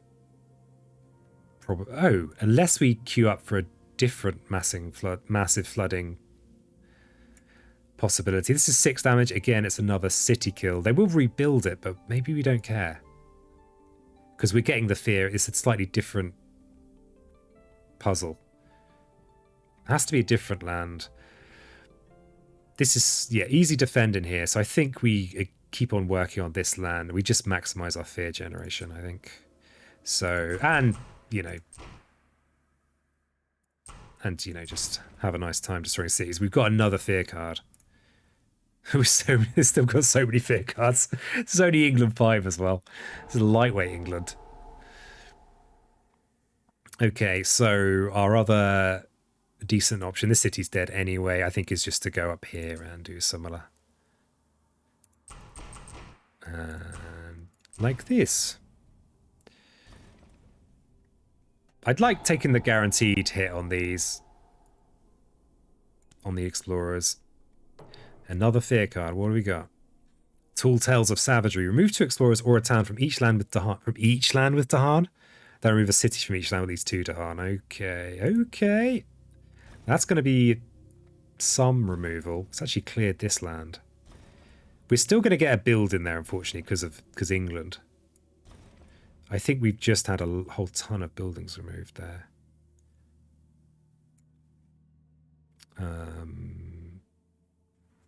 What's it asking me to remove? Oh, it wants me to remove this.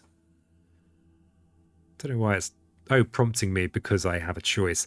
So we'll move the explorers because this will gain me fear when I kill it with massive flooding. Oh, I'm not going to kill it with massive flooding. Well, I might still get to kill it with massive flooding. Was that a mistake? That might have actually been a mistake. Because we removed the town, then they don't rebuild the city because of the disease token. The disease might get ignored. But because this is an English town, we're not killing it with our massive flooding unless we get lucky with the event. So I will actually remove this town here, even though it does have a strife on it, which we might regret it when we see this next fear card. Let's see. Each player adds a strife in a land with or adjacent to beasts. Invaders skip all normal actions in lands with beasts. Wow. All normal actions in lands with beasts. Where do we have beasts? Ooh, that's pretty good. We've already skipping all the actions in there. Good old beast stonks. So we add a strife in a land with or adjacent to beasts. So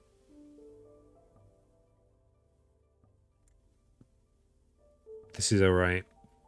This is not ravaging next turn, so this is a bit more relevant. This takes it down to 7 damage ravage, but it will be another city in there.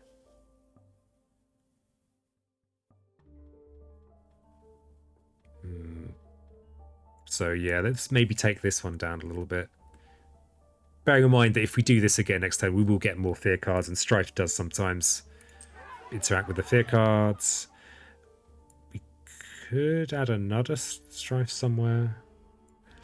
If we put this in there too, it's still a massive amount of damage, actually. These are not ravaging for a while. These guys are dying. This actually might be a better bet. I'm going to go all in on this idea here. Might be a bit rich to call it an idea, but I just have this horrible feeling like I'm just going to lose from the Build London condition at any moment. You know, there's a lot of building going on. I've only got a very small brain. Okay, I guess the other thing to think about is what land gets explored in this with this card. That's going to probably be the key decider about whether we smash this land or this land with the floods. It's a jungle and sand kind of explore. Okay. So that means we're going to be going jungle into jungle. So we might be more incentivized to smash this jungle. We don't have... The only Dahan we have in with these invaders is in here.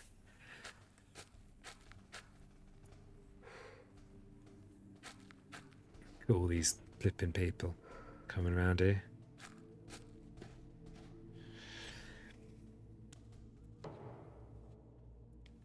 Okay, so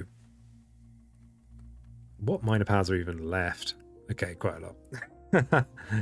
Not enough that I'm going to look at that. Okay, so we've got the massive flooding. We've got the cleansing floods. This is ravaging next turn.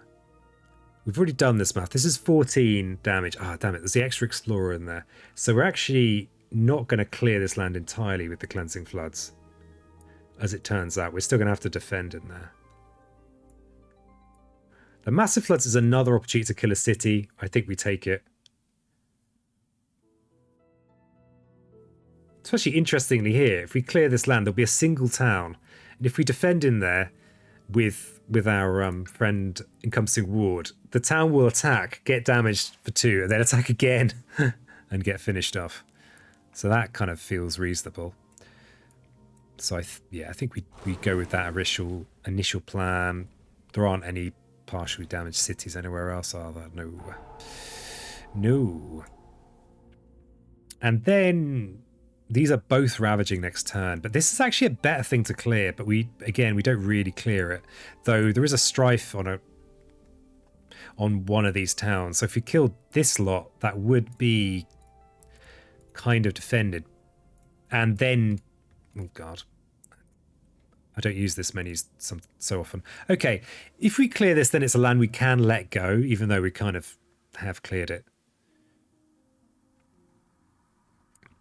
This one's adjacent to a sacred site, so this is very easy to paralyzing fright. Let's hit this one. Let's be decisive. We could maybe push some explorers in there. Oh, there's this guy's damaged. Push them in there. We could also...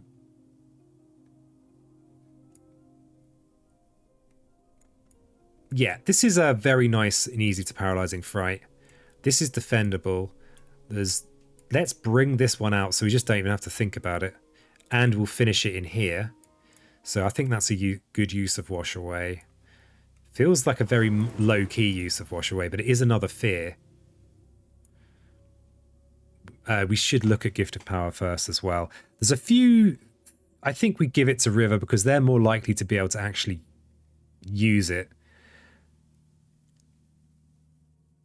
Yeah, I think because they just got the plays. We don't have the plays. We're never having the plays. So I think we Gift of Power on River. Let's see what we get. That's exactly the card I would be worried that Bringer would have ended up with. Although it does have the Air Mountain for Paralyzing Fright. But I think this is still ideal. This gives us the possibility of Power Storm, Sky Stretches, and on the on Cleansing Floods. If you make this fast with something like Sky Stretches, then it will, and you repeat it, it will be fast again. Which is good, right? We like that. Oh, I think I've become muddled once more. Once more, I've become muddled. Okay, I think we still.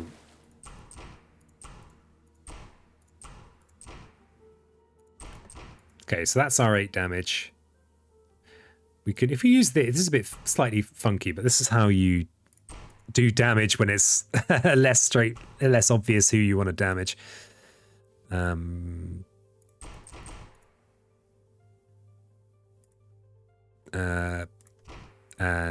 so we'll keep our strifed one. Strifed 2 damage is not going to be enough to kill that. We've got no slow damage, so we'll get rid of the Explorer. So that should be another good selection of fear for our collection. Are we going to be able to win this with a Womb Paralyzing Fright? Maybe.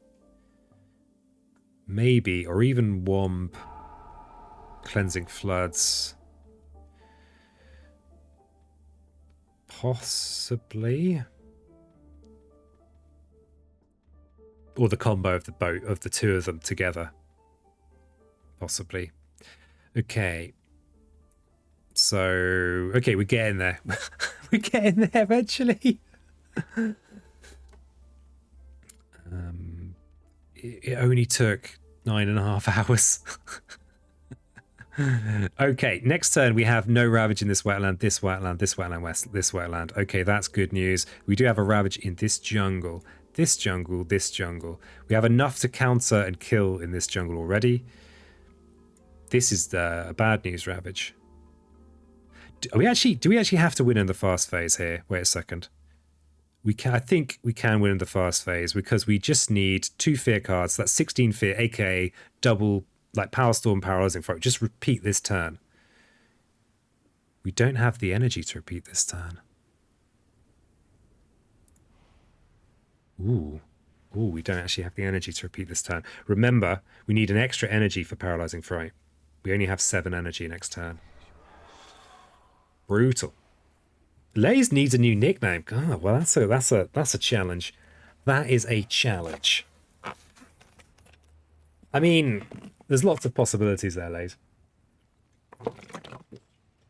Lots of possibilities. I feel like I'd like to hark back to the Loop Hero Eugenus of the situation, you know. There's an emotional. I was listening to the Loop Hero soundtrack the other day, and it was really nice to hear it. Good to hear it. I actually think we need to win in the fast phase. We should be able to win in the fast phase as long... The fact we can't Power Storm our Paralyzing Fright is disappointing, but we can Power Storm Cleansing Floods, which has been made fast by Sky Stretches to Shore. Because we do have quite a lot of Ravages to care about next turn. Even though we have... The wetlands are clear. They're clean as a whistle. We have a mountain, all of these kind of not ideal to let go. We can Paralyzing Fright in some of them, of course. Of course. We can bring counterattackers in here. How many cities have we got? Yeah, still too many cities. Right, so we have 7 energy. We've got no way of getting both of these cards back into our hand and having more than 7 energy. So I think it's going to be something like... Power Storm, Paralyzing Fright, Gift of Power. This is 3 fear as well, by the way. The extra fear granted to us by Gift of Power is very significant. Very significant.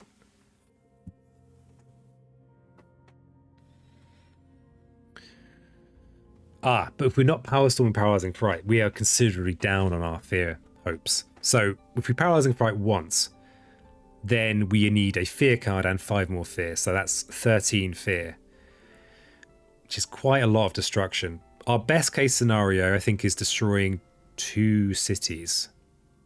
Do we have many 2 city spots? 2 cities is 4 fear for the 2.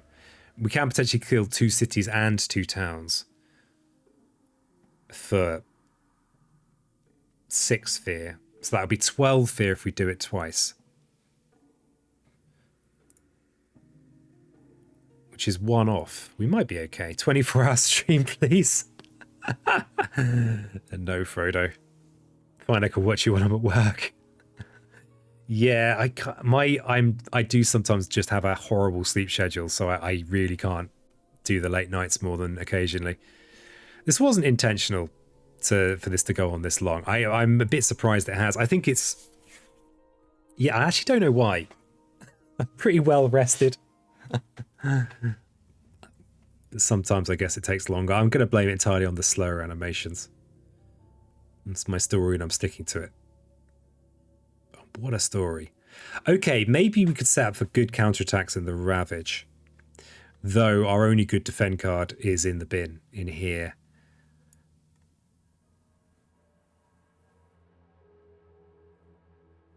Yeah, being 1 energy short again.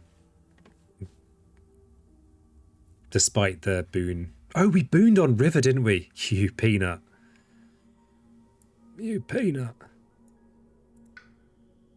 Trees and stones. Can we just squeak some fear out of that? We can get, you know, fairly reliable Ravage city kills if we use trees and stones. If we use cleansing floods fast, I think it's probably our best path. Okay, so this is a fairly solid counterattack. This doesn't need a big counterattack. This mount is a bit more unfortunate. This mountain might get sorted by fear cards. This has a good counterattack built in as well. But no presence in there. No river presence anywhere particularly relevant. Apart from in here, so I guess we'll do it in here. We don't want to gather in there though, because we don't need to. Yeah, mistake. Another mistake, playing Boon of Vigor on myself on river for some reason, which is frankly baffling. Why did you do that, peasant? What are you thinking? You weren't thinking. That was your trouble. Ah, okay.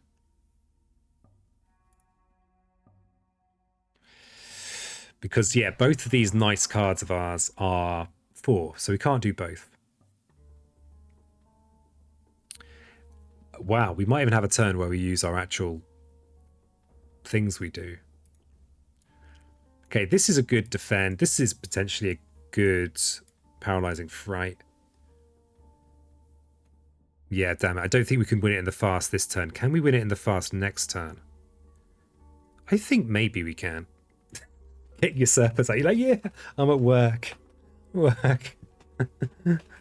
That internet weirdo peasant is he's over there, you know, peasanty. Alright, so how many health is this? This is 4 3s, which is 12 apparently. And another 4, 16. We can't clear this with a fast cleansing floods. But we can do that's a lot of fear. We do almost clear it for 5 fast fear. Yeah, we're not quite there. So I think our best hope is to try and yeah, win in the fast fear phase next turn. God. Okay, so we have the potential to gain a power card. I don't know if it matters. See any lethal? If we had 1 more energy with this spirit, I think we would have had lethal. But we don't. We have no lethals here. This turn we're going to be flooding, doing this. So that's 7, 8 spends. I think in order to maximize our chance of winning next turn, we probably don't want to go for a major power here because we've got wetlands are sorted. This is defendable. This is paralyzable. This we can let go. This we can let go. This is, oh god, it's the jungle ones as well.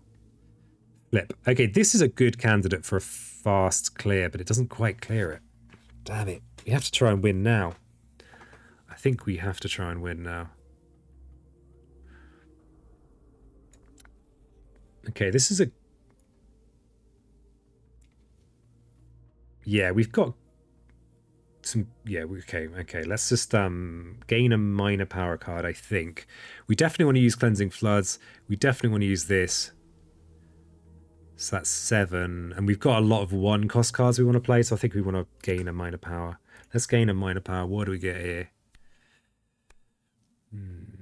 Rain of Blood. Lovely stuff. That is a nice little fear card to tack on the end of any turn we have.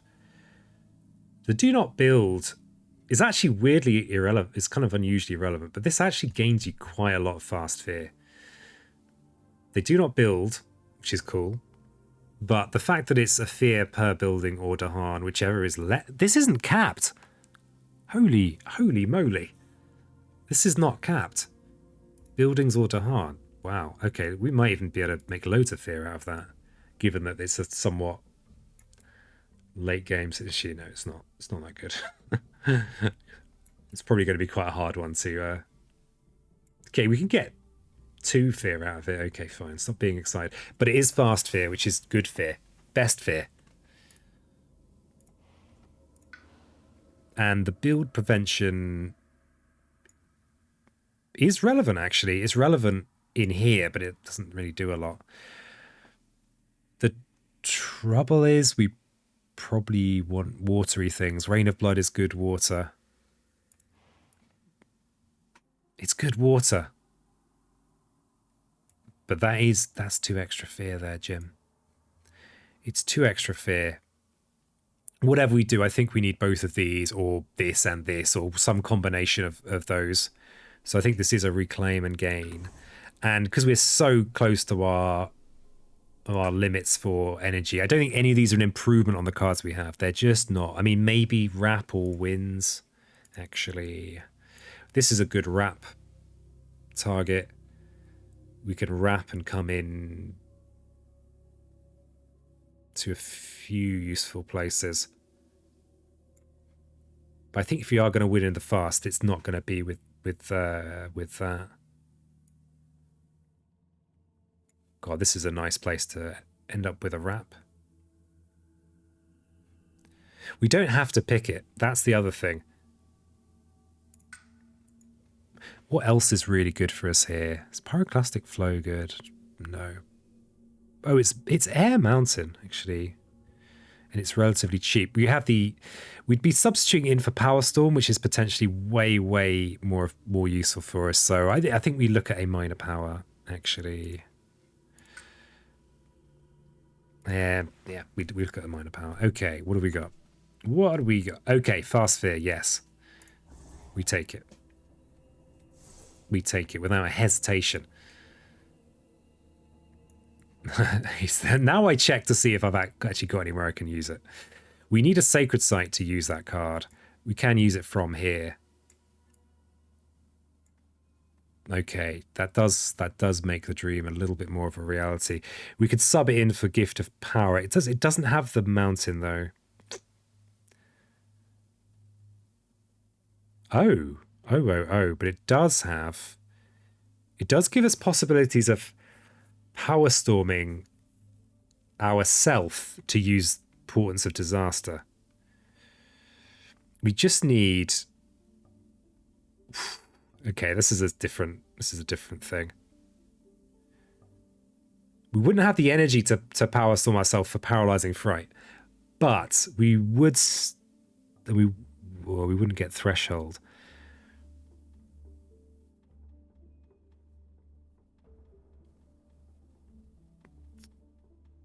Intriguingly, if we power storm ourselves, we'd actually get the energy back. Oh.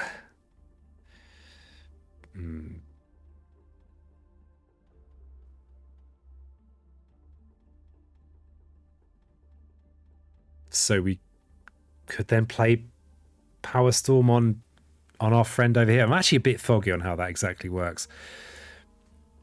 Is the fast win, is that possible? Am I just addled from nearly 10 hours of streaming Spirit Island? Possibly.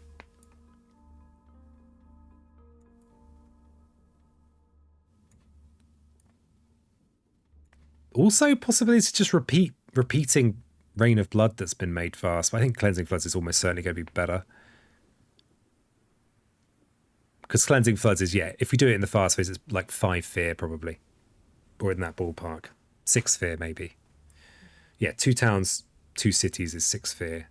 Though, oh yeah, this is a good target. 6 fast fear from a fast Cleansing Floods. Another 2 fast fear, 3 fast fear really, because we can target this land. So that's 9. That's a card. And that's not using the Power Storm. I think we've got it. I think it's in here somewhere. So with that in mind, we probably going to have enough energy that we don't... I think we go with Rights of the Land's Rejection. I think to gain 2 fear in here. 2 fast fear. It incidentally prevents a build, but I don't think we care that much about that. So that's...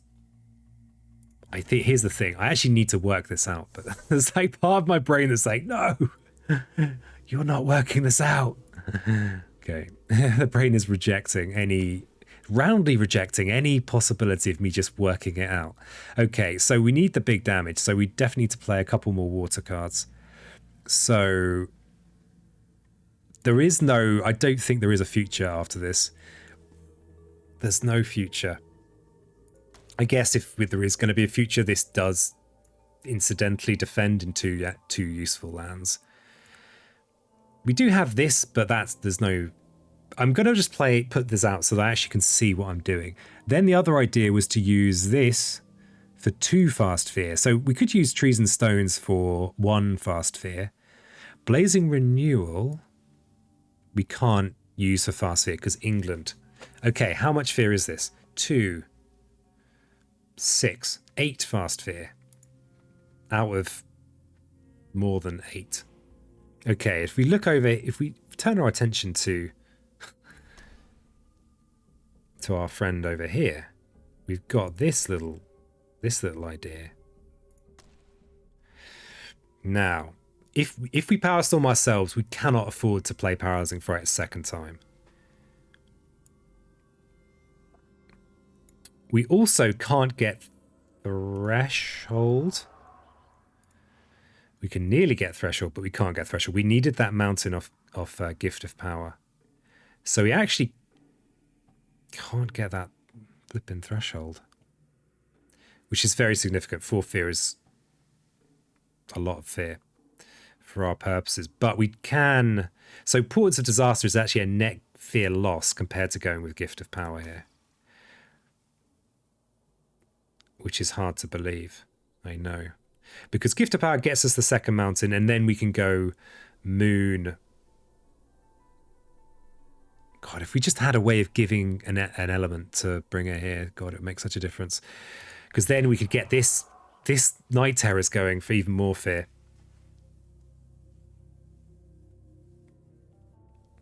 And as it stands, we can't do that. So it's still worth getting the Moon anyway. Then giving ourselves the mountain. So that's 8 fear from this. Then we're okay. So we can't afford to Power Storm ourselves. We have to Power Storm River over here for their fast Cleansing Floods.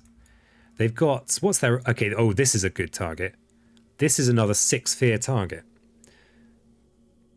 We're going to have Threshold on this. So. And I am working it out. When you invest this much time, you've got to think of that sunk cost fallacy, you know? You've got to just... Okay, so the Paralyzing Fright is 8 fear. That's a fear card. So all we need now is 8 plus 5, 13 fear. Okay, so a double Cleansing Floods is 6 fear in here. And 6 fear in here. That's 12. And then this is an extra little bit of fast fear. So actually this does look crucial. Okay, I think that works. I'm going to just be Be brave, peasant. So we do have that threshold. I just want to check. I think we're good. Okay, so we need to use Spirit's May Dream on ourselves to give ourselves a mountain and I guess see what this is. Okay, I think irrelevant. And then we Paralyzing Fright somewhere, anywhere. Doesn't matter, because if I've messed this up, I think I'm probably just lost. So we Sky Stretch this to shore. We can now Cleansing Floods in the fast phase, so we can hit in here. And we're going to just destroy all the buildings. 2 cities, 2 towns. That's the magic. That's what you're looking for in this confrontation. So that should be in 6 sphere.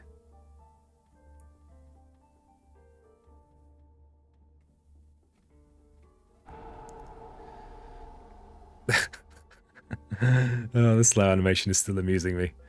Okay, we've also got the Paralyzing Fright to do somewhere. I guess this does just go on there. It probably just goes on there. Okay, so we do want a Power Storm on River again. So because this was made fast, it's still fast. So we go in here again, maximizing the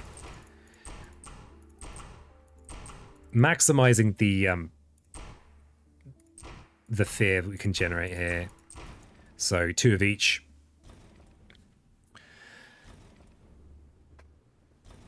Okay. So are we 1 fear away now? No, we've got Paralyzing Fright. So yeah, we are 1 fear away apart from Paralyzing Fright. So yeah, it's Rights of the Land's Rejection to the rescue. Let's just Paralyzing Fright somewhere. Let's just Paralyze in here. We'll get frightened. So I think we have it. Finally. After 9 hours and 48 minutes. Assuming I can still count. I mean, so yeah, we can do this now. No build for you, invaders. Okay. Okay, yeah, River is a nightmare against England 5. Turns out. It turns out. The first game took me a long time. This one took even longer. The Ghost. Yeah, it's pretty pog. It's reasonably pog. I mean, there are some very strong Spirit Island players out there. I am, I'm just a keen amateur. But it's mildly pog. I know that Spirit Island's not really a game you know, Lays, but this is like this Spirit is really strong, except against England 5 or 6. So this was not the hardest England, but... So I think part of the reason of doing the same matchup back-to-back but one harder is that I feel like I did learn from the first one. Let's just give a little raffle out. Thank everyone for joining me today. I've been peasant. I don't normally stream for this long. My normal streams are like probably 3-4 hours, sometimes 6. Here's a 10-hour one. Why not? Could the game be any shorter than this? Okay, so there's a few factors that means that this is a much longer than normal game. So talking when you're playing a game like this is not always ideal because it's easier sometimes to just think, not talk. I don't think that's good streaming though. I'm not sure this is good streaming either, but this is my attempt. So England is a very epic matchup. It's typically the longest match you'll have in this game is against England because they can be quite relentless. Unless you can really get them early and stop them inland, they can just keep on going. So that makes it long. It's a 2-spirit game, so the game's kind of designed with the idea it's played by multiple people, each of them controlling a single spirit. So the possibility space is quite big with more than one spirit. And for me, it means that the time taken is way more than double playing with a single spirit. The kind of complexity level goes up in terms of what you can achieve, what you can't. Like all this messing around with power storms, with speeding things up and pushing things. It does, it makes the whole thing take a lot longer. Well, yeah, so there you go. What a glorious island. So yeah, the fact it's England means it takes longer. The fact I'm using River against England 5 makes it harder.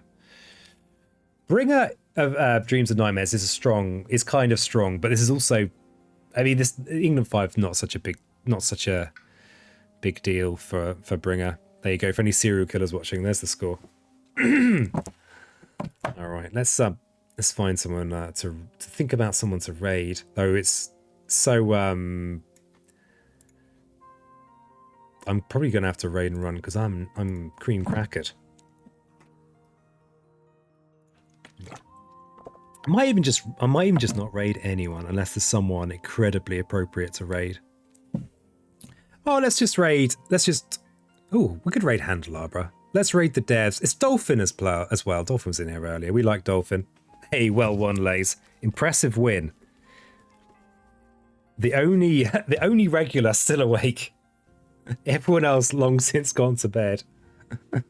It is 10 to 1 a.m. here. So yeah, let's raid Logic. Logic's playing a game that I do not understand.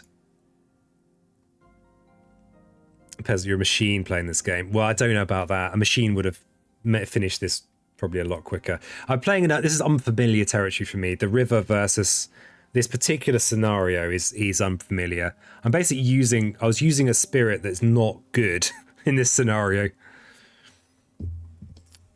took an 8-hour sleep, still playing. Never got to the end of Peasant Stream. Well, you know, this is your moment, Lays. You won a raffle as well. And hey, Zeke, what was the raid target playing?